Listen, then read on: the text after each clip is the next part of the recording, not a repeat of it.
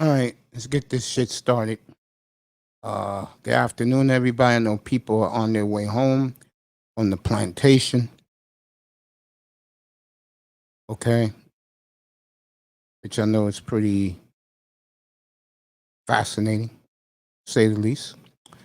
Let me get this out of the way because I saw him today doing Bible scriptures with Cool Gent 87. I know what they're up to. I'm not worried about it. And if worse comes to worse, I'll get a lawyer. And even though he dropped the stream, private investigators can find the stream. Follow. Okay? You're not fooling nobody with these Bible scriptures because you are nothing like that. Trust me. You think I'm stupid? Saw you today. You and your buddy Cool Gent trying to preach scriptures from the Bible. Tried to add you looking good so you can try and do something to me, bro. I don't fall for it. And unlike your ungenuine, fake genuine apology yesterday, okay, Rollo, this real nigga up here have more class in this pinky than you have and your entire crew of buddies, Matty Gent, Cool Gent, Matty Ghost, Cool Gent, and Alpha Trader. And this finger right here, I have more class when you guys combine. Okay? You know the words I usually say about you, but I'm not going to do that here. I'm just going to say, Rollo, I apologize. Like I said, I will not forgive you. I will not forget what you did. But I do apologize of roasting you yesterday, and I mean it, unlike you. Okay? So you're not fooling nobody, Rollo. And you definitely ain't pulling one over me, bro. I apologize. Now get the hell out of my life. All right, let's get this started. We're going to talk about the young Suns first, who put on a display late in the third quarter and all the fourth quarter and knocked Denver out of the box. The crowd was electric at American West Arena in Phoenix last night. The Suns are doing it right now, folks, at the right time. Booker has grown up. Young Aiton. That to me, this was the matchup last night. He took it to the Jokic last night, getting back down from Jokic. And this young Mikal Bridges really took the Michael Porter Jr. And Phoenix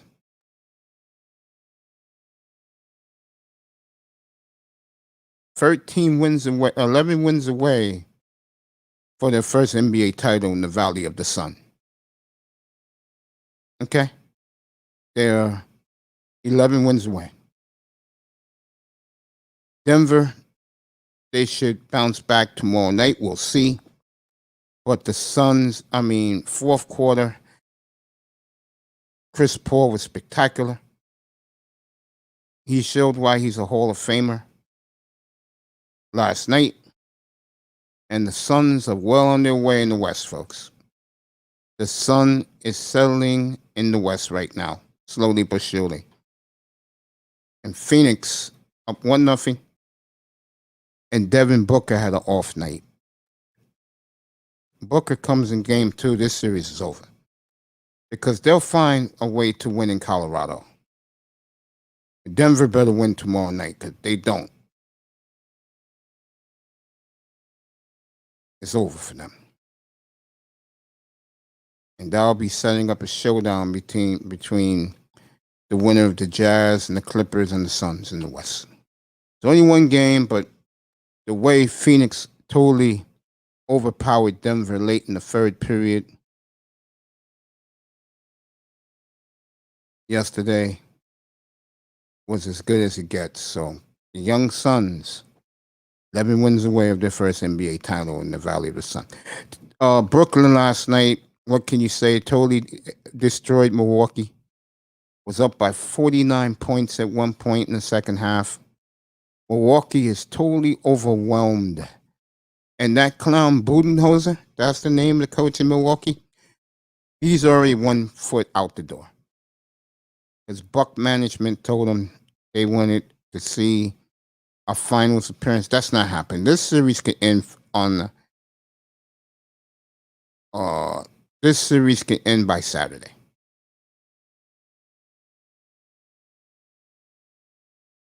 What can you say? I mean, Kyrie, Blake Griffin, KD, and Harden's out. Pulled a hamstring. He's out. They're rolling right now, Brooklyn. Okay. So far, the most impressive team in these playoffs are by far the Brooklyn Nets. It's not even close. Officer Jones in the building. Read what this man has to say. It makes me laugh, man. I'm getting to him right now.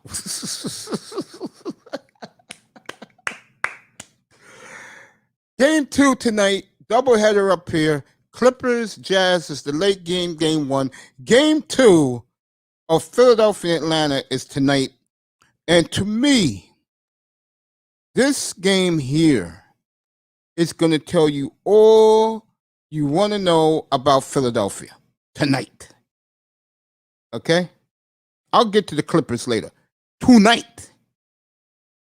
Because if we see another Atlanta's up by 19 at halftime, this series is over and out.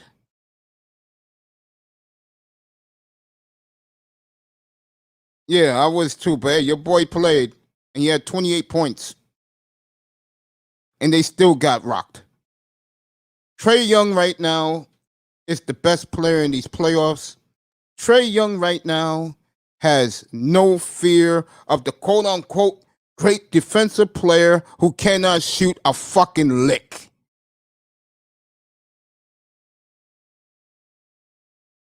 Yeah, but Mace, he's the best defensive player. He's a great passer.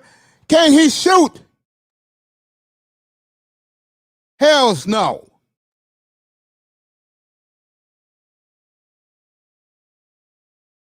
How, I know Ben Simmons cares. You get pulled out of an NBA playoff game for offensive purposes? And this man's an all-star? Just because he passes well and plays good defense? Really? Wow. Wow.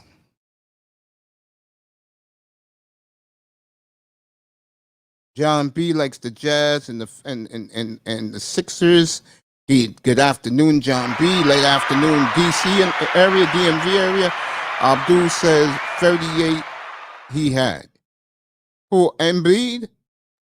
Yeah, he probably did. I mean, he did play a hell of a game. But he has some lapses there, too. Oh, Ben Simmons? No, he's no Scottie Pippen. I'll definitely take Pippen over him. It's not even close. Philadelphia better put on their big boy pants tonight. Because if Trae Young is laughing at you and smiling and doing this to you like he did Sunday afternoon, this series is over. It's over. Because you may win one in Atlanta, but Trae Young has already proven to the Knicks he'll close you out in Philadelphia. Trae Young, John Collins, my man used to play for the Houston Rockets, Capella. That is a big three, folks. One plays real defense. The other one, John Collins, is very, very underrated in NBA circles. He is not a good player, John Collins. He is a great player. But the emergence of Trae Young, I'm telling you, we'll get back to that. I was with a group of guys today, guys I grew up with, and I had the all-time GOAT team. 15 guys, and I think you guys are going to find this fascinating. The starting lineup for the old GOAT team. Magic at the point, and I forgot all about Magic Johnson, and I forgot all about Kobe Bryant, and that's my bad. I'll get to that. Magic, Jordan, Havlicek, Duncan, and you know how much I'm a Kareem guy, but I paid homage to Bill Russell. So Bill Russell is the starting center of the greatest 5 of all time in NBA history. That is the greatest 5 ever.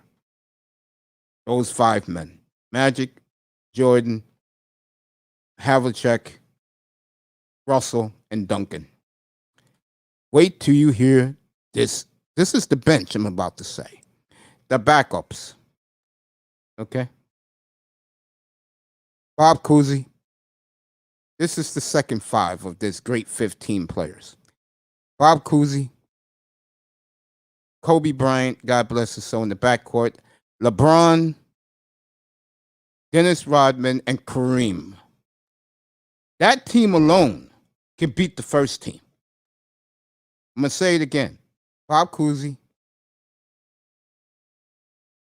Kobe Bryant, LeBron, Rodman, Kareem. Cousy, 10 rings. Kobe, 5 rings. LeBron, 4 rings. Rodman, 5 rings. Kareem speaks for himself. Philly wins big tonight. Okay, Jon B. That is the second team of the GOAT team. Think about that. And then the third team, which I think is spectacular.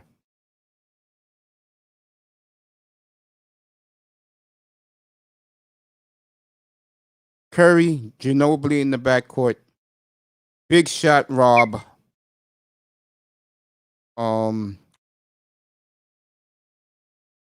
Kevin McHale. And if KD wins it this year, he'll go on that third team. See, I don't want to cause controversy because if I put Durant and put LeBron on the third team, I'm going to catch hell. And I'm not going to do that because LeBron body of work speaks for himself. LeBron James will go down as the only player in the history of the sport, 30,000 points, 10,000 rebounds, 10,000 assists. You can't take that away from the man. Okay? Can't do it. So let me repeat it again. The first team: Magic, Magic, Jordan, Havlicek, Duncan, Russell.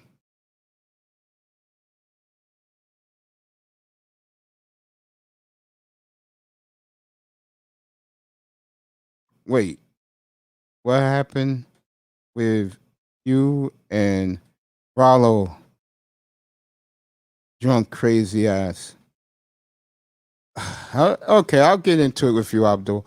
Saturday night, he tried to humiliate me, and he said that I like transgenders, which is not true. Far from the truth.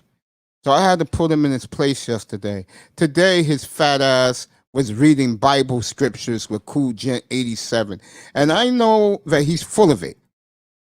He tried to apologize to me yesterday. Everybody said it was a fake apology. I know it was. But today, I apologized to him to start my show sincerely because I have more class in this pinky than him, Matty Ghost, and Alpha Trader combined. Okay, brother? And I'm not going to get into Rollo no more. Rollo did his thing to me. I got his ass back. I squashed it.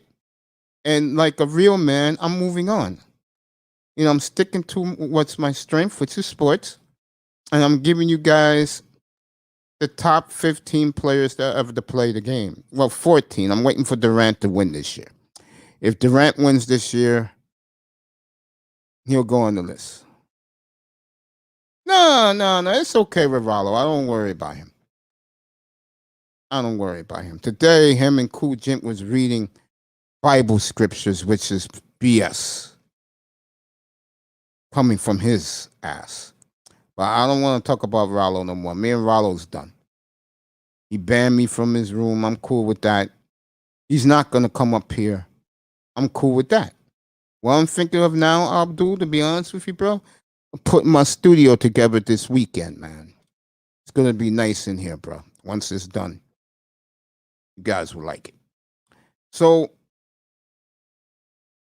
there are players that will not make this list that are honorable mention. Larry Bird didn't make the list. Shaquille O'Neal didn't make the list.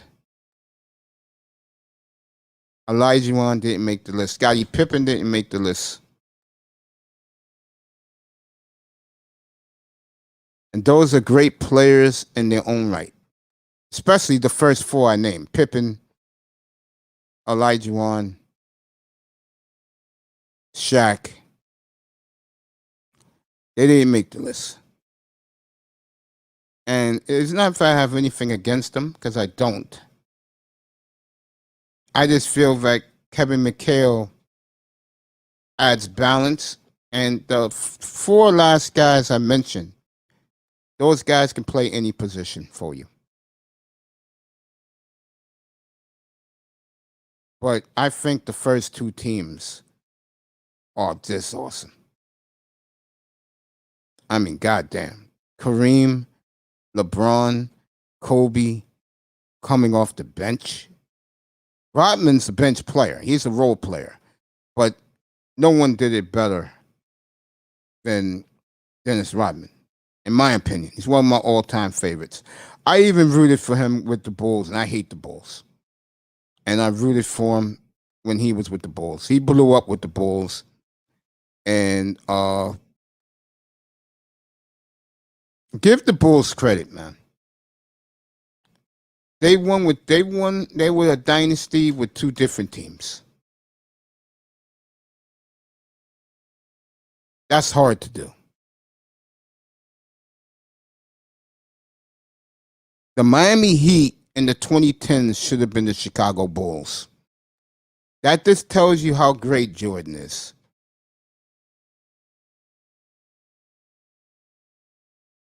No, Isaiah Thomas.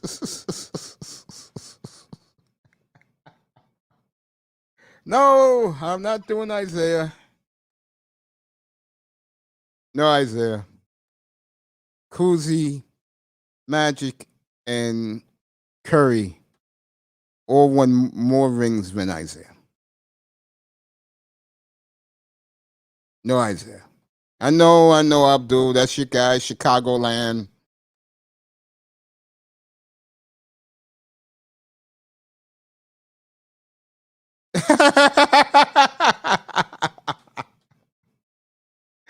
Well, I got Jordan. I got Jordan and this guy.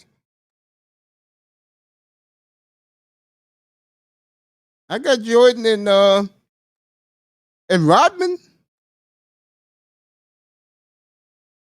Who you want me to put on the team? Dave Corzine, bro? You want me to put Dave Corzine on that team, man? He was on the Bulls in the 80s, Dave Corzine. Manny Mayweather in the building.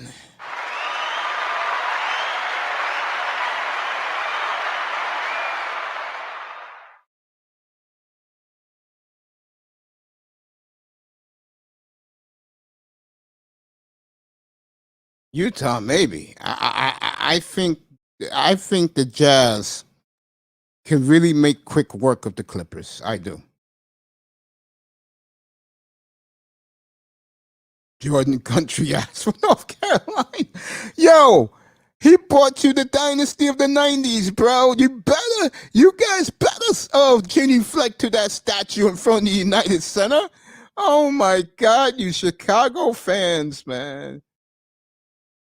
He's hometown native, but he hated you guys, man.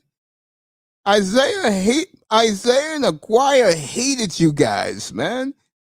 It was in Bad Boys. He couldn't stand you guys.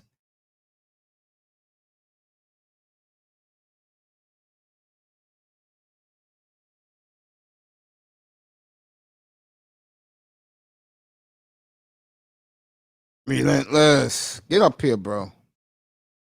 It's my boy. Anybody could come up. I don't care. NBA tonight doubleheader. Utah and the Clippers late. Early. Tonight, Philly. And Atlanta game 2. We'll see what Philadelphia does tonight. I know Doc Rivers wasn't too happy. Jordan's Jesus Christ, but he wasn't born here.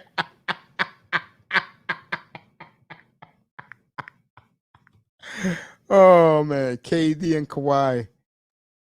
Yeah, they're the two best right now. I would agree with that. Kyrie's playing out of his mind, folks, in these playoffs so far. Kyrie, this is the best I've ever seen Kyrie Irving play. I just don't talk about it, but it is the best. Why is Noon talking about Giannis? Well, Giannis, who had a great series against the Heat, what they're finding out now is that the Nets are not the Heat, and they are demoralized. Trust me, the Milwaukee Bucks are demoralized that the Nets are killing them. Like Budenholzer will be fired next week, by the way. When this series is over, look for Mike Budenholzer to lose his job. I'm dead serious about that. Now back to this Chicago thing. Would you like Mark Aguirre on this team too while you're at it, while I'm at it? I'll tell you one thing. Of all those Chicago guys, Abdul, seriously, my guy is Terry Cummings, bro. Terry Cummings was a bad man. I love Terry Cummings. Loved him at the Paul. We used to get the Paul out here every Saturday afternoon on NBC. We used to get the Paul out here. And plus, you know I was a DePaul fan because I love Rod Strickland. Nicer in the building.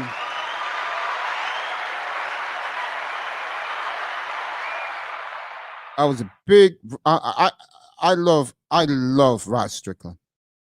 Oh, did I love him? Followed him from high school, Harry S. Truman High School in Bronx, New York, Co-op City.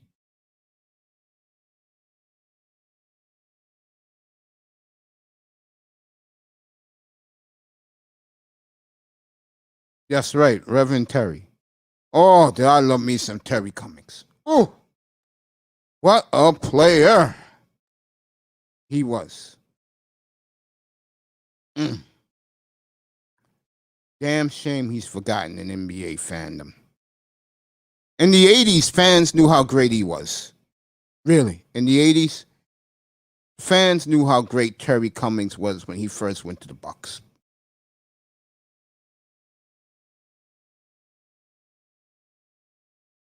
Oh, yeah. Terry Cummings, man. I mean, him and Buck Williams, in my opinion, were the prototype power forwards of the NBA in the 80s and the early 90s. You know, Barkley was great. Karl Malone, of course, was the ultimate. DMW, ready for game 2 tonight, brother? Oh, is he really Kyrie's godfather? Cool. Didn't know that. I dropped the link. Anybody can come up if they want to.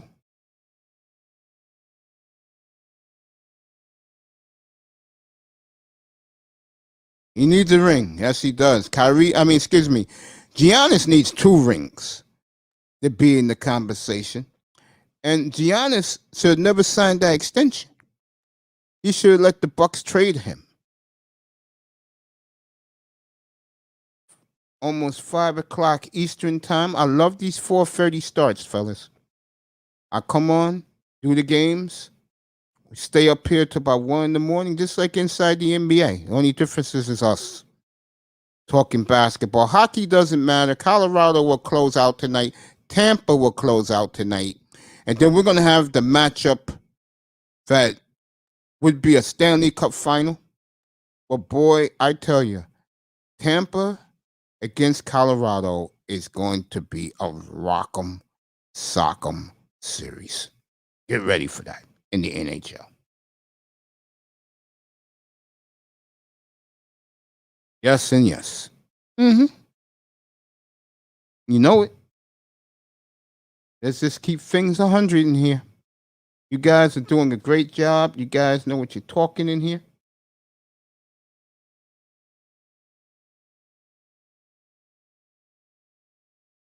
Studio's going to be built this weekend. Finally.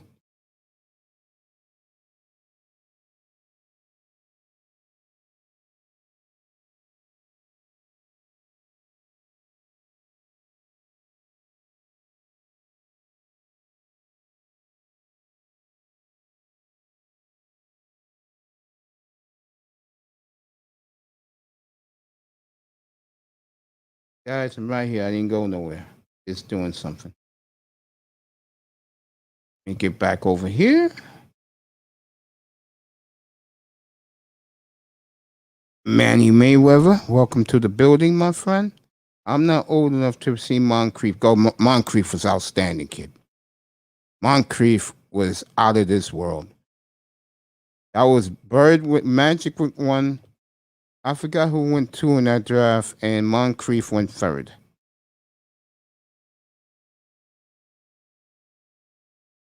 You're welcome, bro. That's what I'm here for, man. That's what I'm here for. Make people like, let me give my shout out to 2 of my favorite men.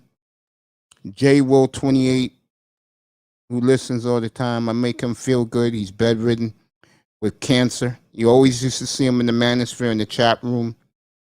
And of course, my boy Dallas Cowboys, number 8, number 22, number 88. He's going through kidney renal failure like I did. And kid, I'm rooting for both of you. I love you guys. Juan Z's in the building. What's up, nigga? My boy Juan's in the building. That's what's up. You got that right. Juan's in the building. My brother in arms. All you guys are my brother in arms. Don't think you're not. Got some great news today from my doctor. My kidney's 100%. It's a perfect match. Perfect kidney. I'm going to start looking younger. He told me my face is coming back, as you can tell. I'm good, ones. How are you, brother? Probably could live another 30, 40 years with this kidney. My responsibility for the rest of my life is make sure this kidney's healthy. That's my responsibility for the rest of my life. And it helps to have great people like all you, great brothers and sisters in the building who, again, we're family in here, and we're going to always be family. And I appreciate it. And I appreciate you. I do. People in the clouds, welcome. I don't forget you guys at all. Part of the family, too. You support me. Just hit that like, subscribe, and share button. Just hit the like, share, and subscribe button. Who was the problem? Who was the problem, DMW? So tonight we got that one. Philadelphia and Atlanta. Philadelphia just got to win tonight. They got to. Because if they don't, the series is over. And young guys like Relentless one's going to be saying, what the hell just happened? How old am I? 55. Seriously, that's how old I am. I feel good being this age because I'm gonna feel more better and a lot younger as time goes on. I feel great, guys. I do. They cut down my medications, which is awesome. I got blessed, man. There's a lot of politics involved in it for me. But the bottom line is, God has blessed me. Staples are coming out Friday. God is great, man. God is awesome, bro.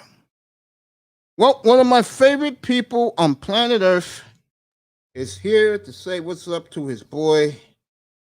So let me pop this man up and get him up here. He is the great Platinum Elite. No, I just was passing through, Mace. I wanted to tell you, put your money on Boston, man. Just don't even worry about it. Just drop it on Boston and watch it flip. Okay. Watch it bubble up. Double up, double up, double up. You better get on it before they take them off the board. I think they're gonna actually take them off the board, bro, because they done covered twice. I don't think the Bucks can beat them, man. With or without Hart. They're demoralized, man. They're demoralized. You know, last night, early in the fourth quarter, they were down by 49 points. Yeah. That shit don't make no sense. I give it to you. You was all in on Brooklyn, man. They're covering for you, too.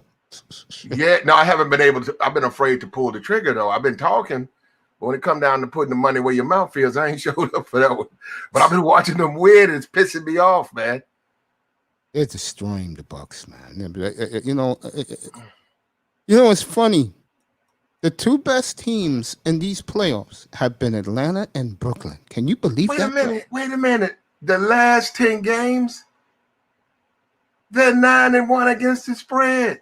Yeah. They've won 9 times. When I said don't matter, unless you put the whole loaf up, I'm saying if you put up 500 and you just put up 200, you might lose a game. But if you keep with that 2, you're going to win that 2 back. Then you take that 2, you got 6 and you put 4 up, but you keep the 2, you flip that 4 to 8, then you put the 4 up and you flip it to the 12. They've won 9. Bruh, I'm telling you, I've been watching this team. They're 9-1 against the spread. I'm fucked. I gotta go here. I'm gonna go ahead and get this done today, Mace. Yeah, go to CVS. I'm gonna go ahead and load this thing up. Yeah, all right, go ahead and get this thing loaded up. Yeah, do that, man.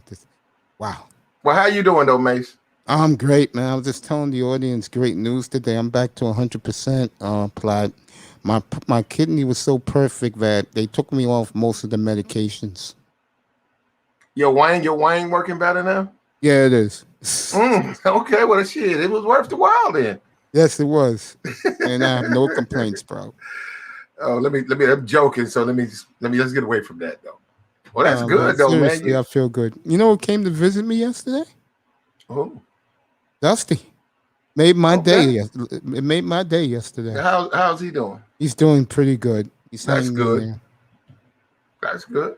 You know. That's good, man. It's nice you guys can. We see you over here, Mace. We pull up when we can, man. We see you over here. I know you guys. Hey, I'm looking at the numbers. Man. The numbers jumping over here. You at 4. You about to. We got to get you monetized, Mace. That's what we got to do. Yeah, man. It's gonna work, man. You know. I have peace with myself, man. Good. You know, I feel great. Good, man. Every day, life to me is great every day, man. More than ever before. I'm the last person to bitch and complain about anything. Be a source of harmony in the space, Mace. I will, bro. Be a center of harmony. Somebody got to be, Mace. Yeah. Somebody got to be. Yeah. I'm gonna try my best. All right. Well, I'm gonna run out here and get this thing loaded, Mace. Now, Mace, if I lose, Mace, you know it's your fault now, right? I know. For not telling me not to go make this bet. You know what though? On a serious note, you keep entertaining your audience, bro, because I'm in the clouds, and they admire you, and they support you strong. Well, I like them too. I know you do, and you keep putting those numbers up. And like I said almost a year ago, I'll say it again. Your haters can go to hell, bro. You keep up your great work, bro. Okay, Mace. Appreciate you. All great platinum lead, everybody. Have a good day, Plat.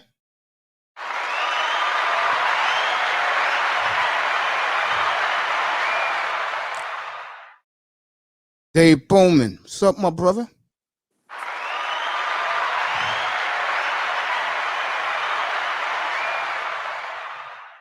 Just gotta pull the trigger on the Nets, bro. Onesies, what's up, partner? What's going on, Mace? What's popping, man? I'm good, man. I'm good. Life is great for me, man. I got a 98% kidney, bro. I'm happy as hell, man. I hear. Congratulations on that, man. I appreciate that, man. You know, I always say, when I got sick, I put my life in God's hands, and not one day I ever complained about being sick, bro. Not one day. That's what you're supposed to do, man. I put a smile on my face. The man upstairs can help you, you know what I mean? That's right. You better believe in him. Mm-hmm. Better, folks. It's real. I'm living proof of it, fellas. Trust me. You most definitely are, brother. So what's up with you today, Juan?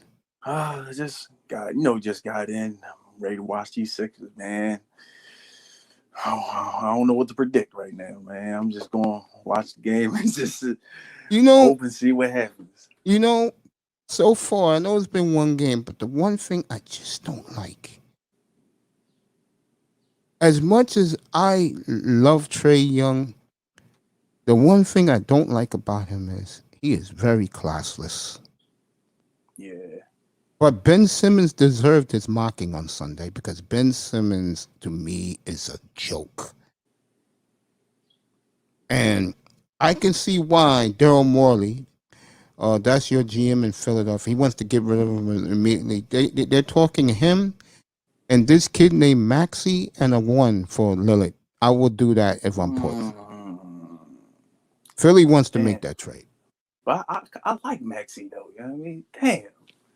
You know what I mean? Maxey good, but... Did you see Game 5, Denver-Portland last Tuesday night? Last Tuesday? Yeah, I did see that game. When Lillard couldn't miss from 3. Yeah. That's why Philadelphia wants him, because they know they get him, he'll put them over the hump.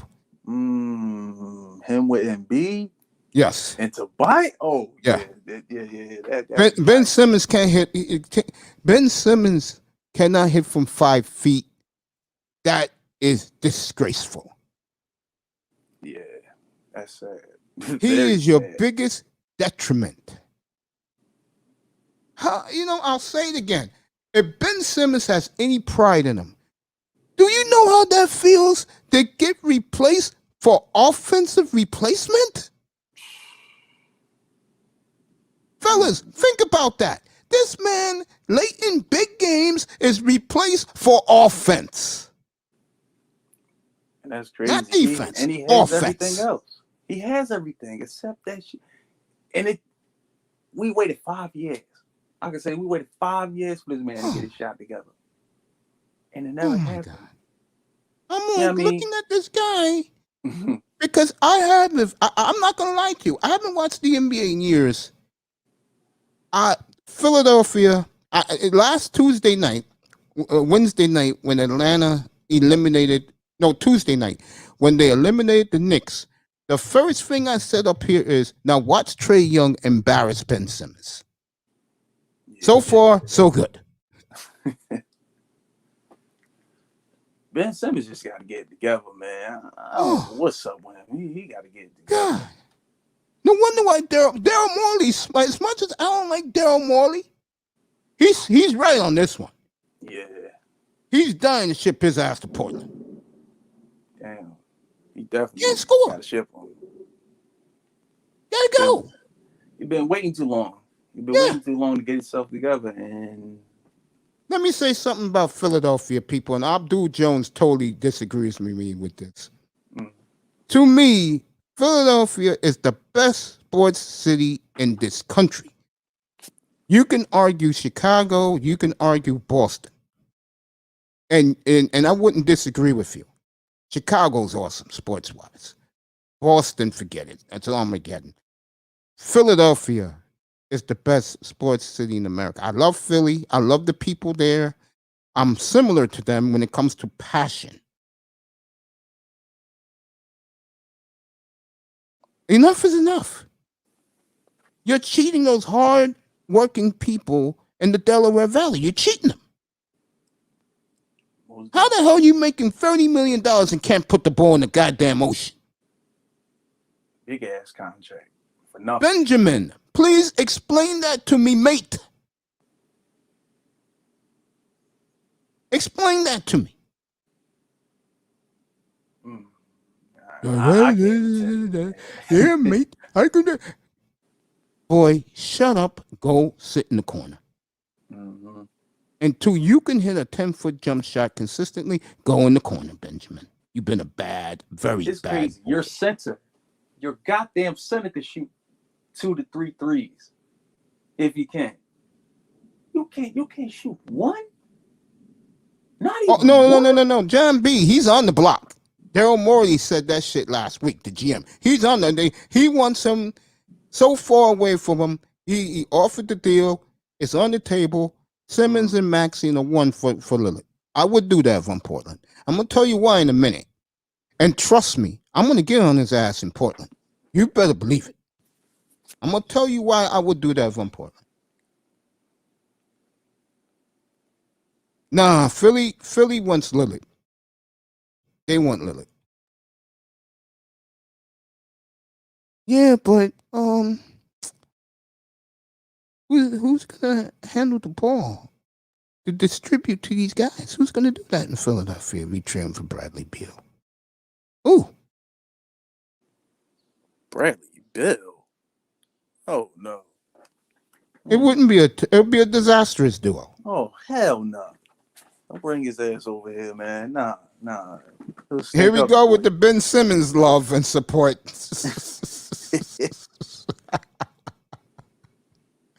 Trust me, Relentless. He gets traded to the Blazers. That motherfucker's gonna learn how to shoot, or he's not playing. They gonna make him shoot. Ain't nothing. There's nothing for him to do out there. Right. Unless he's chasing snow bunnies, there's nothing for him to do out there. But develop a jump shot. Jesus, bro. And I'm telling you, if you're absolutely right, DMW, if that trade goes down, I promise you, I will be on Ben Simmons' ass every night up here, bro, until I see him hitting shots.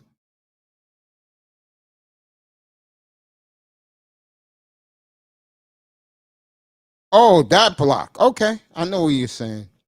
But he still can't score, Jon B. That's the problem here. He still can't score.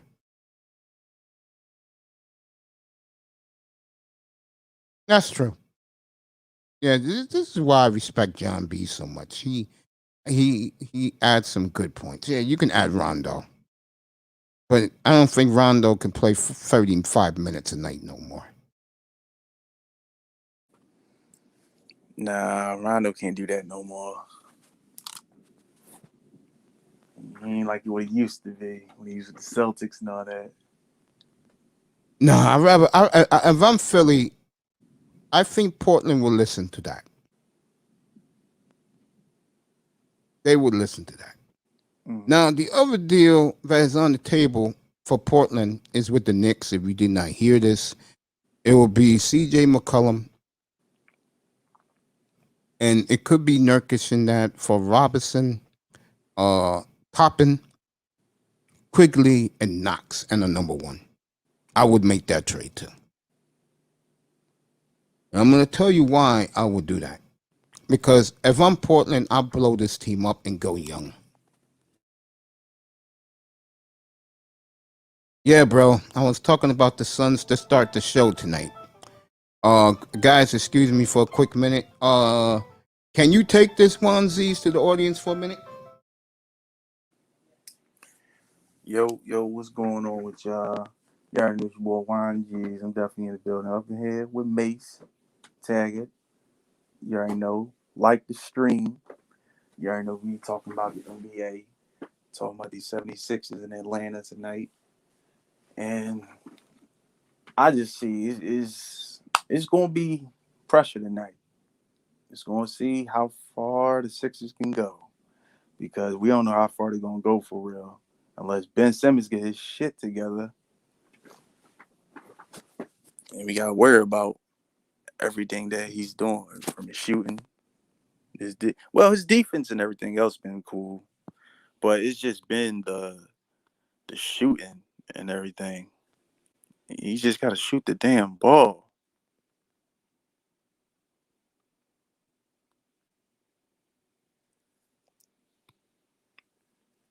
Yeah, Jon B, you right on that. The point guard is easier to find than shooting guard for the most point.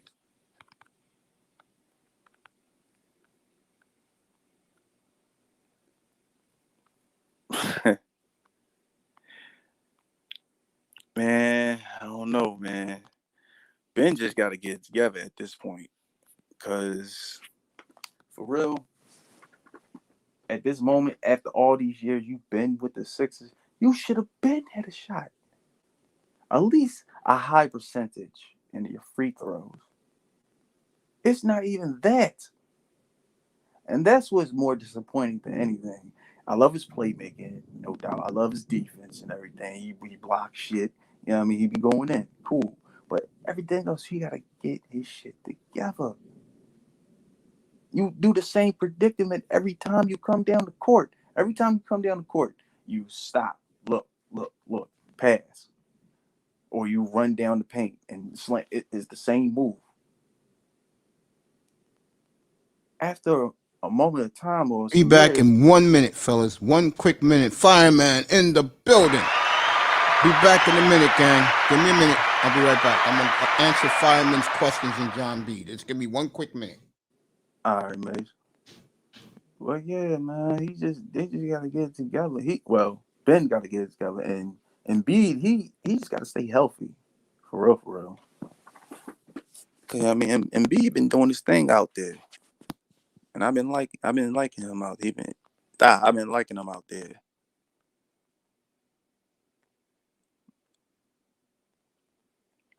A little bit. They're a little suspect, Fireman. They're a little suspect, but we gotta see what they do, though, man. We gotta see how their offense go. I'm more on the offensive side than the defense, because for real, they just got to their defense got to get it together too. I ain't gonna lie, because they keep that whole time in the first game, they kept letting them shoot all these threes. Just letting them make all these shots. Let them do what they want to them.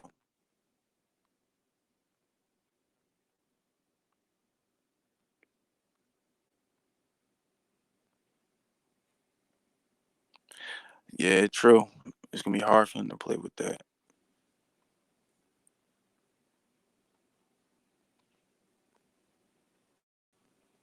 Oh yeah, I'm definitely for them. Yeah, I'm definitely for them. You know what I mean? They're number 1 seed out here. I mean, they did their thing during the season, but it's just during the playoffs. And listen, this been happening ever since they first played the Celtics when they all was together. Before they bought Jimmy, when Jimmy was there and everything. Before all that, you know what I mean? Ben Simmons been fucking up. Even that fucking game with Kawhi made that crazy shot. Ben was supposed to run down with Embiid and try to stay in front of Kawhi. His dumb ass stopped. What did that show y'all right there? That showed y'all, yeah, Right. he ain't doing what he's supposed to do. Go ahead, Miss, you got it. Juan Z's is holding it down for me. I am back. NBA doubleheader tonight. Hockey skipped tonight because both teams will be eliminated. Vegas will be gone late tonight. Carolina will be gone tonight. Carolina may win ticket to a game 6, but we're looking at intergalactical semifinals of Colorado and Tampa. And every game of that series will be covered up here. Every game. Here. Okay? Set the record straight. Here. All right, let me do this. Dame in Dallas, no, because you got Doncic. And Mark Cuban ain't pulling nothing like that. He likes his white players. That's the way Cuban does business. Likes his white boys. Point guard to me is harder, Jon B. Much harder. You and this Ben Simmons love kid, he can be defensive player of the year. He loses tonight, he's going home by the weekend. Going home. Sitting his ass down on the couch somewhere. That's what he's going to be doing. His ass be in Portland next week. God damn, like. And all right, now I'll be mad as shit. They lose. Now I'm be like, oh my fuck. You'll be in Portland so fast next week. Relentless, Man. you won't know what hits you. We gonna wake up. Be like, damn, he already there? Yeah. Shit, Daryl Morey's dying to get rid of his ass. Shit, I said How did they manage to lose that game?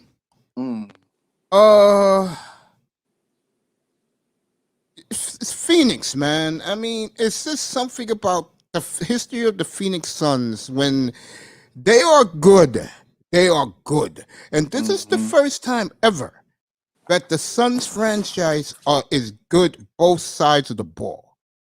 And that's what happened. They dug deep last night, late in the third quarter, and they couldn't stop. I'm going to tell you again what changed that game around.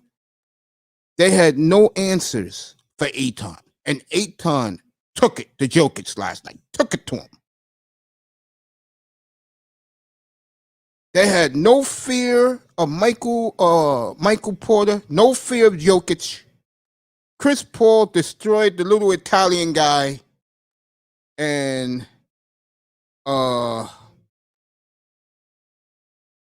Mikal Bridges, who I don't know who this boy is, but boy, did he put on a performance last night. Okay. I'm not going to argue that. Guys, give me a minute again. I'm sorry. The mailman brought a package to me. I'll be right back. One Z's take over.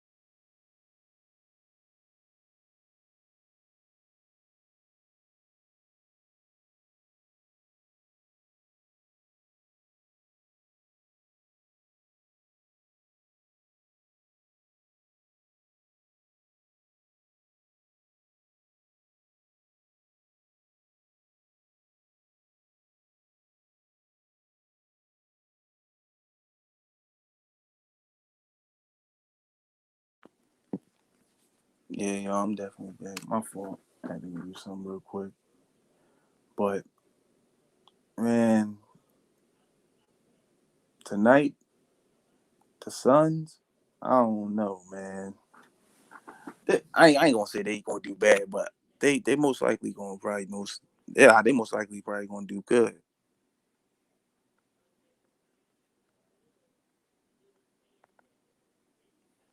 Let me see something real quick, y'all.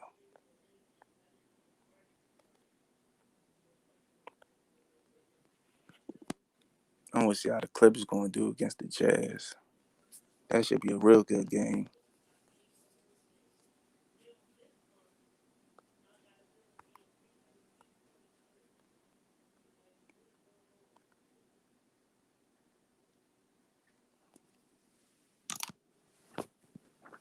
I hope, and once again, I say, I hope Ben have his shit together tonight. I hope he won't be looking bad like he did the other night in the first game, man. Because that game, it was looking real bad and sad. I didn't even want to watch the end of the game, man. That's how mad I was. I'm like, man, I don't want to watch this shit. because they wasn't doing good at all. They wasn't even looking good. But most likely, you know what I mean, they probably gonna win. They gonna win. Just gotta worry about Trae Young as coming up and shooting these threes.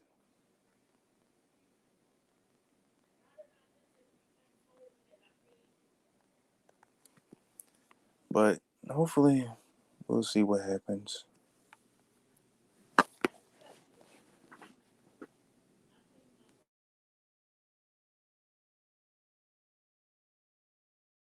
All right, let's get back to this, everybody. Sorry about that. I'm back now. Again, let me read you guys here.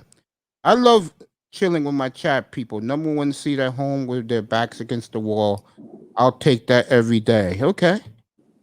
Ben is useless in the fourth quarter. Exactly.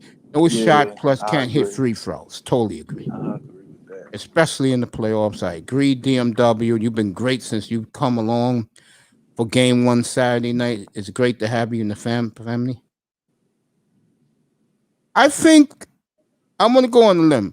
Any of these four can win the Stanley Cup. Montreal, the Islanders, the winner of Tampa Bay, Tampa Bay, Colorado.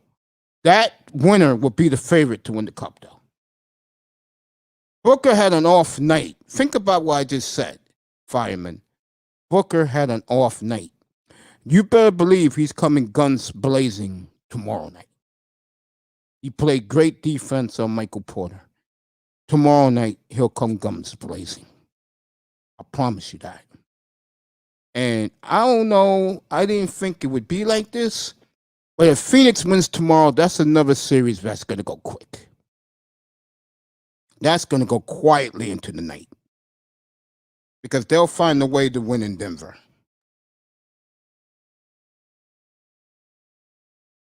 Absolutely right, DMW. Put my headsets on to talk to Juan Z's. Juan, you're a Philadelphia guy, right? Right. Would you make that trade next week? If you get bounced, let's say, in 5 games? You goddamn right I would do that. Yeah. Because I get a bad feeling for Philadelphia tonight. I do. Because like I've been watching these guys. I've been watching the whole process. Keep it a buck. Yeah, you've been there since 2012, huh? Yeah. You know what I mean? Since 2012 out here. Been right through the process since the beginning. So, you know what I mean? Only person who really is the process is Embiid. Because Ben, oh my fucking God. And he keep hope. And I know why, and I know the reason why he be messing up is because he had this. You ever seen Ben Simmons documentary? No. Yeah, he had this, I don't know if it was on HBO. It was one of those premium channels, but he had a documentary when he went to college and everything. And it showed this one moment how that he tried to make a last shot at a buzzer beater and he missed. And he felt like, damn, I really missed the shot and everything. And that's how I see that he still has that shit in his mind and it's going through him like psychologically. Folks, Juan Z is what he said. I remember that because believe it or not, I was big high on Ben Simmons. I really was. Yeah. But I figured that his ass will be in the gym practicing his jump shot. Never does it. I'm going to promise you one thing, Ben. You get traded to PDX, motherfucker, you're going to be in the gym every day with Damian Lillard. Oh, if that Lillard's gone. You're going to be in the gym. Still had Melo. Yeah, Melo will teach you how to shoot. Oh, yeah, Melo going to get on his ass. He ain't playing no games with him. No. Definitely going to have him shoot, man. The fans won't put up with it. I'm serious. The fans won't put up with it. Mm-hmm. Portland is not the type of place you think it is, folks. That fan base, they'll get on Ben Simmons. As a matter of fact, you want to know how smart the Portland fan base is? They already know that nigga can't shoot. You know what's going to be the first question at the press conference? Can he shoot? Will Ben be in the gym practicing a jump shot?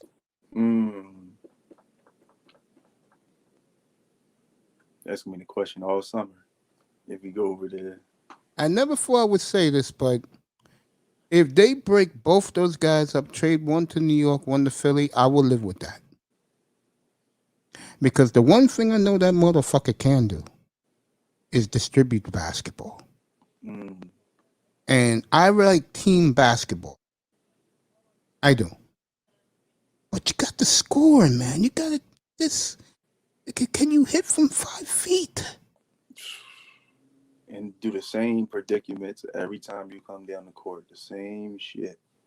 I got the Jazz tonight, Jon B. I got the Jazz big tonight. Mike Conley not playing tonight, by the way. He'll sit out this one. But I think the story right now is Trae Young in these playoffs. He has been so good. And I got news for you folks. You saw the youth and inexperience late in that game Sunday. They couldn't take out the ball. They had problems. Trae Young is growing up in front of our eyes. Appreciate it. Yeah. I know it's Atlanta. I know, gang. I know it's Atlanta. But, hey, sometimes some teams hit lightning in the bottle. And I think Atlanta, with Capella, John Collins, and Trae Young, that's a nice big three for a young basketball team. It really is. New York don't have that. That's why New York got bounced so quick. New York don't have a three. They don't even have a one. Julius Randle, really? New York don't even have a one. Atlanta got three.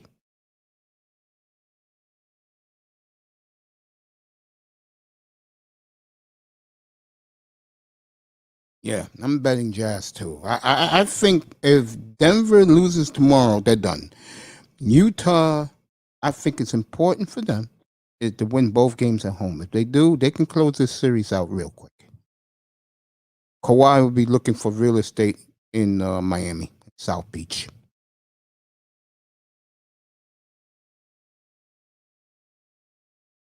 It is certain teams that, unfortunately for their fan base, once they get down big, they tap out like they do in MMA. Clippers are one. I mean, the Clippers just wanted to beat Dallas because they don't like Doncic.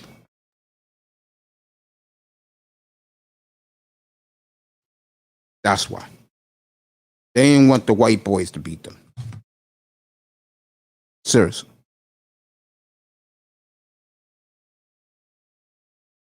Juan Z's is up here. Big Sixer fan. Tired of the BS. Fireman's a big Dallas fan. Jon B loves his Wizards. DMW is a Nets fan.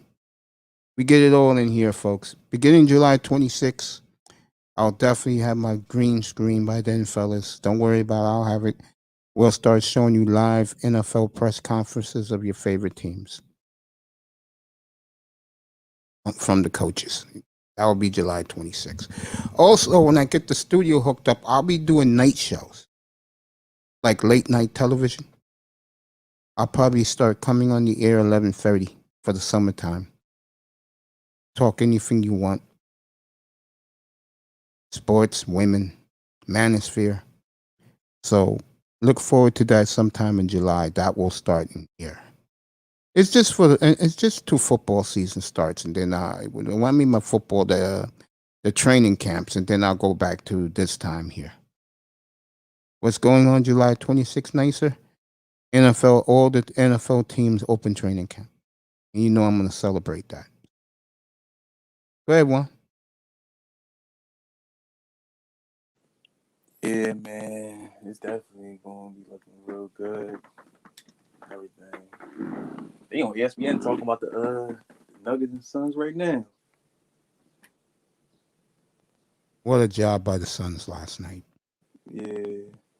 When push came to shove, they ran Denver out of the fucking building, just like the old Suns used to. Just ran them out of the building. Again, Ayton took it to Jokic last night. Mikal Bridges, who I have never seen play before, looked like a star last night in the fourth quarter. Just killed Michael Porter Jr. Yeah. Made it And look Chris sad. Paul was magical in the fourth quarter. They couldn't stop him. Hitting threes, hitting pull-up 5-foot jumpers. Ben Simmons. What a job by the Suns. Those fans in Phoenix was like, God, Jesus has hit them again. Everybody in Phoenix is celebrating this team right now. They deserve it. I mean, this is the team I'm pulling for in the NBA. I want to see them win their first title. It's long overdue for them. It's best NBA city in America. And the players, of course, love going to Phoenix. They love playing golf. One of LeBron's favorite cities, by the way, is Phoenix.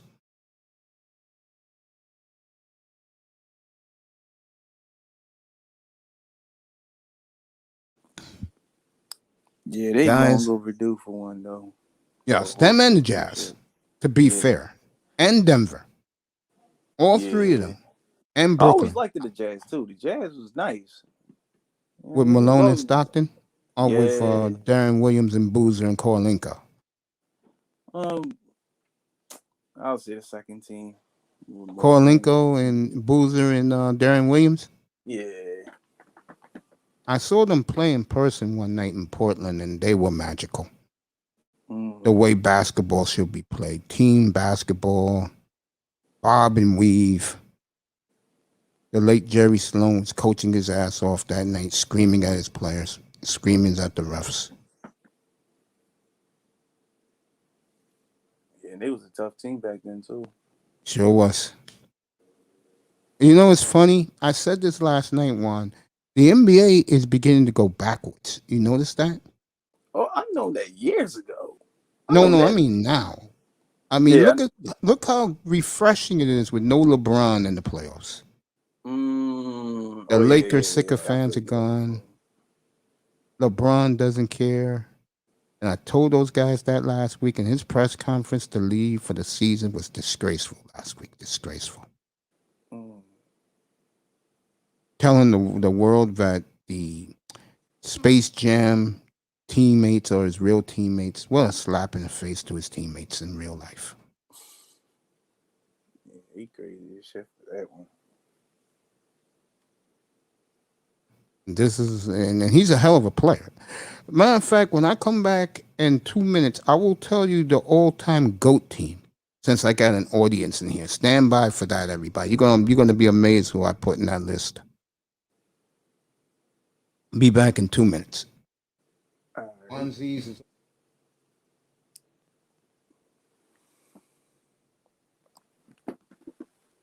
is all yours, Juan. Take it over. I'll be back. All right. Yeah, y'all, what's going on, y'all? Tonight, this doubleheader's gonna be on. We're just gonna see what happens, and hope it goes good. Let me tell you my GOAT team. My GOAT team will always be Detroit, the bad boys Detroit team with Isaiah Thomas and Dennis Rodman. I'm like, man, that was one of my favorite teams. Either them or the Chicago or the 96 Bulls.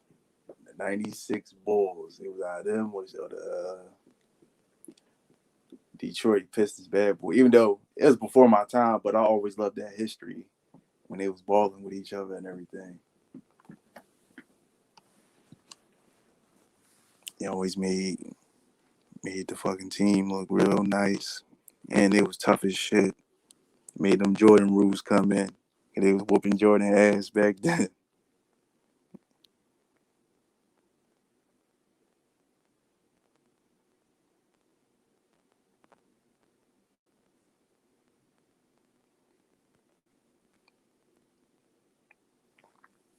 But yeah. Hold on, y'all, real quick. Hold on.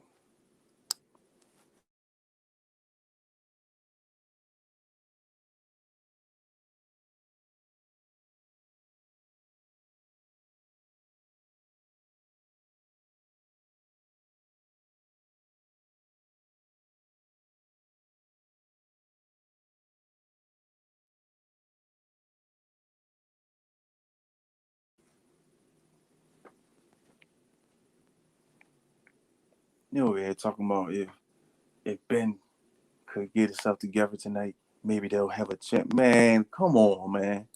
Come on, man. I ain't trying to hear none of that stuff, man. Y'all keep talking about, well, Ben, maybe he could do the right thing tonight, and if all this, dog, come on, man, stop hyping this man head up, man, for real. And they always do this on the local channels over here. They be talking about, yeah, Ben Simmons, maybe he could do it, and dog, come on, man, he's done. He's done for. And I said this a couple years ago too. After he wasn't even shooting his shots at all, he wasn't doing nothing. Still the same shit. After like the third, I think it was like the second or third or fourth year after he was here for real. But it was just like, oh my fucking goodness, get it together. But I like Maxey. He the little guy right there. He a little beast for real. I like him. He just gotta get it together too. His shots on point. And I mean he good. He good with the ball handling and he good with passing. But it's just with him, he gotta get his motivation right. You gotta get mostly all his shit together when he's playing down the court. For real.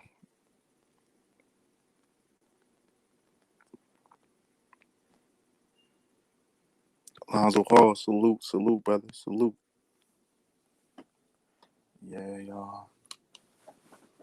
Welcome to the Mace Tagger Show. You already know we talking about these sports. It's NBA tonight. It's doubleheader. That's going down. Clippers and Jazz. You already know the Sixers and Hawks. It's going down. Yeah, they should be really good games. You already know y'all should check them out. Oh yeah, and like and subscribe to the channel, man.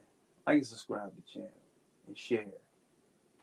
Show love, support, like we supposed to. You dig?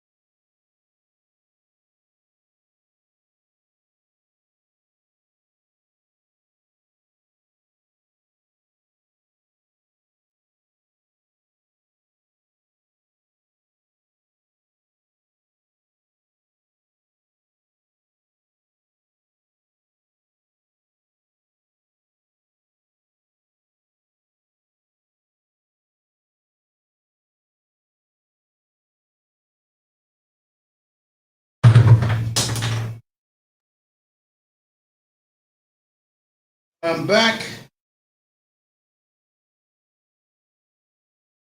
Back for the duration of the show.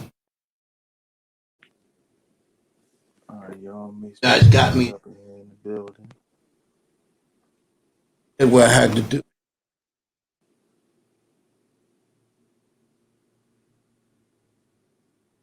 Hello. Let's read this stuff, everybody.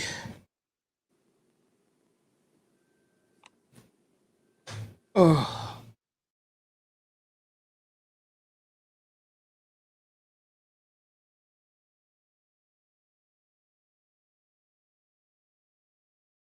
Thank you, Wanzies, for holding it down while I was doing my responsibilities. Let me read all this. Fireman, okay. Chris Paul's leadership. Macy, I got the jazz. Nicer, I told her. Life. Oh, like the video. Thank you, honey. Alonzo Hall's in the building.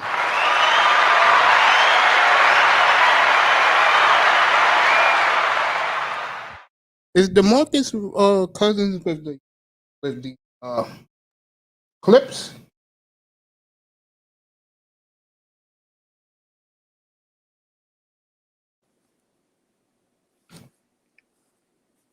Shit, I don't even know, man. I forgot about the Marcus Cousins. God damn. Because if he's not playing, answer your question, that means he's deactivated.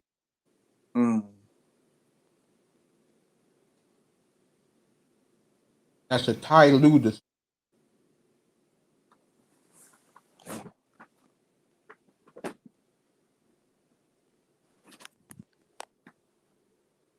I think is stupid, but then again, you got Ty Lue coaching. I keep telling you guys. That man still coaching out here? Oh, Yeah, man. Ty Lue's a bum. That's a guy I never take seriously as a coach. Never. I'll never take that man seriously. Even when he was coaching LeBron, man. LeBron was the coach, man. For real, I always said that LeBron was the coach. Ty Lue was just sitting there, you know what I mean, with the suit on. I like those warm-up suits the coaches wear now. Yeah, they do look nice.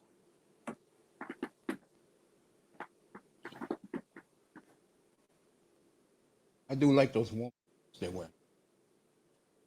Hit that like and subscribe button, people. We're here all night.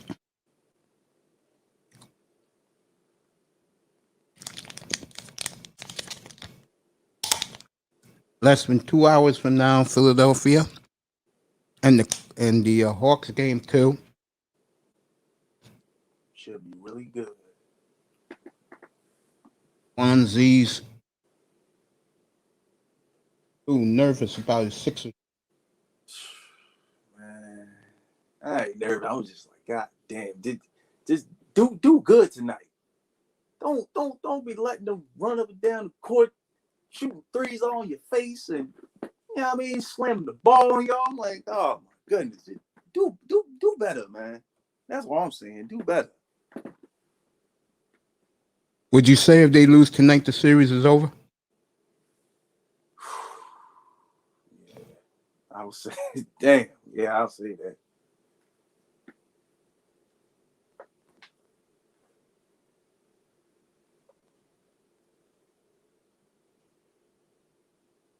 But if they win, they got a chance. If They win, they're back in it. But if they lose, yeah, oh man, they look. I don't even know. And you know what's great? I thought they was going to do good because it was a small ball game, for real. So I thought they should have did somewhat good. what that series is all about is Trae Young is growing up in front of our eyes. Yeah.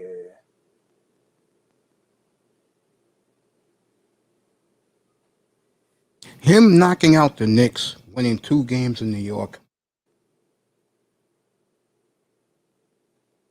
have given this team so much confidence.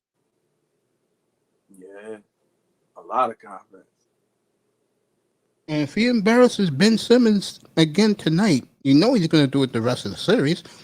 Ben better have his bags packed. He's going somewhere. Mm-hmm. Get his ass out of here. I know that.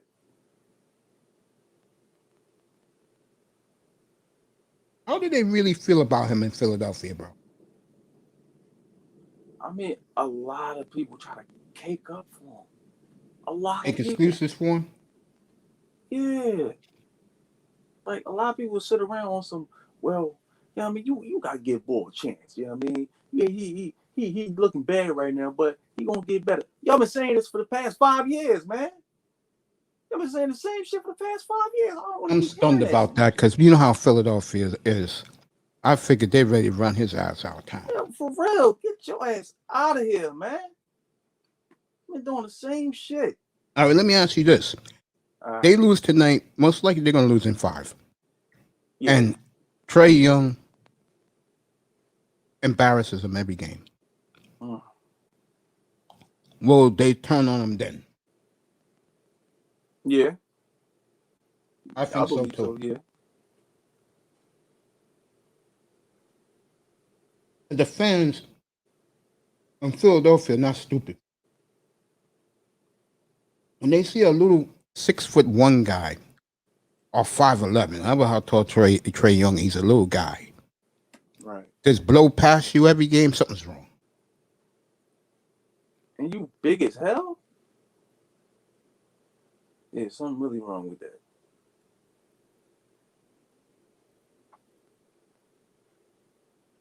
And give credit to Trey Young, folks. I told you guys last week.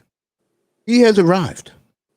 That top of the draft, except for the clown who was the #1 pick. Lauri Markkanen is a young, good player, folks. And now he got Vukovic for a whole year in Chicago. Billy Donovan will get them ready next year. So here's the question. Zion, are you going to show up or no? Which one is it? Zion, man. He overrated, man. I'm sorry. He's overrated to the motherfucker. Oh, guys, he overrated. Yeah, I mean, I loved him in Duke. You know what I mean? He was popping there, but when he got in the NBA, you know what I mean, it was hyping his name up and all this other shit. I'm like, man, goddamn, man. He acting like he gonna be the next LeBron hype for real. Reminds me of Mashburn, but he can be Charles Barkley. I can see that. Yeah, I can see that.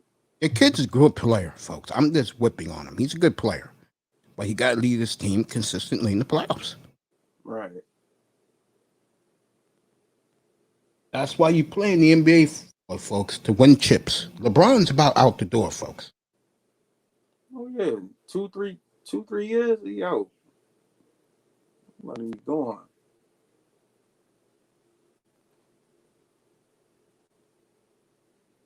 Wherever his son goes, that's where LeBron's going to lay his head to. So you think you waiting for his son to get drafted? Yeah. He wants to play with Bron. And I got news for you, folks. Lakers ain't getting no Bron, which means LeBron's going somewhere else than in his career. That'd be tough. Play with your son? Yeah. It'll be a hell of a story. Yeah, that'd be a hell of an NBA story. The way you say. The problem with the NBA is, and I keep saying this, they fabricate stuff. They lie. They make shit up along the way. Yeah, that politics shit. That's what they do. Remember that stupid commercial about 5-6 years ago when they showed Kevin Garnett shooting in the gym, and the guy said that he will end up with a young Serge Ibaka? Remember that? Oh yeah, I remember that. Chris Webber said that is the dumbest lie, and Chris got in trouble for it, but Chris told the truth. Right. They don't want any of them brothers telling the truth. They want them to shut up and say what they have to say. Yeah. That's how the NBA does their politics.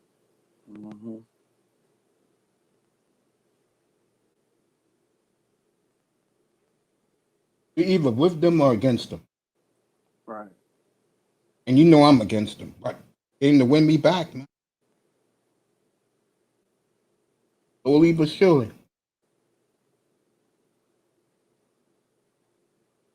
Oh yeah, base. You was going to tell what was your favorite I think your GOAT team? Okay, let me get to that. Yeah. I said this earlier today.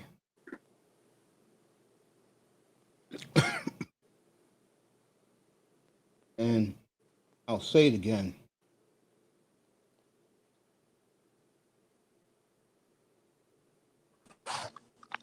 The all-time GOAT team. Okay. Starting lineup is Magic, Jordan, John Havlicek, Bill Russell, and Tim Duncan. Mm. The second team, I think you like a little, is Bob Cousy, Kobe Bryant, LeBron James, Dennis Rodman, and Kareem. God damn. Yeah, that's second squad crazy right there.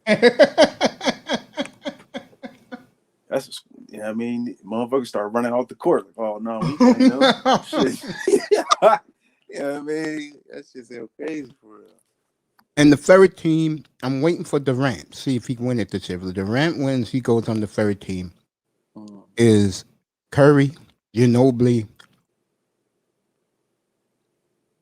Kevin McHale, and Big Shot Rob.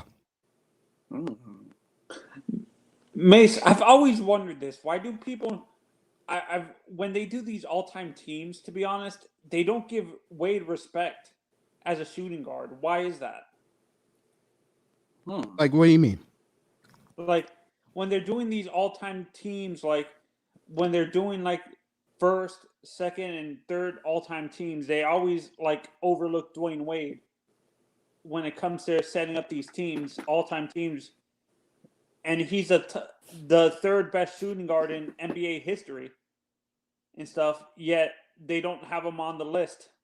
They always put Kobe. I understand why they put Kobe and Jordan, but they either put AI or Manu Ginobili? Yeah, Manu. Why is that? More rings for Manu. Manu can play 3 positions. Dear battle in the building.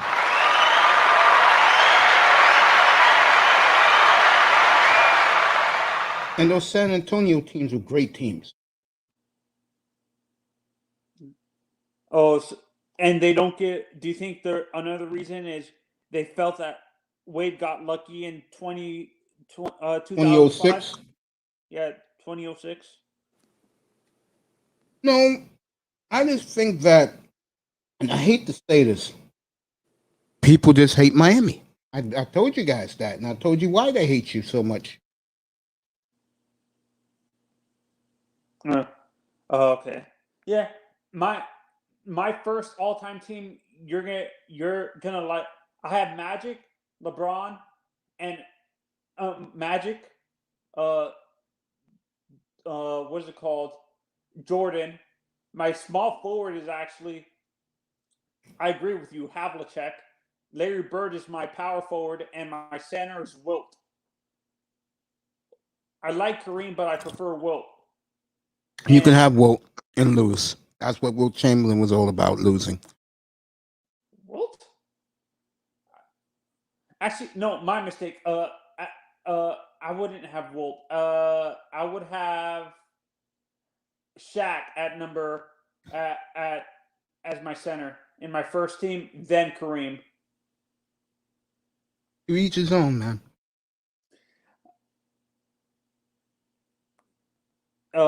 Honey, this is judged by rings, nicer, not about individual.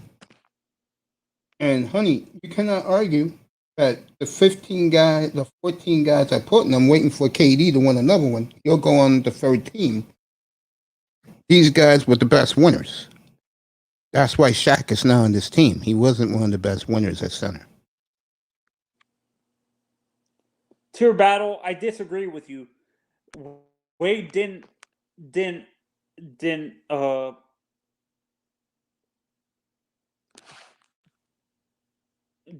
benefit from LBJ. LBJ learned how to be clutch from D Wade. It's the other way around.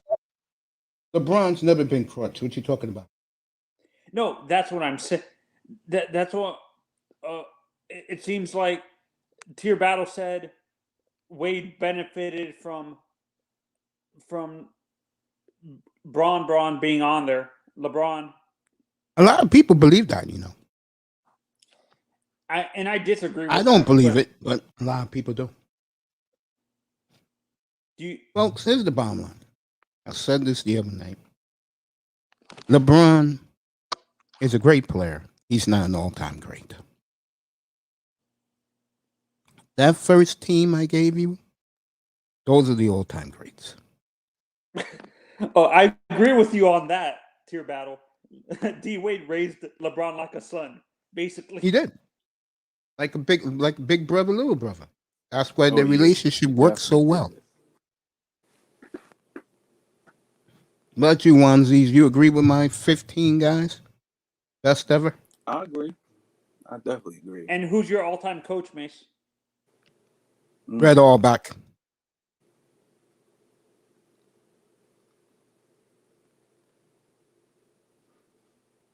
Red Auerbach. Not even close. He won 15 15 titles for the Celtics. Danny Ainge won the one in 2008. Shout out to Danny Ainge, by the way. He retired last week. A hell of an NBA run. 40 years in the NBA, Danny Ainge.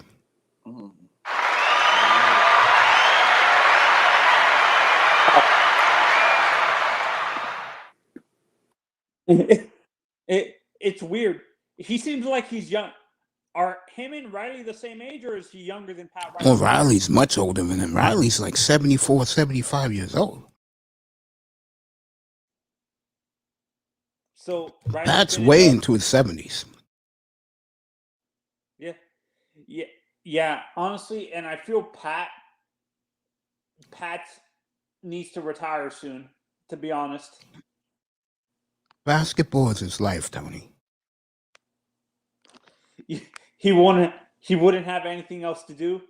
Exactly. Just like your friend Tom Brady in Tampa. He's like Tom Brady and Belichick. Tom Brady is a goofball.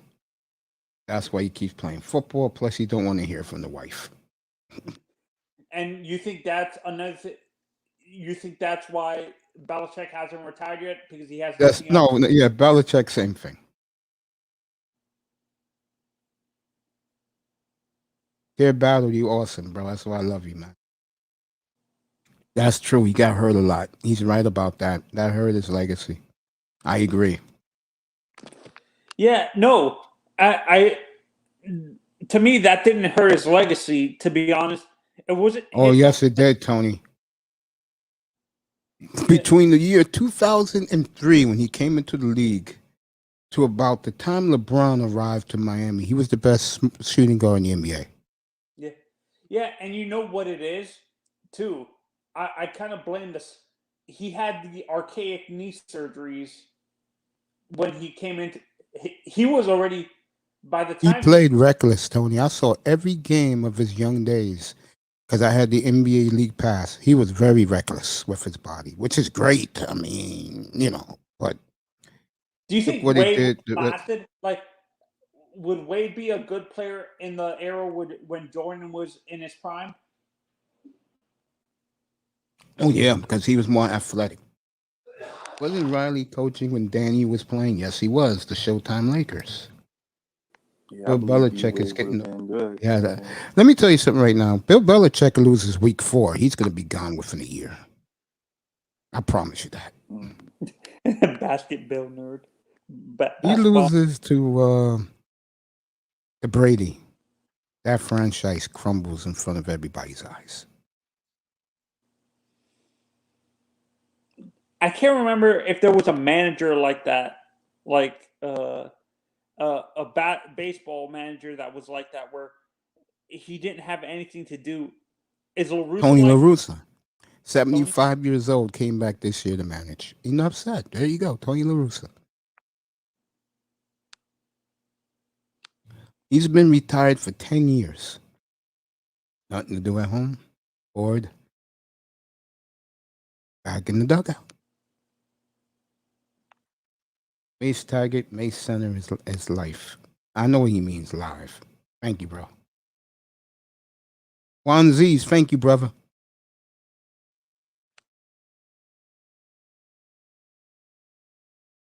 Yeah, they did blame him when Kawhi won the MVP finals. The rumor is, I'm glad you brought that up. The rumor is it's going to be his son, Steve Belichick.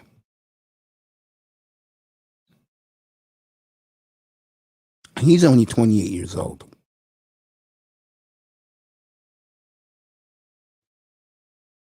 But that's the rumor up in New England.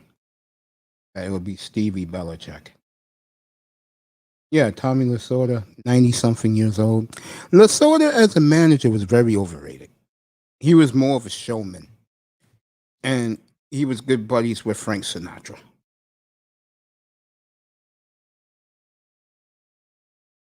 With my way, baby. Walter Austin,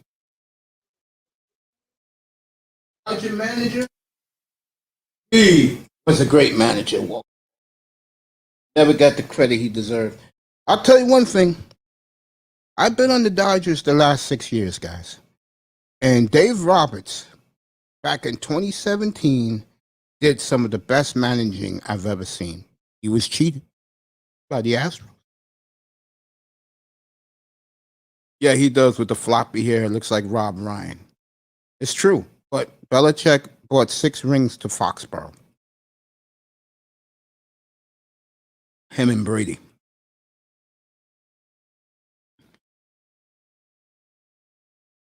And remember one thing. Every Super Bowl Tom Brady won, he didn't have the best talent, except for last year. And he deserved that. You know why?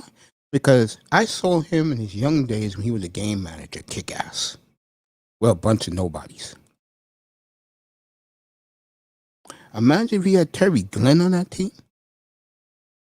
How good New England would have been even better.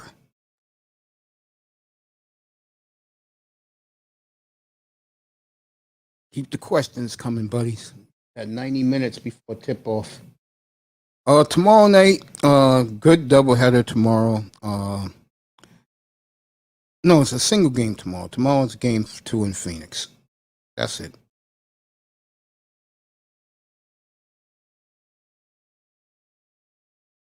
Let me check to make sure, guys, the accurate playoff series. Let me read. Oh, I read that. Tear Battle in the building. Proud of you, bro. Saw you today in the Roger Report. I was in the clouds.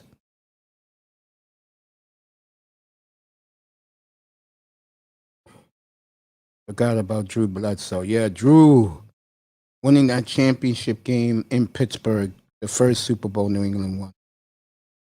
I remember that. I met Bledsoe in the 93 draft. Nice guy. Class. You know, his wine company's making millions, man. He got one of the top 10 wineries in the world. I'm dead serious. Bledsoe's wines are selling. He's at the vineyard every day.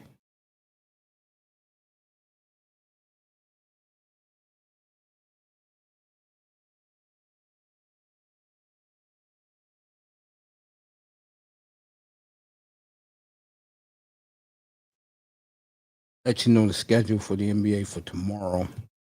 I think it's just one game tomorrow. Let me make sure so I won't cheat you guys.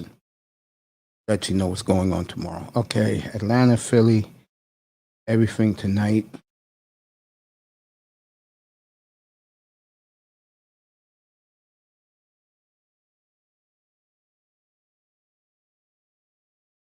Donovan Mitchell's getting stronger, folks. That's scary if you're the Clippers.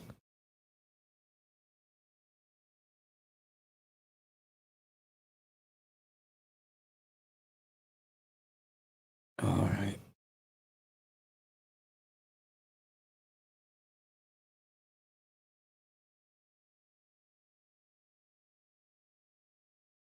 Yeah, one game tomorrow. I will be on tomorrow. I'm gonna come on a lot later tomorrow because the game is at 9:30. It's the only game on the card tomorrow night. I'll be on 7 o'clock tomorrow for Phoenix and Denver game too. That game starts at 9:30 tomorrow night. So I'll get plenty of more rest tomorrow. That's the only game tomorrow. I have that for you. And the Islanders are on tomorrow. They existed. They've always drafted well. And if there is one flaw about that organization, since Belichick has taken over, they don't draft well.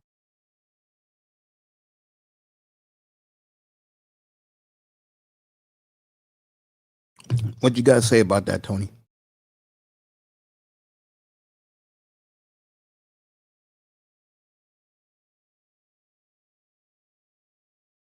Well, you know what's interesting? You look at Phoenix, they play great defense. You look at the Jazz, they play good defense. The Clippers. You look at the Eastern Conference, and I know this is going to sound crazy to people because it's Atlanta. Atlanta is the only team that's playing both sides of the ball. And they're doing it splendidly. Guys, I know it's Atlanta. I know. But sometimes, guys, franchises change fortunes. Mace, What's up? I've noticed this recently when it comes to baseball, like managers and head coaches in baseball and football. The majority of them are either O-line or catchers. What position have you noticed in basketball or hockey becomes a head coach most of the time? In hockey, is usually a defenseman or a forward, and in basketball, is a point guard. You rarely see a center or someone become. Yeah, you very rarely see a center. Kareem wanted to coach, but they blackballed him. Do you think a guy like D Wade would be a good coach, or he's too much of a superstar to do? No, he owns. I found this out the other day, Manzano. He owns a nice piece of the Utah Jazz. Yeah, when I saw that, I'm surprised that he didn't give him a portion of the team with how loyal he was to that franchise. Or is that? Yeah, not I am too. If you guys haven't heard that, Dwayne Wade got a nice piece of the Utah Jazz. I think it's like 15%. He's demanding. That's a very nice piece. And you saw on Bleacher Report, he's asking demanding changes in the front office already. You own 15% of the team, he can get that. Do you think the Heat are going to do that with UD? Maybe give him a portion of the team once he retires? No. You know what Haslam's going to do for the? You know what he's going to be for the Heat? What Nat Moore was for the Dolphins. Oh, was play-by-play guy? No, like Nat Moore is their PR guy. He's the guy that does all the functions. Okay. And because Haslam is from Miami, that's the perfect job for him. Go into the communities, meet the fans, meet the people, because he's one of them. Yeah. I think he's from like Carroll City or something like that. UD. Yeah, it's like somebody, it was Abdul Jones to start the show today. When I did the GOATs of the NBA, he didn't like the fact I didn't put up Isaiah Thomas because he's from Chicago. He got on me about that. That's true, too. NBA scrubs become head coaches. Mm-hmm. The Mormons may have to block that. When I found out he owned 15% of the team, Tony, my mouth dropped. Why Utah, of all places? No, for me, that's kind of surprising. I thought he would try to own a portion of his hometown team, the Bulls. I'm stunned. That was a smart, brilliant move by the Jazz, too. That's true. I'm going to say Jerry West. Along with Russell and Bird, you got to put Jerry West there.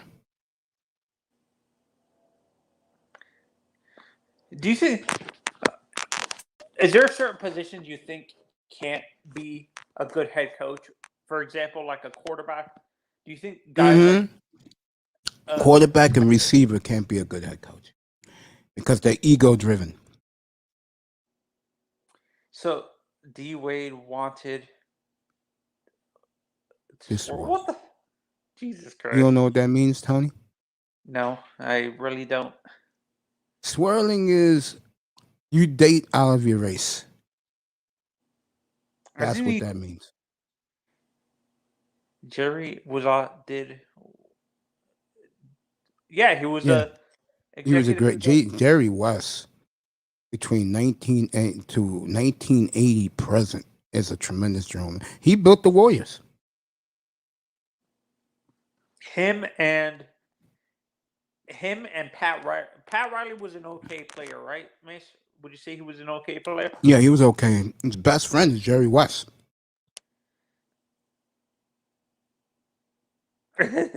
Gabriel Union told him to buy the Jazz portion of the Jazz. You know what? Other than LeBron, who's going to get 15% of a team? Maybe KD. Nah. KD is not savvy like that. I think he might be able to do it. He's smart enough. How No, he's not savvy. You got to be savvy to be part of an NBA, any sports team. LeBron be perfect. He's the ultimate businessman. How about Steph? No. Steph wants to play golf. Have his wife make him a couple of sandwiches and some iced tea. Jerry West was the Lakers between 1980 and when Phil Jackson came. So you're talking 20 years. Phil Jackson ran him out of LA.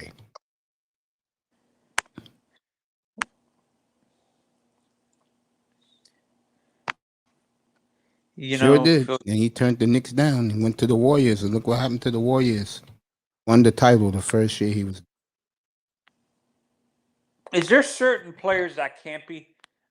A guy like Phil Jackson, do you think a guy like KD would be successful in the triangle offense, Mace? Who? KD. No. Or Kyrie Irving, or like no. James Harden. No.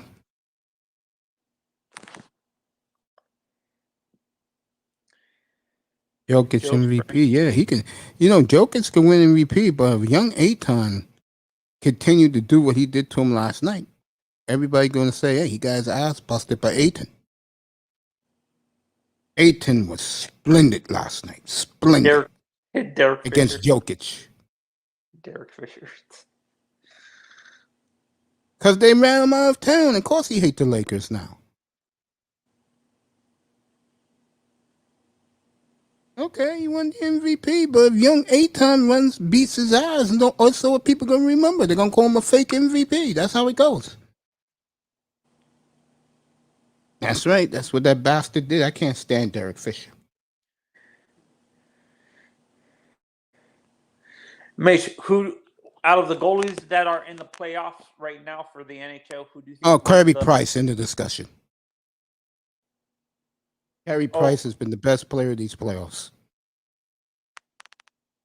So telling you, Montreal is going to be a tough out, folks. You don't think Tampa's going to sweep them? Tampa's playing Colorado next. Tampa's on the... Oh, they are? Yeah. It's going to be the Islanders, Montreal, Tampa, Colorado. Are you worried about the Islanders' goaltending, Mace?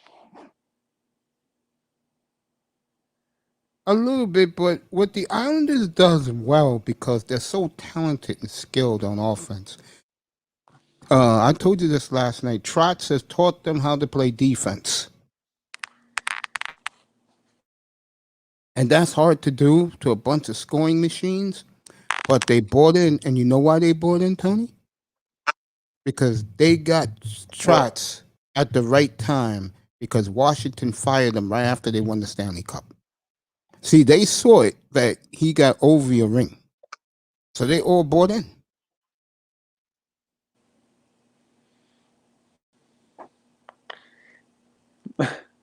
Is it when you look at the coaches in hockey? Is there someone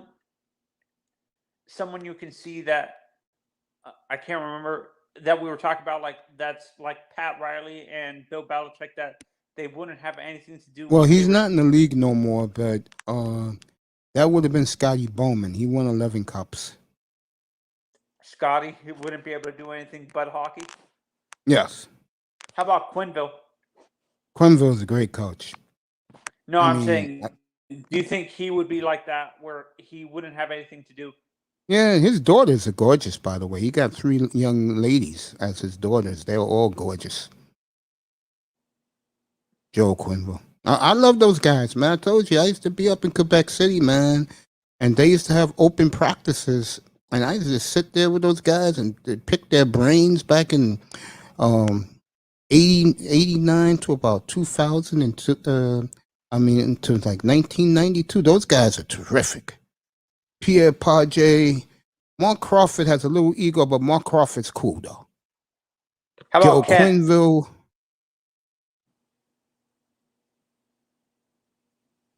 Kenny, I forgot his the guy who used to coach in Toronto. Mike Babcock. Yeah, Babcock's a good coach, but he's a little bit of a harder. You know, he wanted to get rid of your boy Matthews. He did? Yeah, that's why they fired him. Or he quit. Yeah. He couldn't stand Austin Matthews. Yeah. Seriously. He can't stand Matthews. Did you ever talk to Peter Laviolette? No, but you know what this guy did? I love Peter Laviolette. He went online in Long Island when he used to coach the Islanders to get an autograph from Chris Russo. Ain't that some shit? Oh, Laviolette's a hell of a hockey coach. Who's a Hall of Fame coach? Who was the guy who coached the Kings during their dominance in the early 2000s, in the mid 2000s? In the 2010s, you talking about Daryl Sutter? Sutter? Yeah, he's in Calgary again. It's okay. You know, I didn't have problems with Daryl when he was in Calgary the first time. Got them to a cup final. How about Rick Hawkins? I'm glad he's back. You know, in Calgary. I don't have a problem with him in Calgary. But I think Calgary's got to blow that team up, though. Hey, let me tell you something about the Flames. Their team store, if you're a Flame fan, don't get any of their shit from the NHL shop. Go to their shop, Fanatic, in Calgary. Beautiful. Yeah. And if you're a Flame fan like me, and I'm black, they treat me like gold. Apparently, the guy from Detroit was pretty nice. The guy who coached Detroit all the way through their dominance. Scotty Bowman. Scotty? Yeah. Best coach, in my opinion. Did you ever talk to Torts, Mace? The best coach in my lifetime. Not even close. I only hear about fucking Glenn Saver. Did you ever talk to Torts, Mace? No, but he's a good coach. I think his problem is he's a little bit up here, man. He's crazy? Tortorella is crazy, man. He's a crazy Italian, bro. He's very honest. Matter of fact, too damn honest. He hates foreign players. But you know who he hates the most? He hates goalies. And that's not good. What's your opinion on the guy who used to coach Dallas? Who? Patty's son. I forgot the guy's name. Lindy. Ken Hitchcock? Lindy. Because he won the Stanley Cup in Dallas. He's a hell of a coach. You know, I stick up for. I stick up for my fat brothers, man. I love Ken Hitchcock. Another no nonsense coach. How about the mustache maestro, Lindy Ruff? I like Lindsey, but he has to get through though. But I like Lindsey Ruff. I like him. I loved him as a player. He was great in Buffalo back in the 70s and 80s. Great player, Lindsey Ruff. The coach I like is Rick Tocchet. You know what I'm talking about? I know Rick Tocchet, man. Yeah. He's in Arizona, right? He used to be in Arizona. He's not in. Where he's at now? They fired him. He's been It is so tough to coach that situation. Fans don't care. Arizona is the type of place, Tony, where the visiting fans show up, like Sunrise. Yeah, and I like the guy who coaches the Rangers now. I like him a lot too. Oh, the young guy from Boston College? Yeah. Yeah, the young guy. Yeah, he's a pretty good coach. Rangers are on their way. They're coming. They're coming. How about the Ducks coach in the 2000s? No, I don't care about him. I don't care about him. I'm talking about the early 2000s Ducks. Yeah, when they won the Stanley Cup, I don't care about him. With Paul Correa. Carlisle? Nah. Randy Carlisle? Nah. Well, it seems like people hate Carlisle a lot. Why is that? I don't know. You notice his team, his former team he played on for his entire career, the Penguins don't want him. What did that tell you? Would you be surprised if you find out that the Pittsburgh chooses Torts as their next coach? Well, the Penguins now have a power front office. But Torts ain't fired yet, is he? No, he's not. He's not coaching there anymore. I thought they No, fired him. Torts is not in Columbus no more? No, he's not in Columbus anymore. I think they fired him. At the end of Really? the season. I didn't hear that. Wow. You know what's cool about you guys? I want to thank all you guys. All my sports knowledge is coming back now. That's scary for the rest of the competition out here. Who's your favorite old school coach, Mace, from like the 70s and 80s? Scotty Bowman. Who was the Montreal coach during? Come on, Scotty Bowman. That was Scotty? Yeah. Wow, I didn't know Scotty coached the Montreal when they were dominating in the 70s. Yeah, it was him. To answer your question, Relentless, I'll take Montana over Brady because that was my. I've seen both play, of course. Both of them are super cool. Brady looked up to Montana. That's why Brady has the coolness, the work ethic. And if you didn't hear this happened back in February. The bastard signed a 4-year extension for $36 million.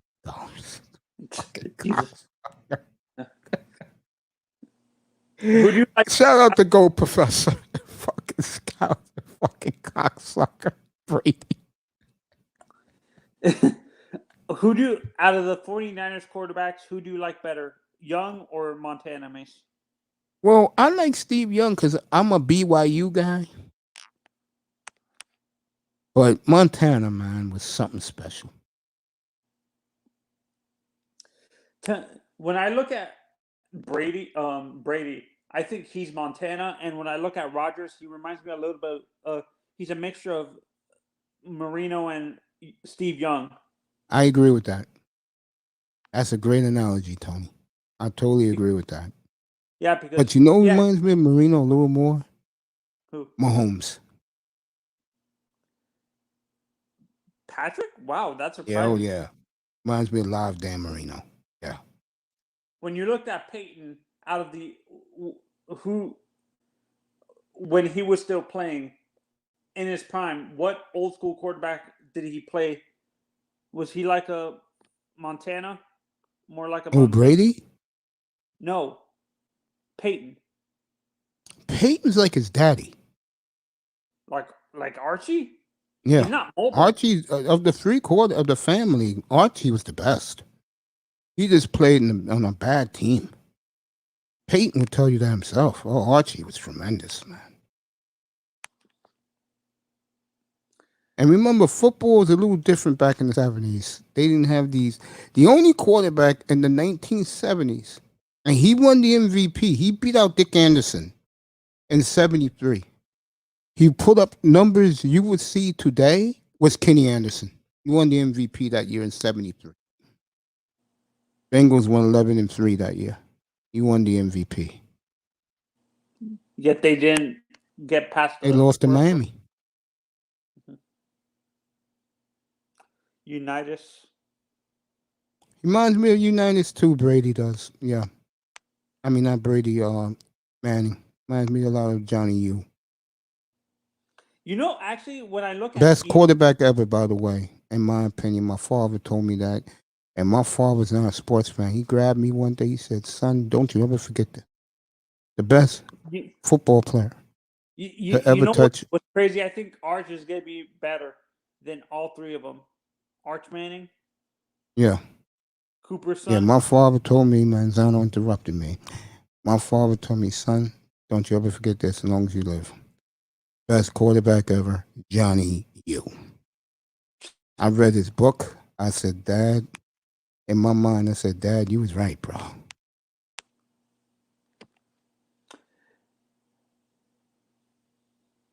The Aints organization, you're right about that, Tier Battle. The Aints.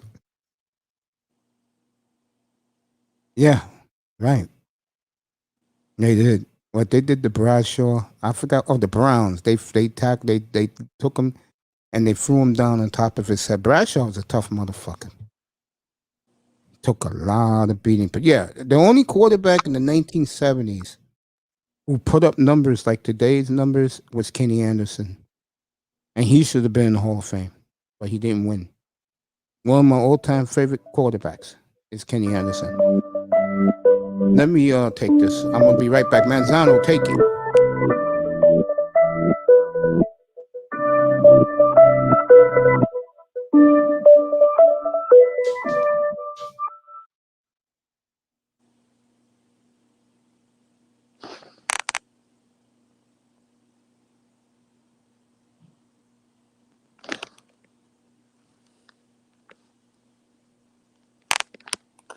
Tier battle. Marino or Brady? Without the Super Bowls, specifically.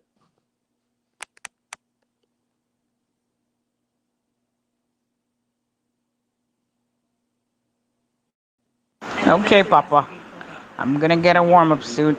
I'm gonna get a jogging suit and get it together. Okay, because there's actually a park close to me, and I could walk over there. So after work and stuff, I can try to get my stuff done. I have to get serious too, Tyrone. I let it get out of hand. I was doing so well, as you know, before, and then I really got out of hand last year with the whole COVID and everybody staying in and stuff. And it's like I just can't seem to get back on track. But you know what? This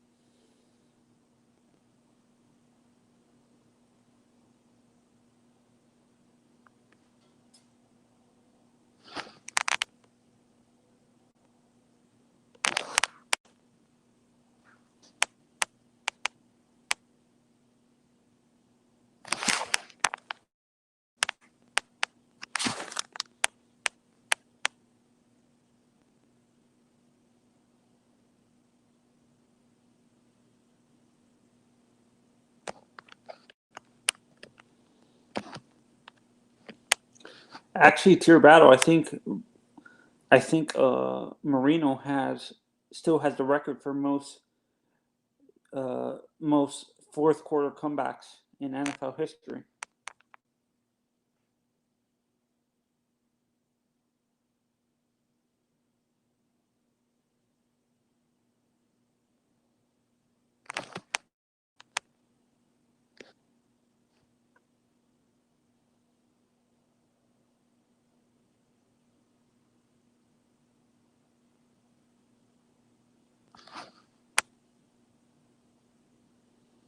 All right.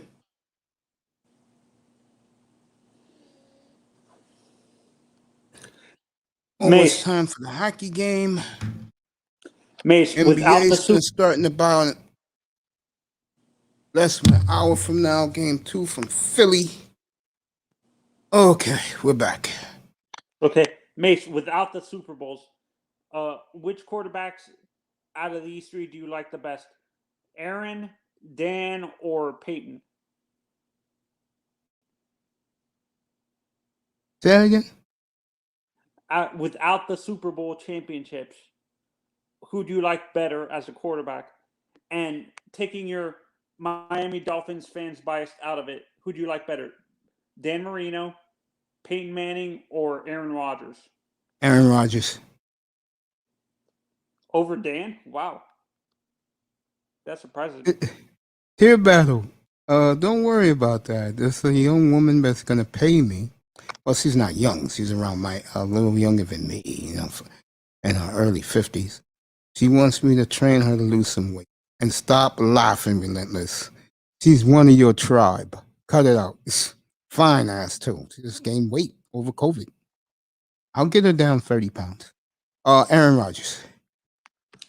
Mace, am I right? Does Dan Marino still have the record for most fourth quarter comebacks in NFL history? I think he got did Brady break- passed. I think he got passed by Brady.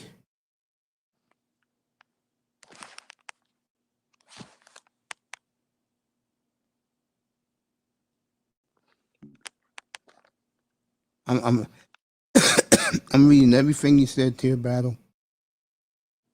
Brady can be hard to evaluate. Well, he did his best with less.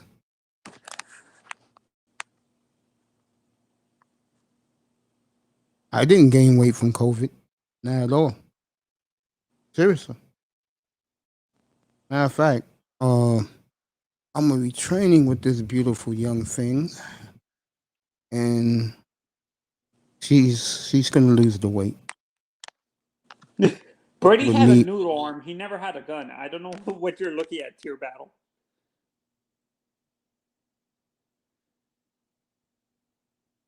Both tainted arms. And let me put it up.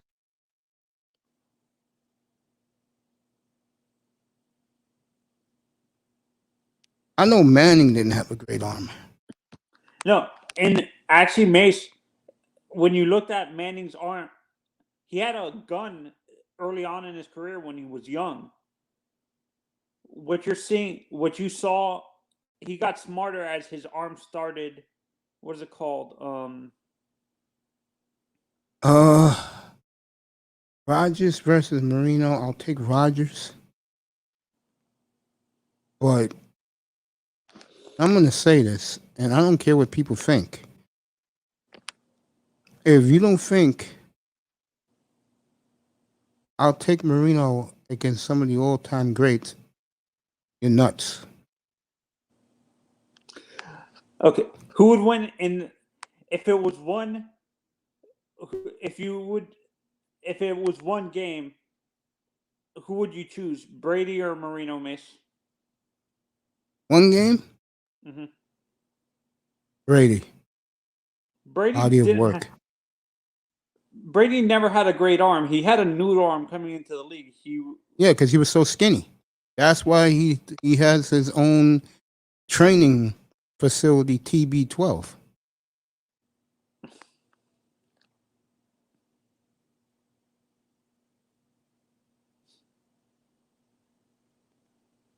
So you think if Archie was not with the Saints, he would have been more successful, Mace? Yes, no doubt.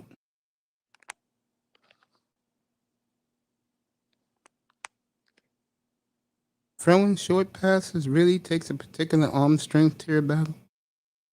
Okay, I'm not going to argue with you, buddy.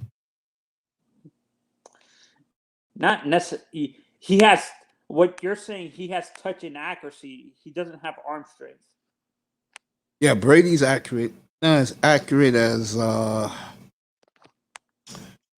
as Marino. accurate as Aaron Rodgers. He's accurate. I think honestly, Marino was the most. Apparently, he has the highest completion percentage in NFL history. No, his completion percentage wasn't that high. I saw his numbers a couple of weeks ago. Opened my eyes too. Really, Johnny Manziel is better. Relentless, get ready for the NBA game, please. The hell are you talking about, Johnny Manziel? Guys, I'm doing something real quick. I'm staying here, but we're going to continue the conversation as we speak.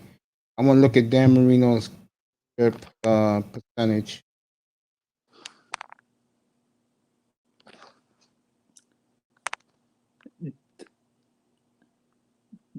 Here we go, Dan. No. That's deadly Dan, the Magnum Man. You know, Dan Marino turned 60 this year, fellas. September 21st. He'll be 60 years old. Jesus Christ. Dan Marino career passing completion percentage was 59.4%. I knew it wasn't high. Oh, I thought he was in the 60s or 70s or something like that. Wow. Oh, in the 50s. Marino's only had 1, 2, 3, 4, 5, 60% completion. With his throwing motion, you would think he would be more accurate. His best years was 92, 93, and 94.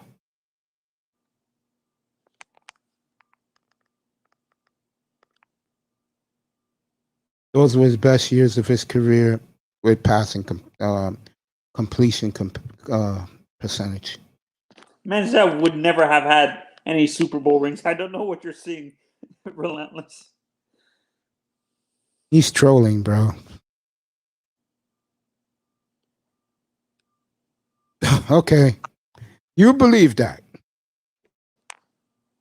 You are you serious, kid? You trolling? You believe that?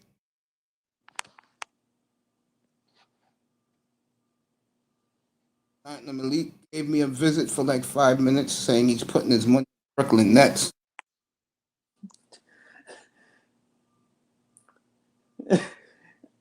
I was so happy that Steven talked Gary out of drafting. I'm not a Cowboys fan, but I was talking to friends who are Cowboys fans, and they're like, thank God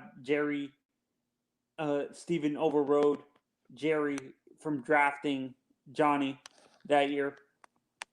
I think the Cowboys this year should have traded for Cowpick.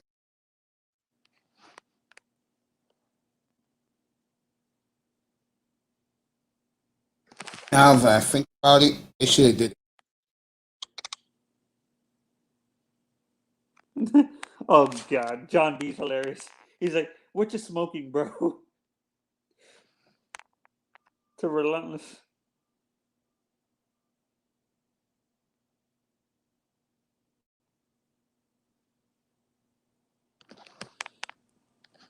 Next weekend, me and Tony Manzano will be doing the U.S. Open.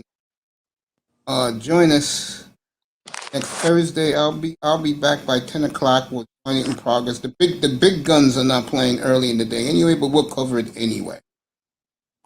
And the whole weekend, me and John will be U.S. Open.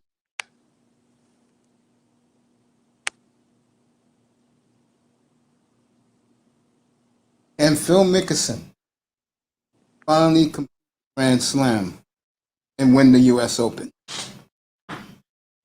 You know I'm pulling for him next weekend, even though I'm a Brooks Koepka guy.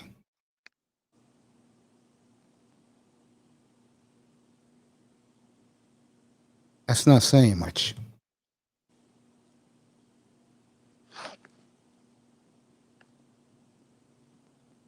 Atlanta will finish last in the NFC South.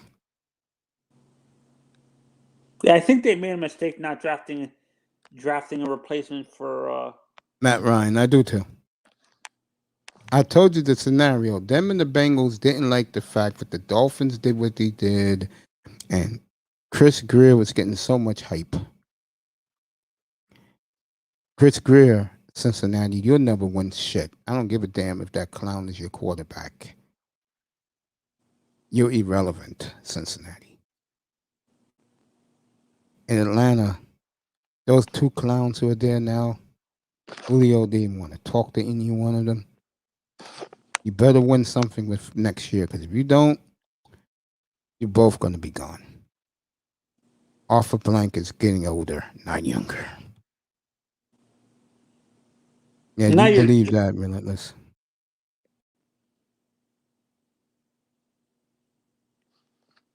Yeah, I Yeah. agree with you. Tier battle. Did they reach? Are they still in salary cap hell even after they restructured Matt's contract, Mace? No, not anymore, because the Titans are paying all of Julio Jones' contract. Wow. So they're back over the cap. No, they're back under the cap.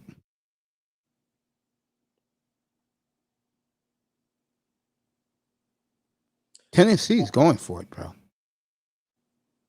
Give them credit, but they don't have a defense. Julio's a question mark for me. I don't.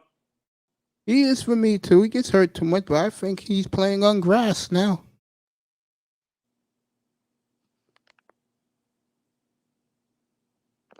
I keep telling people the team I like this year, but I think is going to surprise people, is going to be Carolina.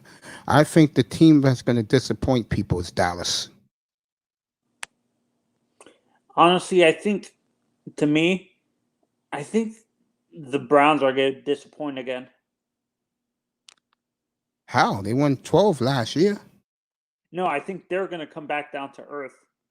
I don't know. We're a third place schedule. I think they're going to win 13 games.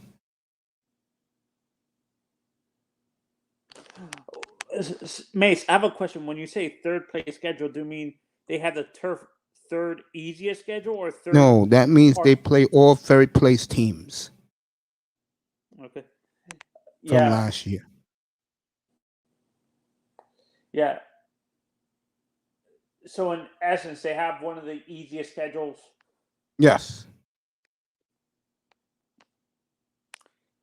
Would you say who has the toughest schedule this year? I should know this. Tampa? Tampa's schedule's tough. I think it's Tampa. Yeah, I think it's Tampa. Steelers are done, bro. Put a fork in them. They're done. Yeah, they're not. No. Even though I do think the boy from Alabama is going to help them. Steeler fans are not happy with him. Najee Harris? Yeah. They want an offensive lineman. And they're right to feel that way. Pittsburgh's got a lot of problems, man. They didn't fix that offensive line at all. I think they're going to be in the top 10 next year. I don't see it. I think the Browns and the Ravens are too strong. No, the top 10 in the draft. Maybe. Oh, yeah, I can see that. I can see that. Pittsburgh, it's going to be a long year for Mike Tomlin. Yeah, Najee Harris. It's going to be a long year for the men of the black and gold. And their fan base, of course, delusional fan base, bully fan base. They're going to be making excuses because they've never seen that before in Pittsburgh. They've been spoiled to death by the Rooneys. And I mean spoiled. I don't see Herbert winning the MVP. No. I'll give you the candidates. Josh Allen. Patrick Mahomes. Carson Wentz. Ryan Tannehill. Brady. Rodgers. Russell. No, Russell never gets a vote. Can you believe Russell Wilson's been in NFL 10 years, never got an MVP vote? My MVP, I got Aaron Rodgers winning it again.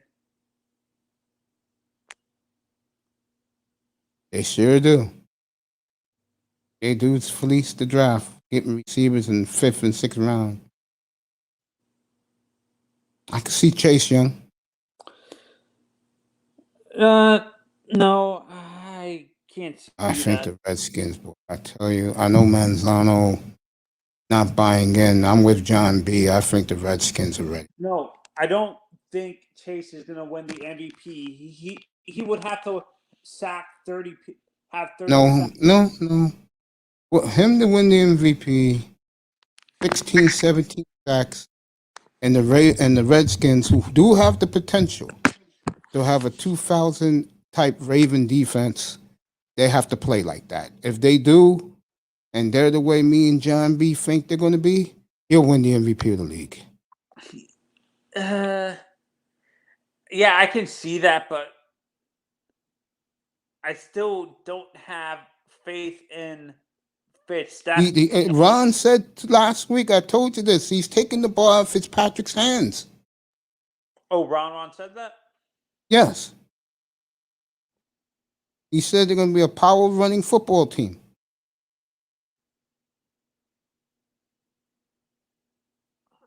It would be nice if he did, but he's not going to. I would love to see that. This is Jon B. This is why me and Jon B got that big bet. That's why Jon B got the $400 bet with Ty Church. Look at this, what he said for Chase Young. First player to have 20 sacks, 5 TDs, 4 interceptions, and 10 forced. If Chase Young does that, that would be the greatest history of a defensive player in the NFL. Would you agree with that, Manzano, if he did all that? Yeah, but I don't see that happening. I don't see that either.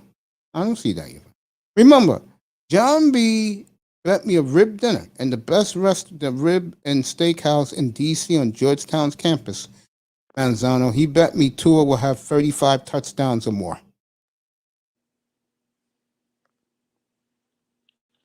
Yeah. I don't see that. Honestly, John. No, Von Miller won a Super Bowl MVP, not a regular season MVP. Tier battle. He's won multiple Defensive Player of the Year awards, if that's what you're thinking. Yeah. Yeah, Jon B loves Tua, man. He loves Tagovailoa. Then we should trade him to the... I do. No joke. I think if we... Oh, Manzano dropped off. I think if we get Watson, they will trade him to the Redskins.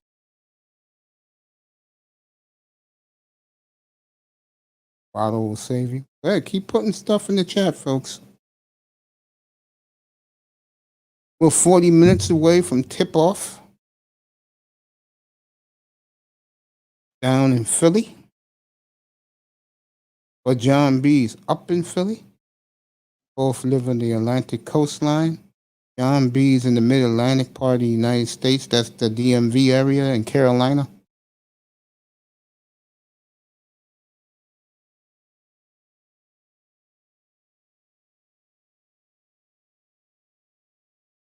Yep, you're right. Gotta be beyond LT level. You know, tier battle, bro. You should. I'm gonna drop the link. Why don't you just hit the link on your phone and come up? We talk all night, bro. You know how I do. You know how I mean you do, bro. I would love to have you up here. I used to tell Mr. Miami, and then one night he did it. He hit the link. I brought him up, and Mr. Miami's never left. It's good to be up here, man.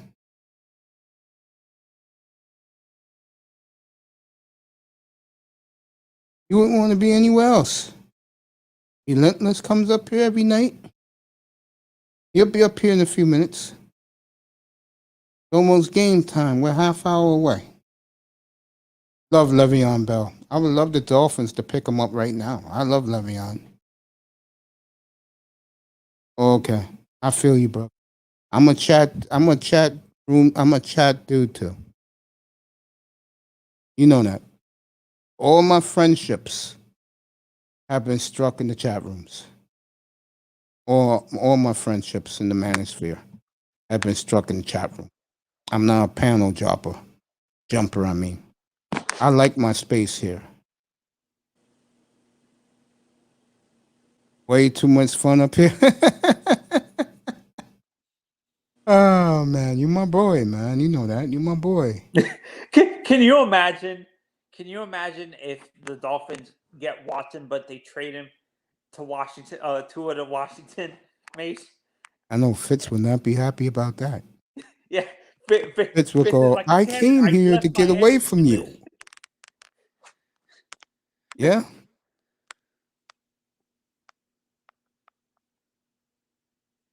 It's true, man.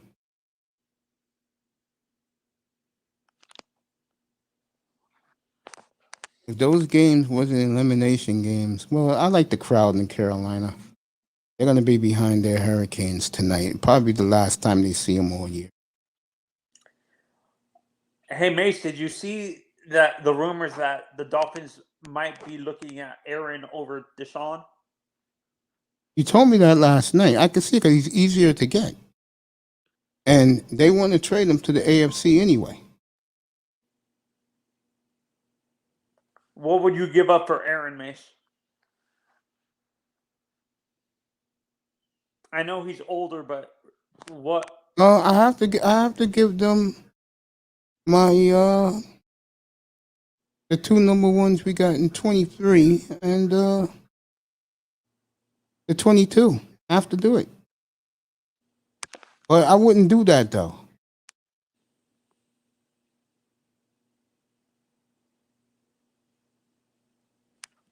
I wouldn't do it though.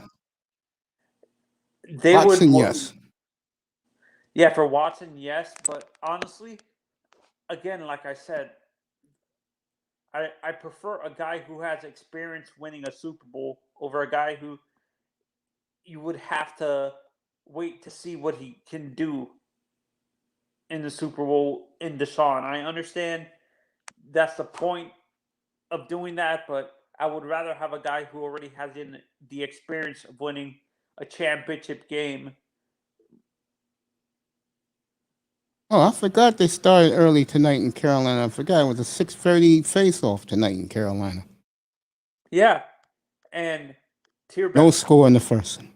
If we do trade him to, if we trade Tua and we do get the first round picks, the three first round picks, I honestly don't see Ron Rivera doing that. To be honest. No, it won't take much for them to get Tua from us. We'll just take a second next year. Get our second round pick back. We're not trading Xavier Howard. I never said that. No, he's saying, would we trade Xavier Howard to the Packers for Aaron Rodgers? Golden Tate's old now, man. He's been in the league 11, 12 years now. But boy, was Golden Tate good in Seattle. I know you're seeing the Giants, Golden Tate. Yeah, Ron. I think he would ask for give us a first and second round pick. No, not for Tua. No, a 2 and a 3. Yeah, I'll take that. Next year's draft. Yeah, I'll take it. I'll definitely take it.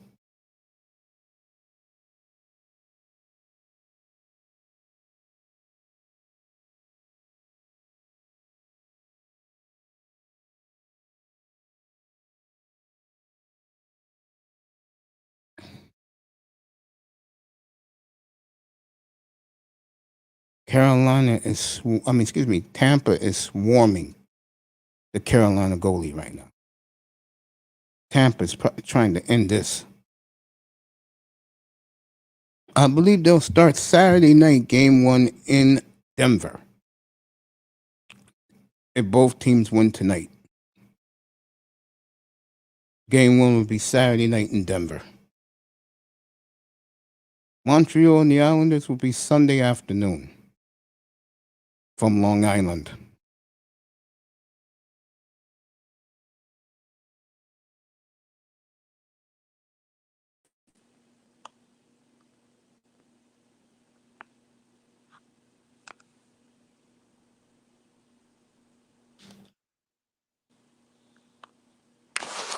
Where do you see, like, realistically next year, if Seattle doesn't perform like Russell Watson to because of the offensive line not protecting? Oh, he's out of Seattle. No matter what, unless they win even if they win the Super Bowl, he'll be out. Where do you see? AJ Green, yes, I did. One hell of a play.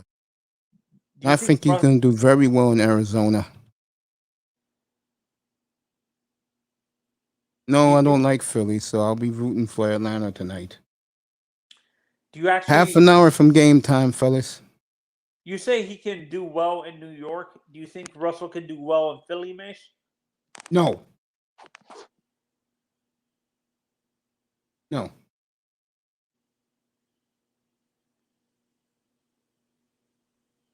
As the beautiful MJ Acosta is about to come on the air.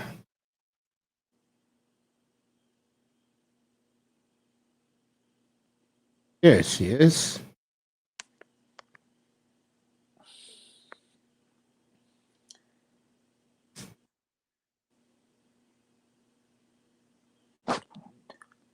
I give MJ a lot of credit, boys. He's standing by her Dolphins.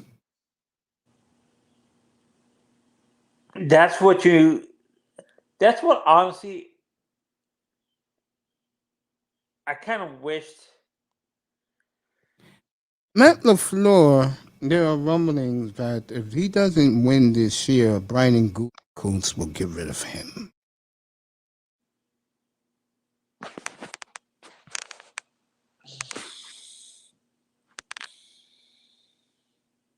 Those fans in Green Bay right now, we even got my man there, Tom Ballasaro. The Green Bay is in DEFCON 9 right now in Lambeau.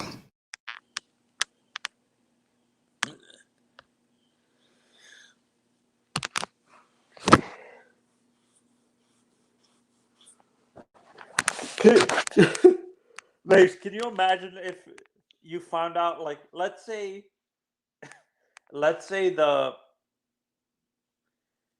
Philly traded Wentz to the Packers for that same trade? Would there be still After? No. Telling you, when that day happened, you was here, bro. When they said third rounder, I was on the floor. no? Those guys, Omar Ruiz and this guy Ballasaro and Mike Garafolo, they couldn't hold their laughter. No, my favorite reaction on that whole was the guy from Frank Reich. Football. Frank Reich, the coach. No, out of the personalities that were Ian Rappaport was laughing. Did you see? Yeah. Ian? Jesus, Ian was cracking up. I'm like, Jesus, I've never seen Ian. Ian Rappaport's usually really serious. I've never seen him laugh like that. Because at the time when the trade was announced, it was comical. Remember what I said? I said, Howie, I love you, man. But the best you can do is a third rounder and a conditional second, bro. Look at them. And I didn't want to rip him, but I had to. I had to be fair. I had to rip him, man. Yeah, Philly is rough. That was. He's a Philly fan. Who was it? Tear battle. Let's get rid of Guten Cruz. Boy. Who's the Philly fan that's in our chat all the time, Mace? Fireman. He didn't care what they got. He was he said he would trade him for a seventh. I'm like, bro, do you want to rethink that?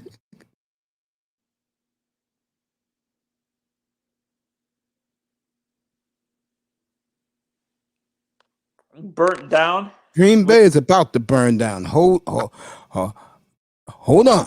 Next week, you're going to see it. Because the fans are taking the wait and see approach. Well, if Aaron doesn't show up next week, the whole city's going to turn on him. And I got news for you people. I don't see Aaron showing up.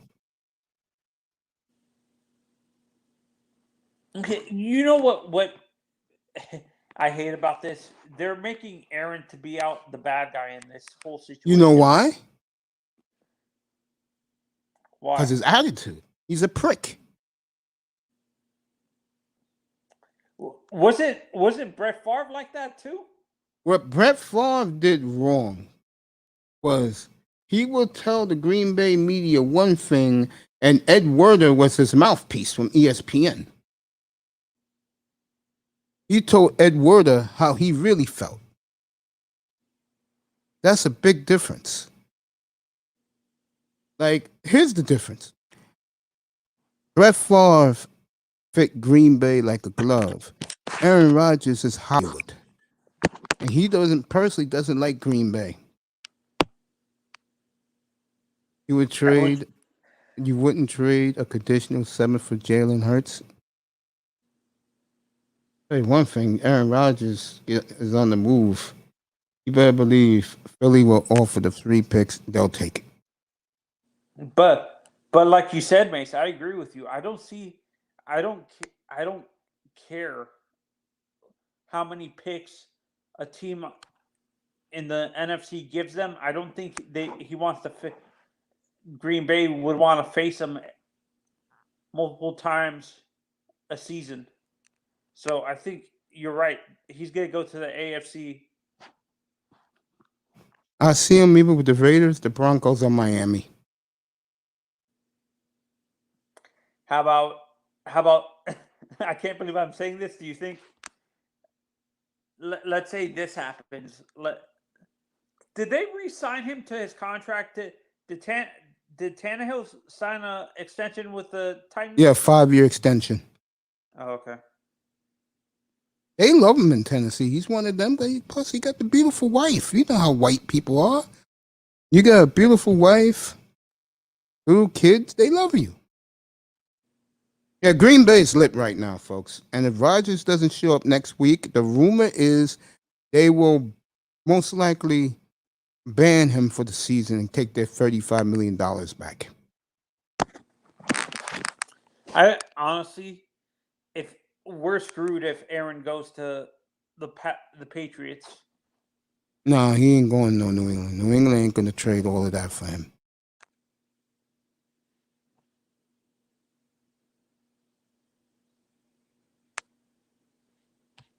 I don't see it.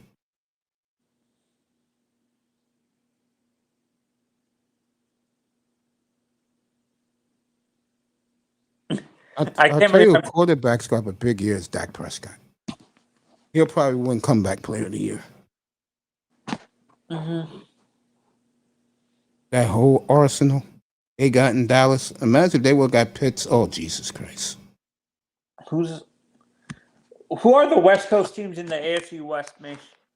San Diego, Oakland, Denver, and the Chiefs.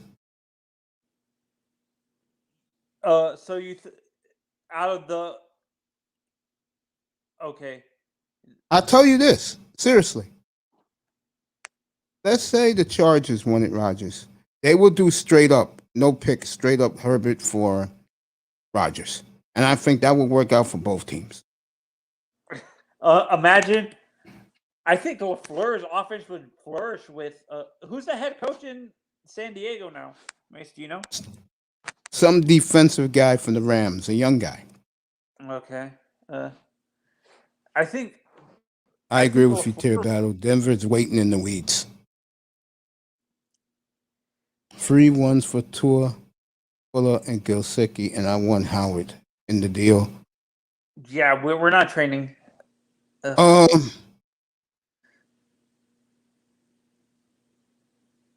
Throw me in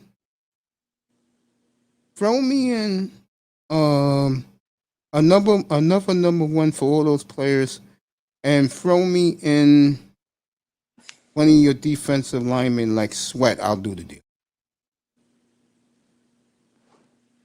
Because I don't see the Dolphins re-signing Gilsicki anyway. No, Mace. Actually, I was on what is it called? On Bleacher Report. They're saying the person they're not going to re-sign is actually Durham Smythe, and they might re-sign Gesicki. That's a mistake getting rid of Smythe, because Smythe is his security blanket. I'm telling you guys this. No, you know what why they're saying that is because they want to do what the Patriots did with Aaron Hernandez and what's his name and Gronk.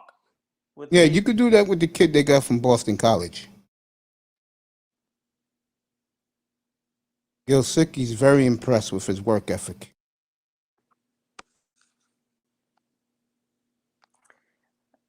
No, we don't want Gilsicki. You can have him. Just give me an extra one, and you can get that entire package.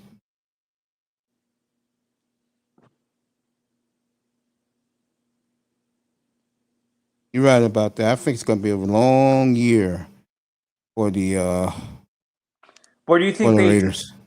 Derek Carr, Mish, if they get Aaron Rodgers? They're a trade Carr. There's going to be teams going to want Derek Carr. Huh? I wouldn't be surprised if McKenzie brings him down in Miami. He drafted him. Would that be an upgrade over Tua? All right, I'll do that trade. But again, you're gonna have to throw me in a third. I'll do that trade. Yeah, Juno and Hunter's got a big year with Cam Newton. Micah Parsons having a monster mini camp for the Cowboys. Cowboys get their defense together. Watch out, folks, because we all know they can score with the best of them. And I know one Simone Love will love every minute of that. Matter of fact, shout out to my baby girl. She probably home from work. Baby, eat more than a salad tonight, okay? Mwah. Oh, Mace, you never answered my question, but do you think what? Derek can upgrade over Tua? Yes. Well, all the offense Miami has, yeah. I do agree with you, Tier Battle. He's in the top half of the league.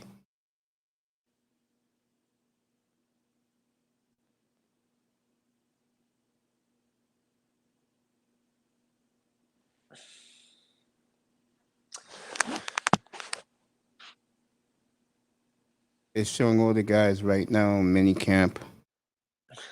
Jon B, actually, the trade I would accept I'm fine with 2 first-round picks and a third with Tua and maybe adding Devontae Parker to that trade. Would you take that trade for Philly? Me? Oh, no, for Washington. My mistake. For Washington.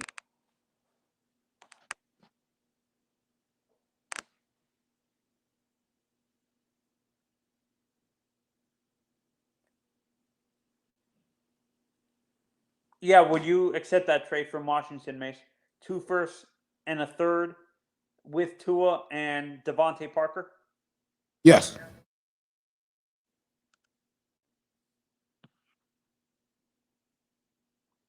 Jon B says Parker's a bum. Tannehill's extension, they're talking about it right now, was 4 years, $118 million.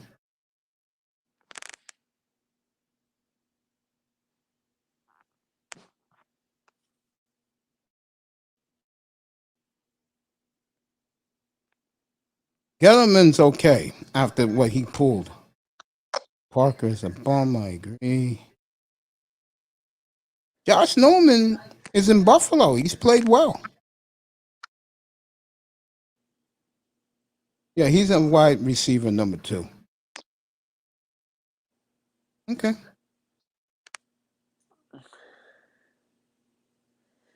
Out of the 2 cornerbacks, who do you see us trading first? X or Byron Mace? I think what's going to end up happening is if Byron Jones plays a little subpar, they'll ask him to take a pay cut. And if he doesn't do it, they'll cut him.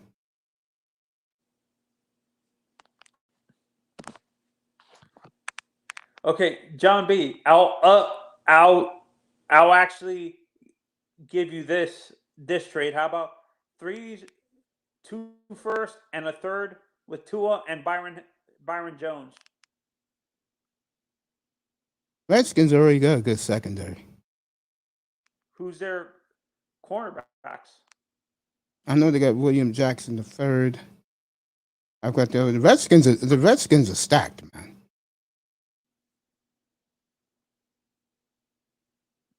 Because we're not giving you guys Xavier Howard, to be honest.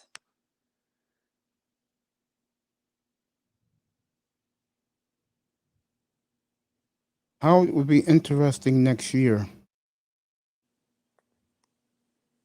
Gettleman has 3 first-round picks next year, right? Gettleman got 2. He got his and the Bears. Do you He think got 2 threes. He got the Dolphins 3 next year. And I think he has 2 6s. Giants are stacked. That's why if this bum doesn't perform at quarterback, Jon B said no to your trade offer. They already made calls for Gilmore. What happened? Fuller and Jackson are our QBs, yes.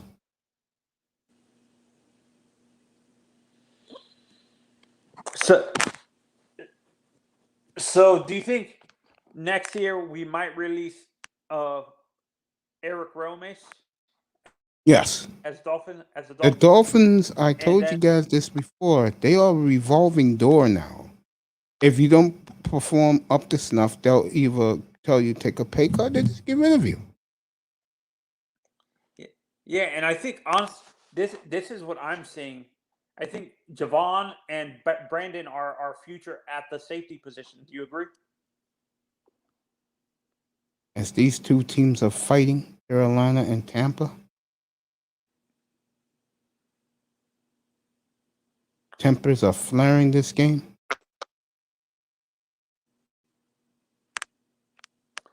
Would you take a guy like Amari Cooper, Mace? No. Too injury prone? Yep. Too inconsistent for me. Oh, he hit the guy in the back. Was that Stamkos who did it? Yes, it was Stamkos. Steve, you know better, bro.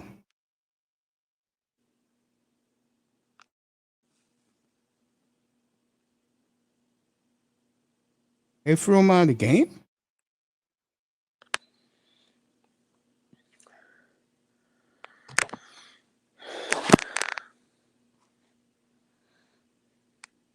No score after 1, Carolina.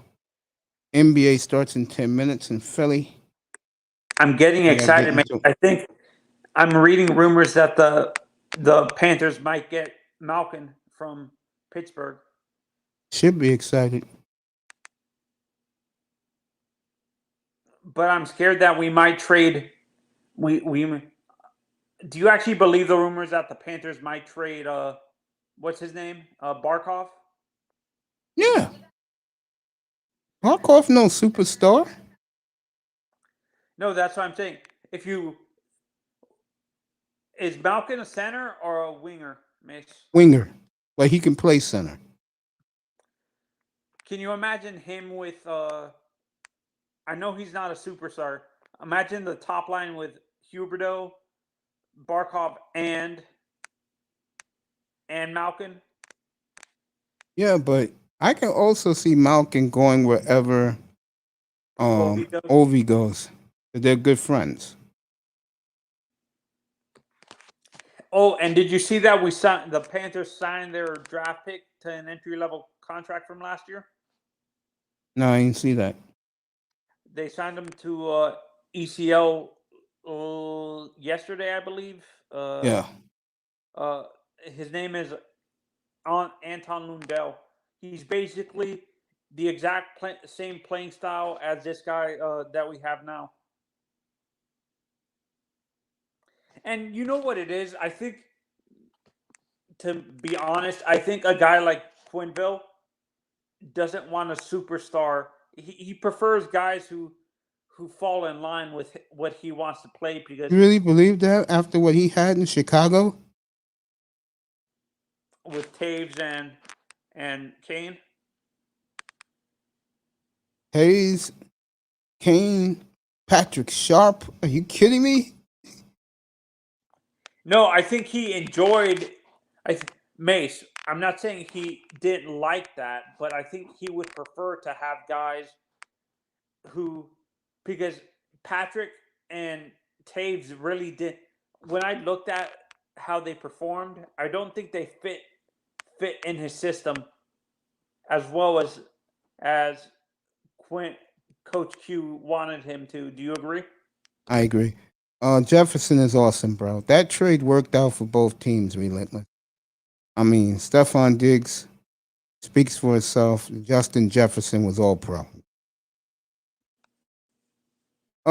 They're talking about it right now, and if this really happens, Jameis Winston, pack your bags, bro. Word is out of New Orleans, Sean Payton's lean towards Taysom Hill as the starter. I don't see what Sean Payton sees in this guy, Taysom Hill. Really. Do you think he trusts his? Do you think the reason he's leaning towards Taysom Hill is because he trusts his development? Yeah. Yeah, I think Justin Jefferson's a hell of a receiver. I mean, yeah, receiver. I'm thinking about this Taysom Hill. Do you actually trust? Who do you like better, Jamar Chase or Justin Jefferson, Mace? Well, I haven't seen Jamar Chase yet. Now, this is my sleeper team right here. The Carolina Panthers. I don't see the Panthers. I see them improving. I see them winning 11 games this year. At best, Mace, I can see them maybe going 9-6 or 10-9.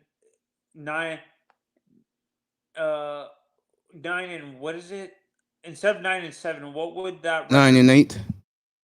Yeah, 9-8, or maybe. I don't see that. I think this team is ready to go now. I think they're ready to take off, and I really, really love Sam Darnold down there. Do they have a good defense? Their defense is getting better, but the offense is going to be electric with Sam Darnold at quarterback.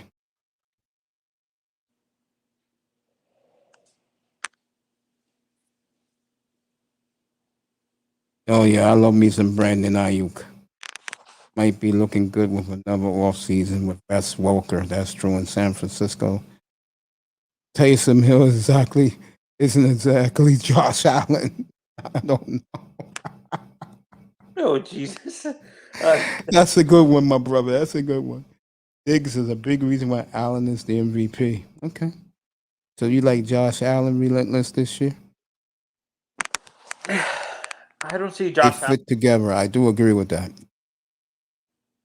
I think Josh Allen's going to come back down to earth, to be honest, Mace. Yeah, you down on Josh Allen. I think he got lucky. He got lucky. I don't know if he got lucky. Buffalo was on a mission last year. See, I knew you from TD's chat room, but you didn't know me.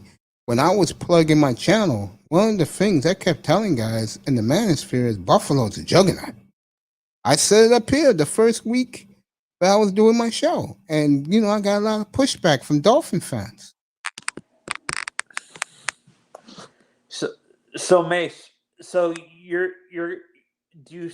saying if the Patriots, it's over for them if they get blown out by the. Yeah, it's done for them. That franchise will collapse in front of your eyes.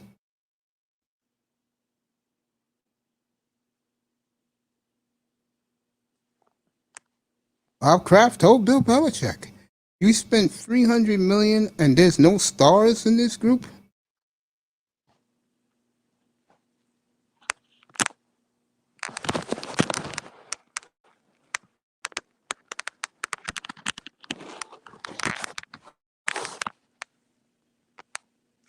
J.C. Horn took number 8 in tribute to Kobe Bryant. Thank you, Nicer. That's a weird number for a cornerback, to be honest. I don't like receivers having single-digit numbers, really. I'm a traditionalist when it comes to that type of stuff, like the numbers for the receivers. Do you agree, Mace? Do you like the receivers to have original, like, what is it called? Double digit, like 84, like in the 80s? Oh, you mean the numbers people wear? Yeah. I think that was a good trade for Tennessee, Relentless. I do. Because it gives them an identity now other than running the football. And he's playing on grass. I think he'll have a big year in Tennessee. But the problem with Tennessee is, you're right about this, they have no defense to speak of. I agree with you, Relentless. The system in New England is a star. It's not the players, it's the system that they run. Well, Bob Kraft don't feel that way.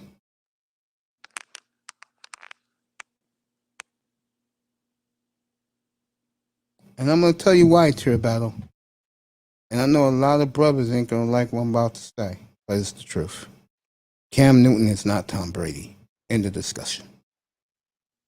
They're the craziest thing, they're expecting Mac Jones to be the next Tom Brady. That's what Joe Namath said. Joe, honestly, Joe needs to be quiet, to be honest. It's like what we've been saying. Why do you say that? Huh? Why do you say that? Because you're putting too much pressure on a kid like that to be like Tom Brady.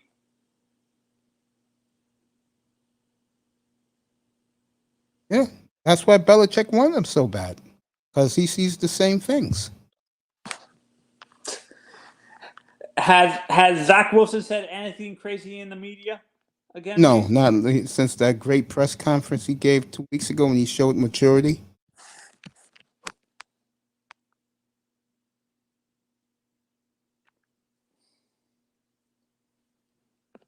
Who's your surprise besides the car? How are my San Francisco Giants doing, by the way? San Fran is doing well.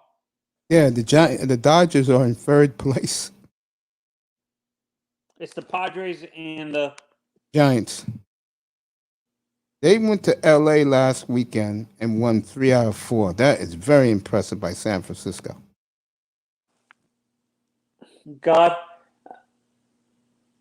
I'm honestly thinking the Panthers might trade one of their pitchers to get an offensive player. Mace. What team? One of the better. The Panthers might trade the Panthers. The Marlins. The Marlins. My mistake. Oh. They might trade one of their veteran pitchers so they can have one of their young guys go into the. It's NBA time, gang. A minute away from tip-off in Atlanta. I mean, in Philly.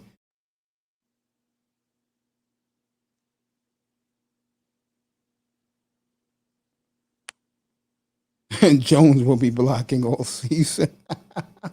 Who's Jones? Julio. Blocking for Derek, the running back.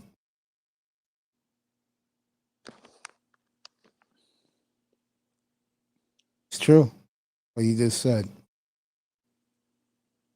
He took first team reps last week, right? Oh, Mac? Yeah, Cam Newton, you could see his body language. He was miffed.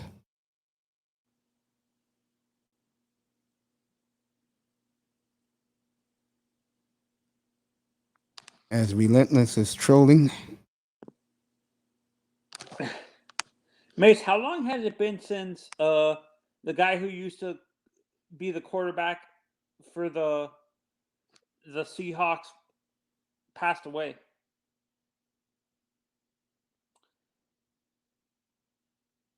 Well, Zim's on. He's still alive. No, Tavares. Oh, Tavares Jackson. Yeah, that was last year. Say that again?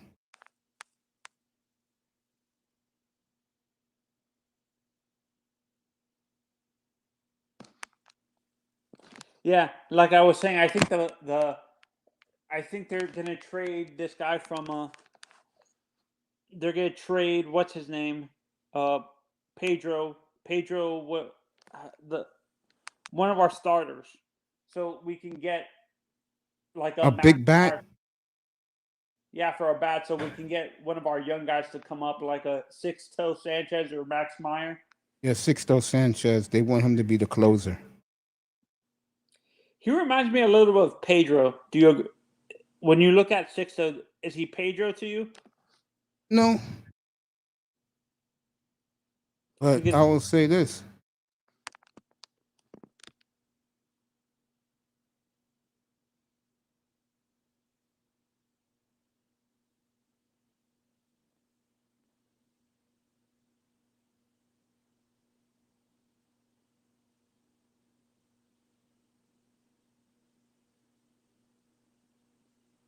They're going to start in a few minutes, everybody. I'll take you to Philly. I'll give you the play-by-play.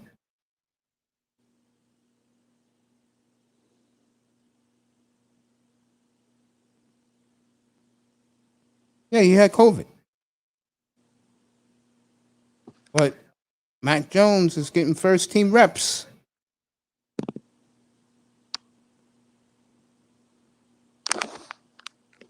No, I like Odell Beckham. I mean, dude, when he was here, he took advantage. You live here, boy. He took advantage of the New York lifestyle and gave Gettleman don't like that. And they got rid of fucking Odell quick. And you know the sad thing was, Odell didn't cause no problems when Dave Gettleman took over. He was a good citizen. He played hard, but they didn't like him. So they got rid of him. Do you think he would do well in Miami, or there would be? Oh, yeah. For Odell? Oh, yeah. I would have traded for him. I was bet me and T. Somebody used to ask TD in the chat. I said, TD, if you give up a 5 for Odell, you do it. He said, hell is yeah. No, it doesn't take much to get Odell Beckham if you want him from the Browns. Do the Either Browns a 4 not or want 5 him? will do it. Only a 4 or 5 will do it. Because wait, I thought they want to trade him. They do. They do. So, honestly, imagine that receiving core: Waddle, Beckham, and Oh, I'll tell you right now, Beckham comes, your boy Devontae's out the door. yeah, we released Devontae and what's his name? Oh, you better trade for Devontae. Oh, Albert Wilson's gone too. Yeah, no, that's what I'm saying. Wilson, Preston, and Devontae are cut. If we get AJ Green, because he didn't act like a clown. Ocho Cinco was nuts. Yeah, I love Ocho Cinco. Didn't Ocho play in Miami for a little bit? He was there, but they cut him in training camp on Hard Knocks.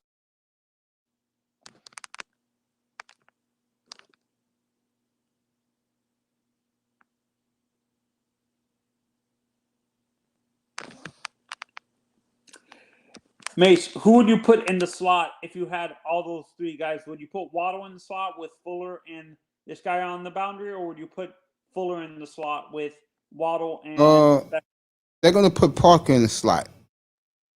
No. Flores already said it's gonna be Fuller on one side, Waddle on the other. No, if we get Odell, if we trade it for Odell, who would you put in the slot? Waddle.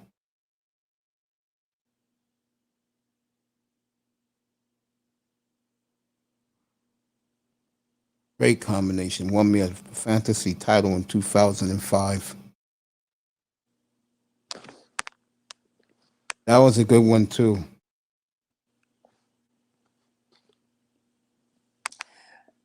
For me, Kyler Murray's gonna have a big year in Arizona. Mm-hmm. I think if we get Odell, this is gonna be how it's set up. We have Fuller in the slot. We have Beckham and Waddle in the boundary.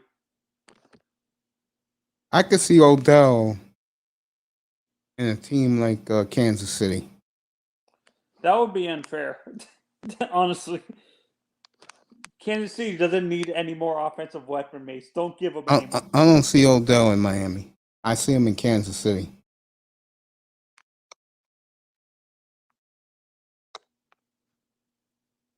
Why don't you see Odell in Miami? I just don't think Flores likes a guy like him. Oh, you think you know what it is? I think Odell didn't really have he needs coming into the league. I don't think Tom Coughlin was really a good coach for Odell when he first came into the league, because it doesn't seem like Coughlin really liked. I think he Oh, he was doesn't like players like Odell Beckham. yeah. I think he would have benefited from going to a where would he have done well? Maybe San Dallas. Francisco, Yeah, San Francisco, Dallas. Miami, maybe. That's what, because I think Flores would actually be a good person to mentor the kid. Do you agree, Mace? No. Flores ain't going to put up with him. So you think Flores and Greer wouldn't put up, even McKenzie wouldn't put up with that nonsense? McKenzie would, but not Flores. Or Greer? Yeah.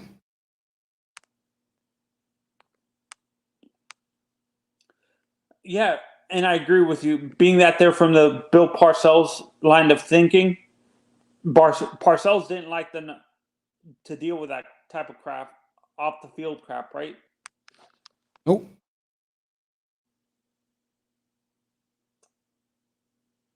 Now, if Odell went to New England, that would be a whole different ball game. Yeah, she had a huge forehead.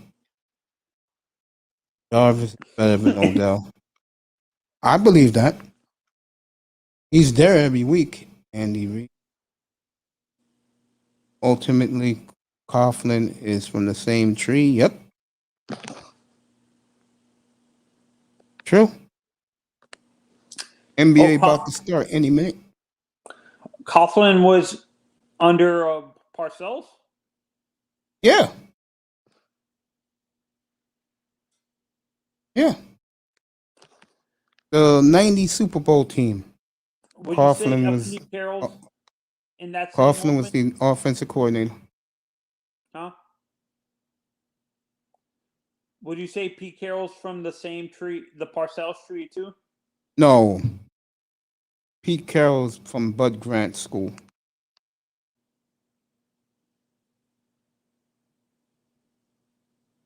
Is Michael Thomas done? No.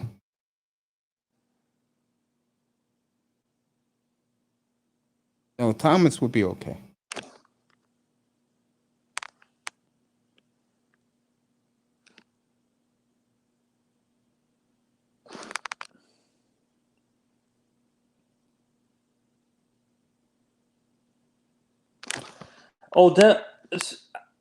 Odell's more of the flashy player. He's more of the go route type of guy. I think. Yes. I like Jarvis because he was more of a consistent route runner. Yes. I was upset that Miami traded him.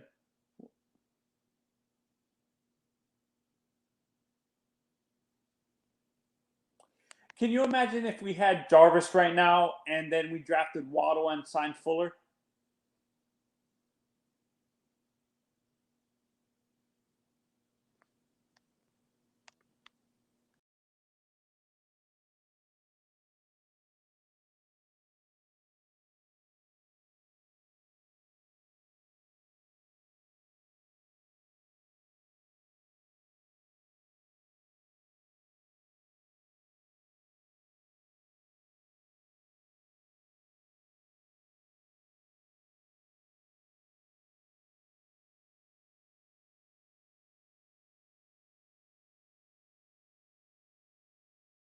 That's nice.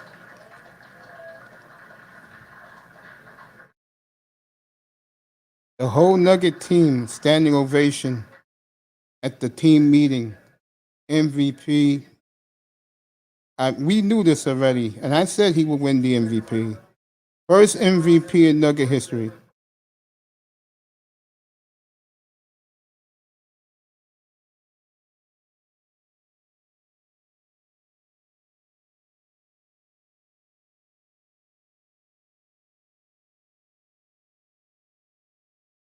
They'll present him the MVP Friday night in Denver.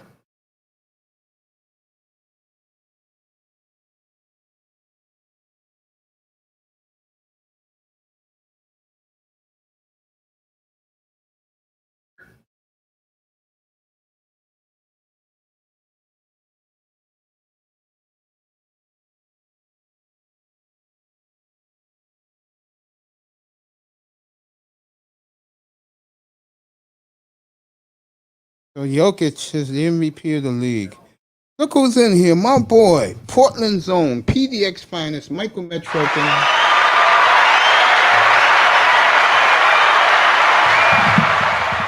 That is Michael Metro the fourth for everybody. How you doing, Mike? Hey, Mike, let me ask you something, because you're close to this. Did you hear the rumors out here in the East Coast about McCollum to the Knicks for 3 young guys and a number 1? And then Philadelphia, Daryl Morey, he wants Dame, and he's willing to give up Simmons, some kid named Maxey, and a number 1. What do you think of that? Let me know what you think about that, Mike. Who was the MVP? Nikola Jokic, the big man, the big center of the Denver Nuggets, won it. Nicer. So Jokic wins the MVP of the NBA. Yes. He won.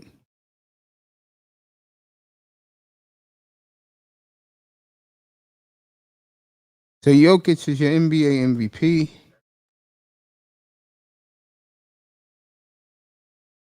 Yeah, that's the word, bro. I wouldn't kid you. I wouldn't BS you, bro. CJ to the Knicks for some kids named Toppin, Quigley, and Knox and number 1. And Philadelphia is offering Portland Ben Simmons and some kid named Maxey and number 1 for Dame Lillard. That's the rumors in the rumor field. Really, Mike, really. Really, Mike. You didn't put Oscar Robertson on the list. He only won 1 ring. That's why. These are the ultimate of ultimate champions of the NBA. That's why Rob Horry's on the team. He has 7 rings. No Oscar Robertson. Really. Again. Yo. I had a feeling you have that reaction, Mike. Oh, man. Why shouldn't the Knicks do that trade? I think it's a good trade for the Knicks because Ball is going to be, they're going to get Ball. I can tell you that right now. Sean Abdul Jones, okay. Maxey is a good player. See, this kid would know. I would make that trade. I would do both trades. I'd rather go young with the Blazers again. Zach Collins will be back next year healthy. I would do that trade. Thank you, baby girl. I love you. You know that. You've been a big, big supporter of our platform.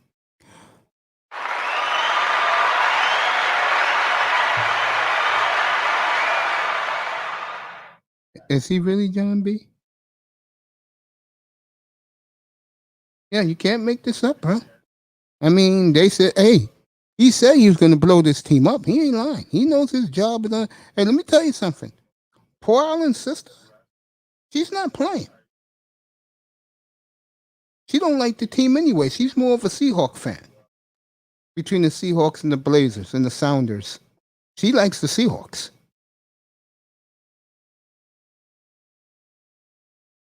I will say one thing, Mike. Put a one in the chat room. Here's the question I'm going to tell. Let people know this. You live out there.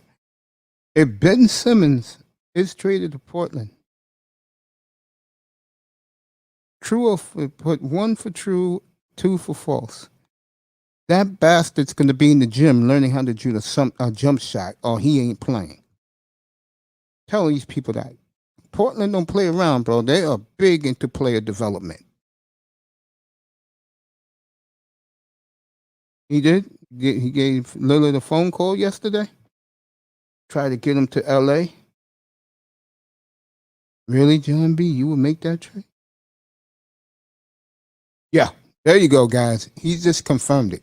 If they traded for Ben Simmons, you better believe July, August, September, his ass is in the gym learning how to shoot a 10-foot jump shot.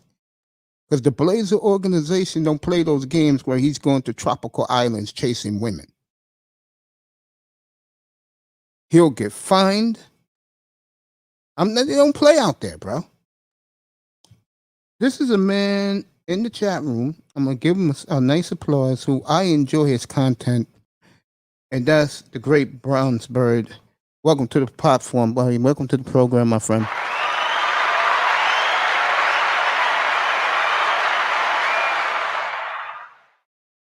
Welcome aboard. I'm a big fan of your platform, buddy.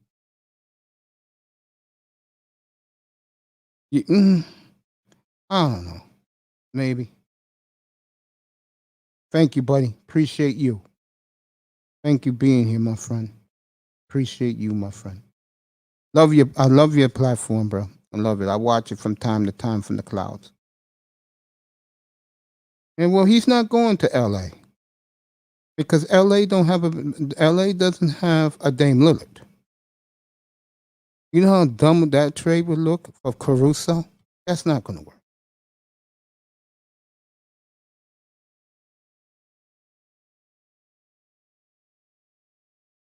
That's right. He's going to sleep in that damn gym if it kills him, if it kills us, to learn how to do the jump shot. No problem, bro. Just know that your boy Mace is watching the clouds late at night. I watch the replay when I catch you, bro. Yeah. Portland's not going to do that. Portland, if the Blazers had their druthers, they get rid of both of them. Let Ben Simmons run the team. All Ben Simmons has to do is get guys open for shots. Yeah, I agree with that. They should have went and got Lauri Markkanen. Markkanen is a monster. People don't know it because he's on the Bulls. Yeah, I know that. He wants to be with LeBron. You're right about that, Tier Battle. Hey, Tier Battle. All you guys in the chat, you guys are phenomenal. Thank you so much. This is for you guys. I love you guys, man.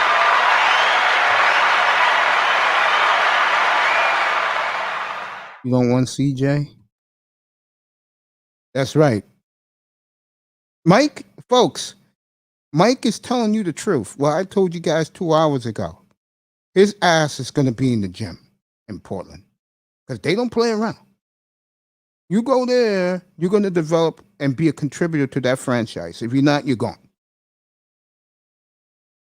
Serious, you're gone.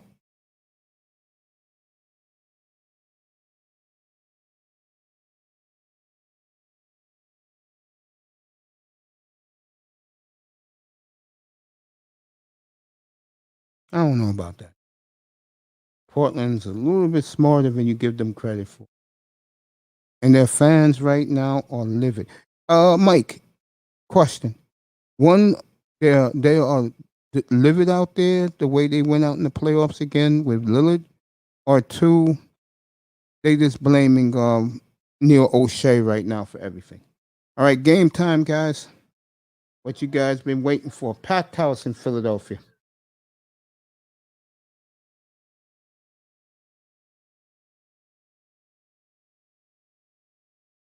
I appreciate that, Tier Battle.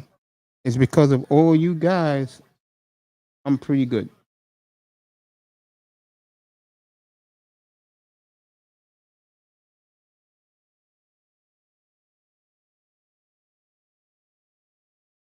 Oh, yeah, Philadelphia's electric right now, folks. Yes, it is.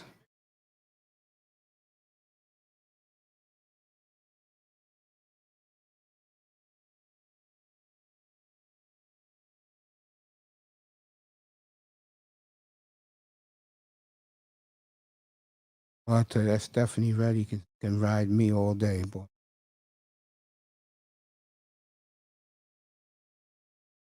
Philly in blue, Atlanta's in red tonight.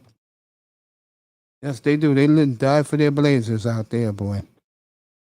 I love it out there, man. Hey, Mike, I promise you, next spring, now if I got a kidney, next spring I'll come out there, bro.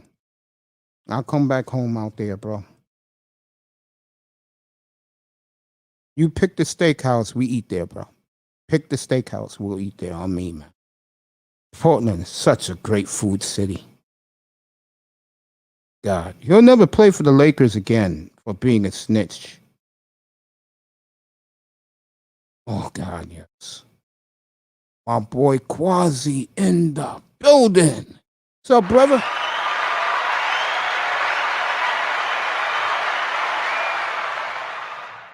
What's up, my man? What's up, partner? I'm well, man. Every day is a great day for me, man. Philly up 2-0. Number 14 scored. It sure wasn't number 25, I can tell you that. Oh, how do you leave? Ah, Philadelphia. Doc. I don't know, man. I just look at and just wonder. 2-2 Bogdanovich did a jumper. 2-2 in Philly. Yeah, definitely. I'll be out there next spring. Portland is definitely one of my stops. You better believe it.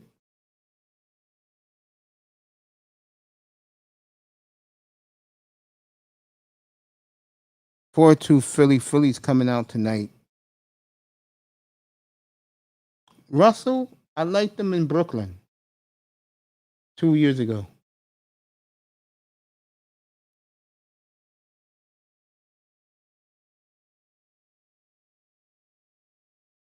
Philly up 6-2. The fans are going ape shit. 76ers will come out tonight so far early in the game.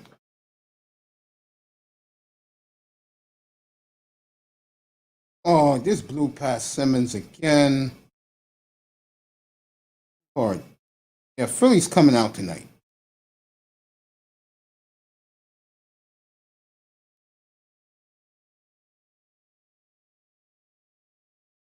Philly looks a lot better tonight.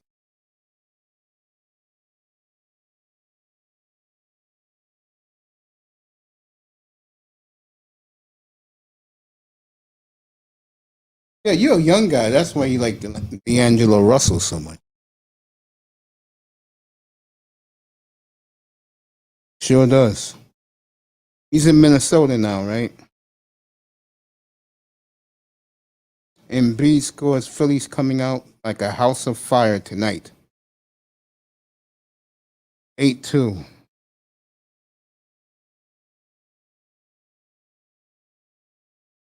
Trae Young for 3, way off. Yeah, Philly looks like they're ready to steamroll them. 10-2 Philly. The fans are going nuts.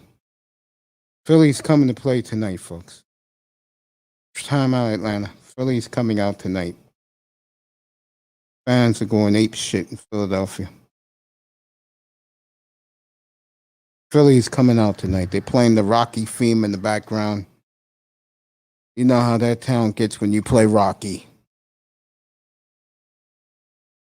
Sure did. They're talking about him to Portland too, by the way.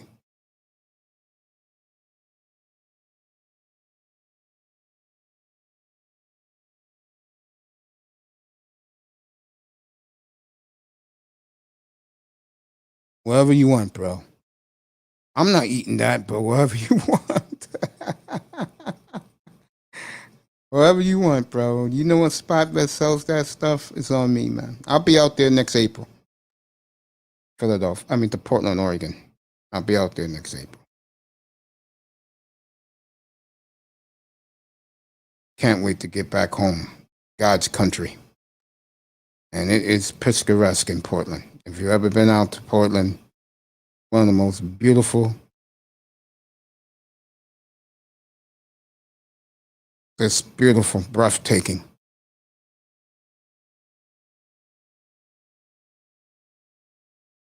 go. Philly. Nah, some OGs like D'Angelo, but he reminds them of Magic. Really?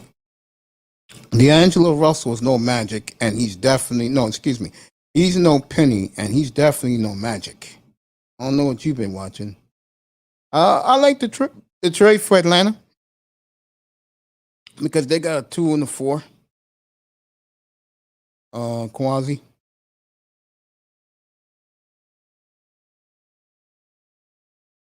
No, another man that chases the panties. I hate to say that about Carl Anthony. It rains, but it rains like early in the morning, like around 7. And then the rest of the day is nice and cool and cloudy. All you need to live in Portland most of the year is a windbreaker. That's all you need. Go to the Columbia store, get yourself about 3 or 4 windbreakers. You set for the most of the year.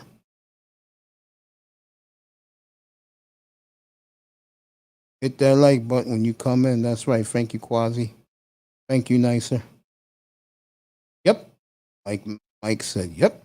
He lives there. He knows. I know. I know the scene out there. What's the True Facts? We know it. He lives out there. It's the place to be, boy. You can go to the West Coast.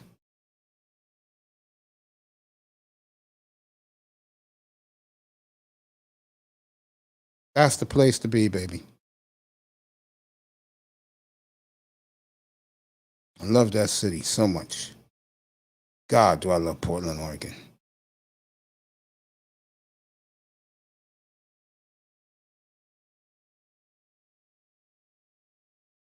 And in April, late April, if the Blazers are good, that city is electric for the playoffs.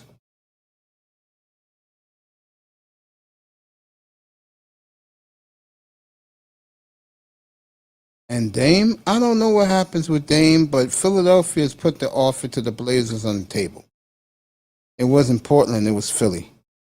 Daryl Morey. Yeah, Philly, I think Atlanta's going to get rolled tonight. They can't hit the ball in the ocean. Philadelphia is being more aggressive tonight.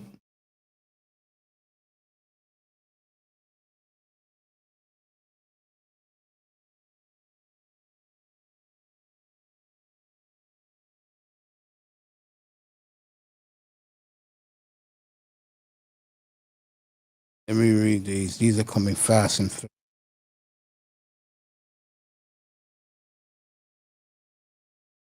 Dame, I don't know.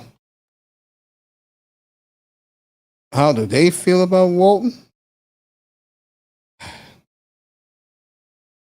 They like him. 12-2 Philly. They like him, but for that crowd, their guys, Drexler and Porter and Duckworth, they love that group more than anybody else. That's right. Beautiful weather out there. 12-4 Philly. Yeah, Mike, that's Mike's turf. I used to live in Salem, but I used to go to Portland on the weekends and chill out, enjoy the scenery.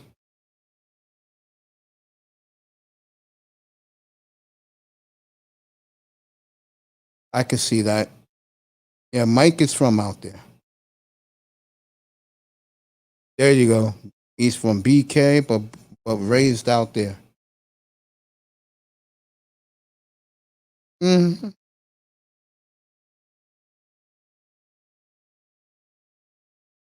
Yes, you're right about that.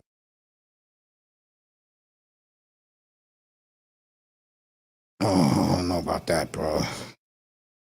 If he is, that's all he can do. I keep saying it. All right, Atlanta's off tonight, showing inexperience, young ball club. Trust me, he lived in a much better city than Brooklyn. Yeah, they love Clyde Drexler out there.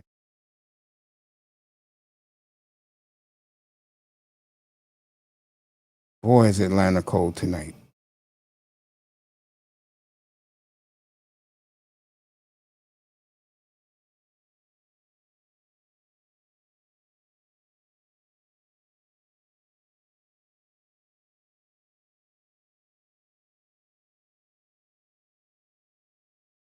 Philly up 14-4. 7 minutes left in the first period. See my man back in here. Yeah, he's quiet, but Atlanta keeps missing. So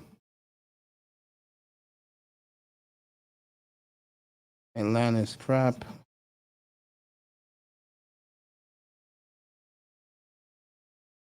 Yeah, the best scenery. If you like, I'm gonna be honest with you guys. If you like the outdoors, Portland's the place to be. If you have a young family and you want to raise them in a city, Portland is the place to be. It's a place for young families, single white guys, because there's plenty of the girls they like out here. I mean, out there. It's paradise for a white guy. Let me put it to you that way. 16-4 Philly. Their fans are eating this up. Philly has come out with vengeance.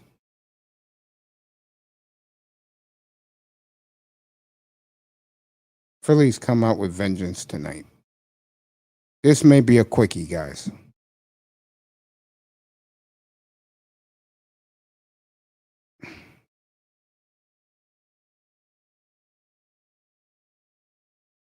Tobias has played very well in the first period.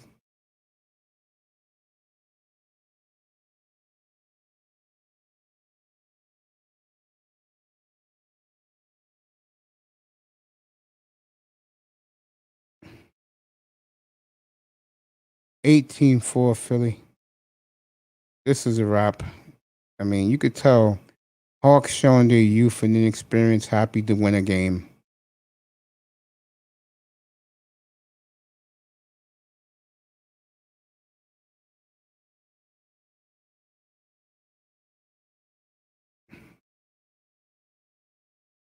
Seth Curry's out there now. Now, see, this is a smart move by Philadelphia, Doc Rivers. They're putting Embiid on young Trae Young tonight. Damn. You guys are really putting it in tonight. I appreciate that. Let me start reading them. That's nice. I got to check it out. I am in Boston. My prayers to you, buddy. James Kills in the building. Appreciate that compliment you said about me last week in here when you said that I'm trying to restore man's manship in the manosphere. I really appreciate that. Yes, that's what I'm trying to do. Mike says I'm right. What I said about the city of Portland. You don't get a better city on earth, in my opinion.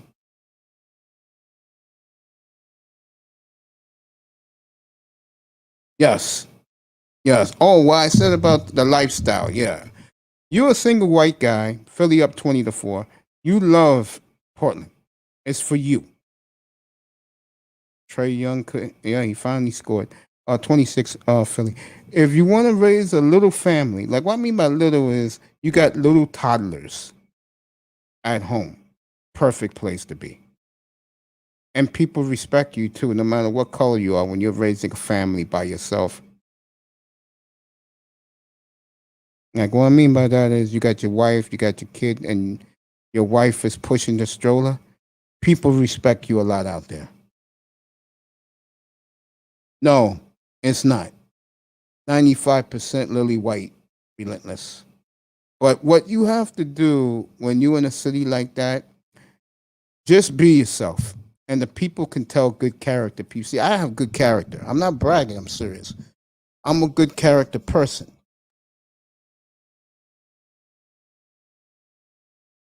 I'm going to tell you a little secret, bro. A lot of brothers out there don't swirl. They go to California, or they bring the women up from Cali. That's right.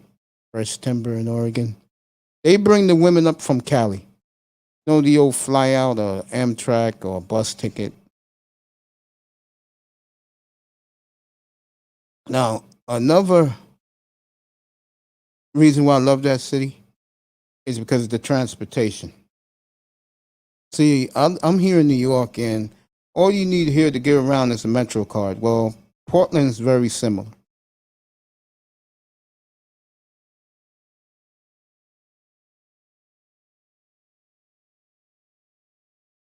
Portland's expensive too, bro. But the difference is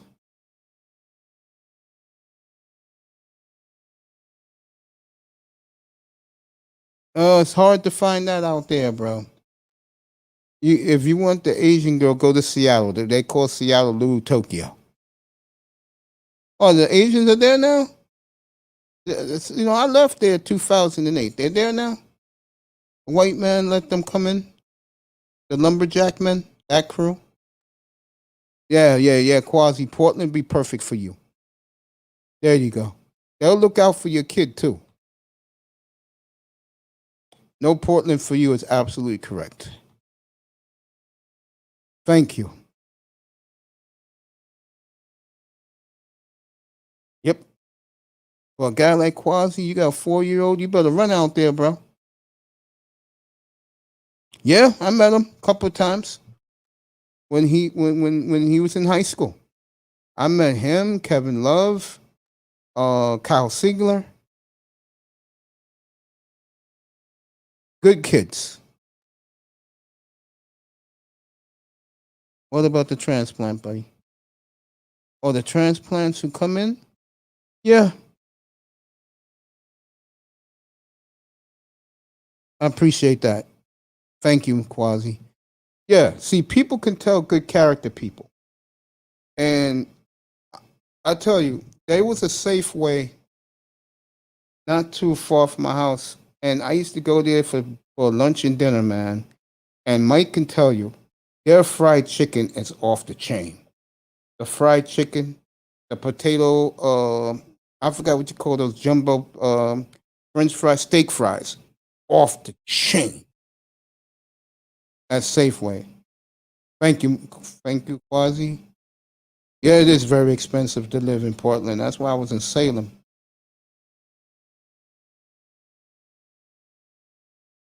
Used to be in used to be in SoCal.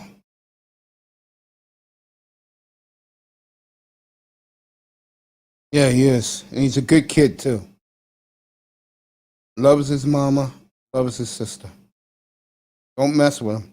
Tell you that. And I saw that in high school. I'll never forget that the Oregon Ducks was good in football back then. And Oregon didn't recruit him. And I remember when he was a senior in high school, I asked him, I said, Mike Bellotti didn't? He said no. I'm like, wow. You missed out. Yeah, the steak fries and the fried. Oh, God, did I love it, Mike. Oh. Woo. Freshly cooked, too. How is it with the Safeway out there? Is it still that way? I still got my Safeway card in my old wallet in my drawer. Don't worry about it, man. We're no goddamn English majors in here. So it's role reversal tonight. What Atlanta did to Philly's doing it to them tonight. 23-8 Philly. That's true. Or you can leave the country, bro, and go to South America. That's where all the brothers are going now, who are entrepreneurs building their own business overseas. There you go. Atlanta's beginning to push back now. Alley-oop to Capella, 23-10.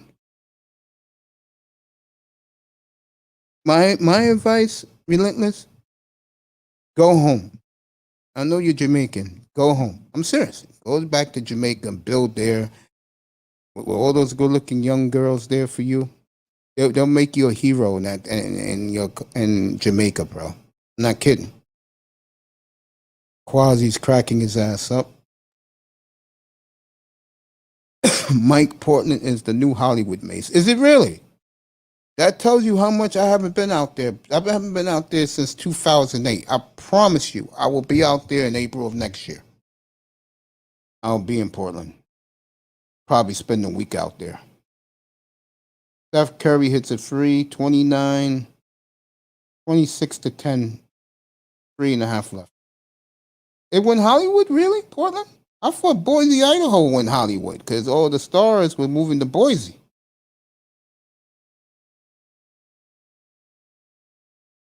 Yeah, I know. Portlandlandia. Ben Simmons. Look at him. With a tomahawk. Oh, Philadelphia is going. Philadelphia is loving this. 28-10.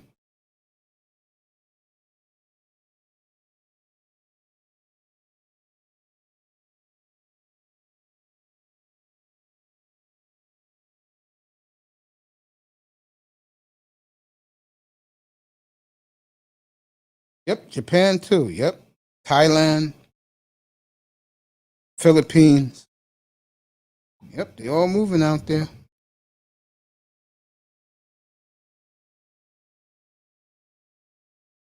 Oh, you're African. Okay, you should go there. Seriously. They will in East Africa, they welcome the Americans back home, the African Americans back home. I saw that.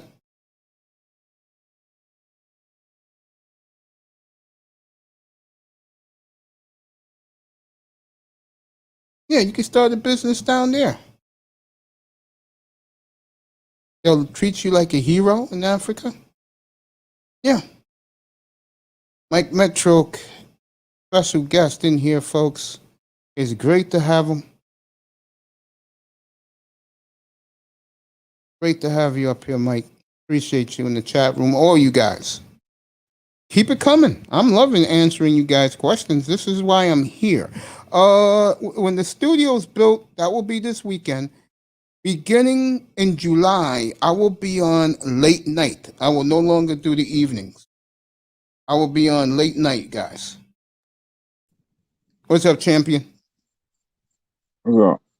I'm good, man. I'm good. I mean, I got a live crowd here tonight. He'll bounce back up here. Yeah, these guys have been awesome. Philly up 28-13 with 3 minutes left in the first. The Philly came out to play tonight. Jon B called it. I forgot who was up here earlier. He called it. Relentless called it. Philly's smelling blood tonight. And yeah, I'll be out there next spring, Mike. I'll come out to Portland. Say what's up to you and everybody. Be good to go back to my second home. I love it in Portland, Oregon. And I can't wait to get back out there. I'll be in Miami this fall. See my boys. LA in December. Week of my birthday. I got something out there nice. If you heard that phone call earlier, part of it, I forgot that the blue on that little message that Hottie gave me. Not bad. Let me just put it to you that way. I think I can, if I wanted to. But I don't. You there, Tess? Tess, you there? I see you, bro. Your mic is on. Tess. There you go. What's up, son? What's up, nigga? I'm good, man. I'm doing this Hawk game tonight. They're getting blown out. Julio, I was talking a lot of Julio here. That little bitch.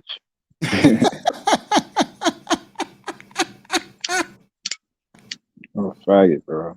I went to Tennessee with fucking Tannehill. Fuck out of here. He ended his career poorly. Nigga, talking about he want to go to a team with a champion. Nigga, fuck out of here, nigga. They don't got no defense. All you got is Derrick Henry, nigga. You done lost. Hold on. They still got AJ. Okay, that might work. Yeah, AJ Brown. It's still Tannehill, nigga. Fuck that. It's true. Yeah, that's what I said. They ain't going to no Super Bowl.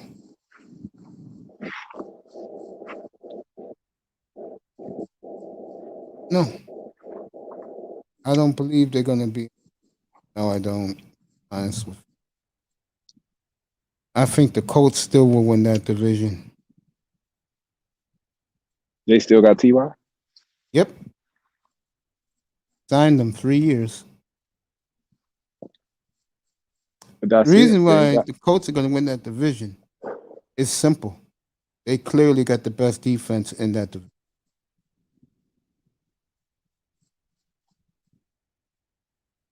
I love that defense they got. I really do. they added Xavier Collins, right? Yeah. Yeah, she's gonna be right. Forrest Buckner, second year. Man, I wish we would have kept the Forrest Buckner and let Eric Armstead. And of course, my linebacker for the Colts, Darius Leonard. Harrison, yeah. Young secondary. What happened to Malik Hooker? Didn't they let him go? Yeah, they let him go. He's still a free agent. Man, I'll sign that nigga, bro. That nigga, Yeah, he's still he, out there. he was just on the wrong team and he got injured early. But that nigga, Yes, he bro, did. when he was coming out, they were talking about he was the next Ed Reed.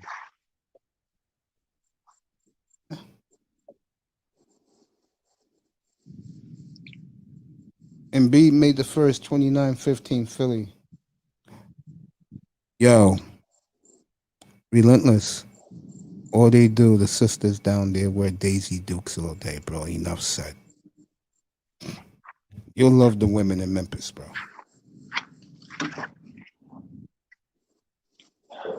Yeah, I was saying, bro. Fucking Julio Jones. You got them stallions in Memphis. Fucking stallions. Hell yeah, bro. Big butt stallion. Yeah. Thick assholes. Yeah, the one that guys overheard her voicemail message to me. I'm sorry I let them hear that. She's a big butt stallion too. What you mean? What you mean a message? And she left me a message. You know, she wants me to train her, so I'm gonna start training her. You know what, nigga? In podcast? No, she wants to lose 30 pounds. So I'm gonna put her on my diet and exercise regimen. Nigga, you need to lose 30 pounds. How the fuck? No, I don't. Not that big. I'm not fat anymore. Yeah, she's gonna work out with me. Oh, shit. So they overheard the conversation. Man, you Told her let the them truth. overhear that shit. I'm looking forward to working out with her next month. You let them hear that shit on purpose. No, I did not, bro. Yes, you did. You No, want to I show didn't. these niggas you a pimp. No, Simone could have been listening, then I'll be in trouble. But you bragging about it right now. She could be listening right now. I'm not bragging about it because guys were commenting on it. Philly up 31-17 with a minute left in the first quarter. I like about these NBA games now, they go fast, like soccer.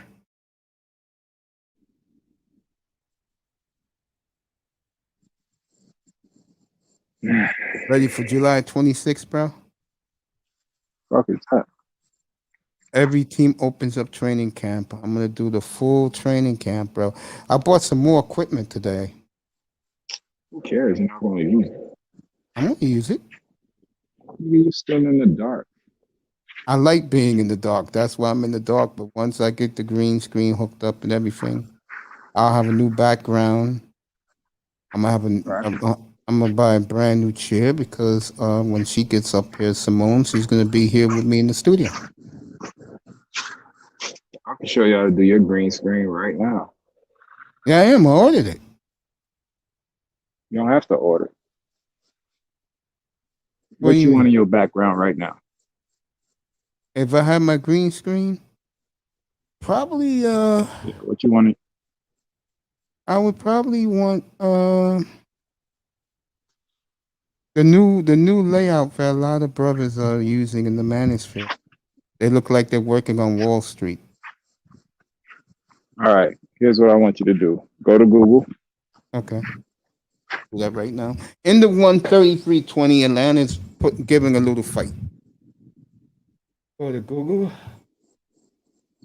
And type in Wall Street green screen and type images. like hit on the images category.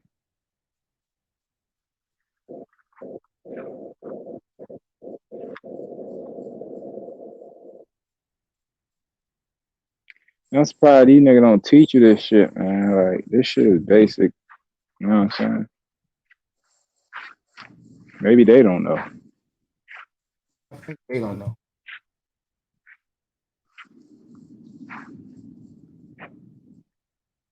Hold on, I'm gonna grab me a bottle of water. Yeah. Tell me when you find the picture you want.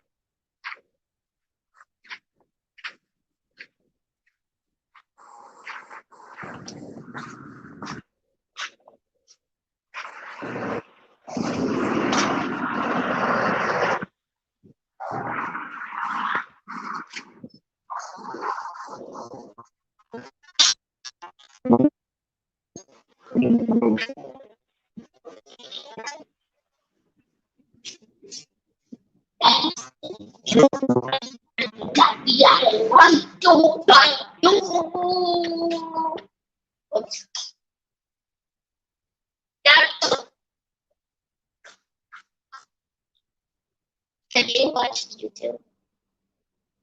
What you gonna watch? Minecraft. I just haven't watched it. You want to? All right. Yeah. Hold on. Is that yes?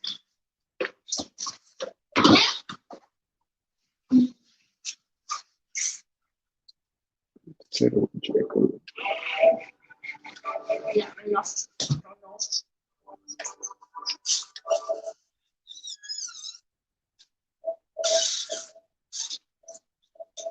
Yeah, I'm here right now. You found one? Yeah, Yeah, you found one? not yet. Let me see. What I like, Oh. not yet. I mean, just pick one. I'll show you how to do it, and then you could go back and find the one you want. Got it. I know how to pick stuff. I ain't talking to you, little guy. Just say Minecraft. Just do that and go Minecraft. Minecraft. Wait. By Jon. It's my turn. Have fun.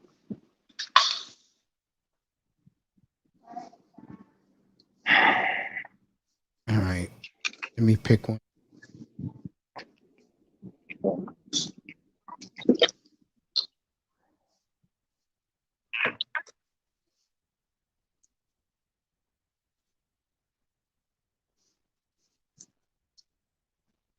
That shit tight. My shit too tight, bro. Oh, yeah.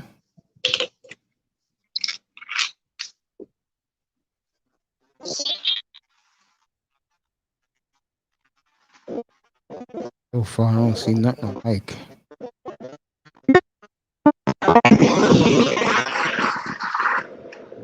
Keep the questions coming in the chat.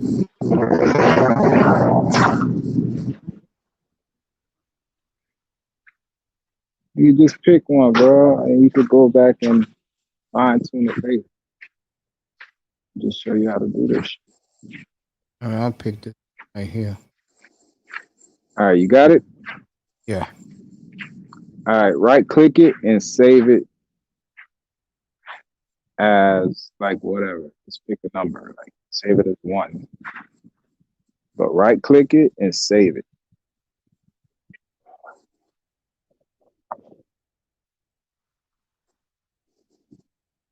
Oh, that. You saved it? Yeah.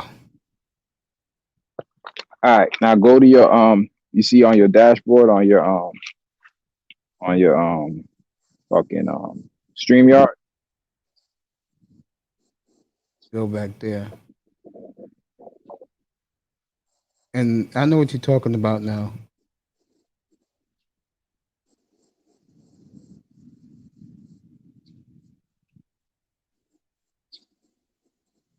You on your StreamYard? Yeah. The thing that says All right. cam mic. Click green screen. Yeah, go to green screen and then You see where it has the little addition symbol, like basically the add. Yeah. Hit that.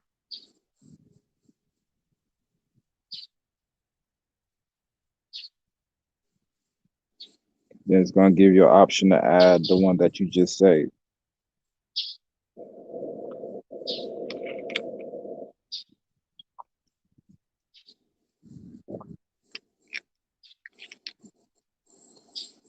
Potatoes, Dracos.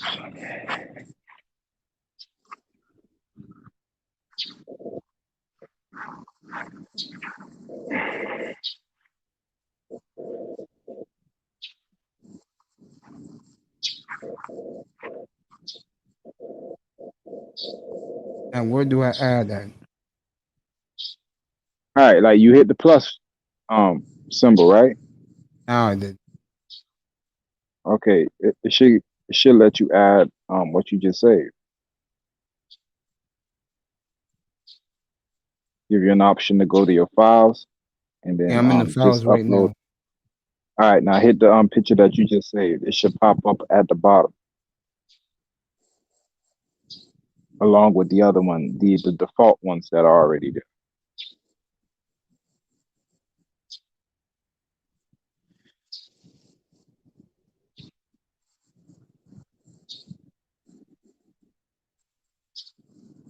You got it?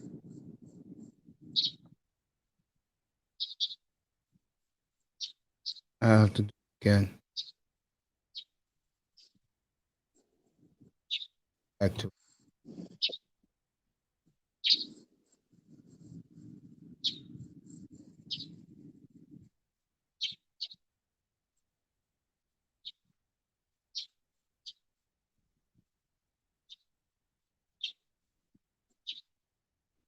right click. Save as. Save.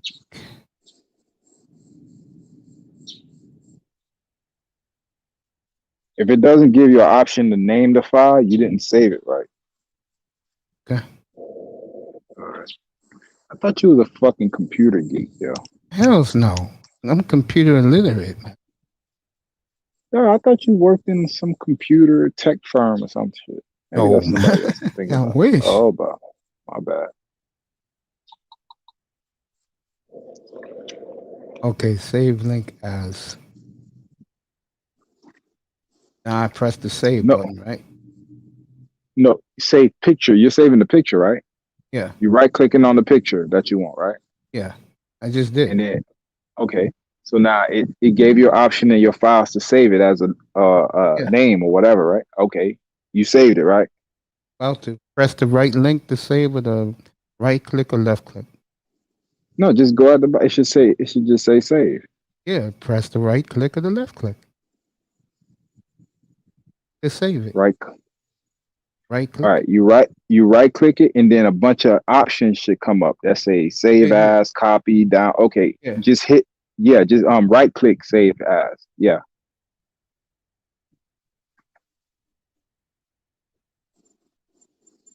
Okay.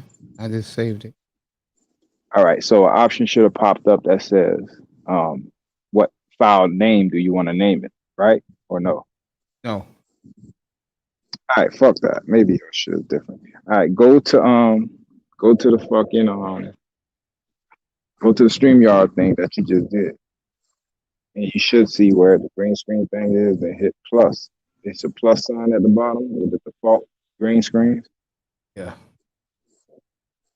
All right, hit the plus, and that should give you an option to add the one that you just saved.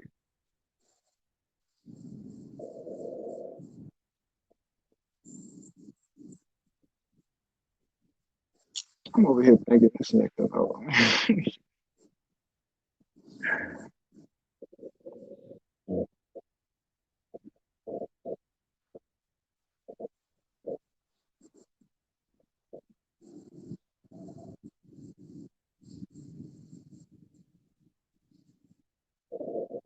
It's not working with. All right, fuck it, bro.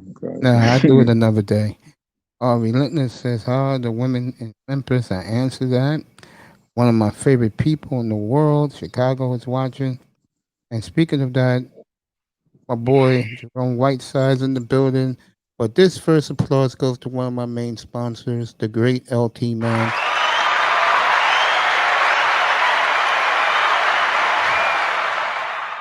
Jerome Whiteside, welcome, brother. You're always welcome here.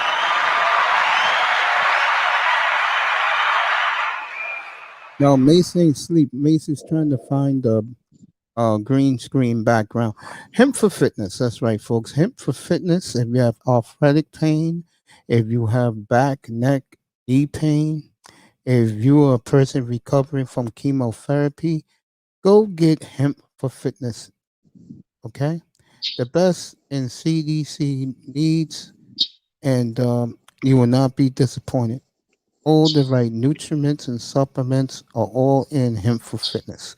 You get it in gummy bear, powder, liquid, hempforfitness.com. That's right. Go to hempforfitness.com for all your aches and pains needs. That's hempforfitness.com.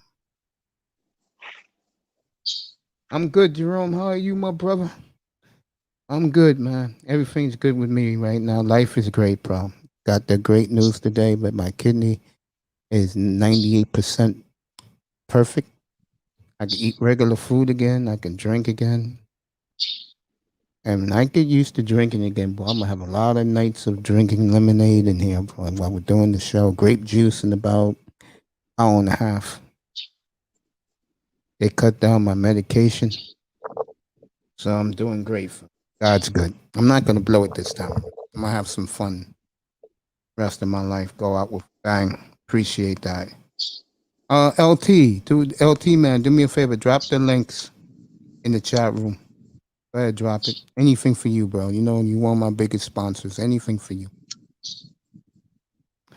My nephew told me to tell you that he is doing your shit right now. He said you've been so busy, but he likes working with you. I mean, a couple of rap guys gave him a hard time, man. They didn't want to pay him. Niggas is bad business, bro. Was That's a why I don't rapper? fuck with niggas, bro. Yeah, I mean, he said he ain't dealing people, with them. No, cut them loose. yeah, niggas don't know how to do business, bro. How the fuck you want something done you don't want to pay for it? He Crazy, says man. that he talked to some of his buddies in the industry because he told me you said you wanted the perfect, pristine logo for yourself, so you can buy the chain like Lou's logo. My nephew designed them. He's gonna get it in 24 karat gold and diamonds. That's a lot of money. What's up, little bro? Welcome. What's up, brother Mike? What's up, brother Artes? How you doing, What's up, kid? man? Chilling, man. There you Just go. got in. Well. Look what we got here. Talking to iTest, I did not see it. Philadelphia has blown the lead in this game Good. already. Great. They have Who they blown the playing? lead, folks. So the 76ers, Relentless, came out with a house of fire, was up by 18. They're only up 2 now. And it's you know who is beginning to F up. Clearly fuck. You know, this Simmons, man. Just get rid of him, Philadelphia. I know you want to. Get rid of him. How the hell did you blow a lead that quick? You must be getting blowed out. Dude, they were up 28-10. Dang.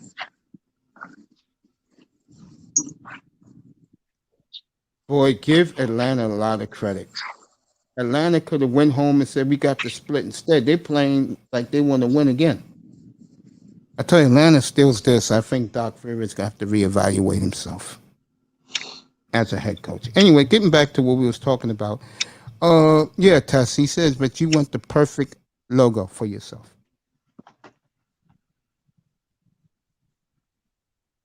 Yeah. Yeah. He said he's going to do it for you. He said he's going to get you something that you would like. 37, No, I 35. done paid so many. Oh, good. I done paid so many people. Nah, I paid so many people to do it. And when they done, I'll take it because I'm like, you know what, man, I don't want to just keep. But it don't be what I want. But Yeah, I he's ain't no going to nigga that's gonna be like, you see know what I'm what my saying? Keep nephew down your does. back, keep bothering you. Mm-hmm. Yeah, what my nephew does is he consults you and see if you like it. And if you don't, he does it again.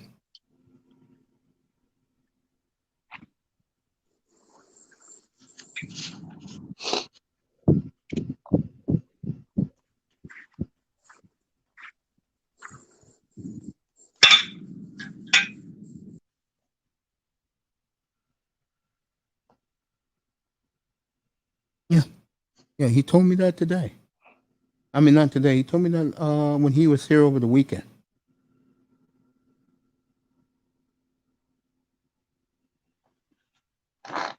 How you doing, Coach? I'm good, man. I'm watching this Atlanta game. Philly up 6 now. I'm just sitting back chilling.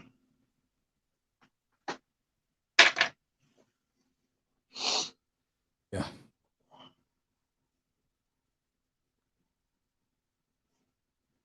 Nice play by Ben Simmons. I can give the devil his Curry, good. Philly up 9. So a nice run by Philadelphia. They blew the lead, but they back up by 9. Timeout, Atlanta. Fans in Philly are going nuts. Yeah, Tess. I think it's going to be good for you, man. And what you going to make your and Tess? How many diamonds you going to put on your piece? None. No, you just going to have it raw, bro. Yeah, onesies. Your boys are up by 8. 9, I mean. You're just going to rock it just the way it is, or it's going to be more of a company thing? I like gold. Okay. Gold. 14 karat? Nah, probably 18 to 24. There you go.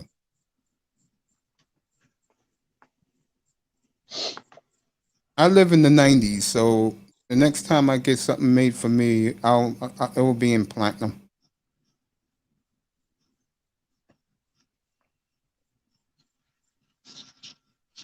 All the good jewelry stores are in Chinatown here in New York. The rappers go to 46th Street to get all their jewelry. I go to Chinatown.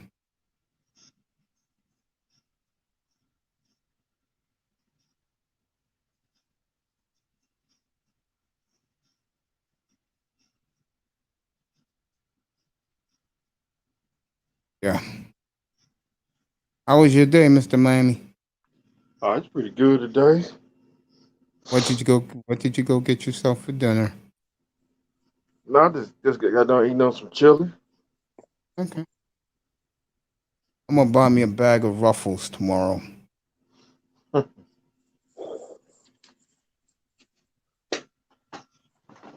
Some home cooked chili.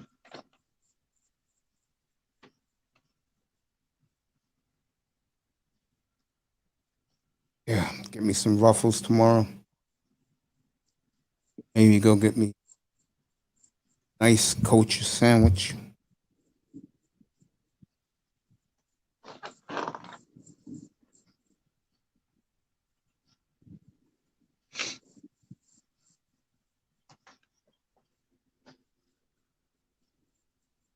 Gotta have salad go with it. All right, I'll make me a cucumber salad.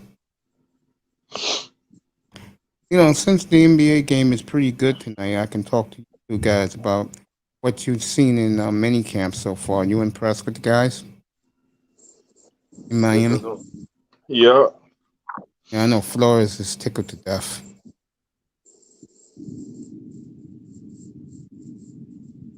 Flores loves how the defense is coming together right now. They should be, and I just said this a couple of weeks ago, like 2 weeks ago. They should be a championship defense this year with the secondary. Yeah. Facts.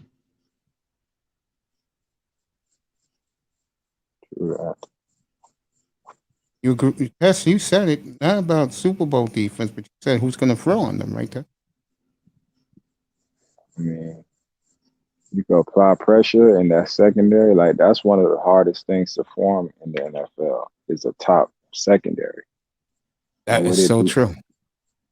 and with it being such a passing league, if you have one, and it's not like we lack as far as pass rush.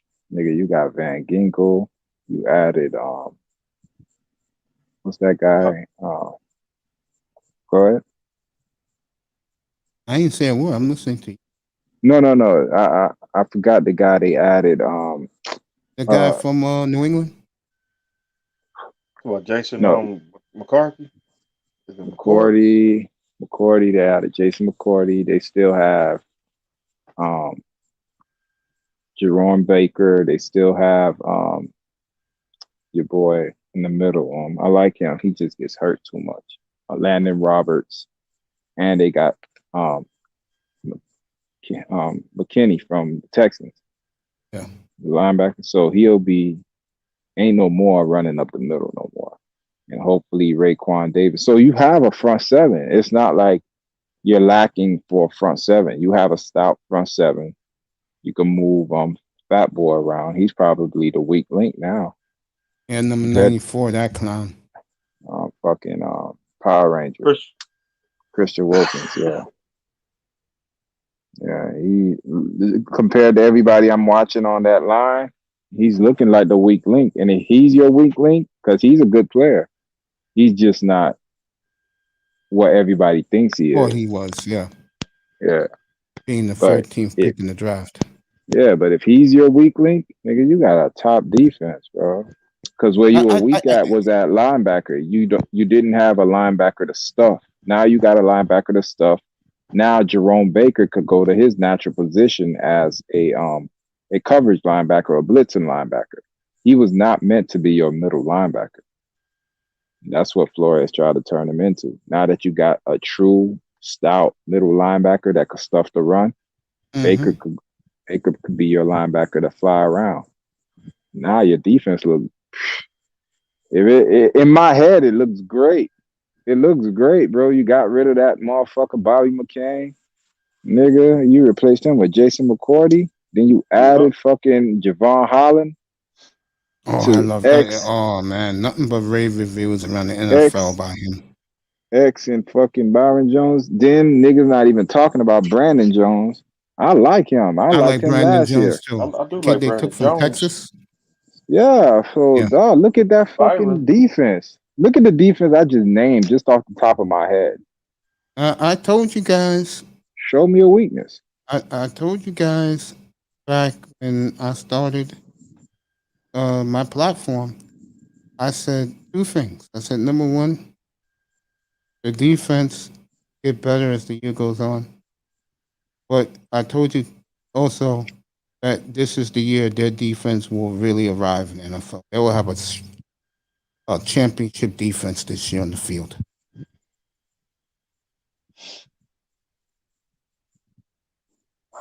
And I'll tell you, the game that interests me is when they play Tampa, Week 5.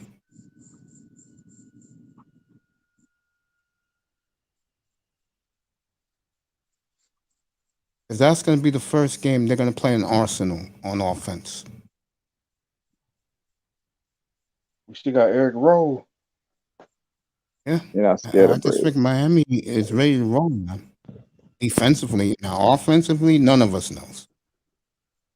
Bro, it's all on that quarterback. They got everything they need except for a running back. And trust me, by the time training camp and Le'Veon?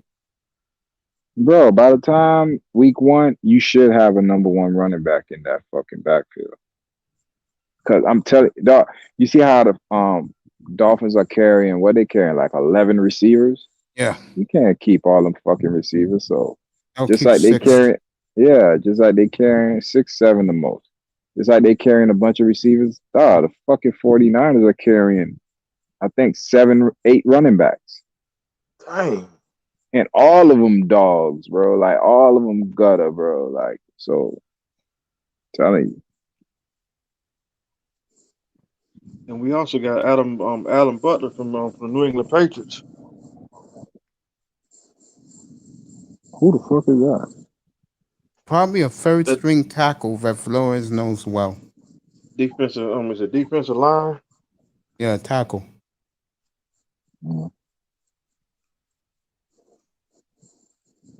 Still mad they got rid of Curtis Weaver. He would have been good on this defense. In Cleveland now. Yeah, Cleveland got a little roster, but just Yeah, like Cleveland. the Dolphins. That's my Super Bowl pick. Cleveland got it going, man. Nah, fuck that, nigga. They got Baker Mayfield. That shit is Tannehill. Like, you could have the fucking world at your feet with these teams. You could have the whole stack roster. If that quarterback's a fuck up, it's all for naught.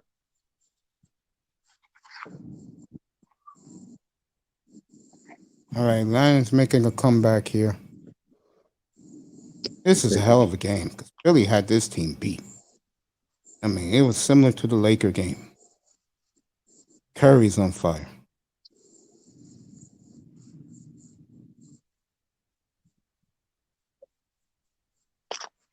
Like what you just said, yeah. And you know, it's funny. I want to switch a little bit to the Atlanta Falcons.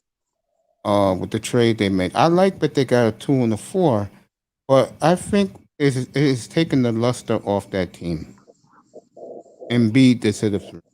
Yeah, it's taking the luster off that team because people wanted to see Julio there. Yeah, but they're moving on. They're gonna make Ridley the number 1, and then you I back love them up him. with Kyle Pitts.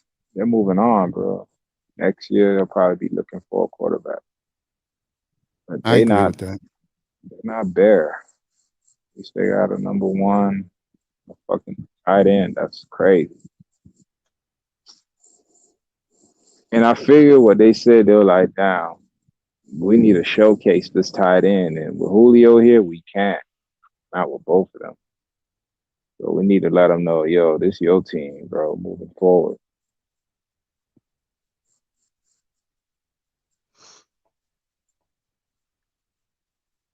I agree with that. Don't let OJ Howard get started. Because to me, when OJ Howard first came out, I was like, damn, I haven't seen a tight end like this in a while. Big, fast, could block, matchup nightmare, good hands, physical, all that. But then he got hurt. So if he come back right, nigga Brady got another nigga, yeah.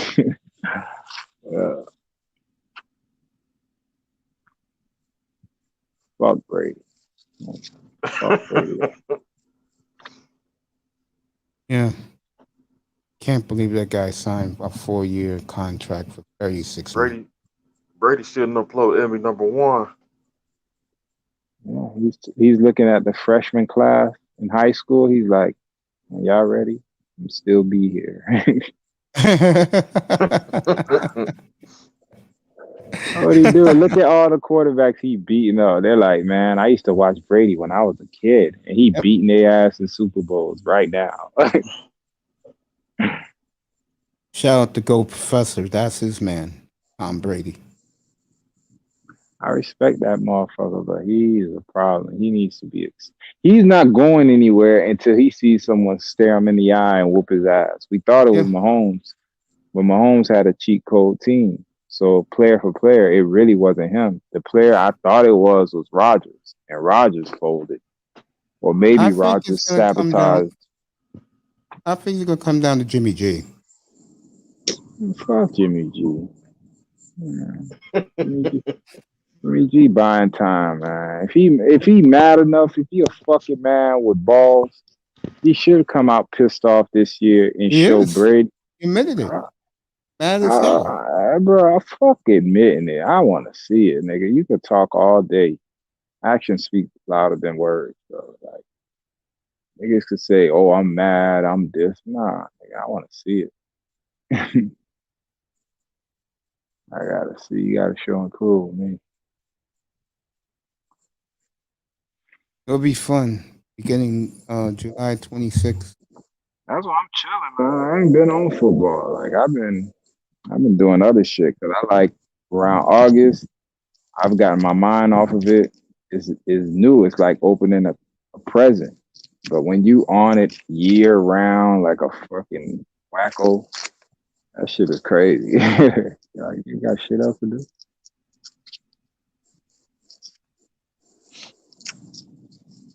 But I do like right now. I don't know shit. I don't. You talking about training camp? I don't know nothing, bro. After the draft, it's 2 times I check out. After the season, I check out like a few weeks, and then after the draft, I'm really checked out till about I'm August. checked out now, bro. I told everybody that's where you don't see the guys up here no more, unless Julio Jones get traded. And I said he would get traded this past week, and he did. There's gonna Where be did no you say he football was going? news until July 26th. Where did you say Julio was going? Where did I say he was going? Yeah. Where he went, Tennessee. Shut the fuck up, nigga. I You not did no because they fucking. was the only ones. No, seriously, I said, Mr. Miami, I did say it, and He I said said the that, Mr. reason Miami? why. Yeah, you said that. And I Before it said, happened? yeah, Before it happened, I thought he was gonna go to New England. yeah, I said Tennessee because they were the only team, Oh my according to reports, that was willing to give up a number 1 for him. Yeah, I ain't pay attention. I was just like, I stood on the point where he said he wanted to go to a Super Bowl contender.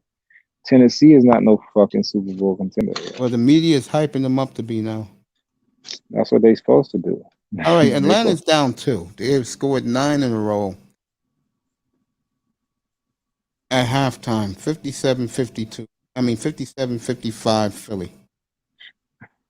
We are gonna say Tannehill. Oh my god, you suck. Speaking of Pete, he's in the chat room. Yeah, I said he would go to Tennessee. I don't believe that. Whatever. I said Pete could confirm it. He's coming up in a minute. I said he'd be traded. I said he'll be traded by Friday or Sunday. He was traded on Sunday morning. Oh, the last place I thought he was going to Tennessee. They were the most aggressive. They gave up a 2 and a 4. Oh, you suck. The other teams ain't gonna do that. Not for his ass. They gave up a what? A 2 and a 4. Okay, nigga. Last year or the year Mohamed Sanu came out, we gave up a 2 and a 4. They could have got him for that. I thought you said he gave up a 1. So anyone could have got that. That nigga dumb. What it is Atlanta. Atlanta say get them out the NFC. Yes. They weren't willing to fuck with San Fran or Green Bay or anybody. San Fran was close to getting him though, but they traded him out of the NFC. All right. Fuck Julio. Fuck Julio. He ain't no Miami boy anyway. Fuck him. I still give it to Parker. And not Parker, Amari Cooper from Dade County. I'll take Cooper. Injury prone too much. Disappears in big spots. Parker finna clown this year. Now you can't focus on him. Yo, he finna clown. Boy, he's gonna open it up for Parker. Water gonna show out. If Tua can't fucking work with this shit, man, I'll say it again. Out of here, yeah. I'll say it again, fellas. They start 0-3, which is very possible. You'll never see Tua. You'll never see Tua again. Fuck Tua. It'll be Jacoby Brissett the rest of the way. Yeah, Flores will do that shit. He'll say, man, get your ass out, man. Jacoby, get in there. Show us a little more. It happened. They go 0-3. I don't want to hear Larry L and his cronies. I will go in that room and blast his ass in his face.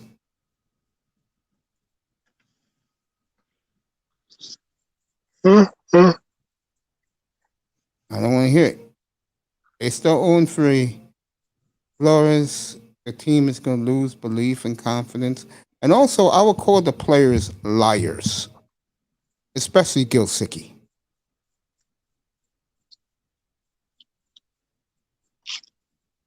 All the players were praising him.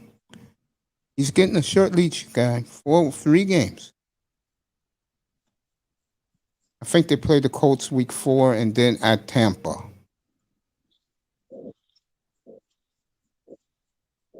That could be either 3-2, 1-4, winless.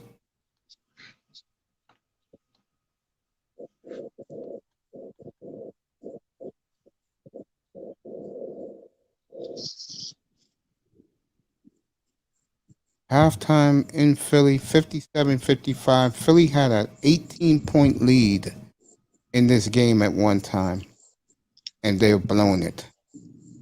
Give the young Hawks a lot of credit. Basketball.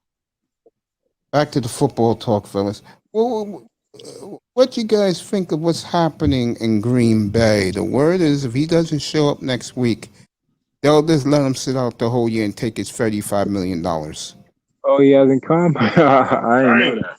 And the rumor is Rodgers is not showing up. Oh, he got Jeopardy. He got shit to do. Yeah, he's going to make $25 million doing Jeopardy. What's going off his back? One less year of getting hits. Yep. He can come back next year, fresh, rich, where you want to be. He'll be somewhere. Tua fuck up, it'll be Miami. That's what a lot of people are saying.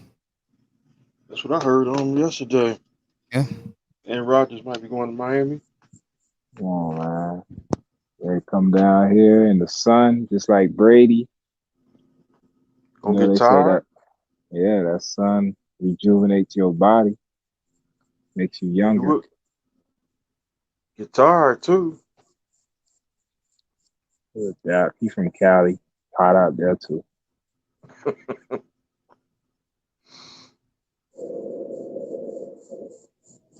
They are in this offense, bro. That shit'll take off.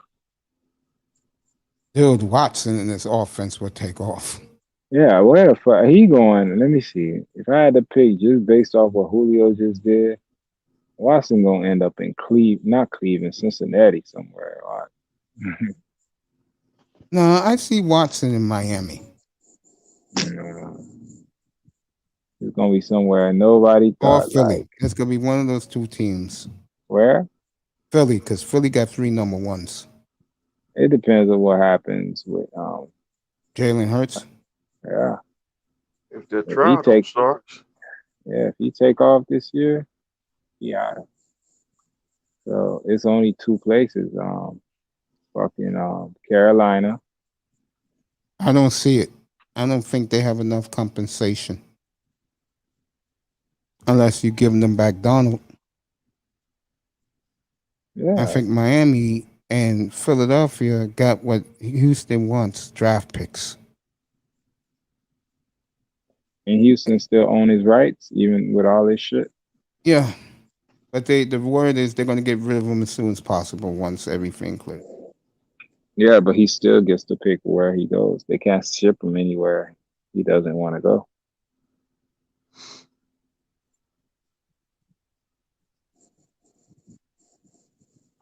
Pete says this trial can take years. He's in trial, like they actually have witnesses and all this shit going on. I do not know nothing about this nigga. I just tuned that shit off. I don't have TV anyway, so I tuned it off too, but when I read the football news, it's always about him. See, I don't like. Every time my shit is geared towards the Dolphins and the 49ers on Bleacher Report. See, I have to. I have an audience, and that audience, by the way, the knock on wood to you guys, is growing more and more each day. What is the knock on wood for? Because if it wasn't for you guys, it wouldn't be anything. I mean that sincerely. What does knock on wood mean? I never understood that. Knock on wood means it's a phrase that means that things are going good for you. Oh, yeah. Yo, this what happened to me 3 weeks ago. It's a blessing for shit. I don't complain about anything no more. Rest of my life, I'm just gonna enjoy sports and chill and just live my life, man. You know how I am. But there's a little twist, and I think iTest is gonna like it. You ready? I'm gonna come back into the real world. Yeah, man. I'm gonna check back in.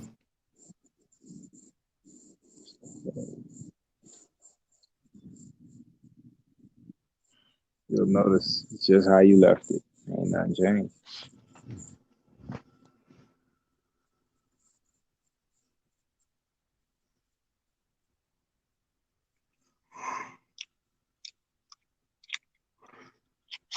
Yep. I don't have shit to complain about. God gave me a third life, bro.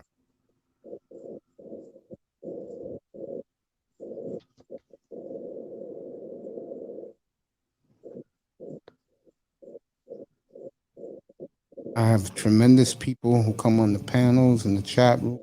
Guy, I'm just happy to be alive, bro. Perfect kidney. Doc told me today I'm gonna get younger. The gray hair is gonna go away for at least 20 years.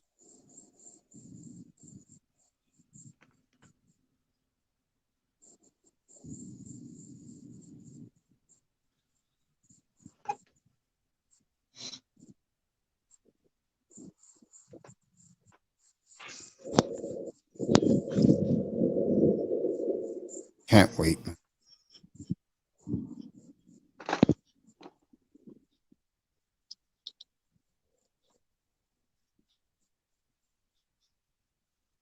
How's your Niners looking, man?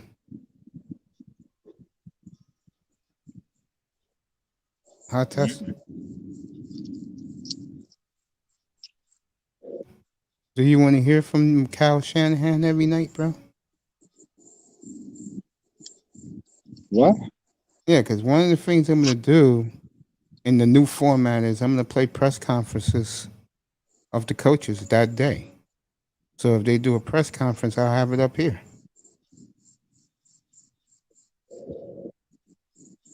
I'm not a press conference guy. Oh, you just like the action?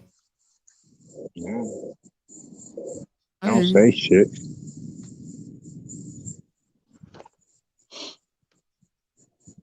Oh, yeah, I was going to say it before. Let me say it now. Jon B back in the building? Yes, he is. See what John has to say. Philly ain't looking so hot. That's right, bro. Atlanta's come storming back and Trey Young is having an off night. That's scary. Beginning July 1st, just for most of July, I'm gonna have a new format, which is I will be on at 11 o'clock at night. I'm doing overnight shows, late night shows, instead of doing the usual. There's no sports going on, gang. By that time, we'll be into the NBA Finals. I'll have that, and the Stanley Cup Finals. I'll have that. On the nights of those games, you will get me doing the regular time. But when it's off nights, I'll be on late night. See how this works. It's only for the month of July. July 26th comes, folks. It's back to normal. NFL for 9 months. And if you cannot handle NFL talk from July, end of July to the draft night, I feel bad for you. Tough toenails. You could talk about your favorite teams. You can come up here and just talk about your squads if you want. Put stuff in the chat room. Said, Mace, can you please play me Sean McDermott? I'll do it. Any of your favorite coaches? Or Lou, I know he wants Mike Tomlin. He's a big Steeler fan. Anybody you want.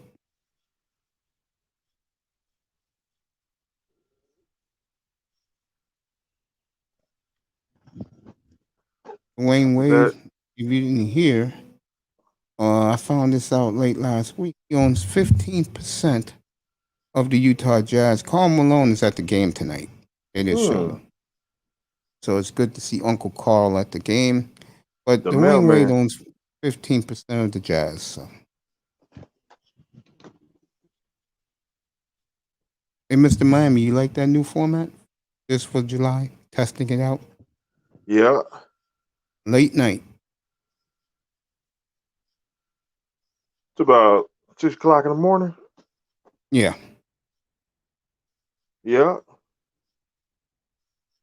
Guys can come up, talk sports, women, movies, wherever you want. And breakfast. I don't do breakfast, man. Probably I'll eat a bowl. I'll eat a bowl of Tony the Tiger for you. How's that? Yeah, man. I'm telling you, you can have breakfast in the morning. Mm-hmm. When we go back to training camp, I'll be having breakfast in the mornings. You know, Macy in the morning, breakfast with at Macy's. Yep, I'll be doing that again. But this time I'll be eating cereal. Dang. I'll be eating Tony the Tiger, Fruity Pebbles, Fruit Shredded Loops. wheat. I'll be eating all the good stuff in here. Shredded wheat. No, I don't do shredded wheat. I think Philly wins tonight in a close one, but this series is over. What a gutless display by the 76ers. You had a young Hawk team baffled, and you blew the lead. Come on, man. Bullshit. Absolutely bullshit.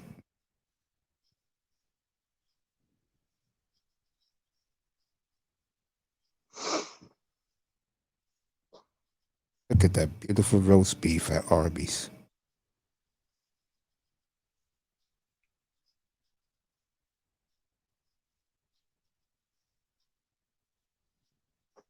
Can't wait to get down there, little bro, and me and you be eating public chicken subs.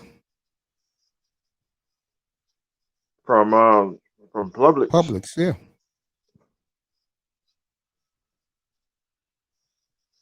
Sit in the parking lot and after we get done eating them sandwich, throw the plates out the window. I'll take the plates to the garbage can. Like Richard Pryor, like out that movie. What's that name of that movie? Grease Lightning. Yeah. When he Blazing Saddles. Or Grease Lightning when he got done eating, threw the plates out the window with the forks. Atlanta's bench has scored 32 points in the first half. Philly's bench has scored none. God, I hope they don't choke. I hope they don't choke. Like Atlanta lost the Super Bowl. Great comeback by the Hawks tonight. This game should have been way over. I'm not talking about the point spread.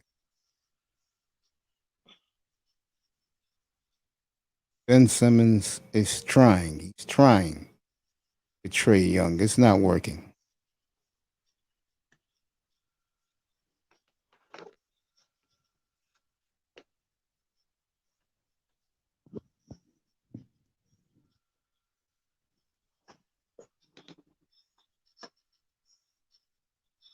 $59-57. this has turned into a heavyweight fight. Mr. Miami, how I sound with my microphone? It's crystal clear. Much better than the old one I had for $24.99. Yeah. That's good. When you get that microphone? I had this over a year. I just didn't use it. I bought all my equipment last year. I'm buying more this week.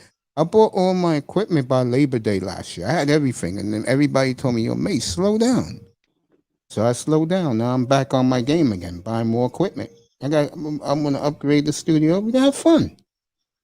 I mean, again, God gave me a second life. Capella just tied it, and him and Embiid is going at it, which makes for good theater. Yeah, I said that, man. People gotta get the notion that these are the same old Hawks. No, this is a good young basketball team that is well coached. Embiid scored a jumper, 61-59. Trae Young is not playing well tonight, and I even admit that. It's blew past Ben Simmons again. Missed it, but he's blowing past Ben. Utah and the Clippers are next. Curry's played well tonight. So what NBA team play tonight? Philly and Atlanta is playing right now, and the late game is Jazz Clippers. Tomorrow is just Phoenix and Denver game 2. Nikola Jokic was named the MVP tonight. So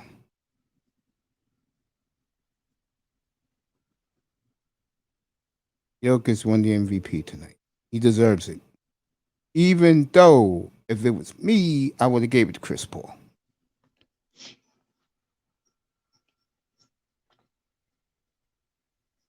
What is Howard still with He's with Howard? Philly.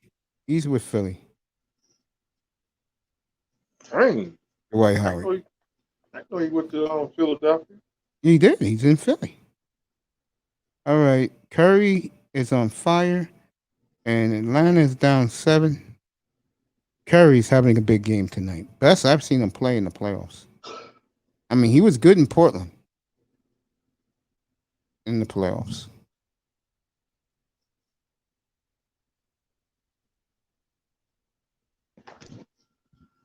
Trae Young will go to the foul line for 3. They're making his night frustrating. Give Ben Simmons a lot of credit. He has come to play tonight. He hasn't scored, but he has come to play. Doing a good job on Trae. Oh, they gave him no foul shots. Okay. Mr. Miami. I'm still here. Yeah. What do you think about the Heat getting Kawhi? So I hope they get him because we gotta take the next step. We could have been 5-time NBA champion.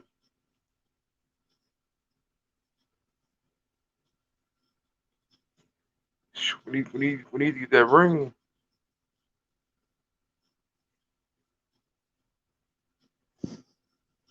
Cause we hungry down here for championship.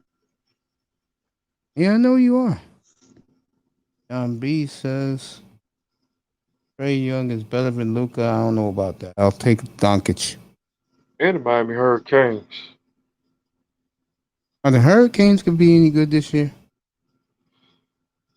Yeah, they gonna be good this year. 'Cause I know their 2 quarterbacks I heard are spectacular.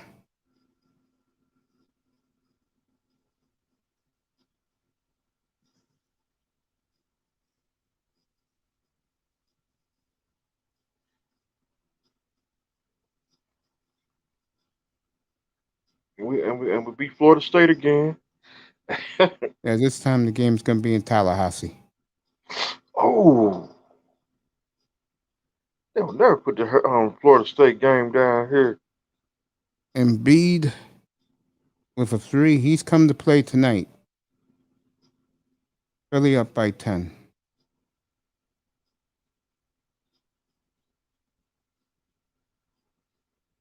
All right, Trey Young just scored. Check the hockey game real quick.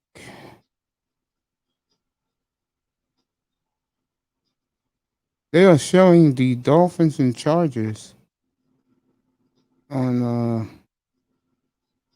NFL Network. oh, this is an old game. This is an old game.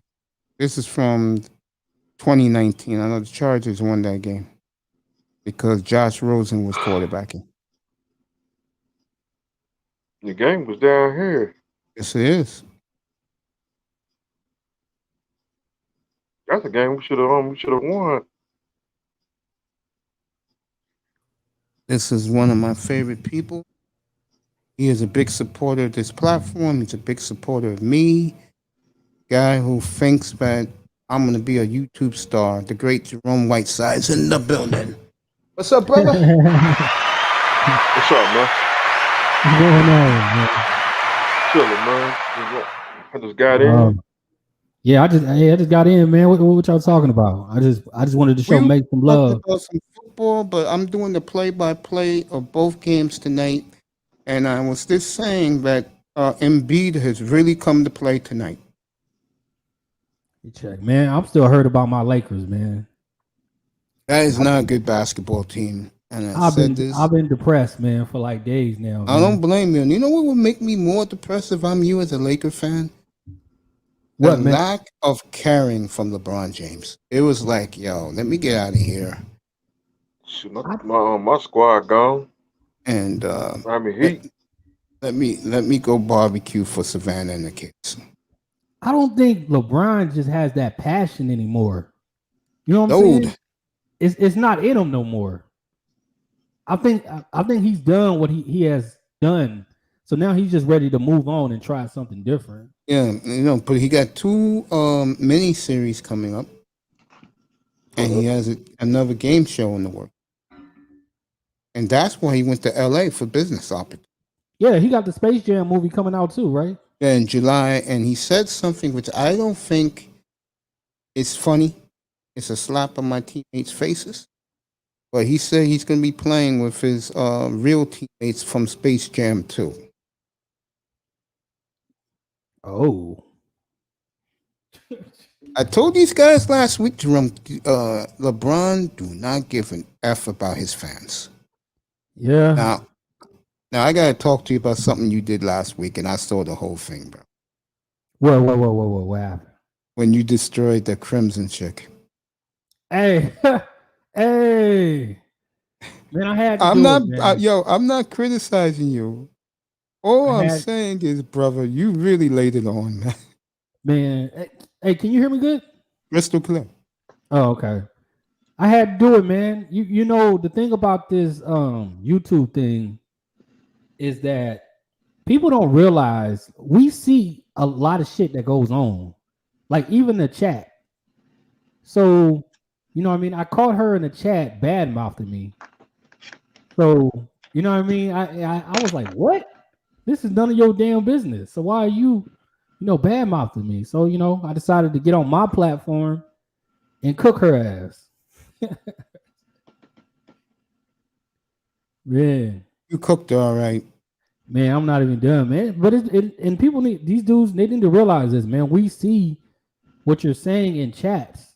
You know what I mean? A lot of people, they like to go from chat to chat on one side, then go into another chat on another side. Hey, dude, we see this shit. You know what I mean? There's another dude that I caught talking shit about him. He donated like $20 to bash me. And then he got a wrench in my channel. I had to remove his wrench. I'll tell you this. And the sad reality is, and I mean, I don't know this woman, and I don't care to know her. But the one thing that, in my opinion, you told the truth, and it was harsh. Yeah. Unless you find guys ain't gonna watch you. Yeah. Because I've seen this woman before, and I don't discriminate because I'm an older gentleman, I'm supposed to be mature and everything. Well, I'm gonna be honest. You told the truth, bro. Dude, and I was trying to be as respectful as I could, because I don't want I don't really like to bash women like that, but I felt like it needed to be. I had to get Had my to be point across. expressed. Yeah. So I had to get my point across in the right way. So I was like, you know what? Let me do this stream and finally tell this woman the truth. I heard it real bad, man. That's what I heard. Yeah, she was mad. She was mad. They were all mad. Oh yeah, they was. You know, again, I wouldn't have done it that way, but I understand why you did it that way, because sometimes some people should take advantage of what they have, and according to you, she hasn't. Right. And you're right. Jessica has gone to another stratosphere. When Melody stopped having her cronies up there and focus more, she'll blow up. Yeah. Melody, the first day that girl came on the air, had 450 subscribers. She's still in the 800s. Yeah. Once Melanie decide to stand on her own and she don't do panels as much, then she'll really, really, really blow up. Did you hear my riff with Rollo? Yeah, I seen a little bit on that, man. I was going to come up here yesterday, but I had some shit to do. So I was like, and I seen I'm cool with both of y'all, man. And I was wondering what happened. All right, this is what happened Saturday night. It was him, Alpha Trader, and Matty Ghost. And, you know, I told the truth, man. I'm not going to sit here and lie. And I told them, bro, I don't mess with women. I stay by myself. And they was trying to clown me, and then this idiot calls me a man that loves transgender women. And he banned me from his room and gave me my cash apps back that I donated to him. Damn. So I said, okay. Dang. I said, don't worry. Yesterday I destroyed him. Damn. So are y'all cool again, or no? We'll never be cool. Matter of fact, I want a confrontation with him. No, he lives in Brooklyn. I'm here in the BX. I said to him, anytime, any place, Rollo. Yeah, I had seen Ringo. Was it Ringo? Yeah, he defended me. Now he's mad at me. Yeah, I had seen that. I was like, damn, man, what's going on, man? Oh yeah, this is a war between me and Rollo. Well, I'm telling you this, you definitely don't want to get into beef, man. That's where I fucked up at. I wish I would have never got into beef with anybody. What he did to me, let's just rephrase that. What he tried to do to me was classless. And then today, get this, him and Cool Gent 87's talking Bible verses. I said, nigga, I came up here to do my show. I said, nigga, I see right through that shit. Stop it. Just stop it, Rollo. Just stop it, bro. Oh shit. You know, Be a man. Say, yo, he did an apology video, which was bullshit. He didn't mean what he said. I meant what I said today. I said, Rollo, I apologize, but I'm never going to forgive you. Yeah, man, that's crazy, man. You know, I ain't got no dog in that fight. I know you got no dog in the fight. And you know the sad thing is, I like Rollo. I used to watch him all the time. But I ain't wasting my time with him that he banned me and tried to say that I like it. He's out of his mind. Dude, no joke. I had guys overhear a phone call tonight, which I didn't know on my mixer that the Bluetooth was on. And guys were hearing the conversation. And I said, guys, if you see this Jamaican chick that's messing with me, bro, Rollo will be speechless. Yeah, that's a bad accusation to accuse somebody. Exactly. Especially right now, because you know we've been saying it, like the its are here and they, you know what I mean, they're invading. So this is the wrong time to accuse certain people. That my next stream is actually going to be about that. I'm about to cook somebody about that on my next stream. You if Rollo see the women that are feeling me, his mouth will drop. And fellas, I'm not bragging. I'm being real with you guys. But I'm not a guy that I'm gonna chase panties, bro. I got my own. God bless me with a brand new kidney. I'm gonna live my life. I'm not chasing no women around. Okay. I killed all three of them yesterday. Matty Ghost, that ass clown, that panty sniffer, him and Alpha Trader. Well, I lit into them yesterday too. And then you hear Rollo, oh, you know, Mace is gonna be like that. He's not gonna forgive me. Hell's no, nigga. No. Accusing me of liking its. Are you out of your mind? Man, my advice, man. And he thought that he was Mr. Muscle.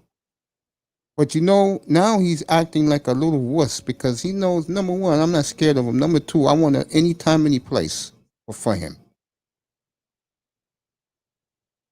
Who's our guy again? Who you saw his video? Who? What? Oh, you talking about Kevin Samuels? No, the guy that comes on late at night with the nice looking studio, with the braids. I don't know. His name starts with an R. Is it Roscoe? Dude with the braids. The guy you said he saw his video. Talking about me and Rollo. Oh, yeah. Oh, Ringo. Okay, Ringo. Yeah. I have all the respect for him. I don't have no problems with him. Hey, sheet in the back. I got sheet up here. I have no problems with Ringo. I appreciate he defended me on Sunday night. But if he really believed I was going to let Rollo get away with that, he's out of his mind. Yeah, I had seen it because I watch Ringo a little bit every now and then until his message kind of changed, so I kind of stopped watching him. But well, how was he before? He was red pill, man. You know what I mean? He was not he basically flip flop. Like wow. he's a defender of women now. Oh, yeah. He's holding men accountable. Yeah, before he didn't used to do that. Well, you know, if there's one man that doesn't defend the women, it's me. Yeah. Okay. And I ripped them yesterday too. I said, who the hell Rollo's getting? These chicken heads? He likes to brag about himself. And I had to put him in his place yesterday. That's not over by a long shot, fellas.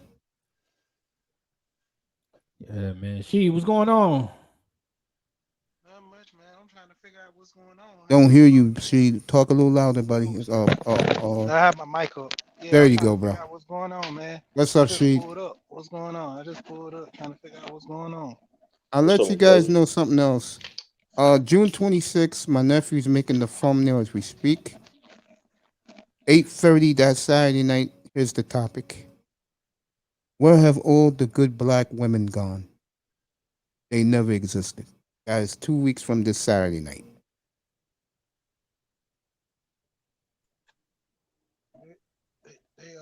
It's a handful of them. What's up, brother?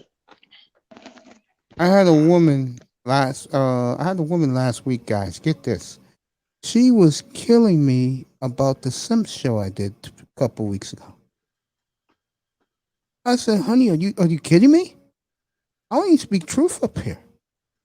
And I'll be damned if I let a bunch of panty sniffers or a bunch of weak-ass men bring down real men like yours truly. Now, Jerome, the girls are in love with you. I've been in your show in the clouds, bro.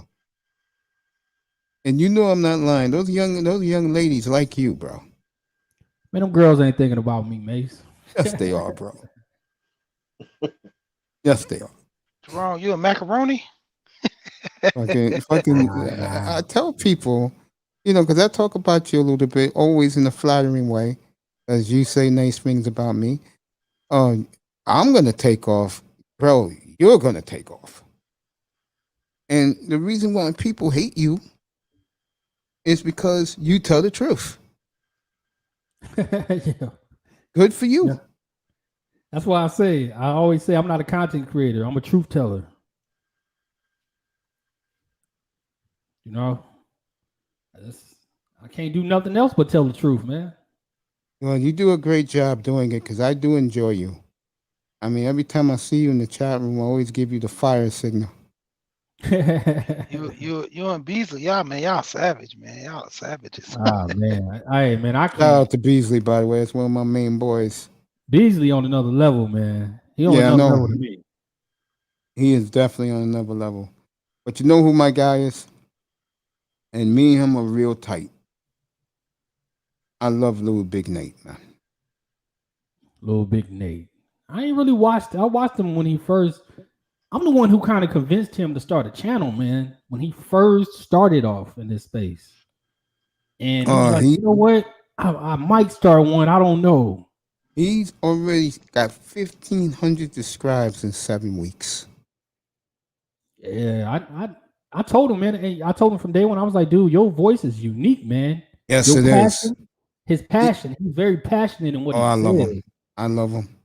Yeah, man. When you passionate about what you say, people are, no matter what you say, people are going to love what you say. It's true, bro. I mean, when I did the Simp show, this room was lit. You was up here for it on the podium. Yeah. For a few Oh minutes. man. When I wasn't even drunk yet, man. I should have got drunk.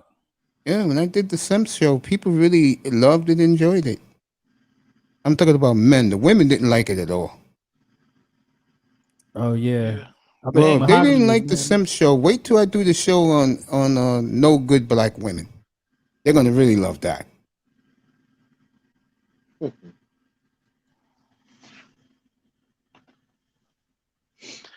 Yeah, I got some little topics, but I'm trying to step away from the whole gender war thing, man. Like I said, I'm trying to push guys on getting money. I'm trying to, push if you're gonna do a family, do a family. If not, you still need money. See, let me ask you a question about that. You make a good point. Let me ask you a question. Are you surprised that the making money is falling on deaf? Atlanta just took their first lead of the night, 2.5 in the. You should be proud. Atlanta should be proud of this young Hawk team. They were down 28-10 the first period. They're winning now. And Trey Young is having an off night. Yeah. Keep it going, man. The Hawks. Hey, look, guy. Because I want to get back to that question. Matter of fact, we'll get to the Hawks later on. We're talking business here. Does it surprise you that so many brothers are making money fall on deaf ears to you? No, it don't surprise me because a lot of guys in this space is all cap and all smoke. They talk a big game, but I mean, my thing is this: if you don't fool with the women, just don't fool with them. Go make your money. If you fool with them, take the time, you get the abuse, you get what you get, and you play the cards how it's dealt. Because my thing is this: even when I was single, I made way more money when I was single than I got married, due to the fact that I took a pay cut. I actually got a job that's paying less. I still got little jobs where I work 2 jobs, but my whole thing is I don't like. I want to be there more for my kids right now as they're young, trying to get their education together. That's why I got them in tutoring, trying to get them good and ready. So when they get into middle school, they shouldn't have no problems. They already know how I move. So when I start back making money, it's not gonna be an issue. See, that's why, even though I killed certain brothers, I have respect for. Because you, to me, this is personally, to me, you are the quintessential way black men should be. And the bad part is, responsible, loves his family, loves his kids. I respect that. As crazy as it sounds and the way I talk, I do respect that. yeah, I'm not built like other cats, man. Like, dude, Yeah, you're a big man. That's why I be telling, I'm pretty big, but I'm not talking about the way you think. I'm talking about you're a big man. Oh yeah, I am. Like I said, I'm really 5'11", but I tell people I'm 6, but I'm like 275. I'm a big like Kane. Like I told you, Kane see me. Everybody who see me don't think I'm 275 till I hit the scale. because my weight is more portion out. My arms big, Yeah. legs big. So I ain't just no stocky fat dude. I just like your style, man, especially when you be wearing those hats. Yeah. Hey man, I carry myself in a different light. That's why I I be do saying, too, man, and when you're gonna see it now if I'm back healthy again as a man. You'll the, see it up here on these platforms. a lot of Yeah. guys, man, that's why I said this space. I don't try to shame dudes because Even do I. But when I because see guys who are so weak and simpish bring down man's men like me. And by the way, Jerome, Yeah. What's up, my Calvin brother? Rogers, what's up, buddy? Welcome back. This is what Warlow said, and those two clowns with him. If you don't plant a seed in these women, you're weak. Oh yeah, I put it right yesterday on my show. If you're simping to sniff panties, you're weak. When you're like me and you don't give a damn about these women, you are a rock. I am a rock of Gibraltar. More black men should be like me. But the funny part about that statement is that's stupid. Why would I go and have a child with somebody that I can't build with? It's gonna ultimately try to run me in the ground, take all my money, and put me in a like you got guys that actually been in relationships with women, been there for 15 years, 20 years, and the women feel like they done got all they can get out you. So they go ahead and get a divorce and take the rest. Those I'm gonna tell military you what it guys, is. sport guys, they get it the worst. I'm gonna tell you what it is. A lot of these guys, and this is sad what I'm about to say, but it's the truth. They just love black women too much. Mm. Yeah, I mean to a certain degree, but you got to understand a lot of guys, man.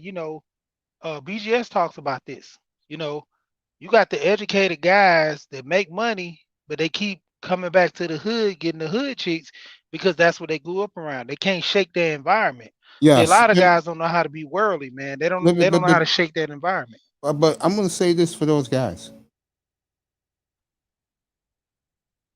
A lot of the women they desire definitely don't want them. That's the Yeah, problem. yeah. That's why I always blast PhD chick up here, and I blast club chick up here.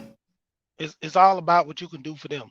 You Yes, gotta understand that mindset of most of those women, especially on Kevin Samuel show, man. It's funny because like I tell people, you can't deny everything that he's talking about on this show is basically just letting it be known. These women want money, not you only know. that, they want you to take care of them, but they have no feelings for you as a human Yeah, being. but you gotta understand, a lot of times in marriage, feelings didn't even get involved in it. It was all about the It's aspect of business. you It's a taking care. business Yeah, it's a business proposition. deal. Yeah. Because like I tell people about arranged marriages. When you have an arranged marriage, most of the time, them folks don't even meet each other, none of that. And Thank for you, the ones Calvin. that do, they on cool. But the point of it is, like, the whole thing is respect. Even if Yes, they respect each other more than anything to make the relationship work, because most of those arranged marriages are building families and building, certain type of yeah, empires. generational health, wealth, Yeah, yeah, building wealth, and you building the empire. And so you putting two families together, building the empire. And the thing is, you got to respect each other. You might don't like each other, but you respect each other boundaries. and I think You that's know, our biggest downfall of any race and species on this planet Earth. That's the African American's biggest downfall. yeah. Because even like with my wife, man, I ain't no tyrant like guys be talking about. No, I just say certain things, and I kind of put it in perspective. I ain't even got to be ruthless with it. I just put it in perspective because, like I told my wife, if I'm not happy, I'm leaving. I mean, it just in general. Like it's one of my homeboys I went to school with. This guy, he been MGTOW for years. And when he found out I was over in this space, he was like, "Man, you married? Like, what you doing over here?" I was like, "Oh, well, I've been had the knowledge of who I am and how I move. It's just that I don't take no shit, you know." Because like I told my wife, I was like, "If you leave me, you gone." I'm like, "I'm not gonna cry. I'm just gonna get up and keep building." Like that's the thing. If you got a mindset to keep moving and keep going, like I never had my heart broken before by any I girl, by any woman. because I've always accepted things for what they is. If you don't want to be with me, I can't change your mind. Exactly. So why am I going to break down? I'm just going to move on. In my case, if you're not going to give me an opportunity to win your heart, then fuck it. I'm out. Yeah, I like that. I mean, to a degree, we can work. You know, I can do the love and the play role, all that. But in the end, you know, it's just simple as day. You gotta stand on the ground. You gotta stand on your own 2 feet. So if things don't go as planned, you gotta always have that mindset of a plan B. See, a lot of guys don't have plan B. That's They don't why even have it plan A. snaps. Forget plan B. They don't even Yeah, have plan A. What's up, Lucas? Welcome back, buddy. They don't even Yeah, have man. plan A. And so, you know, you got the guys who, you know, the simp role they play, they don't have no other option. Like I tell guys, you got to understand, everybody always blame the single moms for these dudes being weak. You got to understand, it's weak daddies out here that breed weak boys. If your dad ain't shit and he telling you that your mom Come is on the up, most baby. powerfulest, and then you I'm turn going to drop the around link. and he raises a young man with that same mindset, and that young man raises another young man with that same mindset, that's why I say that single mother thing, it gets pushed Yeah, way it's too very much. overrated. I agree with you. It's men as well that walk around with that same mindset. Because if a group of guys get together Yeah, I did. and they all have that same mindset from different backgrounds, you gotta understand this stuff is inbred, man. Men walk a different path. See, Yeah, I'm moving on from Rollo, baby. I said what I had to say. Oh shit, my bad. And I apologize to him today, baby. So Yeah, but she, man, you make a good point, man. But a lot of people got to realize, man. I give some of the blame to these women, but a lot of these dudes just suck, man. Exactly. They suck at life. I mean, Yeah. thank you, Jerome. And I hate to see it, man. I hate to see it. I mean, Thank you, Jerome. I'll be watching, and I'll be watching these young dudes too, man. Going from person to person in the street, begging for change, begging for money. I'm like, dude, you 21 years old. Get a job. There's Go no work at excuse fucking for it. Wendy's, guys. Go There's work at no Wendy's. excuse Work for a at Subways. 21-year-old. They'll hire you. Yeah, there's no excuse for a 21-year-old black male to be begging anybody for money. Era Black, come up. I just dropped the link. Mahogany, Hey, come up. it was a dude that used to always beg. When I first moved to my this neighborhood, it was a dude used to be always outside begging for change. And I seen the dude, and I told my wife, I was like, this dude got a nice pocket knife on the side of him. I'm like, you know, them pocket knives cost like $10 at the gas station. So I looked at him one day and I was like, hey, bro. He's like, you need some change? And he like, yeah, man, appreciate it. I was like, I got $5 for you. And he was like, cool. I was like, let me get your knife though. He's like, By the nah, way, I'm straight. by the way, Yeah, I hate when beginning dudes always July tell you. 1st, I'll be going late night.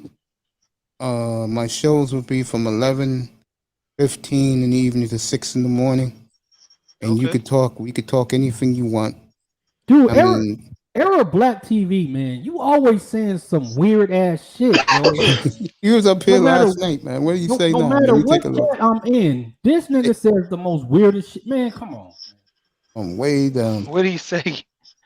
He said, why y'all clocking other men? Why we clocking other men? Yeah, nigga, like what's Hey man, like I said, you know, when it come to dudes, they do what they do, but they just move different. I mean, everybody not built the same way. You know, when it come down to guys, they act in a certain way, man. Like that's my whole thing now. I'm pushing on my channel. If you want to be with a chick that runs you, that's your business. I just don't move like that. But you know what? You gotta bring something to the table though. You know what I mean? These women do make a good point when they say this. You gotta have something as a grown man. You gotta have your own place. You gotta have, I mean, even shit, at least have your own place. If there's anything you need to have, is your own place. Not even, I mean, just even with that, get a car. Yeah, but you know what? Even if you ain't got your own place, you can still go pick the chick up. You can still do something with her. If she got to pick you up, she got to take you to her house because you stay with your mom. You got two things you losing in. You ain't got no job. Exactly. Y'all going Dutch. It's like 3 strikes you out. That's baseball right there. No job, and that is common though. No job, no place, no car. Nigga, why are you existing for? But see, that's what I keep like DS1. He makes it perfectly clear when he talk about this that heal before you build. Like, why are you putting yourself in a situation to deal with a chick and you ain't got no bread? I That's mean, you true. can't do nothing for her, but you know, when it come down to it, you want her to be submissive. Well, Now let me I ask you get guys this a this lot, question. Bill Bob, the dude, don't have a car, but he has his own place and he has plenty of money. but that's cool. See, I used to Yeah, be that type yeah. of I dude. mean, a car. I I mean, I would suggest everybody get a car, but that's if you at least got your own place. Like there's Uber now. You know what I mean? It's not that big of a deal now There you go. as it I'm once gonna tell was. I'm gonna tell y'all this. When I met my wife, I had no crib, I had no car. My wife should either come pick me up or I come pick her up because I borrowed my homeboy car. You know, we was either kicking it at her place or we'll go out somewhere. But I had hella money though. See, that's the That's thing. it. Like I had hella See, money. when When she I first hear met me, I guys, had hella money. when I hear guys go get in shape, do that, that's bullshit. Bottom line, Kevin Samuels is Yeah, right. cause I Lead with your wallet. no, but Well, it wasn't even the whole point of me leading with my wallet. My thing is like I was taking care of my family. No, That's you why I didn't understand get what no I'm saying spot. by this? He's right. You got money. yeah, That but you gets know what? I will say this though, and yeah, I can prove this because this has happened to me before. yeah, When I was broke, like yeah. really, really bad, but I was in great shape. I'm in great shape now, but when I was really in the best shape of my life, I Hmm. probably had the most women when I was broke I because can I believe stayed in that. shape all the time. But you gotta understand, was they quality women? You can get women, but Yeah, are they they were quality? bad, man. I can't See? lie. It was No, I'm Yeah, bad. saying They they had this their is own what got places. me and Rollo into it. I told him, bro, I used to date this real estate chick, and she was making so much money for her company. They moved her to LA, bro. And I told him, I said, yo, we had about 20 dinner dates, bro. What he didn't let me say was half the time I paid, half the time she paid. And the reason was because every chick I got, I'm not even going to joke about this. When I first lost my weight before I got sick, it was because these girls can sniff money. They don't give a damn how you look. You got money, you in. yeah, Yeah, I don't because you know, gotta man. they want some I of your got to money. get some pushback, man. I think money does definitely help, It helps a but lot. looks will get you in that door. It won't keep you there, Well, but it's gonna get you there. And it's a chick will sleep with you if you look good and you broke. oh yeah. She just And, won't and Chick keep for you. me, I look good, so I don't worry about it. It's Yeah, like a I she tell chick will guys sleep with now, you and I'm for not anything, conceited. bro. I say, guys, you know why women come through here? Not the mahoganies, but other women? Because I show my face. Hey, and that reminds me, chicks will fool Mahogany. with you. Mahogany, Yeah. what you think about this? We Yeah, got the baby woman girl. on the Good panel. evening to you, baby. Let Good me give you afternoon. one of these. Let me What's give going you on? one of these. Here's See, let Good me say one more afternoon. thing. I'm gonna give it to Mahogany. I get Okay. a lot of haters who like to throw shit in my face, and you know what's the first thing they say? Yeah, but you always have mahogany on your panel. Oh Lord. I get beat up too for being in men's spaces, but I've always been co-ed. That's the thing. Since I've started, I've always been in both spaces. So Yeah, it's okay. because you cool like that. That's why I always told you that. Oh, but go ahead, sweetie. No, I want you to talk. Go ahead. They want to hear from you. Well, You're the hot one on this panel. They want to hear I'm from gonna you. be honest. I just got here. I just stopped by to say hi because I hadn't seen you all day. I was actually on a different panel, and I was about to eat dinner. I said, "Let me see what Meg's doing." I see you moving up though. Your stuff is going up around. So, what Well, is the top? What is really the topic? we're talking about um how men have to be more responsible to the women. And I just told the guys that one of the things, now you know me, Mahogany, I kill the weak simp men. But one thing I do say, and I do mean this, black men just adore black women more than black women give the brothers credit for. And I think that's sad. Well, I think you have You have black men and women that think alike, and then you have some of us, we just don't understand each other. And so, a little of both is true. But my thing is, if that's what you're looking for a black woman or you're looking for a black man, I always say don't focus on who don't want you, focus on who wants you. That is very true. Yeah, I do not waste Platinum yeah. taught me that. That's the absolute truth. He said, check who's checking for you. Don't go chasing. And because I never chase women, if someone's interested in me, there's a certain one, you know her name. And when she comes up from time to time, she called me out. Yeah, I think, Mahogany, you just dropped a gem that a lot of people don't even realize. That's the key right there. It is. Like who likes you. Yeah, Platinum taught me that. Check for people who check for you. That's it. That's like the biggest thing that I be trying to get guys to understand. I was on a panel, on Cooter's panel one time, and there was some guys up there and we was talking, and they was like, yeah, I give me a 10, and my 10, she ain't going to the hair salon. I was like, bro, y'all don't know what y'all talking about. He was like, oh, my 10 and this and that. Why he ain't know why he ain't know what he was talking about? Because he's ignorant, that's why. And I can't stand niggas like that. Because this the issue. When it came down to it, I explained to him. I said, have you ever dealt with a 10 and know, like, basically, most girls who are 10, they want to be wine and dine. They like want high end. I had a partner, he basically paid, I think it was like $1,000 a month or something like that for his old lady to get her hair done, like every month. Bro. Like, and the dude was like, oh man, I would never do that. Man, I'm like, dude, let me tell you what your old lady will do if you was in that situation. She'll open the door and she'll say, hey, who want to take me out on a date? And a couple of dudes might run up and she'll look back at you and say, are you gonna pay for my hair or not? Because what you won't do, another dude will. Because women that look real good and they know they look good, they know guys are gonna be running, to them, giving them money, all kind of stuff. When you walk in the club, you see the baddest chick. How many dudes over there flocking to her? They trying to get at her. They trying to get a number. They trying to holler at her. Even if she got a man in that mug, that dude go to the bathroom. Everybody over there trying to run. That's true. Yep, it's true. That's why I've never been to a nightclub, but that's why I hear. But see, this is the thing. Like when it comes to those 10s, like the high maintenance. I mean, most of them you can get ones that's fairly don't know that they are 10 because they just don't know. But the ones that know they're 10, they take advantage of it. My thing is every man has his own, like, this is a 10 to me or this is a 9 to me. It's not going to be a 10 or 9 to you. You know what I'm saying? And then from there, I'm going to treat her how I want to treat her. You know what I mean? You know what I'm saying? I'm not going to check with another man or check with, if I'm spending too much on her or whatever the case may be. That's my relationship. You know what I mean? What I hear a lot from men is a lot of projecting onto men about who can get what and what's going to happen with this. Like, this man's life and, you know what I mean? All this type of stuff. I'm like, a man is going to do what he's going to do with what he has.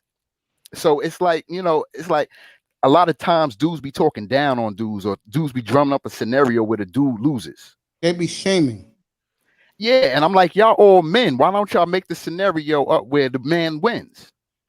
Just because the dudes make themselves, based on what they tell us, we know they're not winning. Yep. Okay? You can tell. Do you know his life? Tell me something that I know you're not winning. I'm going to believe you're not winning. So am I coming to you to find out? Or if I'm, am I as a man? Am I going to come to you to find? Hey, Jerome, am I winning? Do you think if I'm doing it like this, am I winning? Like a man is going to do him. Like there's no other way a man could justify what another man is doing or how he's feeling. Like, and I'm not going to judge another man like for what he's doing. Exactly, at which most people have to go through life and gain experience. But if I have the experience already based on what he's done, that means I know if he's going to win or not because I did it. That's wrong. That's wrong. His outcome in life is going to be his outcome in life, not yours. The way you deal with the same, y'all can have the same woman. The way you deal with her and the way he deal with her is going to be totally different. Okay, well let's get an example, right? Let me give you an example. Okay, let's see a dude. Let's say I dated what we always talk about in this space. Let's say I'm with a single mother with 4 kids, 4 different baby daddies. Now the shit didn't work out for me the first time, right? And another dude, let's say that's younger, he dates a woman with 4 kids, 4 different baby daddies. Do you think it's gonna work out for him? I don't know what his life is like. not. Nostradamus in his life. Nah, Like, you know what I'm saying? And he may come to a point where I'm tired of this and I'm out. But the thing about it is that's his experience to go through. I can't tell him what he's gonna do or the end game of that experience. That's for him to go through and to find out and to develop him as he grows. And then he'll make another choice. Is, brother, you got too much hope, man. I'm not even hoping. I'm not hoping. I'm not hoping. I'm just saying I don't know his life. I don't have no hope. I don't have no up or down for him. Like that's his life and what he's dealing with. In the 10%, there's a 10% chance it may work out for him. Jerome, you got to look at it like this. Not everybody. I'm not trying to drum up if it's going to work out for him, and I'm not trying to tell him that it's going to be. He's doomed in that situation. All not built the same, man. You got to understand just like you just gave those 2 scenarios, two dudes doing the same thing. You might have that one chick. She got 4 baby daddies, but she went through some bullshit with them, and she trying to do right. Then you got the other chick. She just running out here chasing the bag. Right here. And so if she chasing the bag, she gonna run through him like the other dude she ran through. Majority of the men. Oh, mahogany, that's coming up for you, girl. There you go. Hey, baby. Awesome. Where you disappeared into the wall. I don't mean to interrupt y'all. I'm just laughing. We got a green screen now. Oh, Mace. No, I haven't got a green screen yet. Hey, Mace, how do you get one of those? Is it like I'm going to get one this week, and I'm building the studio officially next weekend. And I just want to say this one more time. I want Mahogany to hear this. In the month of July, baby, I'll be doing only late night shows. I heard that. So when you get up to go to work, I'll be on. Okay, cool. Yeah, I've been just all over the place. I've been on more people's panels than I've been on my own show, but I'm trying to. Like I said, girl, if for me and Platinum was talking about it the other day when he was up here. As much as I respect James Keels, when it comes to you, he's way off base. Next time he comes in here, I'm gonna straighten his ass out. No, it's really fine. You don't see we get at each other. Me and Jerome did the same thing at one point. Did you really? Why you bringing up old stuff? That happened like 2 years ago. Damn. Yeah, and he was really nice. But you did it. That's right. What's up to the battle? Yeah, I'll be doing overnights, gang. 11. Well, you know what happens is we talked about this before, Mace. We have our favorites, and then we just do. We have our favorites, and then if somebody says something bad against our favorite, then we have to, Yeah, me and Platinum was laughing about that earlier this afternoon when he was up here. But I'm just tripping off of you dissipating into the wall. So Jerome had a question about for me, I'll tell you, Jerome, I got mine. I'm not going to lie because I'm cheapskate. I got most of my equipment off of eBay. I'm just going to tell you. eBay for cheap. I've seen them range from $60-something to $100. I have one myself. Let me see if I can show you. My room's a little messy. Hold on. Talking about the green screen? Yeah, I'll try and show you guys. I'll show you. I'll be right back. Shoot, I got one off of Amazon for I think it was like $40. I'm gonna get the one from the people who make Let me pull my camera so you can see it. I don't have a green screen yet. I will get one. I still got it in the bag. I gotta buy the stand. I'm actually gonna put it on the wall. Piano in the back. Yeah, I think I'll keep this. Oh man, I ain't even been using this crap like I use. I think I used this whole setup like once or twice. I got brand new mics. I ain't even, bro. I just like stupid money, man. I've been playing with this stuff. I just bought this not too long ago. I think I bought this. Your setup is sweet, bro. Yeah, I bought that from. I like your setup. Got my little gig on my light. Let me see if I got it plugged up. Yep. You got a nice setup, bro. To me, to be honest with you, yeah, that's dope. I believe that I don't even be like, bro. I be always on my headphones, so I don't even be messing with this studio stuff. Yeah, I believe that there goes a green screen. Nice.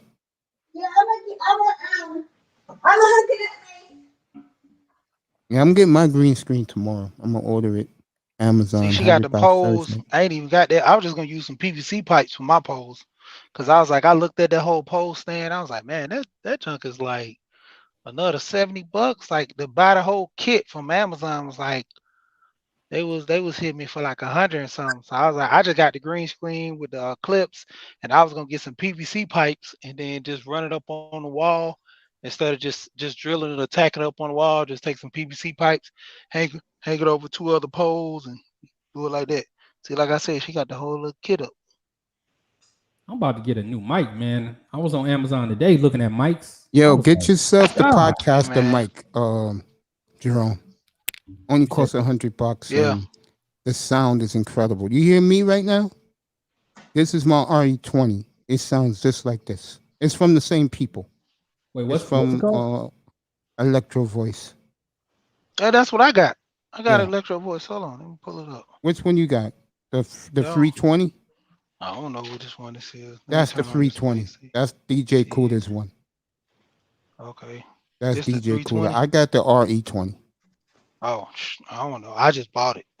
Nice. $299, right?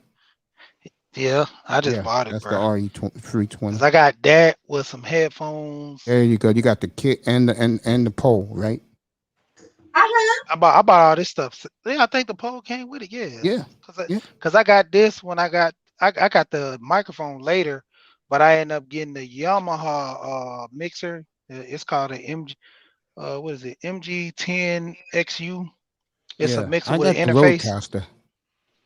That's what I got. Yamaha. I like I said, I bought all my equipment before Labor Day last year. Yeah. You know. I just been buying mine little by little. Yep, And that's like what this, you do. That's what I this did. computer I've been had. I actually bought this computer right here. This is actually a computer with the I bought my i5 computer. processor. Yeah, I bought my computer the exact same time. I bought my computer in the weekend of July 4th. It came in the box. That and the Roadcaster came together. Yeah, bro. I just bought all this stuff, man. I be messing with it. I have my kids. I've been trying to get my kids on it because they've been want to start them a little YouTube playing with their dinosaurs. Cause man, I got like $600 invested in all their dinosaurs right now.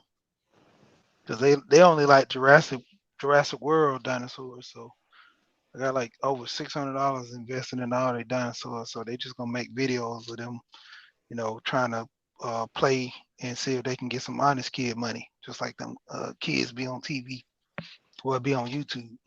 Man, the honest kids, them little kids, bro, they got their own app now. Yeah, I They know. still on YouTube, but they got their own app because they making so much money. Yeah, but They just let trying to everyone win off know, of YouTube. and I'm glad Tier Battle likes the idea. This is only for the month of July, because once the football season starts training camp, I'm back to regular time. Matter of fact, because of my health, which is getting better and better by the day, I'll be doing 2-day shows. Hey, which one is the go? It's the ND76. Which one? Say that again. The Electro Voice, the ND76. No, he has the RE320. Costs $299, and if you buy the kit, that costs $329. You get the boom arm, headphones, and the mic. I think that's the best deal if you want to go that route. Or if you want to, go safe, trust me, go get the podcaster. I know, man. If I get the 500 subs, I might do it. Yeah, the podcaster sounds just like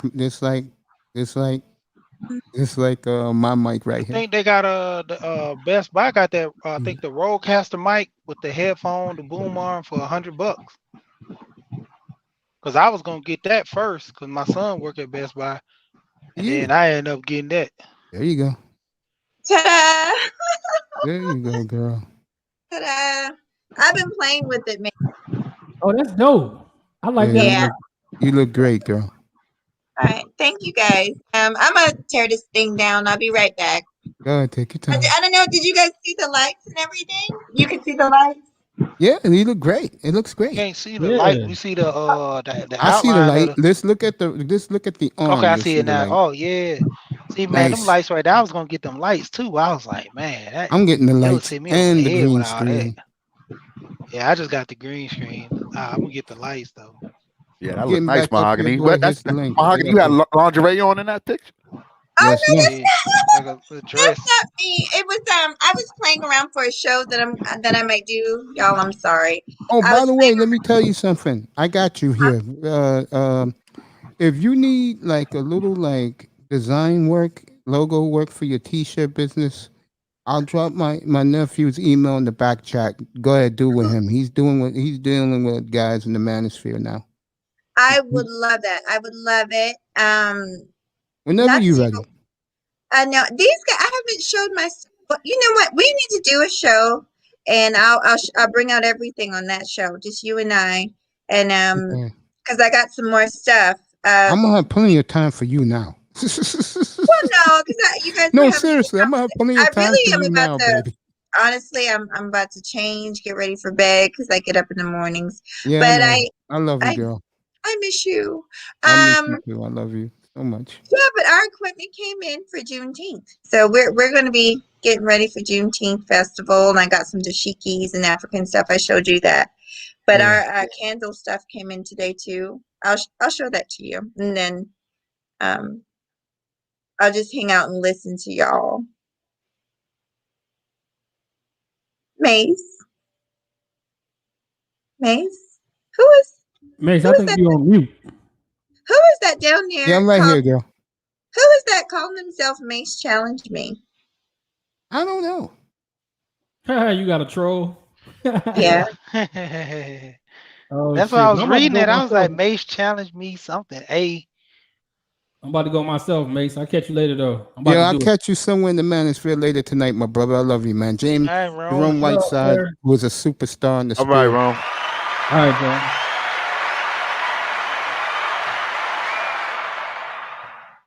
Mahogany with that photo. Mace challenged me. Who are you?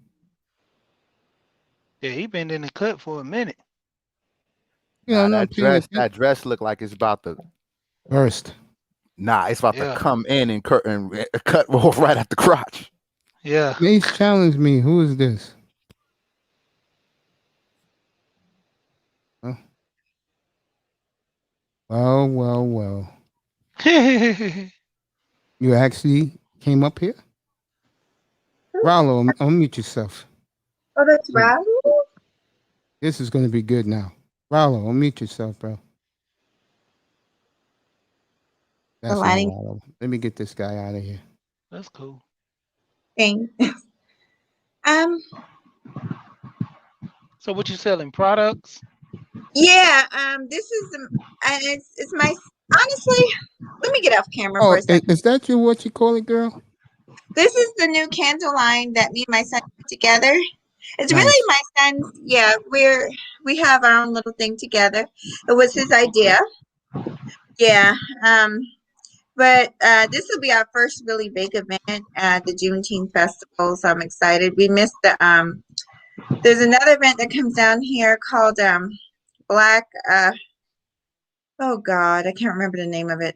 Black Entrepreneurship or something like that. Yeah. We missed that one. So you know, it's an opportunity for him to be more sociable and just a great opportunity. So I pray. Honestly, I pray if I just make my money back, I'll be happy. There you go. Well, Mace, if you don't mind, I'm gonna listen. I'm just gonna listen. Go to bed, baby. Go to bed. No, I'm not going to bed. You know, child. No, I'm not going to bed. But I I'm gonna be expect you in July when I'm doing the late night shows. When you get up and get out of the shower and dry off and do what you gotta do to come up and say hello before you go to work. Yes, I do. That'll make my bedtime very enjoyable. Okay. We got to do another show. You only been on the show for Definitely. time. I got time. I got plenty of time now. Just whenever you want me, I will show up. Okay. Well, I'll be listening. Okay. Peace, you guys. Peace, everybody. Good night. Peace to you, baby girl. I love you. I love you too. A beautiful mahogany with us. All right, Mahogany, take care.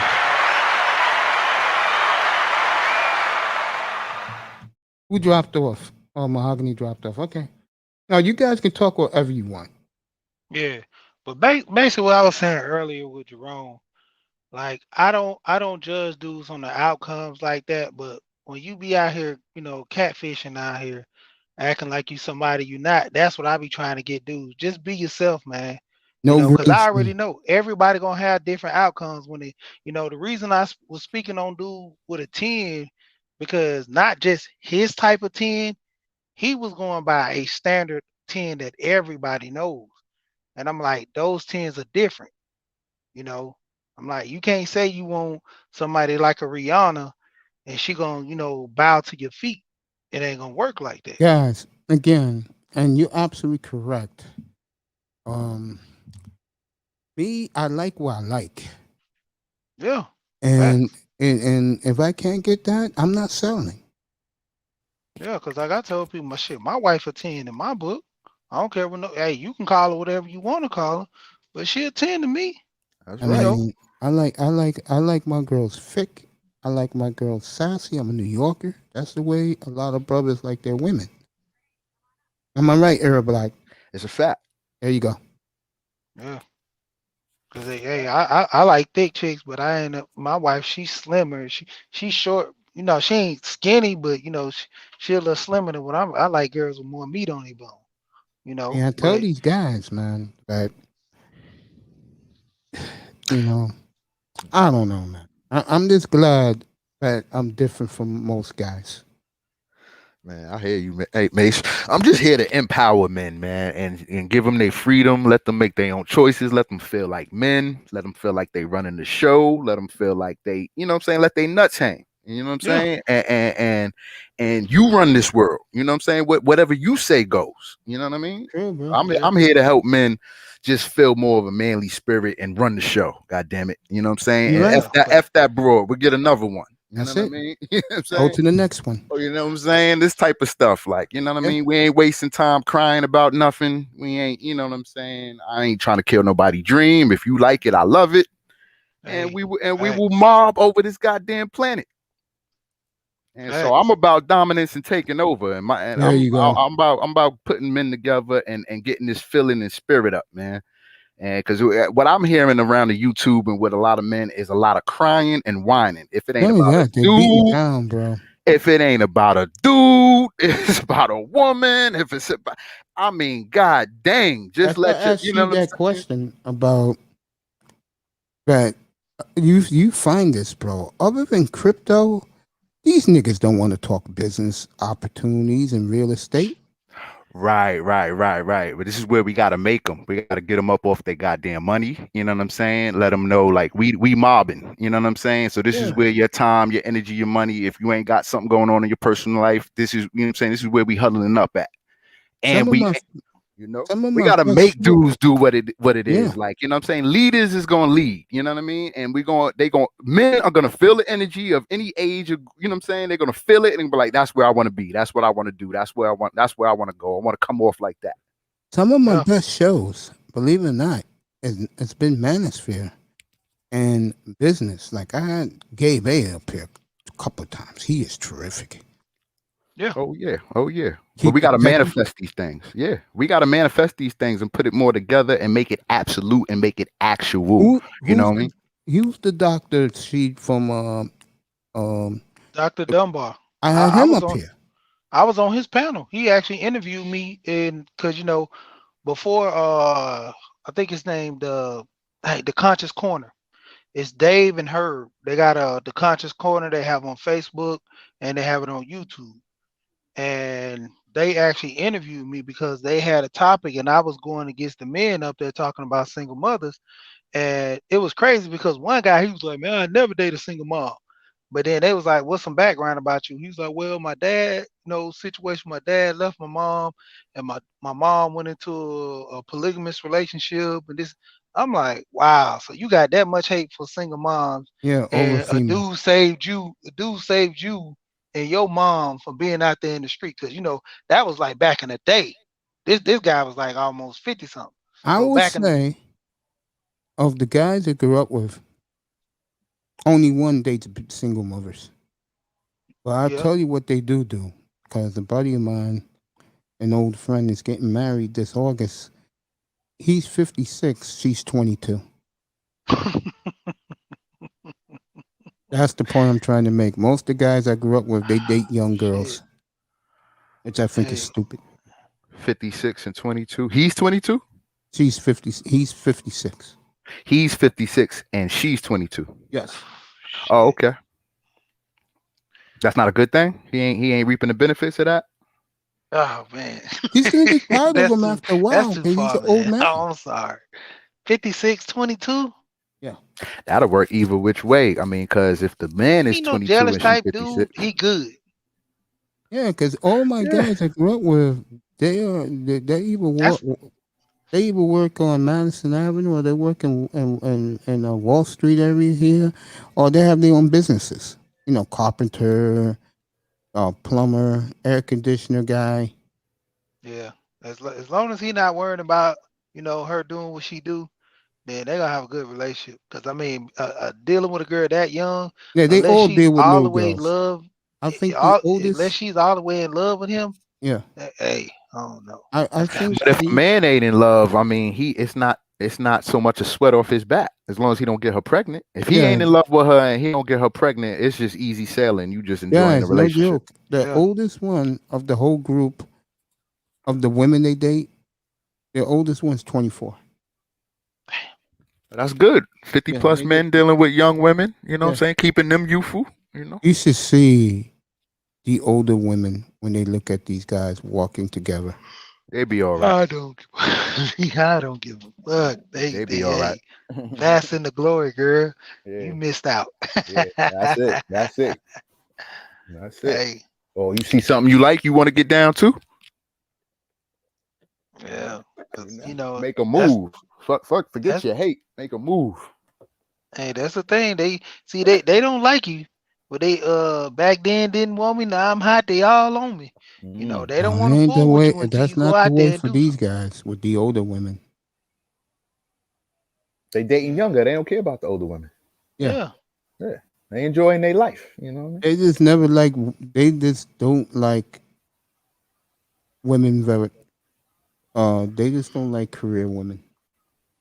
But That's a that's their preference. lane though. Yeah, right. Yeah. Mhm. That's a preference.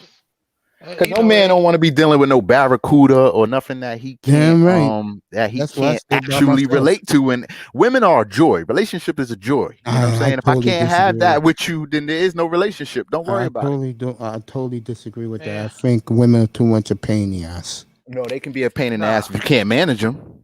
The right one is a joy, man. Yeah, a Dude. woman is a joy, man. A It woman, ain't a nothing woman. like having a team player. What I see with my eyes, and Eric Blackman maybe disagree because me and him live next. He lives in the next town over from me. What I see with my own eyes, and I'm just talking about black women now. If they're with a younger dude or with someone out, they treat them very, very well. Just because he's younger, or Younger, and he can do what she wants him to do, which is, sexually. hit those spots well, blow the back out. Yeah. But These are good they break things. them in too though. That's the whole thing. They get a young guy, they can control them a little better. Older guy ain't gonna put up with a lot of that stuff. Yeah, a guy like me, I ain't putting up with Right. it, so I check out. Yeah, Right. so that's why they get the young guy. It's more of a mom issue. You get them, you kind of mold them into listening and doing what you want. Thank you. Nice. And then women have gone through certain levels and things in life. If she done raising a family and all that, if she ain't had a whole phase, or you know what I mean, it's different things that women go through in the way they are in life and where they at in life, basically. You know what I like mean? A guy like me, it's just not going to work with women. Yeah, if they not a joy, then you keep them out your life. Yeah, that's why I do. I mean, that's an easy one. We not employing you to come in and bring me hell. Yeah, because I had a broadcast earlier, and Third World Columbia was on there. And Hi, he was baby girl. asking me. He was like, "Yeah, man, you ever deal with a chick, man, who was crazy? With some reckless type chick, and you thought it was so good that you was gonna stay with her?" I was like, "Nah, I never had that." Never. He's I like, "You definitely haven't?" Nah, because I don't fool with chicks. When I find out you have issues, I'm cutting it off. I told a story about a chick graduated college. She was doing I think psychology or something like that. She already was in her field, got a job and everything. She, me and her was kicking it to the point where we started trying to holler at each other. Man, went out one time. She was reckless with the waitress. After that, bro, I cut off. I know I could have hit that night, everything, but I ain't even the vibe wasn't even there no more. Cause I'm like, you was this disrespectful to this woman, and you just came out of face. Like you gonna do that to me at any given time if I give you a chance. I'm not even gonna give you a chance to. Like I just cut it off right then.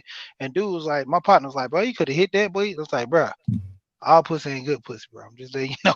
Like y'all so worried about hitting That's for these you, chicks, baby. man.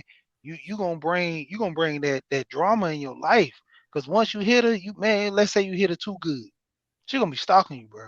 Anytime you go on a date, I don't got That's time true. for all that. That is very true. If you hit those spots well and you ghost her, she's gonna be stalking you, bro.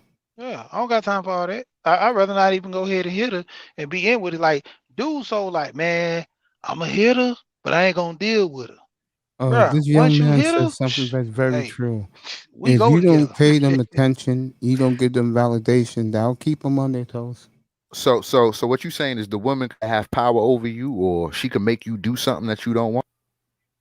Who, me? Yeah, or just period. And dealing with a woman, and you hit her. You know what I'm saying? And now what? No, I just won't deal. Like I said, I'm not dealing with them in general. If you have an attitude, I'm not even going down that road of trying to hit and just to say it was good, but I'm not gonna fool with you more. I'm not even dealing with you off the rip because I don't even want to bring that into my life. I feel You you. know, That's most dudes understandable. they'll hit, but they'll still be like, yeah, it's cool. Then they'll try to find a way to break it down, like we can't be together. Bro, you already done smashed. She think y'all together, so now she gonna feel some type of way. Like Mm-hmm. I don't let this dude go through the trial phase, and I done gave him the ass, and then he like it ain't all that. She gonna feel Okay. some type of way. So she Okay. gonna, So. Mhm. Yeah, I remember one time, bro, that it's one of the worst mistakes I ever made in my life.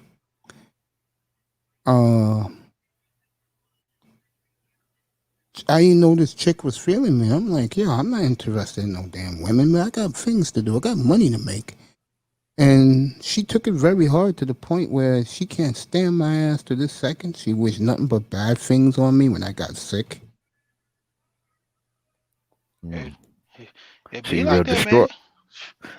Yeah. Hey, they want what you got. Hey, when it come down to it, Mace, chicks, they go crazy when they find out like you got some money and you really ain't trying to, fool with them in a matter Yeah, of fact. that happens in my whole neighborhood. I don't pay them no attention, bro. They hate and they can't stand me.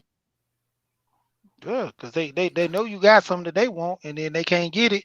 So it's that mind frame. If I can't have it, nobody can have it, Right. I had crazy women in my life trying to, ruin my life and all type of different things. But I'm not gonna cry or whine about it.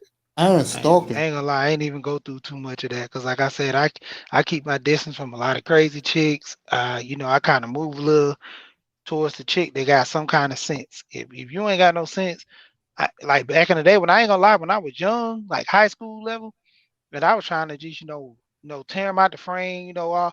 But as I got like out of high school and I started working more, I started dealing with so many older guys. They started telling me like different little things, and then more being around my uncles, they were saying, "Hey, boy, you can't move this way, you can't do this." So I caught the game early. So a lot of guys, even though, like I tell guys, even though I didn't have my pops growing up, shoot, but I still had like old heads. I used to Yeah, always hang Mahogany, she around, and they did. gave me the game.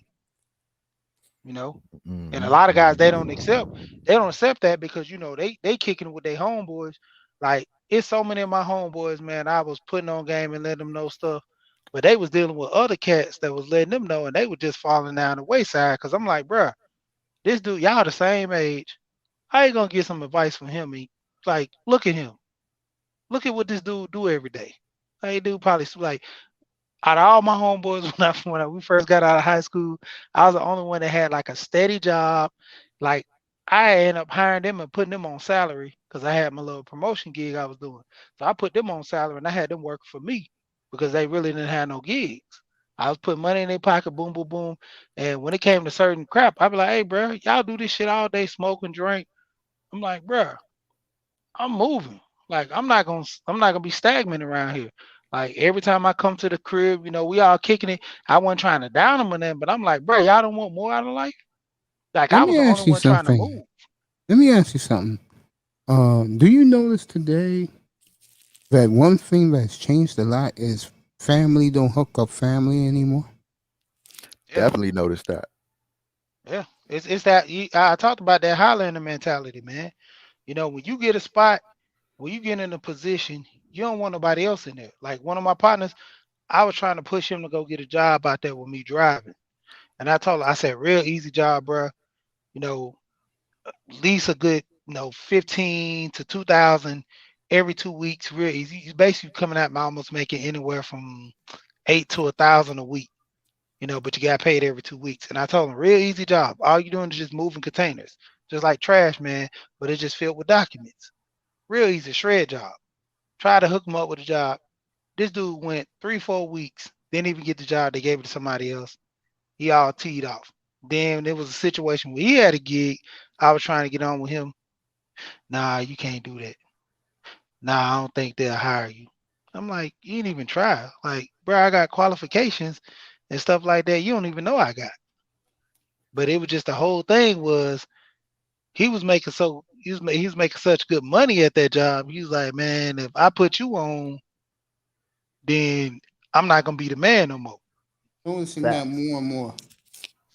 Yeah, Huh? men have that amongst each other. You know what I'm saying? Yeah. Like Highlander only can be one. Exactly. Or we can't shine in the same spot. Like, you know what I mean? Yep. So this is why I'm looking at the manosphere where I'm like, well, we know these certain things, so we need to not be bringing these certain elements into the fold. Like, Unfortunately, it's there. Right. Well, this is why everybody's splintering off into who they gravitate towards. Yes. Yep. So other clicks. Right. I had more of a mindset of we all one click, so we could do what we want, but we still under one umbrella. Right. So, but family's not hooking up. I look at it like women are thinking men are subpar or they're better than them. So they're only really looking at the top dudes anyway. If they trying to bring a top dude into the fold, but then the top dude gonna try to run it through the family, you know what I'm saying? Or doing extra than just be her man. And so, it's a conundrum. I just think that part of it is the competition. Yeah, because even with dudes, man, like it was one of my partners. He went through a situation and he about his child support. So I learned a couple of things he went through. It was a guy in the manosphere had a situation with his child support. I put him up on game for it, and it was good. I told him, I said, man, you lose your job, go down there and call them folks, tell them you lost your job, because they're gonna continue taking out that same rate of pay, and you ain't even got the money to even be giving them. So I said, call them, let them know you lost your job, reduce the payment, everything, and they reduced it, and he didn't have to pay that large amount. Even though he was going to be in the rear without a job, it helped out because otherwise dudes just don't know. They're not telling no other man is telling other men this. Like, if you don't know, you just don't know. That's why I was like, all these guys who have kids, they should be passing the information. Get together. They should have panels with to have baby daddy day, where, dude, this is what you need to know because you're a baby daddy. This is what your rights are. This is how you need to handle this when this situation comes. This is what you get for you have privileges to see your kids. This is your payment structure order, how to handle this. Guys ain't talking about this. We talking about bonnets and how women look. Nah, man, let's go build with the men stuff. That's why I keep telling guys, I'm like, if you're going to have a family, have a family. If you ain't going to have a family, you still got to make money. That's why I always push this generational wealth with life insurance. I'm like, you get life insurance whether you got kids or not, because if you die, you still got to get buried. You know what's sad about that? Is I always hear you push it. Yeah. What's the sad thing is, and I had to think about this for like a week in the hospital because this was a topic. Because of the disconnect of black men and black women, you could forget about building generational wealth in the black community. It's not going to happen. But see, that's the thing. That's what we failing at right there. Because even if I was single, I had life insurance when I was younger. I ain't had no kids. You know who was over my life insurance policy? Yeah. My homeboy's son.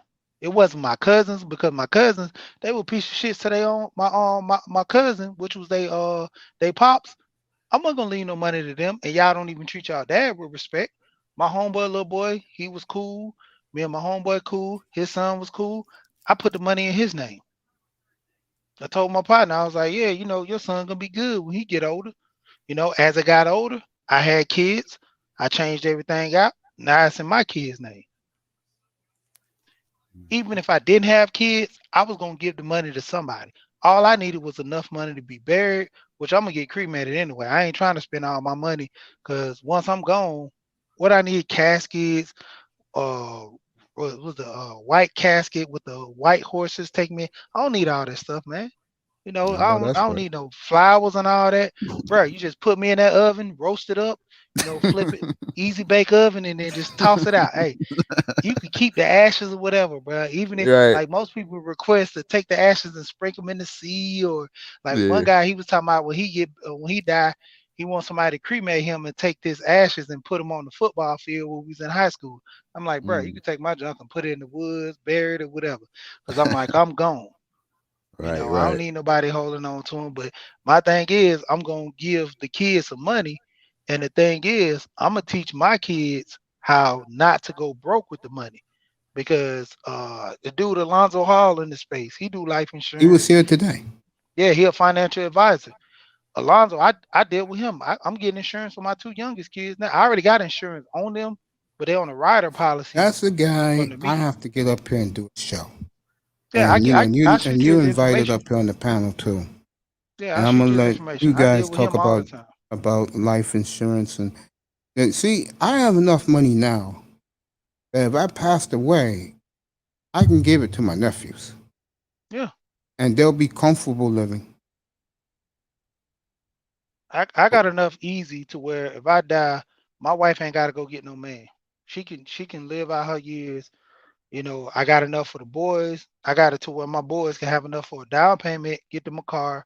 My wife have enough to pay our house off now, and that's if we don't pay it off before we get another one. Because I'm not staying in this neighborhood probably for another probably 3-4 years. Then once my kids get more into middle school, I'm moving out to a different area because when my older kids was in school, I moved out farther because the schools were better. Now that I moved in the inner city because the elementaries are better for the kids and the inner city. They hands on, work with them more. And like when I used to move furniture, that's all I knew. You move with your kids. A lot of people Here in New won't do York, it. they don't give a damn about our kids in public schools, right, Arab Black? Hey man, I pay $500 a month right now. Well, I think it's went up to six easy for tutor for my Facts, kids. Mace. They I don't give a pay the tutor damn for my about the kids. kids in If, here, if man. the school ain't gonna teach you nothing, man. You gotta get out the mud yourself. You I gotta do mean, homeschool. but even with the homeschool, you paying that still. I pay for No, if tutoring you and do I it, send my now kids if to you do regular it school. yourself, Yeah, but that's time. Who got the time? well, That's I why don't I have tell to my worry wife, about it. So I'm yeah, just saying, I don't I have to tell my worry about it. wife I work to provide money in place of my time because a lot of stuff need to be paid, a lot of stuff need to be done. So therefore, I work for the money, go towards the time in which things needs to be done. All right, so You let know, me ask you both this question: if we cannot get along with each other, and our women, oh, I hate saying that phrase, like women can't stand us. How long you guys get before this community is totally burned down to the ground? but see, it's gonna be like little sections. It's gonna be a handful of guys that really rise up to the top. I mean, for the guys that continue building with their kids and their kids picking the right women and doing good, life is gonna go on for those families. I mean, look at the Walt families that own Sam's and Walmart. That little knit circle of family that they have, Yeah. that wealth is gonna keep going. The Kennedys, because they're gonna only have people that come in the family that's about business and business minded oriented. You know, when it come down to it, if one of my sons bring a little hood rat chick there and they try to marry him, like, hey, bro, you cut out the wheel. Like, I'm not gonna give you my money for this chick to burn through the money. You're gonna have to work with your brother and borrow some money, especially if I have a company and stuff like that, and my companies get off the ground, and I'm only leaving the money to responsible kids. You're gonna get a piece of the action, but you're not getting the whole pot. You're not getting enough to move with. The only responsible one's gonna get the money. That's why I told Lonzo had a bill where it was I think it was an insurance lawyer or something like that, far as the life insurance. This kid got like $5 million or something like that. Dude went broke in a year and a half. He bought a Ferrari, bought a nice, nice. expensive penthouse, and blew the rest of it going to Dubai and partying. Like he got the money. The parents did everything right, had life insurance, but nobody gave him the financial structure on what to do with the money once you get it. Like I tell Crazy, people, right? hitting the lottery is like a shock to the system. Of course. The system is overload. It's not ready for that. With the mindset that these young kids are growing up in now, they're not ready for that type of shock. So they're gonna just do the norm and what everybody else tell them to do, because there was no keys in play to say, okay, do this and do that. Of course, I understand the kids gonna want to, ball out a little bit, but they're gonna do it responsibly. Yeah, man, I'm gonna go ahead and buy this Ferrari, but I'm gonna invest in some property. I'm gonna go get some rentals, because right now I'm in the process of working with a guy. I'm gonna have a rental up under my name. Residual income coming back in every month, and everything goes as planned, I'm gonna get another one and another one. You know one of the plans I have in mind? Yeah. Buying a studio somewhere in either in Africa or in South America, and take this show there sometimes. Sounds real good. Yeah, I like the international thing. Vibes on the beach, Mace. Just have you a guy with a camera walking around and you just recording on the beach, man. Get you the lapel mic. When you gotta hold that, get the lapel mic to go on your shirt. You just be on the beach, just walking on the beach, talking with the mic, and everything, audio and everything hooked up. Be like, hey man, life good. Yeah, I'm seriously considering it. Let me know, Mason. I might have to be the cameraman. Yeah. Hey, life's great, man. I'll let you know, guys bro. got to get to that status. I'm gonna try and get Aaron Ferris next week.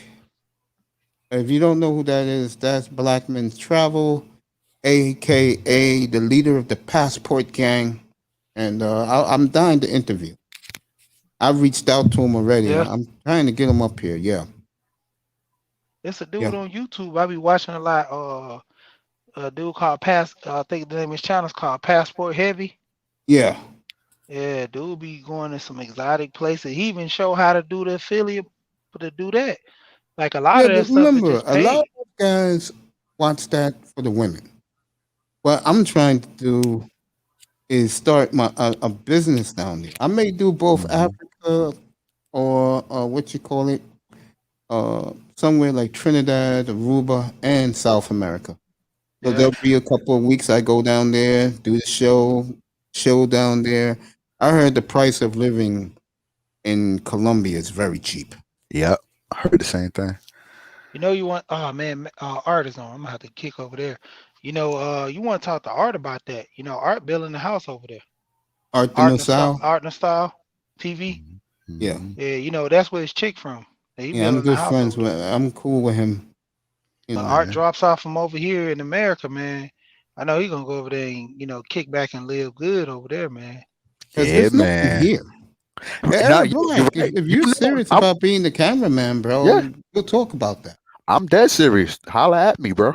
Because I have the same goal in mind. I'm seeing that everything is global, and I don't got no ties to here. Working a job ain't nothing. You know what I'm saying? I want to be around the world, putting on shows and getting money. So I'm right up that alley. Yeah, because the one thing I noticed, there's nothing here for us no more. Nothing. Everything is global. They hate us so much that, and I'm not trying to be funny here, so people do not take it the wrong way I'm about to say. They're doing a George Floyd on us, man.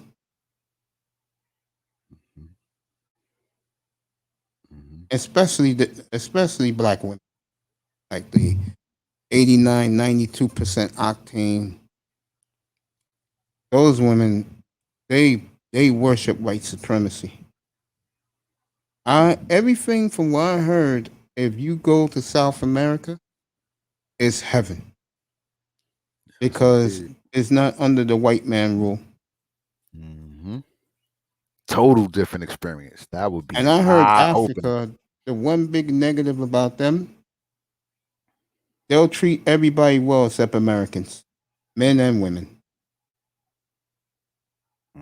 I might have to go down there and tune them up, get them right.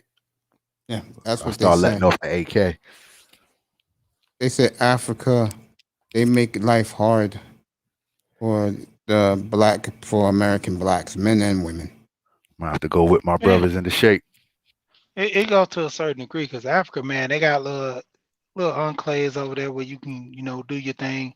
I see a lot of guys moving over there, and they just know because I think O'Shea deals over there a lot. You gotta have that security wherever you live, man. Yeah, that's O'Shea, but you can't live out there in the field without security because it's like you easy target. It's like leaving the hood. It's like leaving America and going to the hood. Cause what's old boy JT the bigger figure over there? He giving out property and everything over there. Cause he got a deal with the government that he's over there with, and I think it was American dude he got gunned down in the street over there. Like I said about Africa. Yeah, so I would think we in the Wild West over there. A lot of black men don't like it there. I would think you more in the Wild West, man. You saying you walk and talk with your gun. Yeah, but see, with the dude, he got gunned down for because he was dealing with some local cats that was doing some illegal stuff, and JT kept telling him, "Don't deal with those people." He's like, "Nah, man, these people cool." Man, bro went out there, and I don't know what he was doing. They had the video where dude got gunned down, but all they showed was dude when he hit the ground. And cause I watched JT channel a lot, man. JT the bigger figure, that dude, man, he went over there, got cleaned up, come back, man. He got property in Alabama throughout. Come back, deal with his stuff in America. He goes straight back over there. He's like, man, I'm not dealing with y'all. He's like, last time I was over here, y'all tried to kill, like, bruh, they tried to kill this man like 3-4 times over here. When he moved to Atlanta, he got shot up, I think with an AK or something, now. The dude that he basically put on out here in Atlanta as a rapper, It's your dude, Jon B. dude came back and robbed him. And then when he moved out somewhere else, some more dudes came at him and hit him up so bad, man. Everybody thought he was gone. You had all kind of people coming to the hospital, checking on him, make sure he was good. Once Why he got out, why did they do that to him? Man, what he into to make dudes want to kill him? The streets. The street life, man. Okay. I'm not too familiar with him. I heard his name a couple times, but I'm not too familiar. Yeah. He's a street dude. He in the street. Yeah. Okay. Yeah, but see, he a big dude in rap. Like if you go back when Master P blew up with the Ice Cream Man, 97. Yeah, 97. JT was out there in the Bay, and see, P got the whole style of the rap thing from him. Oh, that guy JT, that guy. He used to be in Africa. Yeah, he in Africa now, but he used to be in Cali, and so he was dropping like I think in one year he dropped 10 albums. Yeah, he over there. O'Shea probably fooled with him because he real heavy. He grew up with O'Shea. O'Shea had an interview with him before. Yeah, JT man, boy, he certified with it. But JT, he was pushing them albums so heavy. I think he dropped like almost an album a month out there when he was in Cali, and P seen the blueprint on how to do it. Like all the artwork he did. I'm gonna let you two guys rock it. I gotta take my medication. I'll be back in a couple. All right, cool. Yeah, but JT man, he rocked it out. Like that was his thing, making the albums, he did the beats, he wrote the lyrics, all that stuff, man. So all P did was implemented that. Mm-hmm. And that's how he blew. Yeah. Mm-hmm. And JT was big in Cali. Like JT was big in Cali. He was big going down to Texas to the south. And then when P blew up from, all from the south, from Cali all the way to, down here. Then he started spreading out because he wasn't just making music and just being local. P was going city to city. with his selling out the trunk. Out the trunk. And that was all straight money right there. Yeah. When you selling out trunk, because that's them Texas boys, that's how they do it big. That's how Slim Thug, all them guys in Texas, they made all their money because they was selling it like hand to hand, and they would go to like the mom and pop stores. They'll go sell it, distribute to them. So, you know, if you selling your CD for $10 in the store, you sell it to the store for $5, they make a $5 profit. You know, they good. You know, I'm quite sure it was more than that they made. But the point of it is, you sell it to them for $4, $3, and you sell them 10,000 copies. Oh yeah, straight money. Straight money. You know, and that's even if your stuff so hot, you sell it yourself for 10 and cut out the middleman. That's you right. Good. That's you know, right. put you a store up, because that's what P had a store where he was selling the CDs. JT, you know, that he was doing it out the flea market like that. So. Definitely, they was on that grind in that rap game. But let me ask you, JT the bigger figure. So this is O'Shea's man. Yeah, but not well. They know each other from back in the day, but yeah, he from out that way in Cali though. Okay, because O'Shea, I think from Sacramento, ain't he? I think so. I think JT is from the Bay, if I ain't mistaken. Okay. Yeah. Yeah, because I'm just looking at things. Yeah, like it's just an expansion. You know what I'm saying? Just to be doing some things. So I was really feeling that idea that Mace had to you know, go overseas and start doing some things. I'm definitely with that. And O'Shea has already been jumping it off, and he doing skits over there, and I'm sure he got some other things popping that we just ain't seeing like that. So yeah. I think with O'Shea, when he finished with his schooling, he just gonna, you know, make it to where somebody else run that stuff, and he just get that residual income off of it, because he gonna be a doctor, man. He can't be with the foolishness like that. Even though it's gonna be funny seeing black people going there. Man, ain't you O'Shea Jackson? Nah, man, that ain't me. Everybody say I look like him. Just clown my doctor, man. That'll be interesting. Yeah, I know he make a meal easy off that. What he doing, man? Yeah, man. So I gotta get a crumb off of that. I gotta get into that. I gotta get into that, man. So you know, I ain't gonna hate on him. He paved the way, or he showed a lot of different things that could be done. But it's like we just need more and more people on it and doing it. And you know, I want to blow up the manosphere. I want to get it like that. Like that's at least that's an aspiration of mine. Yeah, but when it comes down to it, it's a struggle because of the structure where it is right now. Like I keep saying, that Highlander mentality, instead of guys working together to build, like what's his name? Jay Sean. I was talking to him one time, and he was on Rogers' panel. He was like, man, we got the Black Manosphere. How long it's been in effect? How many business came out the Black Manosphere? That's exactly. How many corporations came out? Exactly. You know, we talk it. You know, we help each other. We can help each other. You know, do this and do that. Well, how many minds we got out here that we can't build together? You know, right? You got everybody got is everybody got their own little groups and clans to where you know I'm not gonna follow him because you like if anybody say something to me, I'm gonna roast them hard because like my thing is this. Even with the deal with Angry Man and Beasley, I'm cool with both of them. If Angry Man got a problem with me, listen to Beasley, I don't care. You don't right. I'm fooling with both of y'all. Right. Same thing with any other guys who got beef with each other. Right. I'm rocking with both of y'all. If I'm gonna send money to you, I'm gonna send money to him because both of y'all to me is cool. That's right. I don't like what certain things they might do, but at this fact, it still can't take away from me kicking with both of y'all being black brothers, and I'm gonna kick it with y'all and ride with you. That's respect. That's respect. That's what it is. Absolutely. And that's the mindset we gotta have. It's sad that brothers is falling out like that and can't, you know, get on the same accord. But that mindset that you got right there is if I'm cool with you and I'm cool with him, I'm not gonna stop, you know, just because y'all got beef. Yeah. So I like that, you know. Yeah. I like that. It's my more homeboys, support. we like that now. Me and one or two of my homeboys, we had an out where we got into it about some things. Shoot, we ain't make each other take sides. We just like, hey, bro, you know, we ain't kicking with each other for a minute. So, it is what it is. If you go kick it with him, cool. Just let me know when y'all doing stuff so I ain't got to come around. Then when everything gets squashed, then we back to, shaking hands like the junk never happened. Right.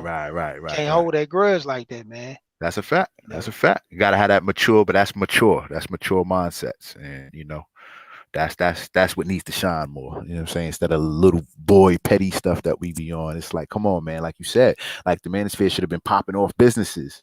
And we should be expanding and getting things going. I want to get more into the entertainment aspect of things, throwing parties and getting the girls involved or whatever. Just any angle that we can come up and get and be a part of something, because we got to make money. You know what I mean? This world is moving and we have to move with it. Hey, I did a stream, man. I seen this one dude. I took a picture of his dude had Dodge Durango.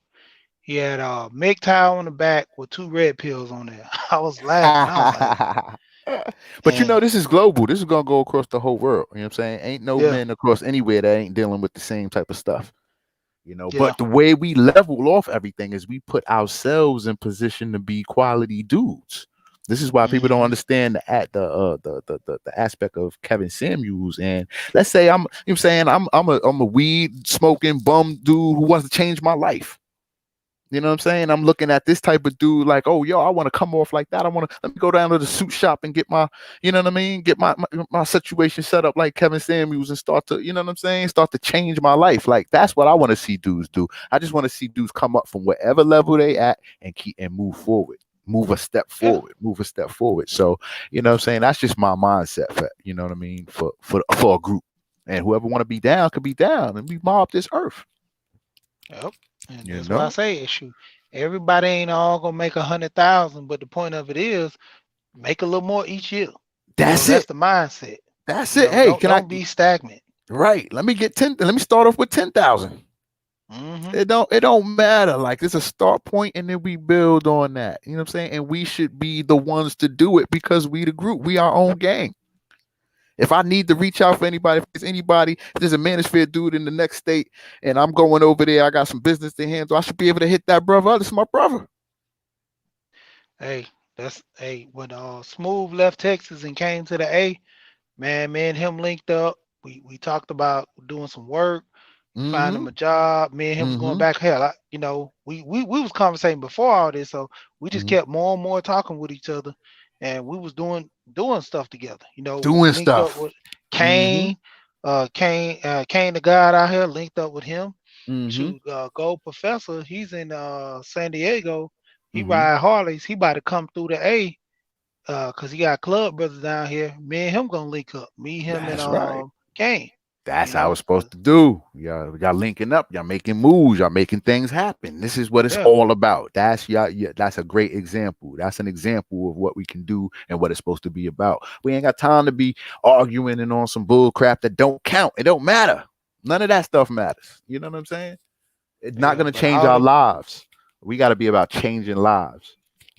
But see, the bad part is the guys that come on here for the fighting and the playing, they kind of hesitant to meet up because you done did all this dirt to people.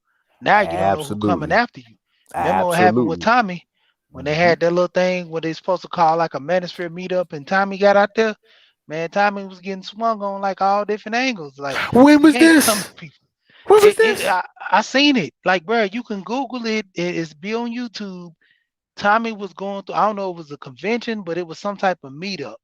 And okay, it was an African centered type of thing. Is that what thing in Harlem? Probably that's what it was. I thought it was. They kept saying it was.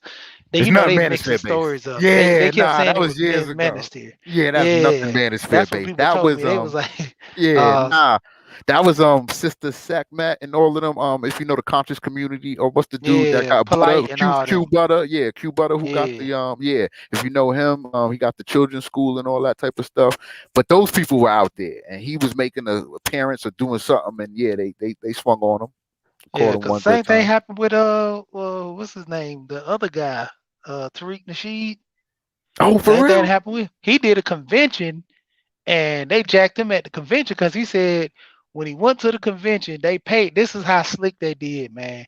They paid the dude to come to the convention, And when he came to convention, he said he had guys sitting in the front row with cameras, and they was all mean mugging. He was like, he said something didn't feel right because he was like, why is these people here to see me and they look all mean?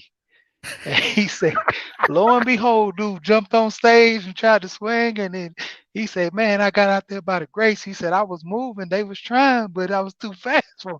I was crying laughing, bro. He said, man, he said, now I screened there. He said, because I got all the video people that was there. You know, I started pulling videos all on the internet before they deleted them. And he was Right. like, man, I got everybody's face, so I know next time if something go down, and you know, he real cautious now. He gets Yeah, man. security and We everything. need security. Yes, indeed. Yes, indeed. You know what I mean? These Yeah. guys are more public figures. They got big followings. And so, yeah, you got to roll with security. Like, you know, you're not just anybody no more. Yeah, that's why that's like, man, I can't beef because I'm like, I got family. Then I done seen how the people be doxing people because Right. dude official, they doxed him, man. They Yeah, I put heard. Why though? Who did it? kids. Who did it? They said something about the B side. I don't even want to go over there. They said he was on B side, Joan and some chick, and the chick got mad because he roasted so bad that she pulled up all his information. Like he had to go put some paperwork on him, man. Wow, I heard a All little his bit. I didn't get the full all his story. baby man, Wow. bruh. All his baby mamas took all his kids got pictures. They was calling his house. They ordered like 40 pizzas go to his house. Wow. They called his old lady job, like harassing his old lady job. Wow. I think she got like 50 calls in one day from some just random people. Like, bro, they were trying to get her fired. All of this because he roasted a chick on the channel. Bro, they can't take the heat. I stay out of that B sector though. I don't want no parts of that stuff. That stuff is just crazy over there. You know, that ain't I told where him it's I at. don't even want that smoke, man. Cause I was like, bro, I can't do that. And I was like, I got kids, and then my old lady, then she gonna be getting mad at me. Like, man, I can't. Nah, you don't need all that. Nah, you don't need your life disrupted like that. Nah. I don't need that type of heat. But dudes is gonna have to. I mean, you know, the more we do stuff or the more things get bigger, dudes gonna have to party sometime. We gotta throw a party in Atlanta, and DJ Cooter gotta DJ it. Yep. And everybody gotta come out. And then if you really do have some beef, you make a squash it that day, or you can handle it, you know. But I'm just thinking, you know, whatever it needs to be, like, you know. So it's just like, you know, if dudes, that's why, you know, dudes got to be the men that they are, like, you know what I mean. You don't have to be a fake dude coming out of fake life, and you know, or coming into this world and then being fake, coming out of real life to come into this world and be fake. So it's like you're gonna have to hold your nuts. You're gonna have to, you know, you have to stand on your square and get your respect, or do, you know, however it's gonna go. But I definitely feel that we as a group, or just a, you know, organization that we all participate in and feel a part of, we gonna have to get together sometime, just like y'all doing, you know, you and Kane and Go Professor and all of that, like, you know. But it's got to be bigger things. I mean, I look at it like it's more to come. You know, it's more to come. It's more to come. And see, that's what I keep telling guys. When I came over this space, it was damn near every other guy I talked to, they be like, yeah, man, I was dealing with, and the chick told me about this space. Erica Williams, I used to watch her. She used to always talk about Angry Man and BGS. She always focused on BGS and Jason Black, because they always do like the economics and stuff like that. Right.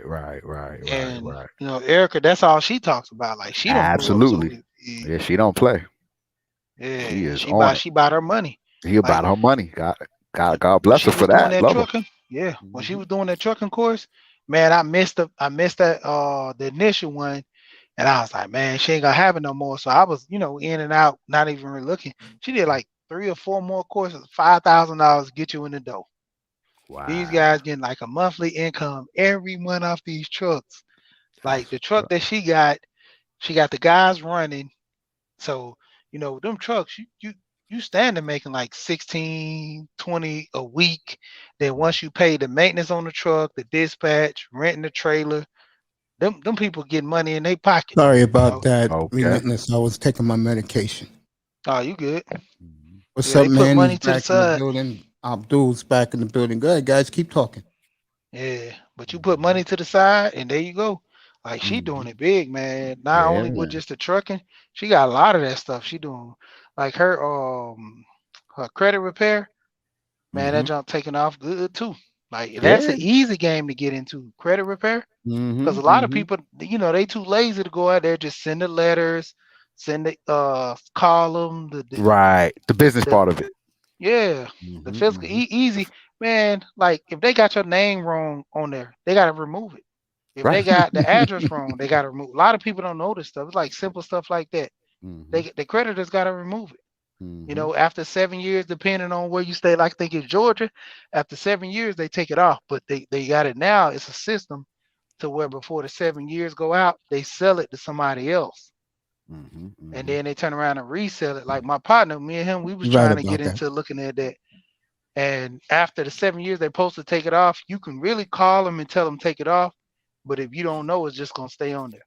Like me and my partner, we was trying to find this business to get into because there was a millionaire. He had bought like for 50,000. I think he bought like close to $300,000 or $400,000 in debt, and he just paid all that off. He just put it all as cleared debt and called all those people, told him he cleared their credit for him with all the debt. And I'm like, if I can call somebody who owed $10,000 in debt and just get 2,000 because I probably only paid $500 for that $10,000 debt because they know you ain't gonna pay it. And if I can get 2,000 from you and clear your debt, shit, that's better than paying 10. So I Hell was yeah. looking into that. Eric Black can confirm this. Here in New York, bro. Oh, I didn't even see my brother. Yo, what's up, Roscoe? How you doing, buddy? Kid Roscoe in the building. Good to see you. just pulled in too. But like I was gonna say, Eric Black, do you know those those Middle Easterners when you want to get your credit changed, like credit score better? Do you always notice they treat the brothers the worst? Oh yeah. Oh yeah. Absolutely. They look down on us. So it's like the treatment is always going to be like that. Like it's like that. Definitely though. They Definitely. treat everybody. Bring your money, we'll take care of you. Black men, it's like they don't even want our money, bro.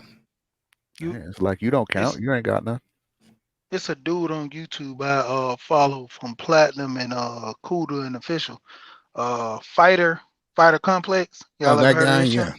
Yeah, Fighter Complex, man. He got decent channel. They talk about the Puerto Ricans and all that stuff. I was over there and we was talking about, reparations and other little stuff. And they had some good little points, but they had the little trolls, of course, come over there. But yeah, they was hitting on some good stuff. And there was one chick there, she was just kind of too dominant when it was like she was woofing at the guys on the panel. And I'm like, hey, shout, I came up here to kind of help you out because I seen they were trying to slaughter you, but like you gotta pull it back. And the dude was like, see, that's why black men don't want black women, because of the women like this. I was like, I couldn't even argue with them. Yeah, they act like fucking pussycats around them. And shit, they act That's like why I don't fuck with them savages. either. I don't check for them, bro. That lady was acting like a savage on that. And I kept telling her, I Yeah, said, let hey, her calm come in down. here when I do the topic. If you don't know, 2 weeks from Saturday night, that's the 26th, where have all the good black women gone? They never existed. 2 weeks from Saturday night, be here for the thumbnail's already ready to go pop up. I'm gonna pop the thumbnail up next weekend. What's up, Laurel? Yo, what's up, man? How y'all doing, man? Hey, dude, I'm living again, bro. Are you kidding me? Doctor cleared me today. I'm 100% of a human being again, bro. They cut my medication down. I feel great. Hey, that's nice to hear. That's wonderful. That's nice to hear, mate. Thank you, fellas. Hey, yo, man, listen. I was listening for like the last 45 minutes, right? And I was hearing she and Arab Black talking, right? And that's the reason why, man, really, bro, I stopped like just listening to a lot of content because it was like, what am I doing here, right? I don't want to, Mace, you know this. I don't want to talk about the women. I don't want to talk about certain things. It's just like, what are we here for, right? So when I hear them talk about, the economics, starting businesses, starting corporations. What have we done?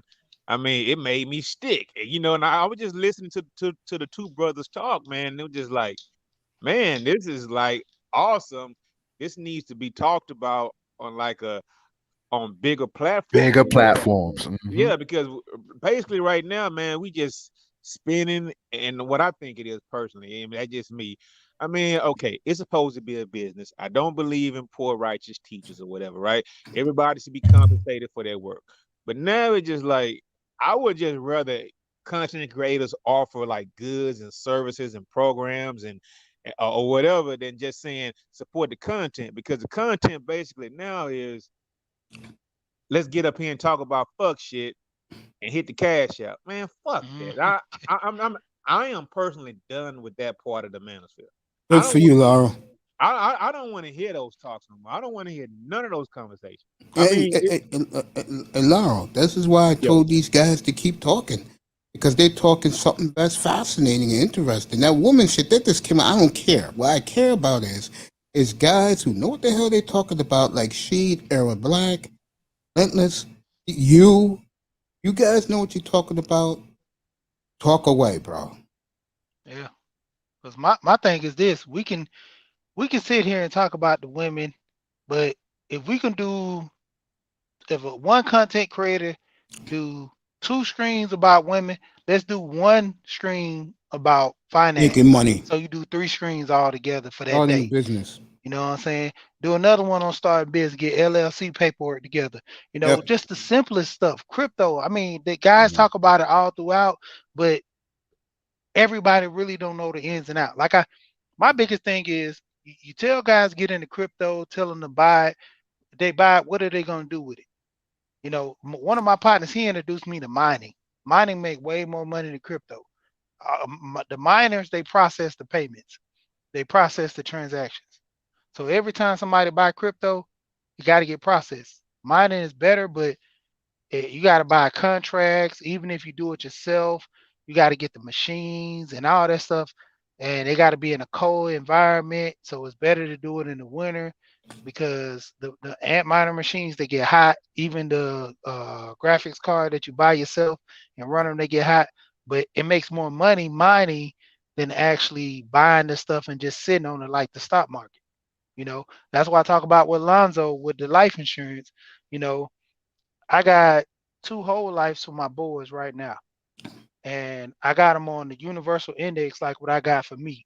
So when it come down to it, going off the stock market. Like I already got $100,000 policy, but because it's going off the market, it's at 115 now, and I only had it for like less than 5 years. You know. The money I'm putting into it, it just steady flip. I'm getting a 6% return on it every year. So by the time I'm 38 now, let's say about close to 50, I could start drawing off large sums of cash. So let's say if I want to go buy another house, I need a down payment. I could pull it out of my life insurance. Let's say I want to go buy a truck or something, or go buy something, and I need a loan. Nobody not give me a loan. I give myself a loan.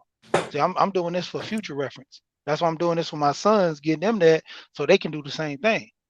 You know, that's why I keep talking about with this generational wealth, man.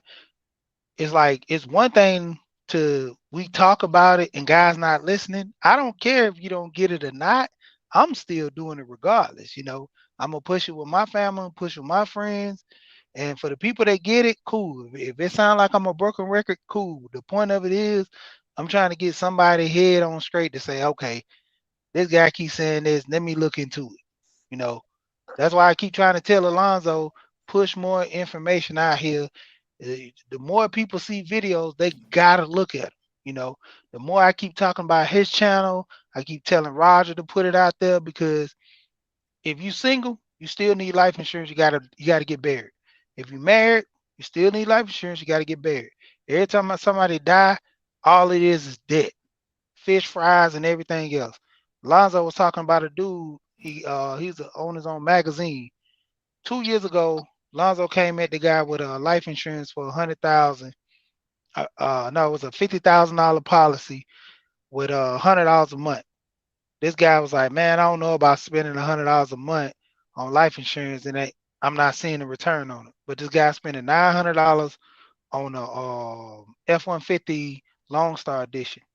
He could have just got the regular cab edition and saved $300-400 and put that each month on the life insurance.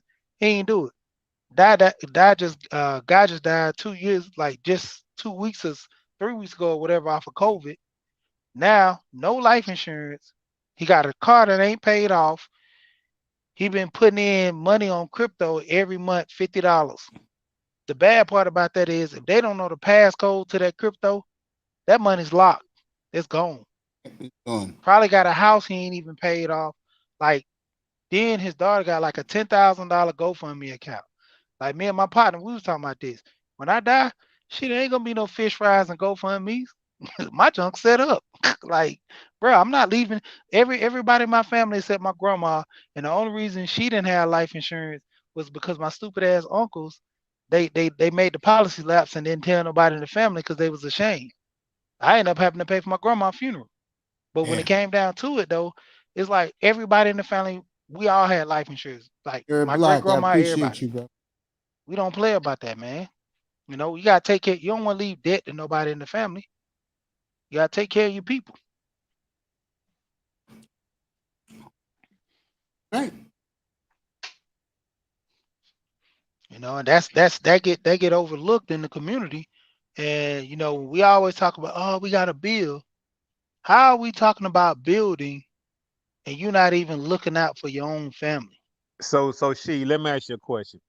How Yep. how do you get a guy like Alonzo, right?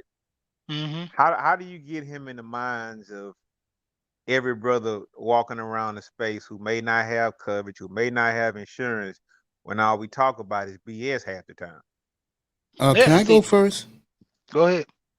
I think a problem with Alonzo, and you know, I'm a grown man. You're a grown man. A lot of these niggas, and this is what brought the conversation tonight, Laurel, because I asked she talks business, but I told them these niggas don't want to hear that, and I think, and this is my personal opinion, they're very ignorant, bro. Because brothers like me and she got battles about lifestyle, but I respect the man, because when he speaks, I listen. Lonzo's problem is, and it's not him, a lot of these guys look at him sideways. Yet, that's a brother that can make your life a lot easier. I'm going to have him up here. He comes in here all the time. I tell him, yo, come up. Excuse me, fellas. Let's talk business. I'm going to let him explain to the audience about investing in real estate, life insurance, because he does a number of things. I'm correct, Street? Yeah, he's a financial advisor. Yeah. You know, and That's he a has guy his, you could real deal estate. with. He has his real estate license as well. Financial. Not only does Smart he do young life man, insurance, too. Smart he can guy. hook you up with everything as far as building your retirement plan, all that stuff. But the crazy part, like you were just saying, Lyro, a lot of these guys is not gonna do that Hey, because they hey, all talk. Go ahead. Hey, I think your mic going out or something. Oh, he's clear. Or is that me? That's you. He's clear. Can you hear me now? Nah, Yeah, you was clear before. Hold up, that must be me then. Hold on. Let me try. Okay. Yeah. See, I'm the type of guy, and a lot of the sports guys I have up here don't like this about me. I can multitask with conversation. And I don't care what my audience thinks. If I want a guy like she to come up here and talk business or let him express his feelings, he doesn't. If I want Alonzo Hall to come up here and talk about what brothers should be doing with their money, he's welcome to do it. I don't care. I'm sorry, but I'm a brother that I'm manosphere first. Yeah. The crazy part, like I was gonna tell with Laura, it's crazy how guys will sit up there and kind of be like, man, I'm not fooling with that life insurance. I'm not doing this with that dude. And then you turn around and somebody in your family die, they ain't got no life insurance.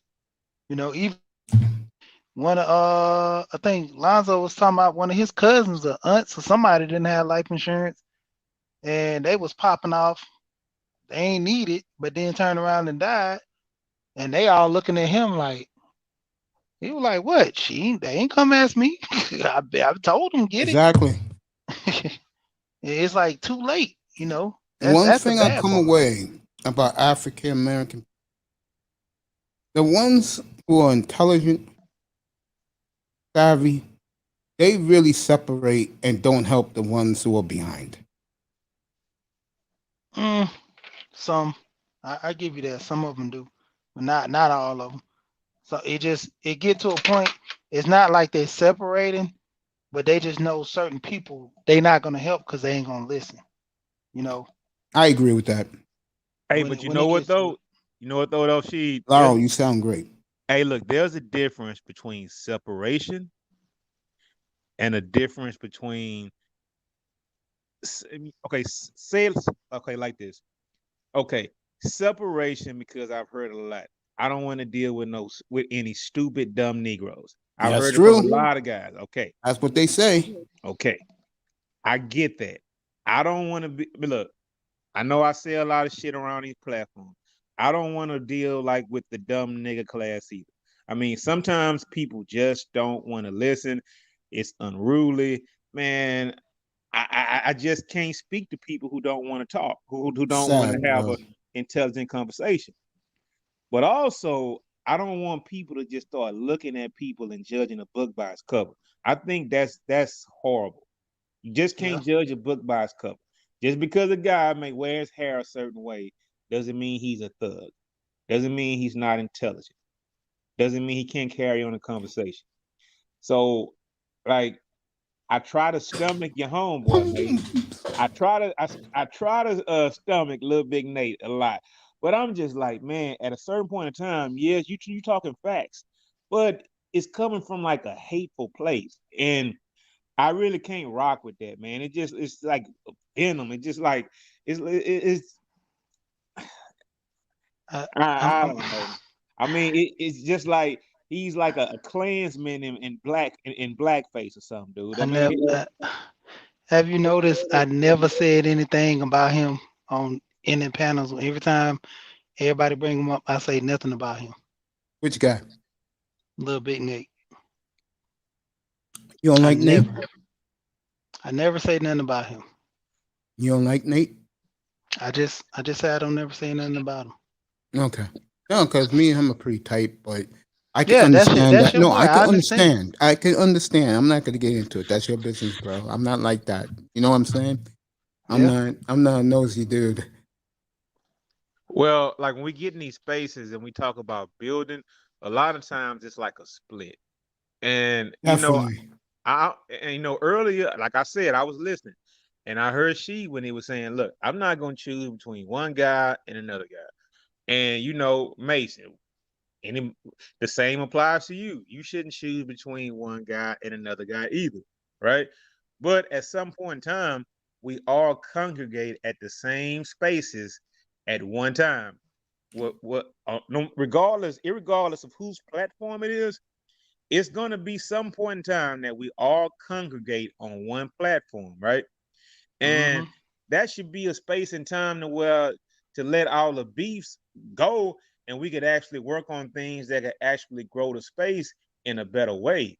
Because I may know some things that you don't know. She knows some things that I don't know. But that's what happened with BGS and Angry Man. They was on Roger panel talking, and it was like they never had an issue with each other. But they've been Angry Man had it in for him, and Angry Man did like shitload of videos about BGS and the situation when they was talking about politics a lot. Man, and BGS is like, man, I'm not doing this. I'm brushing By the way, shout out to the Rogery show today about ugly women. I was listening to that in the class. Yeah. I was listening. I ended up getting on Art panel. Art had a little conversation. I'm probably vamp over there for a little bit too. But I mean, the bottom line, Laurel, the guys who know what you want to talk about, they're not going to share it with the other brothers. They're just not. But you try, but they don't accept it. See, that's the thing. It's only like like I told guys, when I had my other channel, I would just strictly focus on trying to get guys to drive trucks, telling them how easy it is. You pretty much you like the boss of your own, you just out there driving. Nice, They man. might call you, say something to you. Other than that, you driving, you on your own. That's all I was just talking about. Just driving and having fun. Having fun, going paintball, get with the kids. Now, let me ask you a question now, bro. Yeah. Now, when you try to pass it on, because I've tried to do it, right? When you try to pass the trucking thing on to like the young guys, right? It's like nobody wants to pay dues. The first thing they'll say, do I got to go on the road? I say, man, maybe for a year. I say, man, I did the road for a year. Maybe actually I did it for half a year. Half a year I was gone all the time. The second half I was home every weekend. After the first year and a half, I was here. I got my truck like 3 years after I started driving, and I was my own man. Yeah. So a lot of guys don't even want to make that sacrifice. And I know, like, 16 years ago when I started driving, bro, it was like it wasn't as bad as it was now. I mean, now the men are a lot weaker. I had homeboys who couldn't hack men away from the house for. You ain't lying, Laurel. They're weaker today. Man, I had homeboys who didn't want to like leave the house for like 2-3 weeks at a time, and I say, man, it's just a year, bro, and it's like. They couldn't hack it. They didn't want to do it. They wanted to watch their woman. They wanted to be at home all the time. They thought they were going to miss the club. Man, bro, if you can't invest a year into your future, shame on you, bro. That's why we are where we are. I got something worse than that. I got something worse than that. It's dudes that won't even touch freight. Like, it was one of my homeboys, man. He had a real sweet job. All he had to do was just unload for racetrack. Everything in milk crates, all you had to do was just scoop it up. But I ain't talking about nothing heavy, just milk crates full of juices or whatever, just delivered to racetrack. Paying good money. Guys was like, man, I don't want to do that. I got to take the stuff out the truck. Then got guys hauling freight. I don't want to do that because I got to pull pallets out the back of the truck. I'm like, bro, you wanted a local job, you got a local job. You got to do a little extra work. Nah, man, I want something where I no touch freight. But you want the same pay? Yeah, I want that same pay. Man, get out of here. I was like, y'all lazy.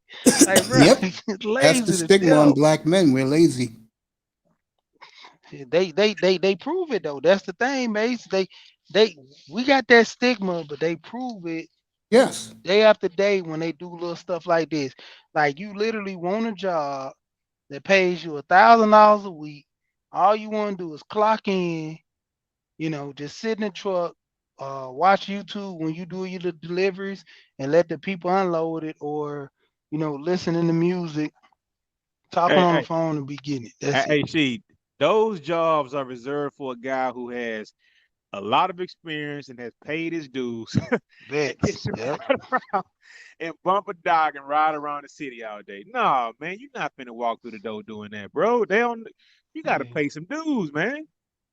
You know what it is? I feel I should do it. I feel. You know what it is? A lot of these brothers, they just don't want to do it. Shout out to Zero, because Zero said this over a year ago, and he was right. Go see him views. That's all these guys care about.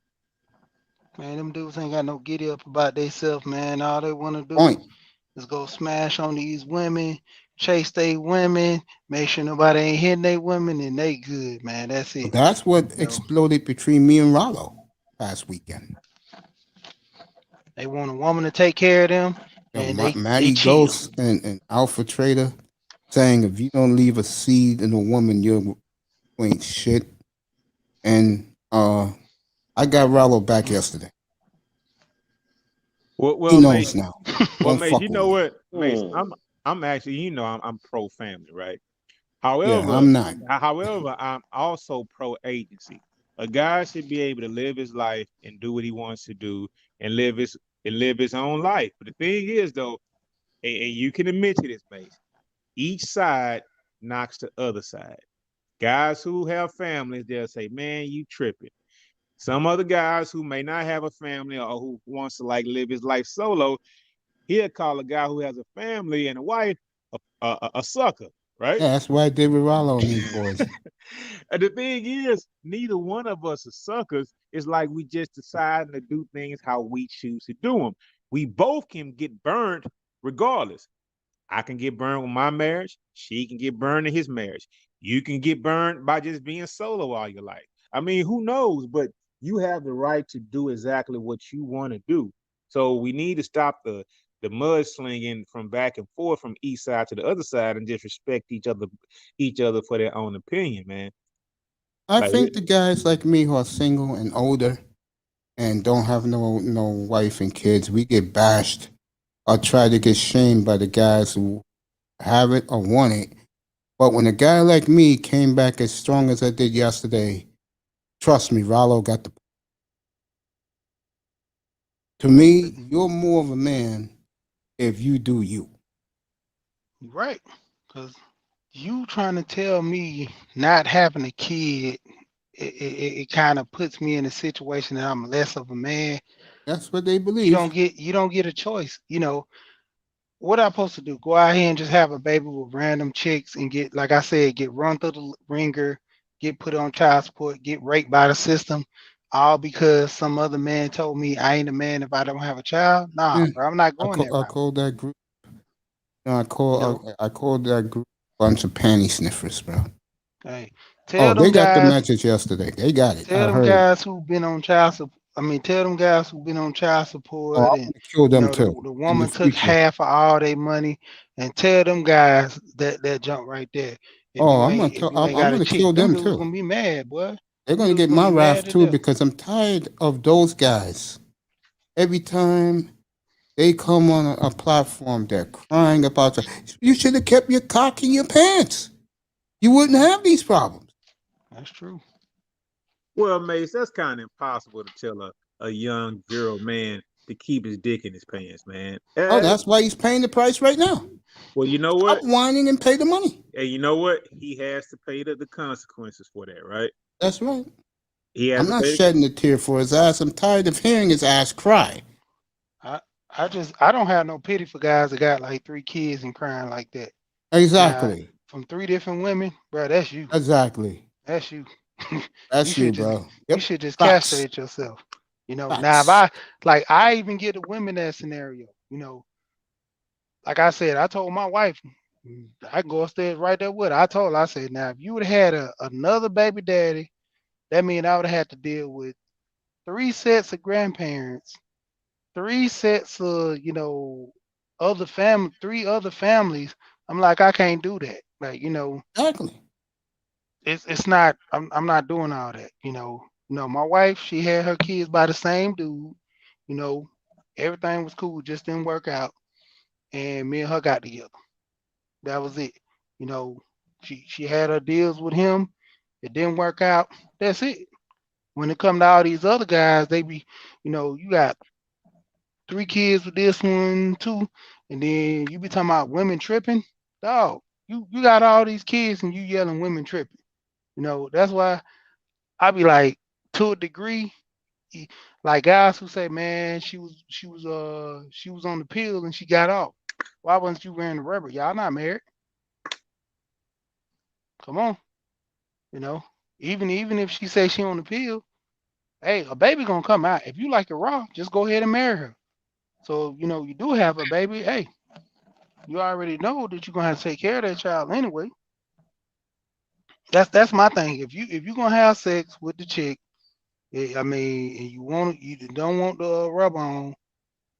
I mean, it's gonna be Consequences you pay. You put the yeah. you bite the bullet, bro. Shut up, pay what you owe, and stop whining. But some dudes get caught in the ring. I give them that. What Lyra talking about, because some dudes get caught up because the women know they got a little money. They snatch them and try to get a little nest egg off of them. That's all. That's most of them. Cause hell, to be honest, most of them you can pay them off. And like one of my little partners, I just talked to him. He said he got his child from his baby mama, and I was shocked. But Shawty had like I think 2 or 3 kids already, and that's like 4. So it's only so much a dude gonna take with a chick with 4 kids. So she weighing her options and went on and gave the baby to him. He was like, shit, 7 he ain't even hours, gonna put folks. her We're on at the child. 7-hour mark now. Trying to sell today. Yeah, keep talking, shit. Yeah, but it's like when it come down to it, man, you gotta accept those consequences when they come down like that. Totally agree. Yeah, because I I'm mean, on tired of both hearing ends. them whine. But that's why I said, but this is like I said earlier, why they don't have a community in this space where guys on child support talk with each other. Guess that's We'll not going sit to up work here, because they're going to be yelling we'll over do each 30. other and disrespecting each other. And hold But up, that's what I'm see, saying. wait a minute. They do. They do. The thing Well, is, those channels don't get a lot of traction. They No, do. yeah. They because do. nobody feels sorry for those clowns. But No, the that's point of not it is it, we got to Mace. keep talking about it. You That's got to not keep it. pushing it. That's not it, Mace. They're like growing channels, and it's like guys, they're more into the fuckery of things, right? And they want to hear all the salacious topics and all that. But there are guys out here that's trying to give guys the game to like teach them to protect themselves, not just from. I, I mean, look, man.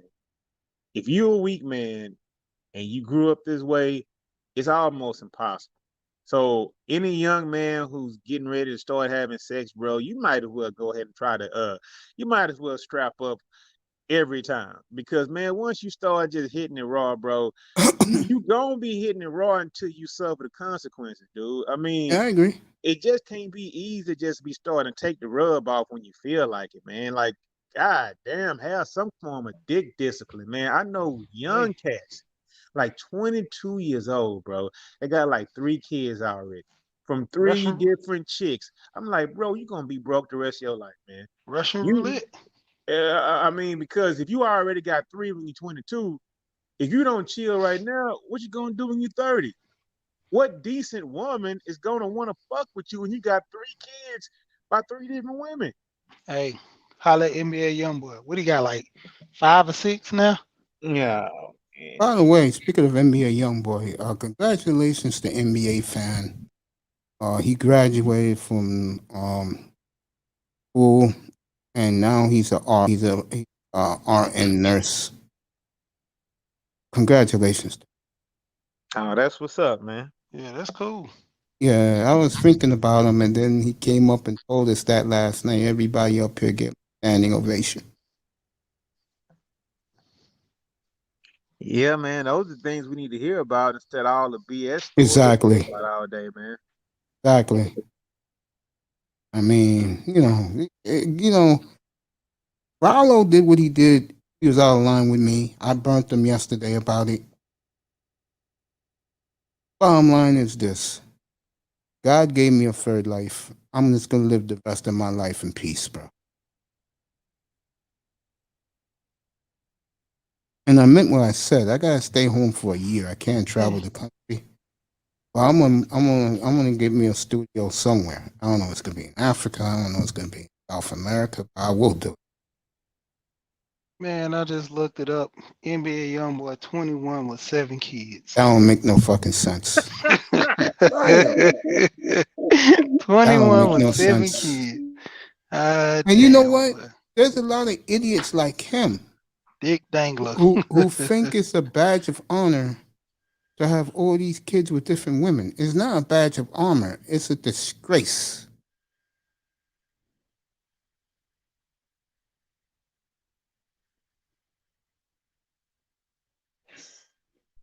That's crazy, man. For like to be so young and just with no guidance. I mean, you ain't got no OGs or nothing in the street telling you, "Hey, young blood, that you don't want to keep Yeah, living because like the that. older That ain't guys cool." now, they hate the younger guys. Yeah, but it's a division against both. You know, because BGS catch a lot of slack for being an old man and I catch not flack even with for that. it. Yeah, I mean, it's the generations. Back in the day, you respect each other. You know, Yep. even if you wasn't my dad, you old enough to be my dad, so I'm gonna You know, respect you simply OG, for that. he's a little Yeah. older than me, but I still pay him the homage. But he's an older man. He's in his 60s. Yeah. You know? Yeah, these young cats, they blame the baby boomers for everything. You know?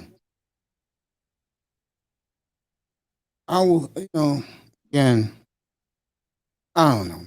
I'm just glad that I stay in my own lane. BGS was on the panel one day, and young dude was going in hard on him. I saw that BGS episode. I saw that. BGS told him, he was like, "Look, I ain't your daddy. I'm sorry I wasn't there for you. I didn't give you your first bike lessons." And the dude kind of shook it like, "What?" He's like, "Bro, you coming at me like I'm your pops? Hey, that ain't me." Yeah, I think that's something that's lost, man. And I don't think it'll ever turn back because, Things are too tight right now. yeah, with each generation it gets worse. So nothing's gonna get better. At this point, I don't see things getting better. No conversations, nothing on TV, nothing that you hear. I mean, people got to take their own personal responsibility for themselves and their own family. Because man, you can't talk it back the other way. Like things are out of control now, and it's only gonna get worse. So, I mean, all you can do is just find a community of like-minded people and build with those people. Because at this point in time, man, it's gone, man. It's a wrap, man. How they say Relentless, I totally agree with your last two statements. it's gone, man. It's gone. Now you can find small pockets to where people who are like-minded who can get together and congregate and do different things or whatever, but like on a mass level or whatever, right? Yeah. It's just gonna get worse, man. The women gonna get sluttier. I mean, the guys are gonna probably get weaker. I mean, it's a cycle that's just gonna just keep on deteriorating, right? I So totally agree with that. This is the way we're doing the white man's job for them. You got to look at it like this. When it come down to it, a lot of this racism and going against each other is on autopilot. Yes. I totally agree with that. It could be worse if they wanted to get worse. But you're absolutely correct. And I think the main reason is, and this is a sad point I'm going to make,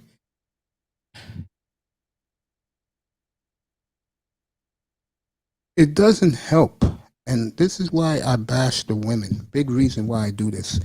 It doesn't help that your brightest and your smartest and your richest women worship and praise white supremacy. Yeah, That's a backbreaker for black men. Some of them got their input in it, but a lot of them, not some, a lot. I don't speak in absolutes, but yeah, it's a big number of them because, like I said, that chase the bag and that money culture. No, That's I'm what they talking about after. the chicks. To me, the most dangerous ones are your 92% octane. Those are the ones who go, I got a PhD. Those are the most dangerous, bro. Hey, yo, mate, but check this out though, man. I see things out here, right? And I think a lot of them are probably doing it, and they don't even know that they are doing it. I totally agree. That's facts. Because it's generational, man. It's being pushed like that to the point where they sometimes they'll just be nasty to a man because they seen it throughout the house. It's kind of self-taught. Nobody teaches them how to be nasty. It just comes about. Well, I was slightly. Yeah, I'm covering the Jazz game, Joshua. They down 12 halftime. I'm doing the Jazz game, Joshua. Relax. I got you. I would disagree with that a little bit, and that's just because it's like when like young women are growing up, right, and young men also, boys and girls, A lot of times, if they have a one-parent household, that parent is not around to watch them all the time. So a lot of times they being raised on the PlayStation Network, they being raised by uh music videos, music on the radio, they friends or whatever, and it's not a lot of like parental guidance that's going on, especially if that woman has to work. But damn, even if she doesn't have to work, if she's a miserable woman who grew up in the hood, who don't know a damn thing besides pushing out babies and having a good time, okay, they gonna raise piece of shit kids. And a lot of times those kids are lucky if they get out, you know, knowing how to actually take care of themselves and not fall into those same traps. So in a way, when you say they just fall into it, no, it's kind of like neglect. It's kind of like mama still, I mean, like, man, come on. A chick have a kid when they 18 years old. I'm not even going down to 15 and 16. I'll just say 18 and 19. That woman hasn't even grown up herself, but now she's a mother. So now you want to live a life when you're responsible for another life. And it just doesn't work like that. It cannot work like that. It's too much neglect going on. I mean, you gave up, you wanted to have a life because you wanted to get pregnant, live your own life, and so it's just a bunch of neglect that's going on, man. I've seen it too much to where TV is raising these children these days. And television is like the worst thing in the world. I mean, we get up to our age right now, we'll say things like, man, I don't want to watch TV. But it's not just TV. They flip on, they open a phone up, right? And they're like privy and they can see any and everything they want to. Because especially if they don't have like a parent that's on their ass and constantly around them, man, those kids are watching anything and everything on their phones. No locks, no nothing, it's just that's why I say it's gonna get worse and worse, man. Yeah, I totally agree. Unfortunately, but right. I think as I've been saying this for a hot minute now. I think us as we see us gonna be gone within the next 20 to 30. I'll get you a birthday gift, kid. I'm dead serious. Send it to you. My nephew's birthday is on the 21st. Who was just talking? Laura? Young man right there said you're talking facts to you, Laura. Hey man, hey look, I mean I would like to see a change, honestly, bro. But I Laura. mean, yeah, can you hear me, Mace? I hear you crystal clear, bro. These kids are admiring you, and you got young 18-year-olds listening to what you're saying you speaking facts. Oh, that's what's up, man. Nice to let man. Just hey, listen, it's at a certain point in time, like a lot of young men, you have to just take charge of your own life, man. And sometimes you have to do it on your own, no matter how many times you might butt your head up against the wall. Because I mean, if you don't do it, you just gonna just I mean, just if you don't do it when you're young, you're gonna regret it when you're old. And that's just what I've seen throughout my life. So anytime that you could sacrifice, and this is the one thing that I can agree with, like let's say Kevin Samuels on, right? He used to say all the time, you're a young man, you should be working. You should be putting in 60, 60 70 hours a week, saving your money, trying to go to the next level. You know, I can't say to young guys like leave women alone. I didn't do it. Most guys are not gonna do it. It's Oh, I'll almost tell them. it's all I know you will. I know you will. It's impossible. But what I sure will. but what I would say, man, is strap up. Because I mean, and I'm not gonna say this is a new phenomenon with women in this era because it's been going on. Women don't like condoms just as much or even more. They don't like them more than men. So that's a myth. So Man, I would just say, man, strap up. Don't be having these babies unless you're married and want a family and can provide for them, because you don't want to be passing this toxicity on to another generation, man. It's time to stop this, man. I mean, it is horrible out here, man. Mason, man, look, bro, man, I went out. I've been going out lately, hanging with the fellas or whatnot, right? And it's like I'd go out and I just see so much debauchery now, right? It's like, oh my God. Hey, mate, you be surprised, man. These women, they just like those little WAP videos and all that, bro. That's how they go to the club now. I mean, they don't reveal shit. Tank tops with the nipples out poking through the shirt or whatever, right? These booty shorts or whatever, man. These little onesie leotard shorts or whatever with no bra, no panties underneath. I'm just like, Jesus Christ. When I was younger, we go out to the club. We try to be hollering, trying to, get some numbers or whatever, this, that, or whatever, right? I mean, the girls will be halfway presentable. Now it's just like they dressing like streetwalkers, man. Yeah, because that's gonna be the new in thing, because Kamala is trying to make prostitution legal. It's already in New York, I thought. Yeah, New York is gonna be back, I believe, Labor Day weekend. They're gonna bring back prostitution. Miami got them too. Wow. There you go, Laurel. It's on the screen.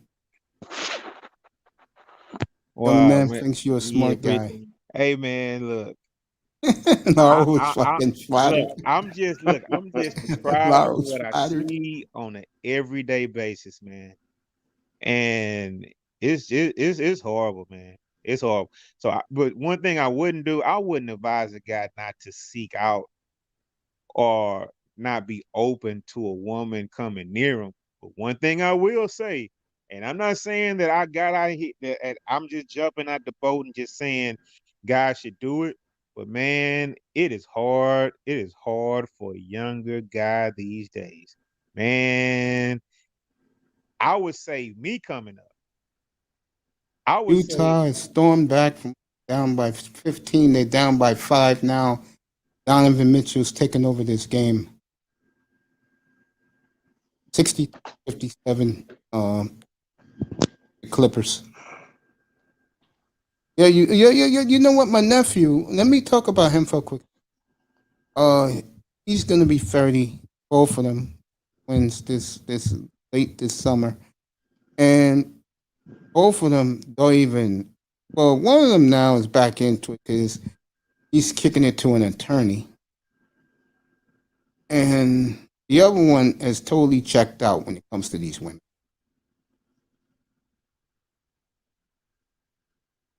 And I asked him,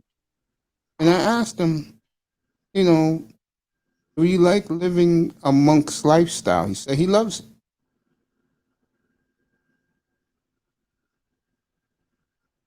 So what, he just he checked out because the women been getting on his nerves or something, or they been getting to him? I hate to say this, but he checked out from the get-go because of the way women treated me when I was fat. He used to hang out with me a lot when he was a kid, and he didn't like it. He looks at all black women as evil. Yeah, see, that's a rough one because kind of he living his life through you, and that's not the way to live. You can't live vicariously through another man, and take his burden with your burden. That's what a lot of guys in this space doing.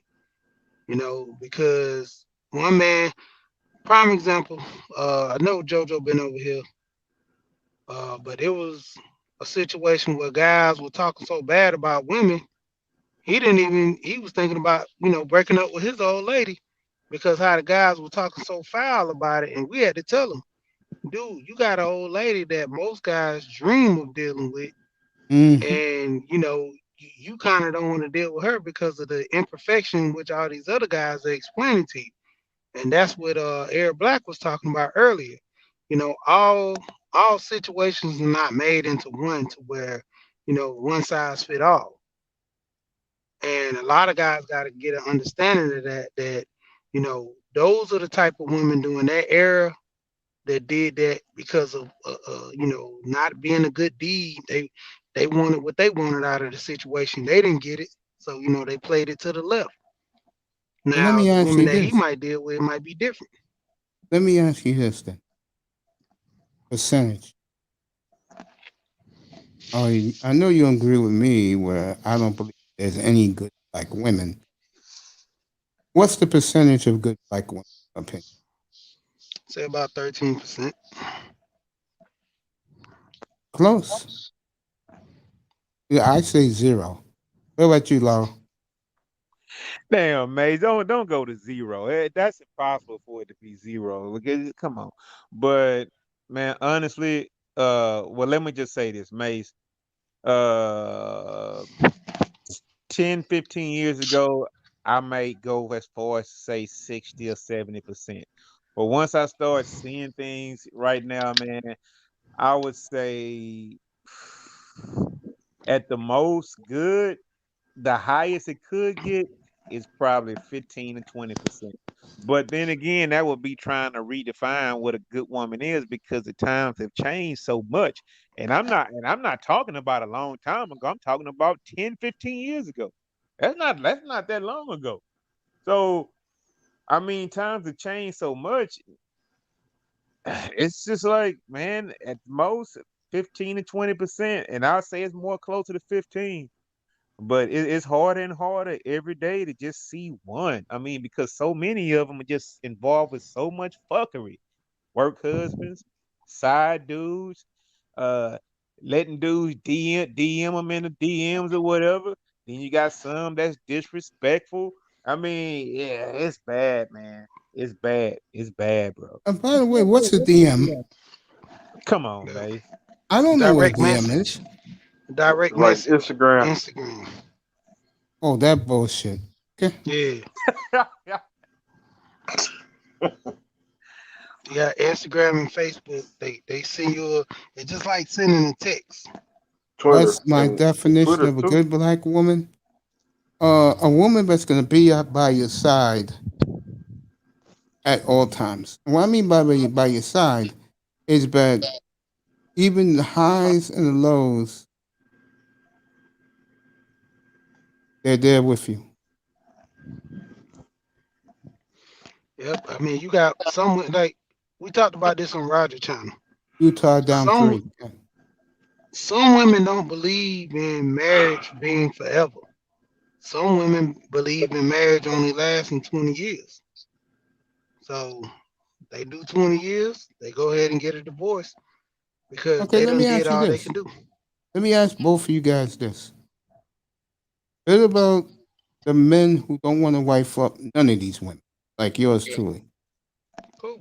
So Hey, Mace, if you happy, I say you a smart man. No, If you because one thing I hear from their side, and they know this, and they admit it, they believe that black men don't want nothing to do with them when it comes to marriage, or nothing to do with them at all. well, The Mace, good, the good brothers, well, the Mace, ones they consider lame. here's one thing I would encourage any woman to look at. What would you want your son to do, whether you have one or not? Do you think your son deserves a woman like you who don't want to listen, who wants to be on her own program, who basically just has you around just to help her supplement her bills and you could be a wallet? Man, damn. I don't blame any guy for not wanting to sign up for that. And we just said it's about 15% of the women that's not on the bullshit like that. So I mean, it's kind of like, bro, it's like trying to throw a rock into an ocean and hit a fish or something, bro. I mean, it's almost impossible. If it's 15%, let's even say 20%. So, I mean, you got to sift through so much crap. It's just like I mean, the odds are against you, bro. yeah, because even if you let's say you get the 15%, I say 13, but I'm closer to 10 because you got to understand this. 10% of the good women are scattered out throughout. At any given time, they can change their mind and go bad, and it lessens the pot. So you got to understand, when you dealing with a good woman, you got guys that'll turn those good women bad due to the fact they'll play them to the left. You know, that's why I keep telling guys when we talk about these women and their bad behaviors, most of them were good when they first started. A dude sit there and played them to the left, and now Come on, hey. So you mean to tell me you ain't never met no dude that said, "Man, I played this girl," or a Oh yeah, girl all the time. that you know that you? I'm talking about a girl for a fact that you know she a good woman, and she dealt with this dude, let the dude run through her, you know, took a car, you know, played the whole what they call it, homosexual. You know, she tried to work with him. You know, yeah, he a good dude. He just needs some help. You know what I'm saying? I'm gonna help him get a job and put him on his feet. Dude got played up, did everything right, start beating on her, all that stuff. What do you think them women? They, you know, some of them start off good. And I ain't gonna say all of them, but I'm saying some of those, the 13% of them or 15 that you say, they start off at probably 20% of them. But when they get ran through, you think they're gonna keep high hopes? That's Oh, like some of the men. The men because ain't keeping guys high like hopes. because guys like me, it's gonna cut them down. That's why. Okay. Utah's down 2 now. Everybody. Okay, here's the Donovan thing. Mitchell. Here's the thing. That narrative will never change, right? Mm-hmm. Because for one, you don't have a father in the home to vet the young man, right? So Mm-hmm. all that chick is going by is basically what she sees, pretty much. I mean, uh, she hasn't been taught by a male figure to recognize the signs and what this guy is doing to her. She doesn't have that guidance.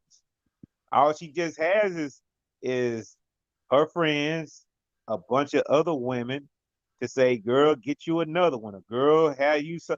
I mean, come on, man. It's.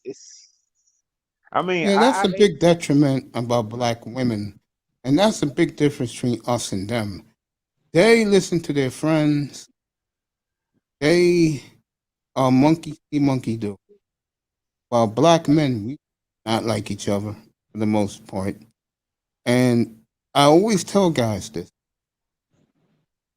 those women, they observe what we do towards each other because they're wondering, do can we can lead? And a lot of the time, unfortunately, the answer is no. well, Mace. You know what? All I can say is around my people and my circle because I hang with like a tight knit group or whatever, right? Yeah. I see it, but I don't know about stuff like that. I mean, I don't hang around with certain people. I mean, I can see how, the climate has changed, but I just don't see it. I mean, and I might even be turning a blind eye to it because I mean I have like nieces or whatever, right? Who may be Mhm. out there, or whatever, who just want to let quote unquote live their best life or whatever, right? But I'll be able to tell them, hey, what you think? Well, you living your best life, that's pretty much making you a whore. Yep. If you don't want to, I mean, if you want to date this guy, date that guy, I know y'all fucking. So that's pretty much making you a whore. And I talk to them like that. They might not talk to me for like a month or two. Hey, but that's cool with me. I don't care. But I will be doing you a disservice. And when things don't work out for you, I'm gonna be right there to tell you. I tried to tell you. I tried to tell you. Now you stuck. Now you looking crazy. Talking about, can you hook me? No, man, I don't know nobody. No, I don't know nobody. I don't know nobody. I don't know nobody. Yeah, so how you gonna treat them? Yeah. Unfortunately. Well, let me ask you guys this: what bothers the sisters more? A good dude who don't want to be bothered with them, Utah down 1, or a guy who I say this, a guy that simps for them. What do you think they want more? They want the good. They want the guy who they perceive as a good guy that doesn't want to deal with him. No woman wants a simp, man. I mean, they might want him for a second so they can run through his pockets or something, but they don't want to be with that dude. I mean, it just can't come too easy for them. I mean, if you give a woman everything she wants, she's gonna take that and extra. You can't. I mean, it's just like they love an asshole. I mean, it shouldn't be like that, but as far as I know, it's probably always been like that. They always chase what they can't actually have. Yeah, because I was telling a story last week to guys. One thing about me is I get a lot of pushback because I'm a guy that I don't pay them no mind.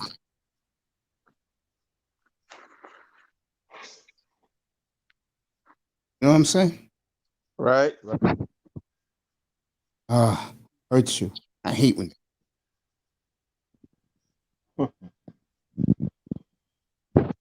Who do you think hurt me? Casper the Friendly Ghost?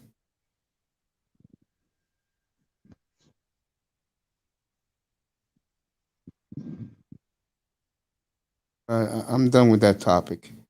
So, Laurel, get into sports. Have you been watching the NBA? Not a lot, man. Just a little bit, man. Maze, I've been working a lot, man. I feel you, bro. So it's like when I got home today, man, I came out here, I saw y'all chopping it up. I was listening to y'all or whatever, right?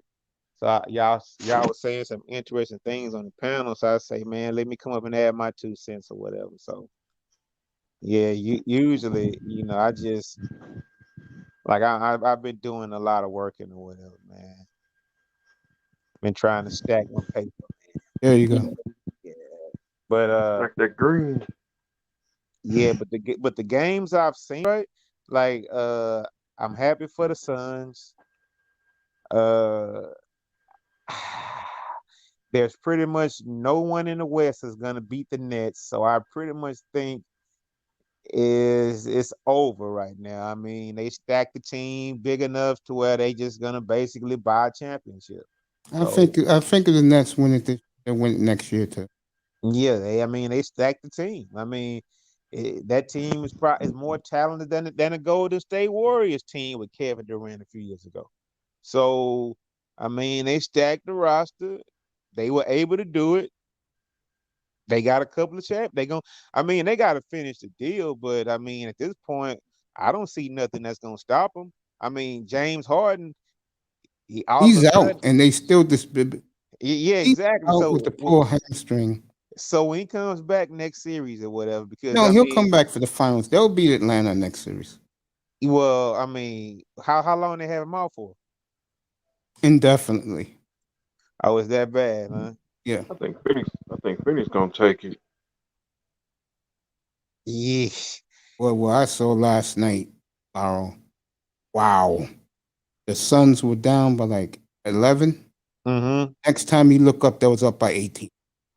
Fucking Chris Paul, Mikal Bridges. This guy had an off night last night. What's my guy? Devin Booker was off last night. And I'll tell you what, in my opinion, won that game for Phoenix. Young Ayton took it to Jokic. Just took it to him. That's one thing about Joker, man. It's like he's very skilled. He's a very skilled player, right? Won the MVP today, by the way. Oh wow! I mean, but whoever. I mean, the thing is, he's not that athletic, right? No. So he uses his mind a lot. He uses his game a lot, or whatever, right? But he isn't the most athletic guy in the world, and Ayton is like hyper athletic. So when you go against a guy that's your size, who's that much more athletic than you, I mean, it's kind of hard to like, you know. I mean, you could do your best, but I mean, and it's a team game, and he's a great passer. He's a good scorer. He's a good shooter. But I mean, you put the same size on a guy with all that athleticism, you know, it may be hard for him. That's what I see about matchup nightmares. That guy Aiden is a nightmare matchup for a guy like Joker. Whatever he's gonna make you work on both ends. I mean, that was the key of the game last night because Phoenix was getting played. Mm-hmm. Then next thing you know, you look up and they're up by 18. So what did the Nuggets supporting cast do? Nothing. Phoenix. This is going to sound crazy, what I'm about to say. This could be the best Sun team. It may not be the most talented, but what I like about this team, they play defense, and Phoenix never plays defense. The best Suns team since when? Kevin Johnson and Charles Barkley? I think this is the best team ever. Mace, come on, man. No, I'm serious. Because those teams didn't play defense, brother. This team does. I just told you. They were down by 11 midway through the third. Before you, next time you look up, middle of the fourth quarter, they're up 18. That's a 29-point swing. And I covered that game last night here, bro. I'm watching Utah right now. And they came back from a 19-point deficit. Hey, you know what, Mace? I wouldn't mind seeing Phoenix win it. You know why? I mean, yeah, they got Chris Paul, but no one else wanted Chris Paul.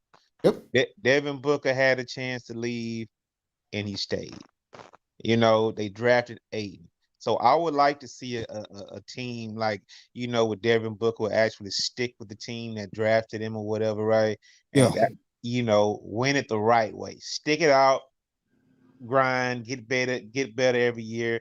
Totally agree. Add a piece. You know, all these build a team, build a title teams. I mean, it's kind of taking like the thrill out of basketball a little bit, man. Yeah, So, I tell my audience that. I said it hurts the NBA that you got star ball. Utah to sit a 3, they're up by 2. This is a hell of a game. You know what I like about these playoffs this year? Especially in the West? These games have been heavyweight fights. Mm-hmm. Hey man, Mace, you a Portland fan, right? Yes, sir.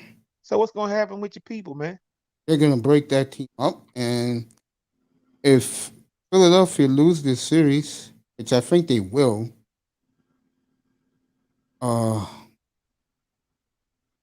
the 76ers have offered this trade. Simmons, some kid named Maxey, number 1 for Lillard. I'll do. The other one, McCollum to the Knicks for 3 kids. Toppin, Quigley, Knox, and a number 1. I would do that. Now you're wondering why. Both guys will be on. One is already a title contender, and he will put them over the hump. And they'll beat Brooklyn if they get Lillard, Philadelphia. The other one, CJ can help the Knicks. He's media savvy, very smart young man, and he will fit in like a glove in New York. And I don't mind breaking this team apart, Laurel, and starting over again. I really don't. I mean, you might as well. They're not going anywhere. Yeah. But I think with those young players, you could begin something real nice. And I can live with that because I haven't seen them win in 44 years. You know me, I'm a realist, man. Yeah, man. I think they're in trouble, man. I mean, it's kind of hard to get players to come up, especially it's not like they'll have a ton of cap space or whatever, right? But they get rid of those two, they'll have all the cap space in the world. But who would want to go up there and play though? That's why you get young kids. They will have no other choice if they want to stay in the NBA but play there. Hey man, look, they just had young kids lose 10 years off their career not winning a damn thing. Right? Well, so you gotta be the right two kids, man. I mean, Little and McCullum, it just wasn't enough. They gotta be the right two players, bro. You gotta be the right guys you draft. I mean, unfortunately, they played in the Western Conference, so it was stacked against them every single year. Having to go against the Golden State Warriors, having to go against Oklahoma City Thunder with all the guys they had. Even the Rockets, they knocked them out once, I think. So they knocked us out one time also. We had the White yeah, House. you're right. So I mean, it was stacked against them every single year. It was just they just didn't have enough talent in the West. The West was just too stacked for them. I mean, and that it's nothing to be ashamed of. It's just like everybody else kind of out talented you. I mean, you have to beat Golden State one series, then you have to beat the Rockets, and then you'd have to beat the Golden State Warriors. Come on, man, you can't. That's too much to ask for those two. That's too much to ask for those guys. It was too much. It was too much. It was just too much. So the Western Conference has had a lot to do with that. You know. I agree. Yeah. Not going to get an argument for me, bro. Yeah, Mace. I mean, I think the 22nd or something like that. It's draft lottery, right? Yeah. And then we got the draft coming back up, man. So. I'm gonna tell Tack, if you win the lottery, you're gonna be up on the podium. You're gonna talk to Tack, man. I don't know these kids. He does. And his channel, which he's gonna open up this fall, he's gonna talk about every night the best high school prospects, the best college prospects, in football, baseball, and basketball to go to their respective professional sports. I think he's got a monster channel. Hey, man, if Tack doing all that, he's trying to be a scout for somebody. Man. I know. I told him that.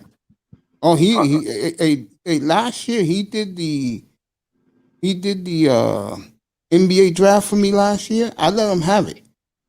Blew up, bro. I even had Topaz in the room, bro. I sang happy birthday to her. I had her up there. She was on the podium, on the platform with us. Yeah, man.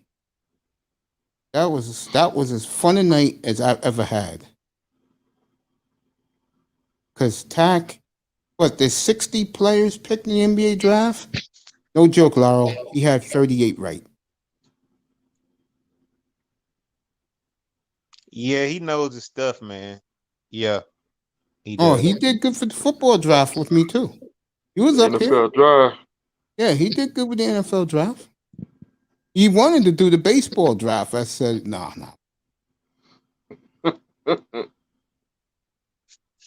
Damn, man. How you have time to do all that, man?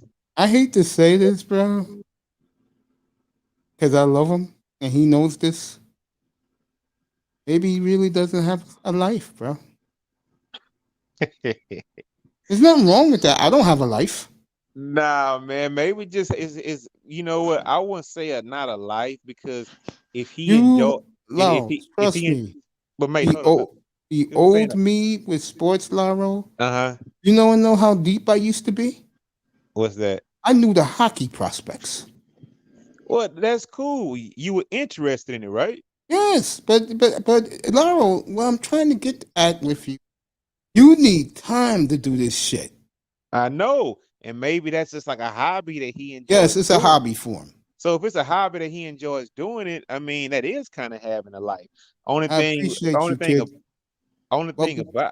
about it, I think he's so good, he should actually try to get paid for doing it. Well, when people see his platform, they're gonna be some white boys who want to go hit him up. Being a brother do this shit, that's gonna make white boys curious. And I say it again, his channel is gonna be a hit. Lau, you notice my numbers are going up drastically, bro? Yeah, man, I see that. Yeah, because I'm doing coverage, man. This is what these people want. Damn, Mace, how long you gonna be on, man? Probably to 2:00 in the morning. Oh, yeah, I gotta get some sleep, man. I gotta. Yo, I love you, man. Thank you for coming, and you're always welcome up here. You're my man. You know that. Yeah, man. I'll check you later. All right, Mr. Miami, man. Good night, Laurel. I love Talk you, man. later, bro. Great, Laurel. All right. All right, man.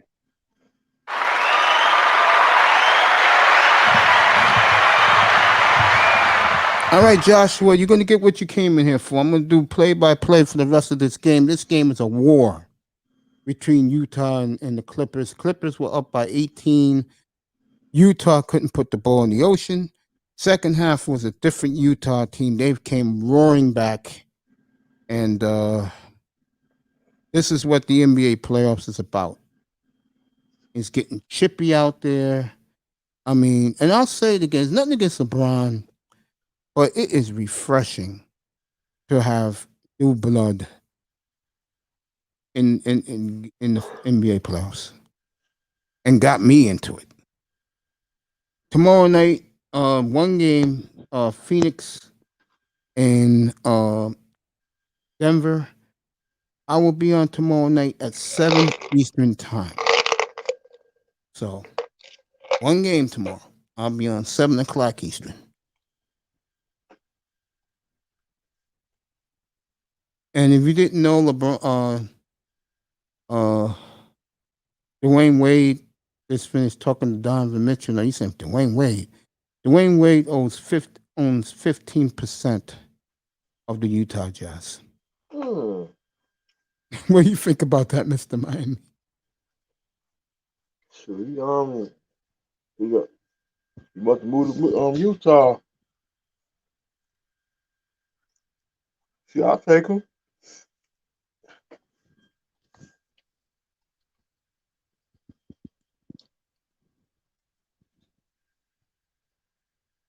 To me, that's a good investment. That is a good that's a good investment. 15% is a lot. Like A-Rod, Timberwolves. you on the Timberwolves.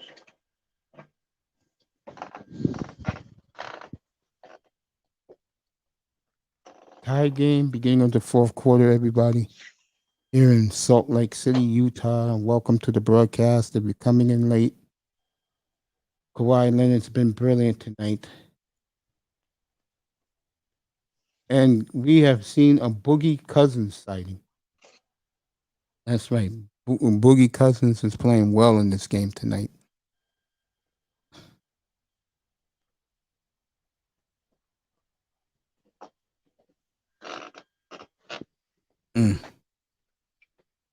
Yeah, that Breonna Taylor was very pretty.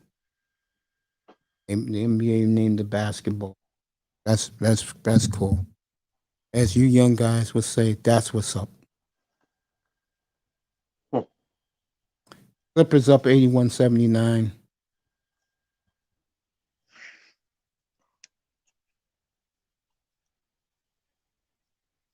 Donovan Mitchell and one. Mitchell's back, folks. He's healthy again. People in Salt Lake are enjoying this. We'll be in Phoenix tomorrow night, folks. 9:30 Eastern. 7:00. I'll come on the air. And I'll go out tomorrow. And I don't have to do anything to Thursday to 11:00. So I'll give you a nice, probably 6-hour, 7-hour broadcast tomorrow night. How we do things. 8-hour mark is coming up right now, folks.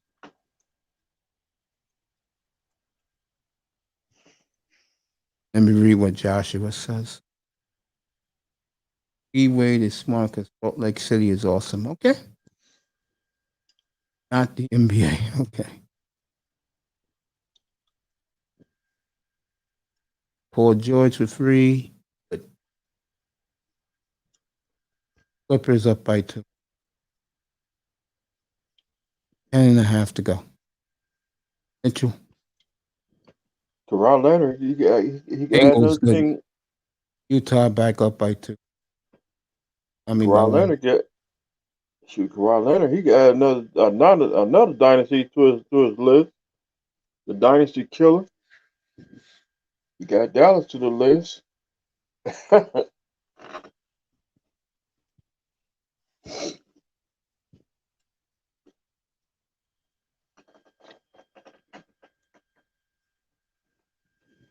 This is a hell of a game. You like Salt Lake City, Josh?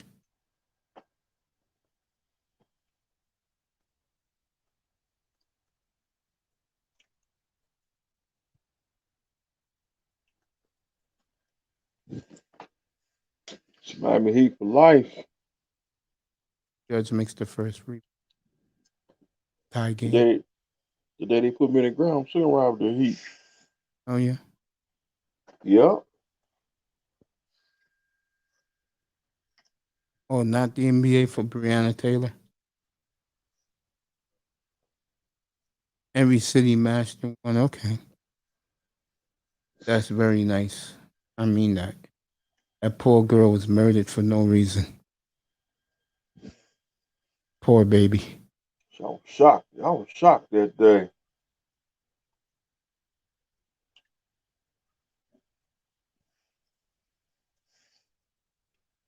She got killed for nothing. She was in her own bed, sleep.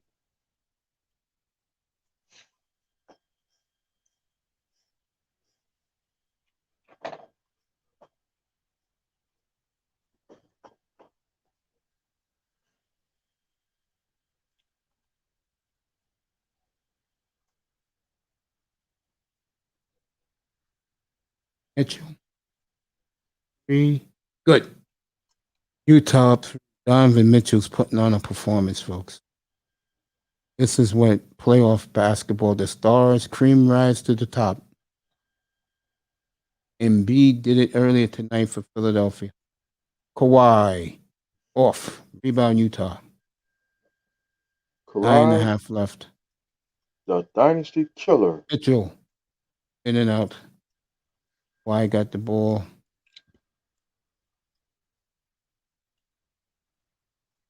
Paul George, no.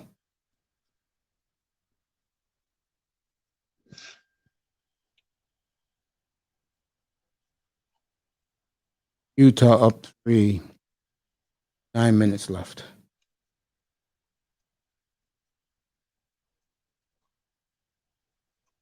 Yeah, getting back to D Wade, him owning this Utah team 15% was a smart move. A good batsman. Clarkson, good. Utah up 6. And this place is going absolute bedlam. 6-point lead by Utah. They were down by 18 at one time. And the Jazz has awakened in the second half. I tell you, Phoenix, Utah, way overdue. But if that's what we get for Western supremacy of the NBA, that's going to be a war. And again, I'll have every game up. Probably by that time I have my green screen, I'll show the game behind me live. And just move out of the way and let you guys enjoy the coverage. Yo, what's up, stranger? You want to come up here? Come up, say hello to your boy Mace.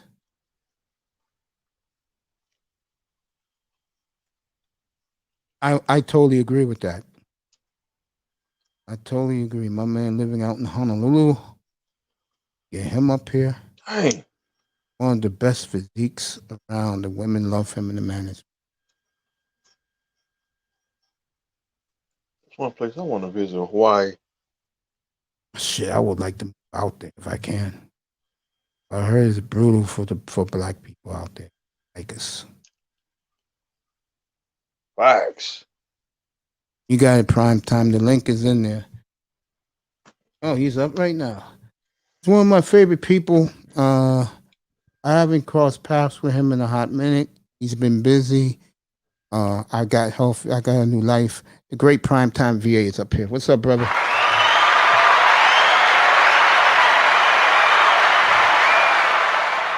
What's going up, on, bro? mate? How's it going? What's up? I'm good, What's man. up, How are brother? you? What's going on, Miss Miami? Going pretty good, man. Pretty good. That's good. I got a question to ask because in these travel groups, a guy went up to Aaron Ferris's room the other day, and he claimed this. He said that the Japanese hates us in Hawaii. Is that true? I would say no. Because like I said, even so, with my girl, I remember she told me because she's originally from Japan, so she kind of has an accent. So I know what she was saying, like with her, the Japanese people who are like born here, like the Americanized ones don't like them. But black people in particular, I don't know. But like I said, I know for a fact, just from visiting Tokyo and just being out here, like Japanese chicks in general, like they really mess with like black dudes in general. So pretty interesting. Yeah, because the guy claimed that the Japanese and the white folks just don't like us because Nah, they that's not. believe what they say on TV. Nah, that's not even true. Cause even when you go to like Tokyo, like the first time I went, I was in my 20s. And like even then, of course, like I said, you got the women taking pictures with you and stuff. But even then, a lot of those chicks gravitate towards you because a lot of those chicks, believe it or not, they like hip hop, like old school 90s, 80s like type music. Yeah. So that's another thing that kind of like I guess like helps them relate to us. Cause a lot of them like that stuff. They play that stuff in like the clubs over there too. Here with That- Primetime VA. And that's kind of how I met my girl too, like Under the off of that type of stuff, like old school music and stuff. Life So been yeah. good for you lately? Oh yeah. I've been busy with work stuff and I've been doing a lot of sports betting lately, man. Like I slacked off on it the last couple of months, but I got back into it a couple weeks ago. Let me ask you something. What's up? If I wanted to open up a studio out there, it'd be expensive. Clippers to sit up for. Would it be like expensive out there? Just open up a small studio so I can do this. If I wanted to get away from it all. Especially now, yeah, because like the way the housing market is, but Hawaii is expensive in general. But you live in New York, so you should be okay. It's expensive out here. You can find like some nice condos, like a decent price right now too. But No, like a recording studio. recording studio? Oh, I'm not sure. To be honest. I don't know. I'm not really sure. It's like I said, it's expensive in general, so I don't know. Good. 9288. I watched some travel videos lately. I watched the guy from Hawaii. He guy just loves it.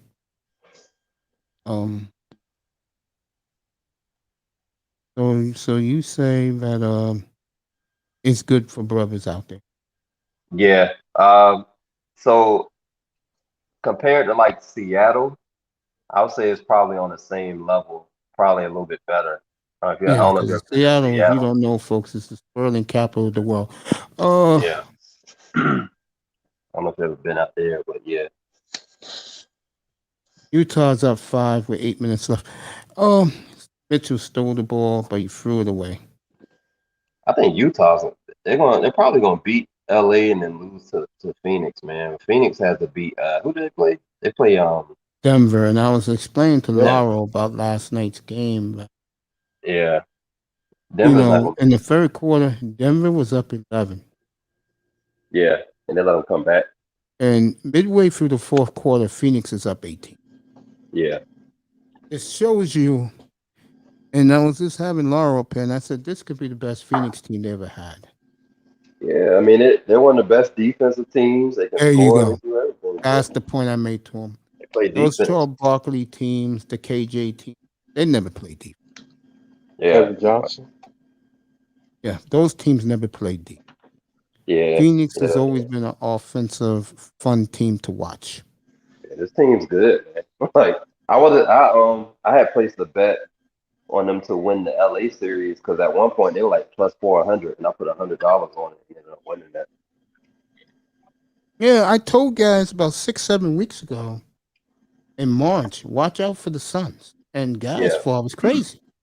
Yeah, like they play good ball all season. They're kind of like Atlanta's like that on the East. Like I was telling people that, and I'm a Sixer fan. I'm like, yo, this series has me nervous because Atlanta's actually pretty good. You know they blew that 18-point lead in the first quarter, Philadelphia.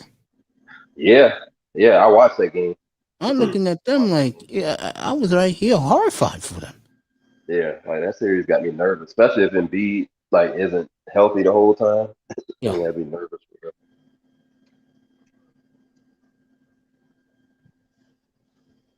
Yeah, playoffs have been pretty interesting though. yes, they have. That's why I said right before you came into the room. I said this is getting me back into the NBA a little bit. Yeah, like 2 weeks ago, man, I had a huge parlay too, like a big one too, like I won like a decent amount of money. It was like 2 weeks ago. Nice. I had like two MLB underdogs. Boy, you really went deep. I'm not joking. I had an NHL underdog, baseball, and a NBA over, and a MLB under, and I hit. I put 500 into it and won a good amount. What was the temperature out there? So the weather and stuff here. Yeah. Summertime coming up now, so it's been hitting close to 90 out here. Yeah, that's unusual because usually the highest gets out there is 82. Like 80, yeah. So it's been kind of unusual because the rest, like before summer, it's been like between 70 and 80. So. And tourism's picking back up, so more people are like out here now too. 7 minutes left. Utah up. But yeah, with the betting thing, baseball and football are like the main two I like doing though. I find those to be the easiest ones. How the hell do you do the baseball? I'm curious. So I do you know what DraftKings and FanDuel is, right? I'm not talking about sports. I'm not talking about the sports book though, not the sports book, but like the actual like lineups and stuff. So I've been playing that for like a couple years. I do pretty decent, but it's hard. But like I've been studying it's a website called Fangraphs that has like a MLB stats. So I use that for like DraftKings and stuff, and I just use that for the same thing. With MLB, if you know the pitcher and you know how good they are versus like certain batters and whether they have good home away splits, you'll do pretty decent in baseball. It's mainly on the pitcher. Like if the pitcher's good, whoever the pitcher is that night. Yeah, so I'll be studying that stuff. It's all like analytics. That's all it is.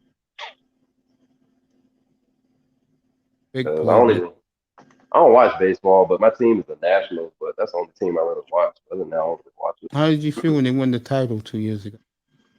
I was actually shocked because Houston was good that year, man. But the Nationals, our pitching was like real good that season, though. Like we just had a good bullpen. Like they were just on fire that whole season. Joe Bear is having a monster game tonight. I'm a Marlins fan. Clippers can't handle him. Oh, yeah, like the Marlins. The Marlins be having some good young pitchers, man. It's just that bad. Yeah, you're right. Stolen Yeah. by Utah. They're up by 5, 6.5 to go. Clarkson. Just like right there in the town. I'm sick of baseball now. Yeah. Yeah. But yeah, it's like baseball's not. It's to me, it's the easiest sport next to football to bet. Basketball is too unpredictable. I do it every now and then, but I hate doing basketball because that should be too unpredictable for me. You know, me, I like betting football and hockey. Hockey, yeah, I just got into that recently. Like hockey is actually fun to bet. So, hockey isn't bad. I just play the over/under in hockey. Yeah, I be doing some of the money lines, man. Especially during the playoffs. A lot of underdogs, like when I pick them, they've been hitting like quite a bit. I got the great primetime VA up here in front of the family of our room. I had the Islanders winning yesterday, and they won. So. And they sure did. Man. And they were like plus 170 when I bet them too.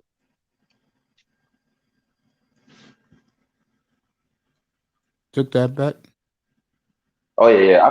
I only put like 50 on it though. So I didn't win the full 170. I just did half. But I use a website called Bovada. That's what I use. Yeah, I know that book out in Vegas, right? The Bovada. Yeah. because they don't track your locations and stuff, so that's why I use it. Utah up 7 now. Karl Malone is sitting there. What quarter they in? Fourth. 6 minutes left. Oh, okay. Who you think gonna come out of the East? Brooklyn. Brooklyn? Yeah, man. Yeah. Those guys are good. I think they're I gonna got win the Brooklyn finals. this one. They'll probably win the finals too.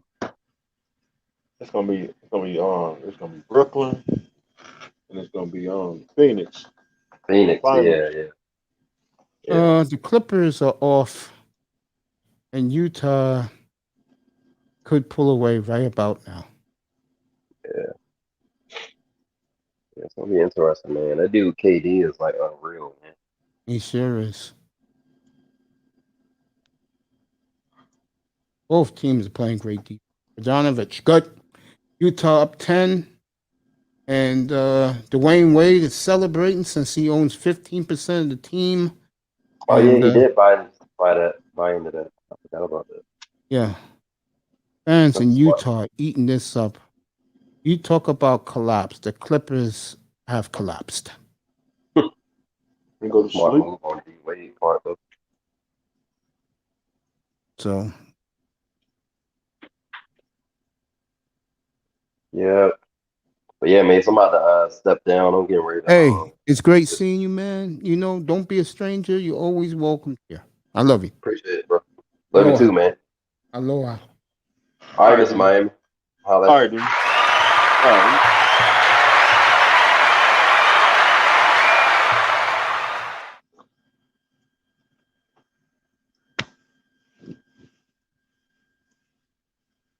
Great guy. Got one of the best physiques you ever see. The women love him in the manosphere. Good guy, too. Class act. All right, Utah has exploded. They're up 10 with 5 to go. Dwayne Wade was just high-fiving the fans. I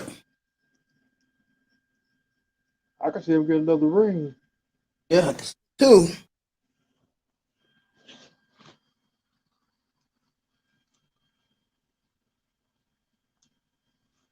As a chunk or into.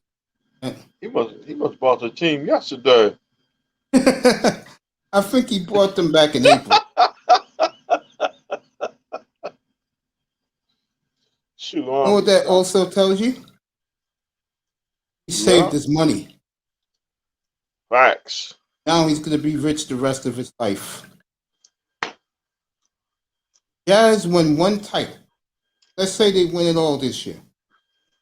Set for life. Then he had 4 rings. Yep. And again, that's all it takes for an NBA franchise, like a Phoenix, like a Utah.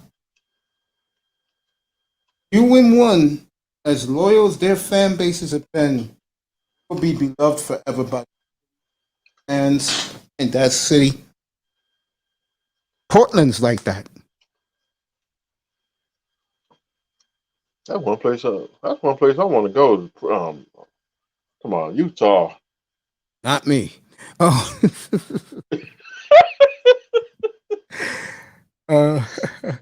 You think I'm kidding, folks? You grew up in the time. Look how they still treat the 72 Dolphins in your neck of the woods, right? Yeah. Larry Zonka is still revered in Mercury Morris, right? Mm-hmm. Dick Anderson. Have you gotten to churches yet? I have to find a church so I can eat that half a chicken, mashed potato, biscuit, and a large drink for $5. I'm nigger, man. That's my type of food. Shoot, I like churches. When churches do be having some good chicken. Yeah, this it'd be good. It'd be good chicken, sometimes. This bourbon, half a chicken. With the bourbon on it. They put real bourbon on pour it on the chicken.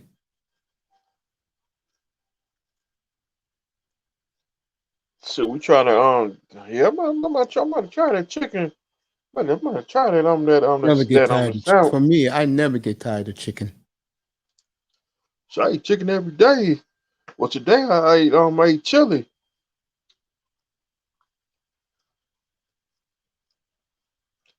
So chili clean your body out. Just don't you gotta eat chili and closed doors. Yeah, of course. Let me read what this guy says, my buddy. Relentless. Well, Karl Malone. Why you hate Karl Malone? You never seen Karl Malone play, kid? Not vintage Karl Malone. He wasn't born yet.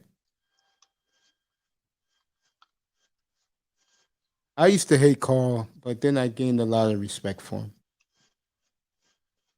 I do like Karl Malone. He's a good player. Because Utah plays the right way. Yeah, they play team basketball. I used to call it Whitey's basketball. Cause I seen Karl Malone play when he played against the Bulls.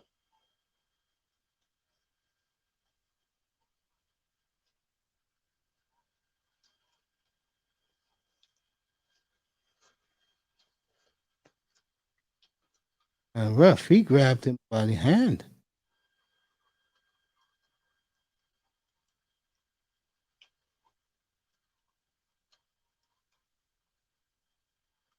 Okay. Just under 5 minutes to go in this one. Thank you for all coming, people. I appreciate you. And brought to by Popeye's Chicken Sandwich. Go get one.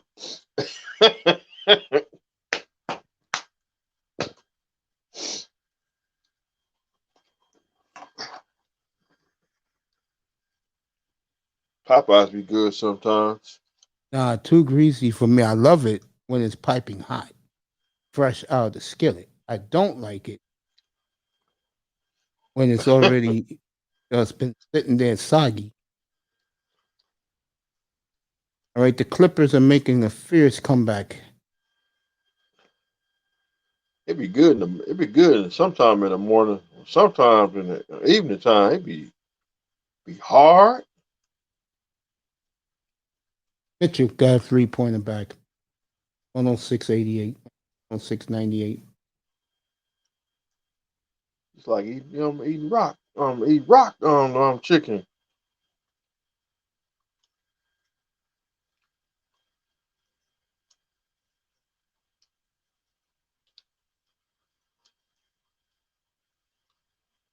All right, 4 minutes left. Timeout. Rudy Gobert made him turn over, travel on Kawhi, but they didn't call it. Referees are fucked up this game. What else is new as the NBA? And they're looking great right now, Joshua. It'll be a fascinating last 4 minutes because Utah had a 10-point lead.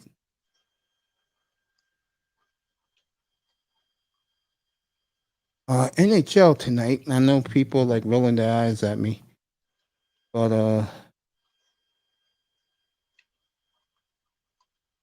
I'll find out who won. I know what you call it won tonight.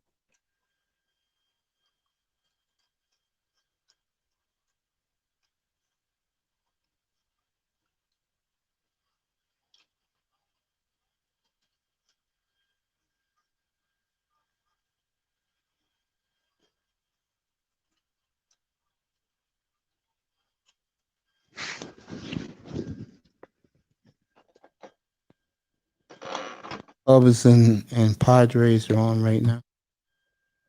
No, it's not the Cubs and Padres. Orioles beat the Mets today. That's the good news. Anyway.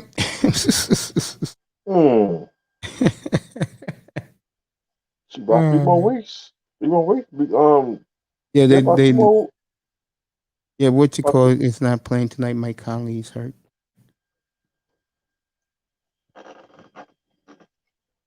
Two more weeks to be summer. Yep.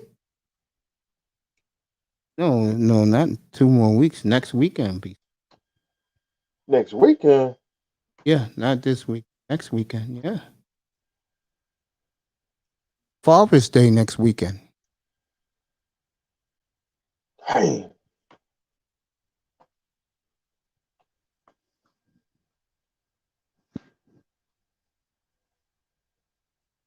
I know the casino gonna be packed Father's Day. All right, Cubs are gonna win this one. They're up 7-0. Get back to the basketball game. Joshua's in his room. I can tell. Gosh, you like it right in here. Nice, quiet. Oh, Mr. Lady, Miami has. I've never been to Houston. I've been to Houston. 3 minutes left. I Jazz up love, by I, 3. Donovan Mitchell. I love Houston.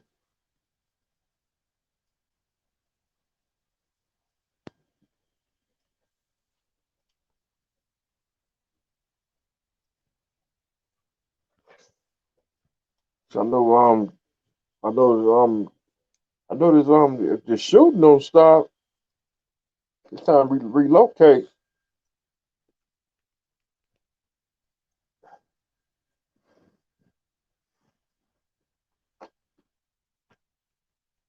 Mitchell makes this. Utah's up 9. They should win this game. 42 points for Mitchell. He's been outstanding.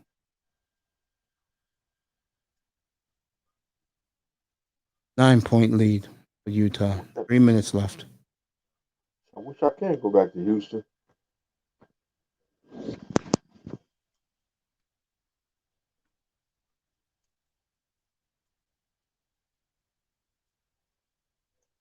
Gotta get that paper out.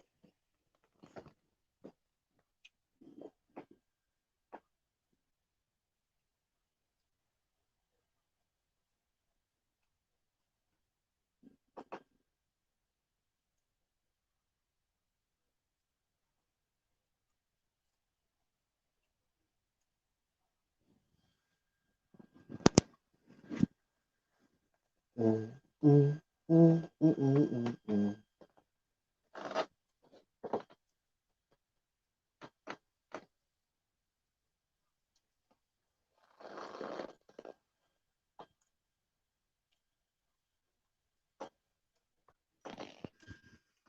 2 minutes left. Utah up 7. Great comeback by the Jazz tonight.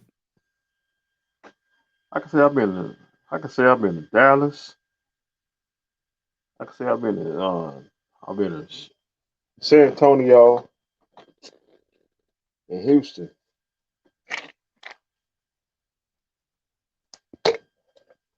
I know San Antonio Spurs.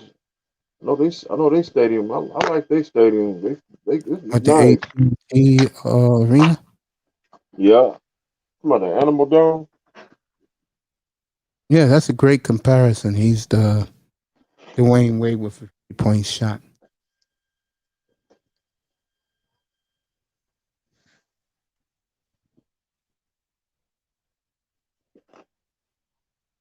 Yep, it's a nice stadium.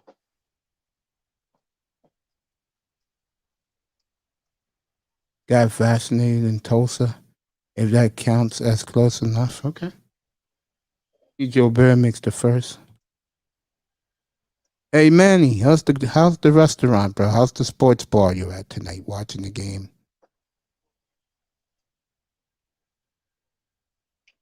Here goes Carl Malone. Looking good. Uncle Carl, like for the obvious reason. Know what that means? Yep, coach. We need to get an RV. We need to get an RV so we can travel. Go to That'll be Mississippi. 1 So the minute and a half RV. left. Utah down 8. I We mean, go Clippers down 8. we go Mississippi, Tennessee, Arkansas. We go Texas. We can go to New Orleans,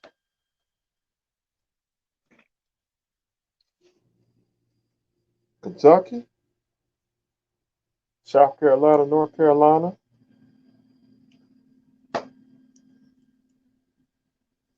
Poor George made the first.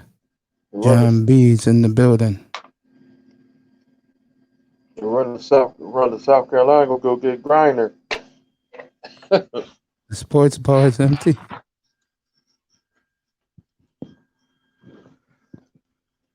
I feel you, yo. After the game, to get a good night's sleep. Utah up 6 minutes and a half to go. I'll let you know what happened.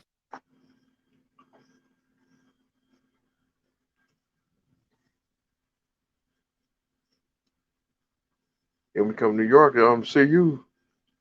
Mitchell. Good. Up 8, a minute, 18.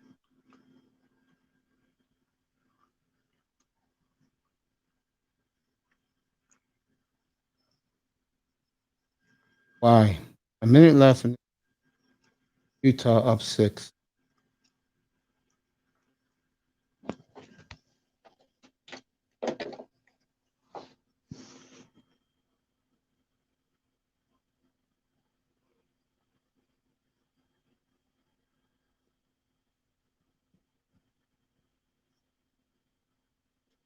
Mitchell, the ball out of bounds. I don't know what he's thinking. I'm checking it out.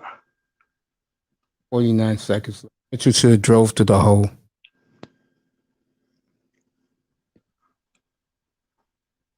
Mitchell having fun. Jon B. Dang, folded.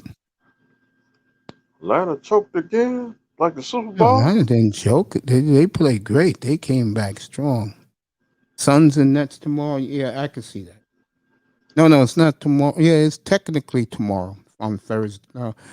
Suns is playing. That's the only game tomorrow night. It's the Suns. I'll be on 7 o'clock Eastern.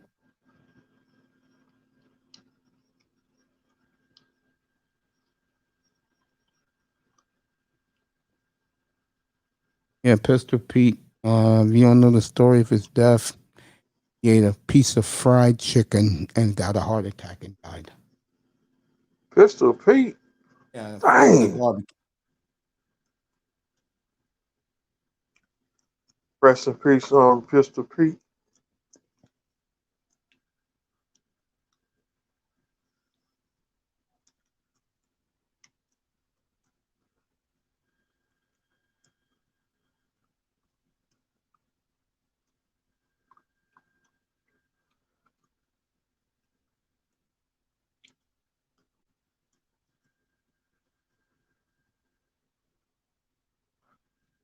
All right, back to the action, everybody.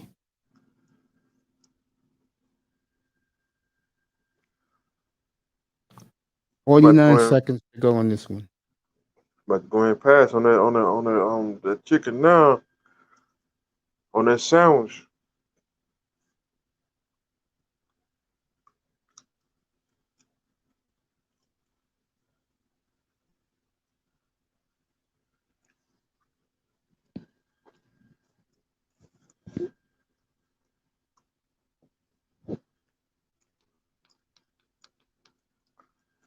Clippers have hit it and they're down 3. 30 seconds. That was a horrible sequence for the Jazz. They should have got that rebound.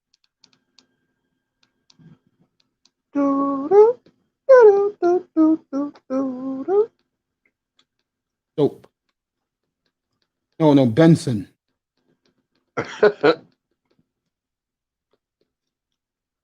So he's cracked. So he used to crack me up.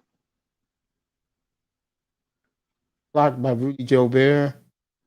Yeah. It's over. Utah wins. Fans are going ape shit in Salt Lake City. Jazz win.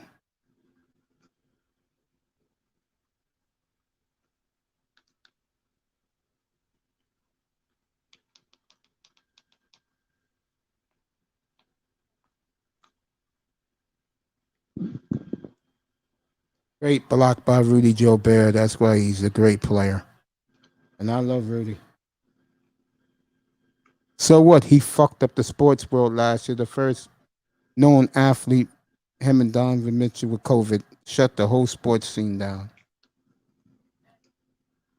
Paul George ain't shit. Pistol Pete is the best NCAA player of all. He's not Bill Walton. Please don't say that, kid. He's not Bill Walton. Bill Walton won 4 titles in a row. UCLA. Don't say that.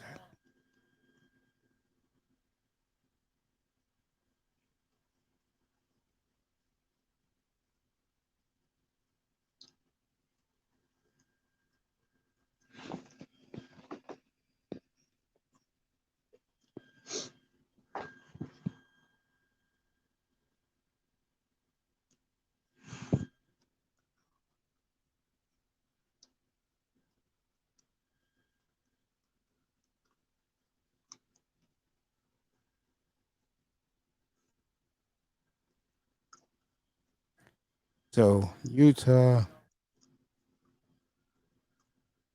disgrace. There you go. That's a lot better, kid. I'll give you that.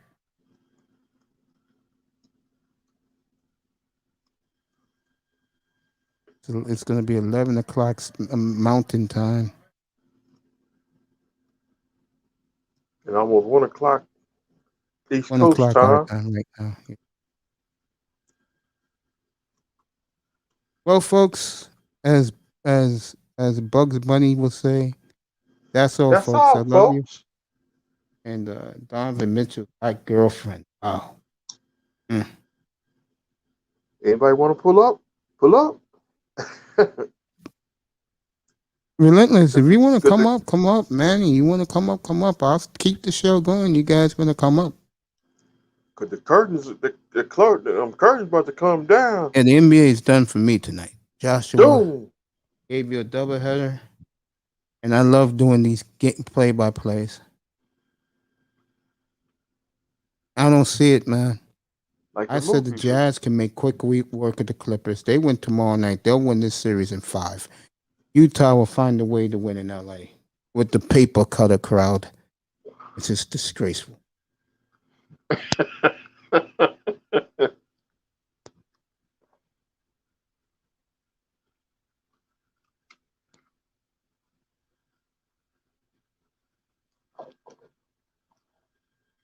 Boy, look at that hottie right there. Mitchell, if that's your girlfriend, bro, you doing good work.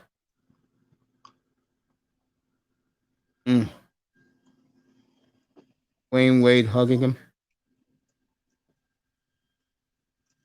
Gabrielle Union, she's there tonight. Gives him a hug.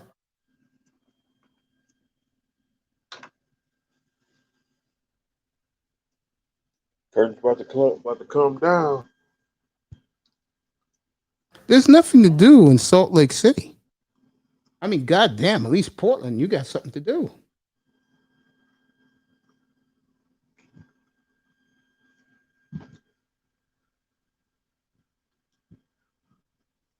They got snow in Salt Lake City? Probably.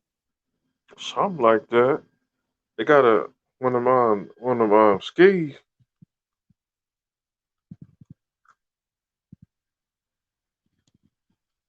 I go there to visit, not to live there. Hell no.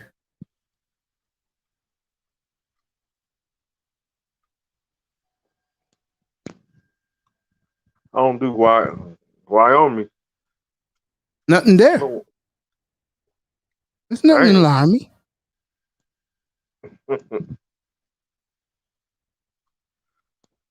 I like Colorado. Colorado's cool. I know Colorado get cold in the summer. Yeah, the weather's crazy out there. It get real cold. I'm talking about you think wintertime it get that winter cold out there in the summer. Salt Lake got really great food.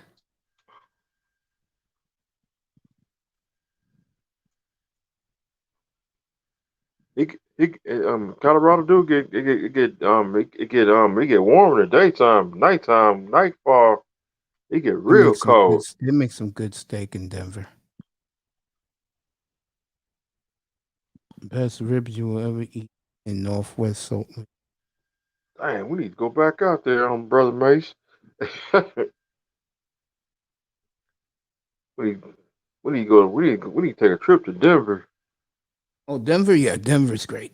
They're all together. Denver, Phoenix, Arizona, Colorado, and Salt Lake are all next to each other.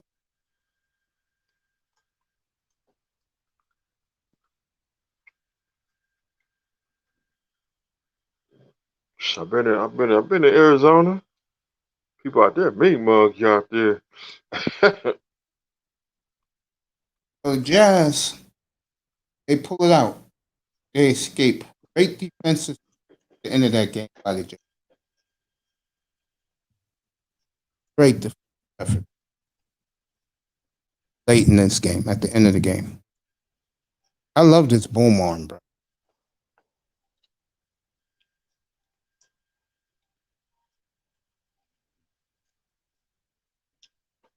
What's up, Relentless? Yeah, what's up, man? Listen. That was a great game. What's up, my brother? What's up, Mr. Miami, man? Chilling, man. The Clippers is done out here, bro. There's a reason why I called them the gutless ones. Hold up. Let me just read out Paul George's numbers real quick. Sorry. He had 20 points, 10 rebounds, 2 assists, and 0 steals, 0 blocks. Field goals attempted, he had 17. Shot 37% from the 3-point line, and his overall field goal percentage was, get this, 23%.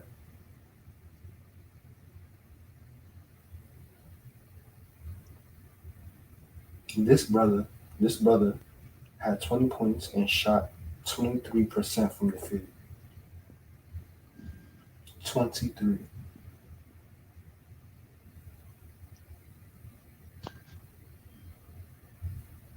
I know. I was speechless. I was speechless too when I saw that, man. Listen, man, the Clippers, they better fix up, man. They better fix up.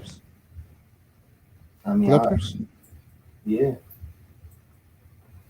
Bro, he shot 23% from the field in a game 1. Let me ask you something. Do the Bucks win Thursday night, or they're gonna mail it in? You said what? Are the Bucks gonna win Thursday, or they're gonna mail it in? They're gonna lose. I think if they lose game 3, it's right. They're getting swept. They need to win game 2.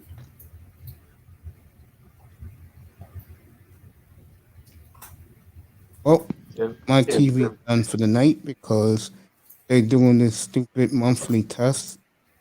Kid, look at your TV. It's gonna be a monthly test. Oh, I turned it off. Let's see what both Joshua. I got DVD player on.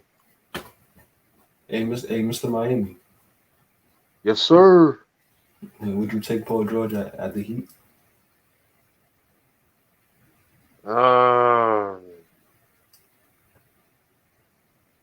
Nah, I can see him with the Clippers. Yeah, you want somebody who shot 23% today from the field? You're right, bro. I just hope Kawhi Leonard come to the Heat. Yeah, even Kawhi Leonard didn't have a good game, but he shot 27% from the field. This dude shot 23%. Mace, you hearing this? Of course, yeah. 23%, 23.5% from the field, man.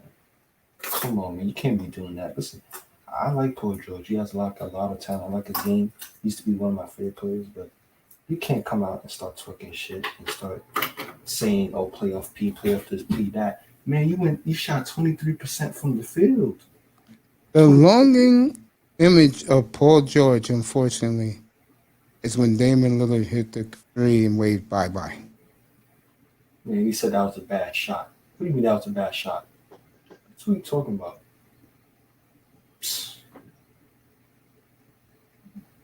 Yeah, I know Utah does have a really good defense, but listen, you're Paul George. You're supposed to be one of the. You're supposed to be supposedly a top 10 player in the league. I'm sorry, you cannot I go don't look at 23%. Paul George as top 10 no more. But he's supposed to be. He's supposed to be based on talent. He's supposed to be. I think a couple of foreigners and a couple of point guards just took his spot. Nah, but that doesn't mean you shoot 23% from the field. No, it's embarrassing. Come on, 23%? Shit. That's on Ty Lue. I keep telling you guys, Ty Lue is not a good coach. If Kawhi don't turn up, the Jazz is winning this, and the Jazz In is 5 winning games. I predicted that. I think they're going to five. make quick work of I the think they're winning Clippers. it in 6. I think they're winning the games, series in 6. I see them splitting in Clippers and winning at home.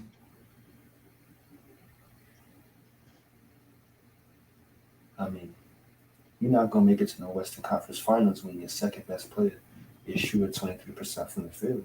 I mean, that's not possible. Something got to change, man.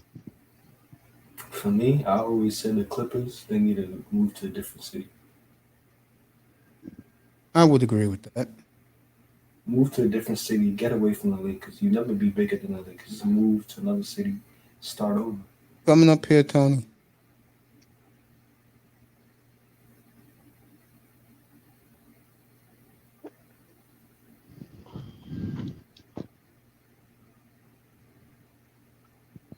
Yeah, a top 15 player. A top 15 player don't even shoot 23% from the field. You mean to tell me out of all the shots you took, you only made 23% of them? Come on, man. You really hurt his legacy, bro. He hurt his legacy big time, man. Let me read the ask. What hurt Paul George is consistency, playoffs, but not being able to stay healthy. That's why I feel he is not top 10 player anymore. He may be top 15, top 20. I trade Paul George for a number of role players. That's true. I think that's why a team like Brooklyn plays well, because their youngest players are role players and they contribute. And you want to know one thing before I leave? You want to know one thing? When you look at PG's like profile on paper, you could think he's a great player. Two-way, good perimeter defender, can shoot threes, got handles, 6'9", 6'10", maybe. It's like, but it's not adding up, bro. You're supposed to be like KD, kind of like Kevin Durant type. You know, that kind of tall, small forward that got good handles, can shoot. But when it comes to the big moments, this is what he does. This is what he does for the past couple seasons. This is what he does. When he was playing against the Heat, going head to head with LeBron, he wasn't doing this. Back in Indiana. Yeah, back in 2013. He wasn't doing this. No. And you gonna come up in here talking about Paul George. Talking about he gonna take over LA. How you gonna take over LA when you shoot 23% from the field? Totally agree. Hey man, I'm gonna holler at you later, man. All right, kids, sleep well. All right, then, man. Yeah, see you, Mr. Meyer, man. All right, You then. guys tomorrow night, 7 o'clock. I'll be on the air.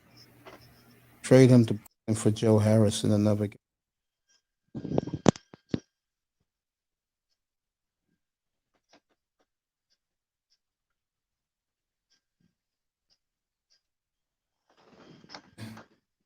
With Jokic? I don't know. My TV's back on now, so. Listen to Smooth Jazz. Put it on the Jazz. And then that's on TV.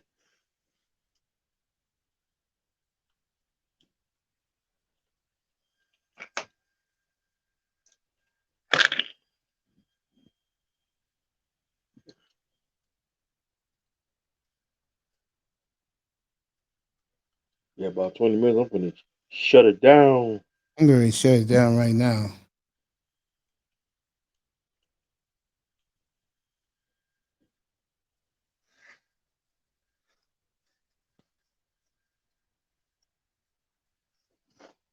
Yeah, today's another day. Get my hair cut today.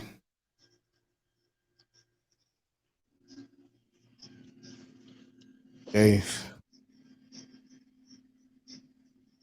What you gonna get a Get a fade. Get a skin fade Yeah. and a shave? Yep. $15. $15. Dang.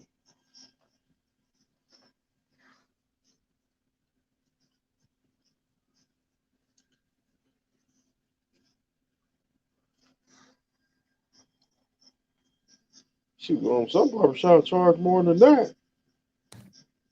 My old barber charged $30. And I'm not paying $30. Fuck out of here. That's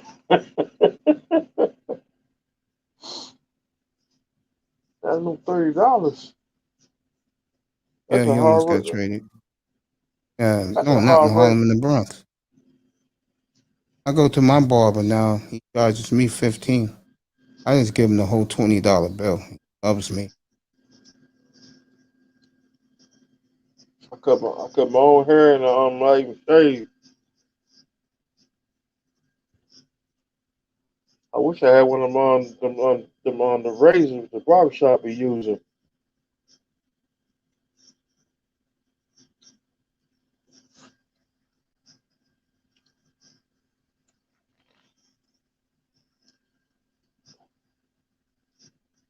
I used to have one. She almost cut one of my arteries. Sorry to hear that, bro. Almost. She on my I said, forget that plan. Cause you know your veins on your head. That mother said,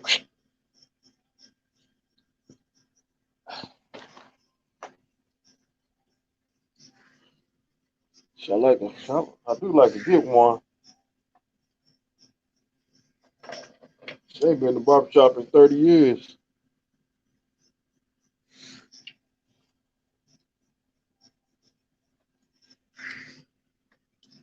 Last time I went to a barbershop, the dude cut my hair.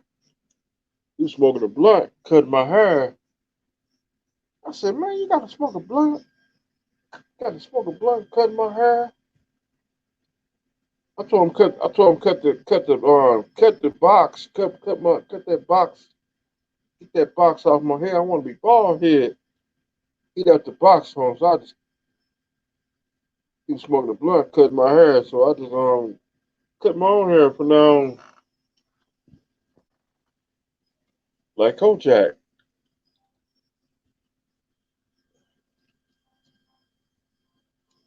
I feel you. All right, folks.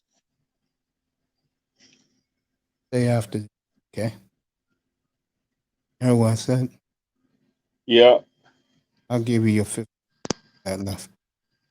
Everybody, thank you for coming. Jon B, Manzano, Relentless,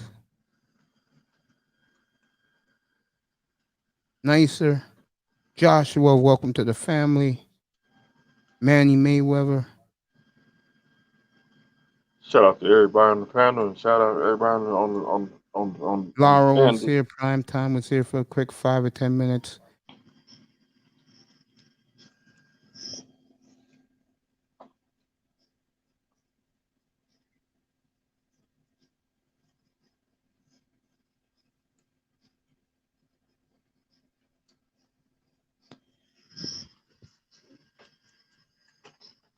Abdul Jones was here. Kid Roscoe was here.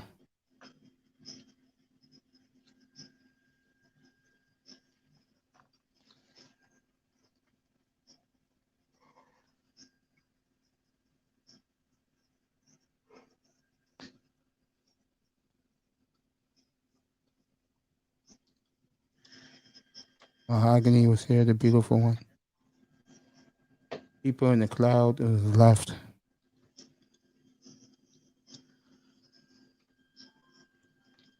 Eight hours, 45 minutes of coverage. All right, everybody, I love you. I'll see you tomorrow night, 7 o'clock Eastern, the pregame, and then 9:30, Suns, Jazz. Nuggets, Jazz. Jokic won the MVP of the NBA today. I just want to say one more thing. I appreciate you people with the love, the warmth, the support you've given on this platform. We are one. We are family. It's about us. Nobody else. Facts. I love I'm alive. I'm going to make sure I keep myself alive.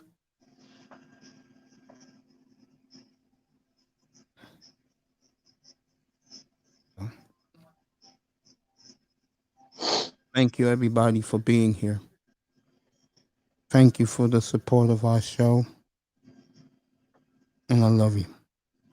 No partying, no clubbing, no drinking, no smoking, no recreational drugs, no baby mamas, no PhD chicks,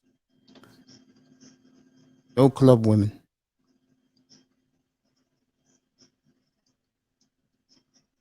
No jumping on cars.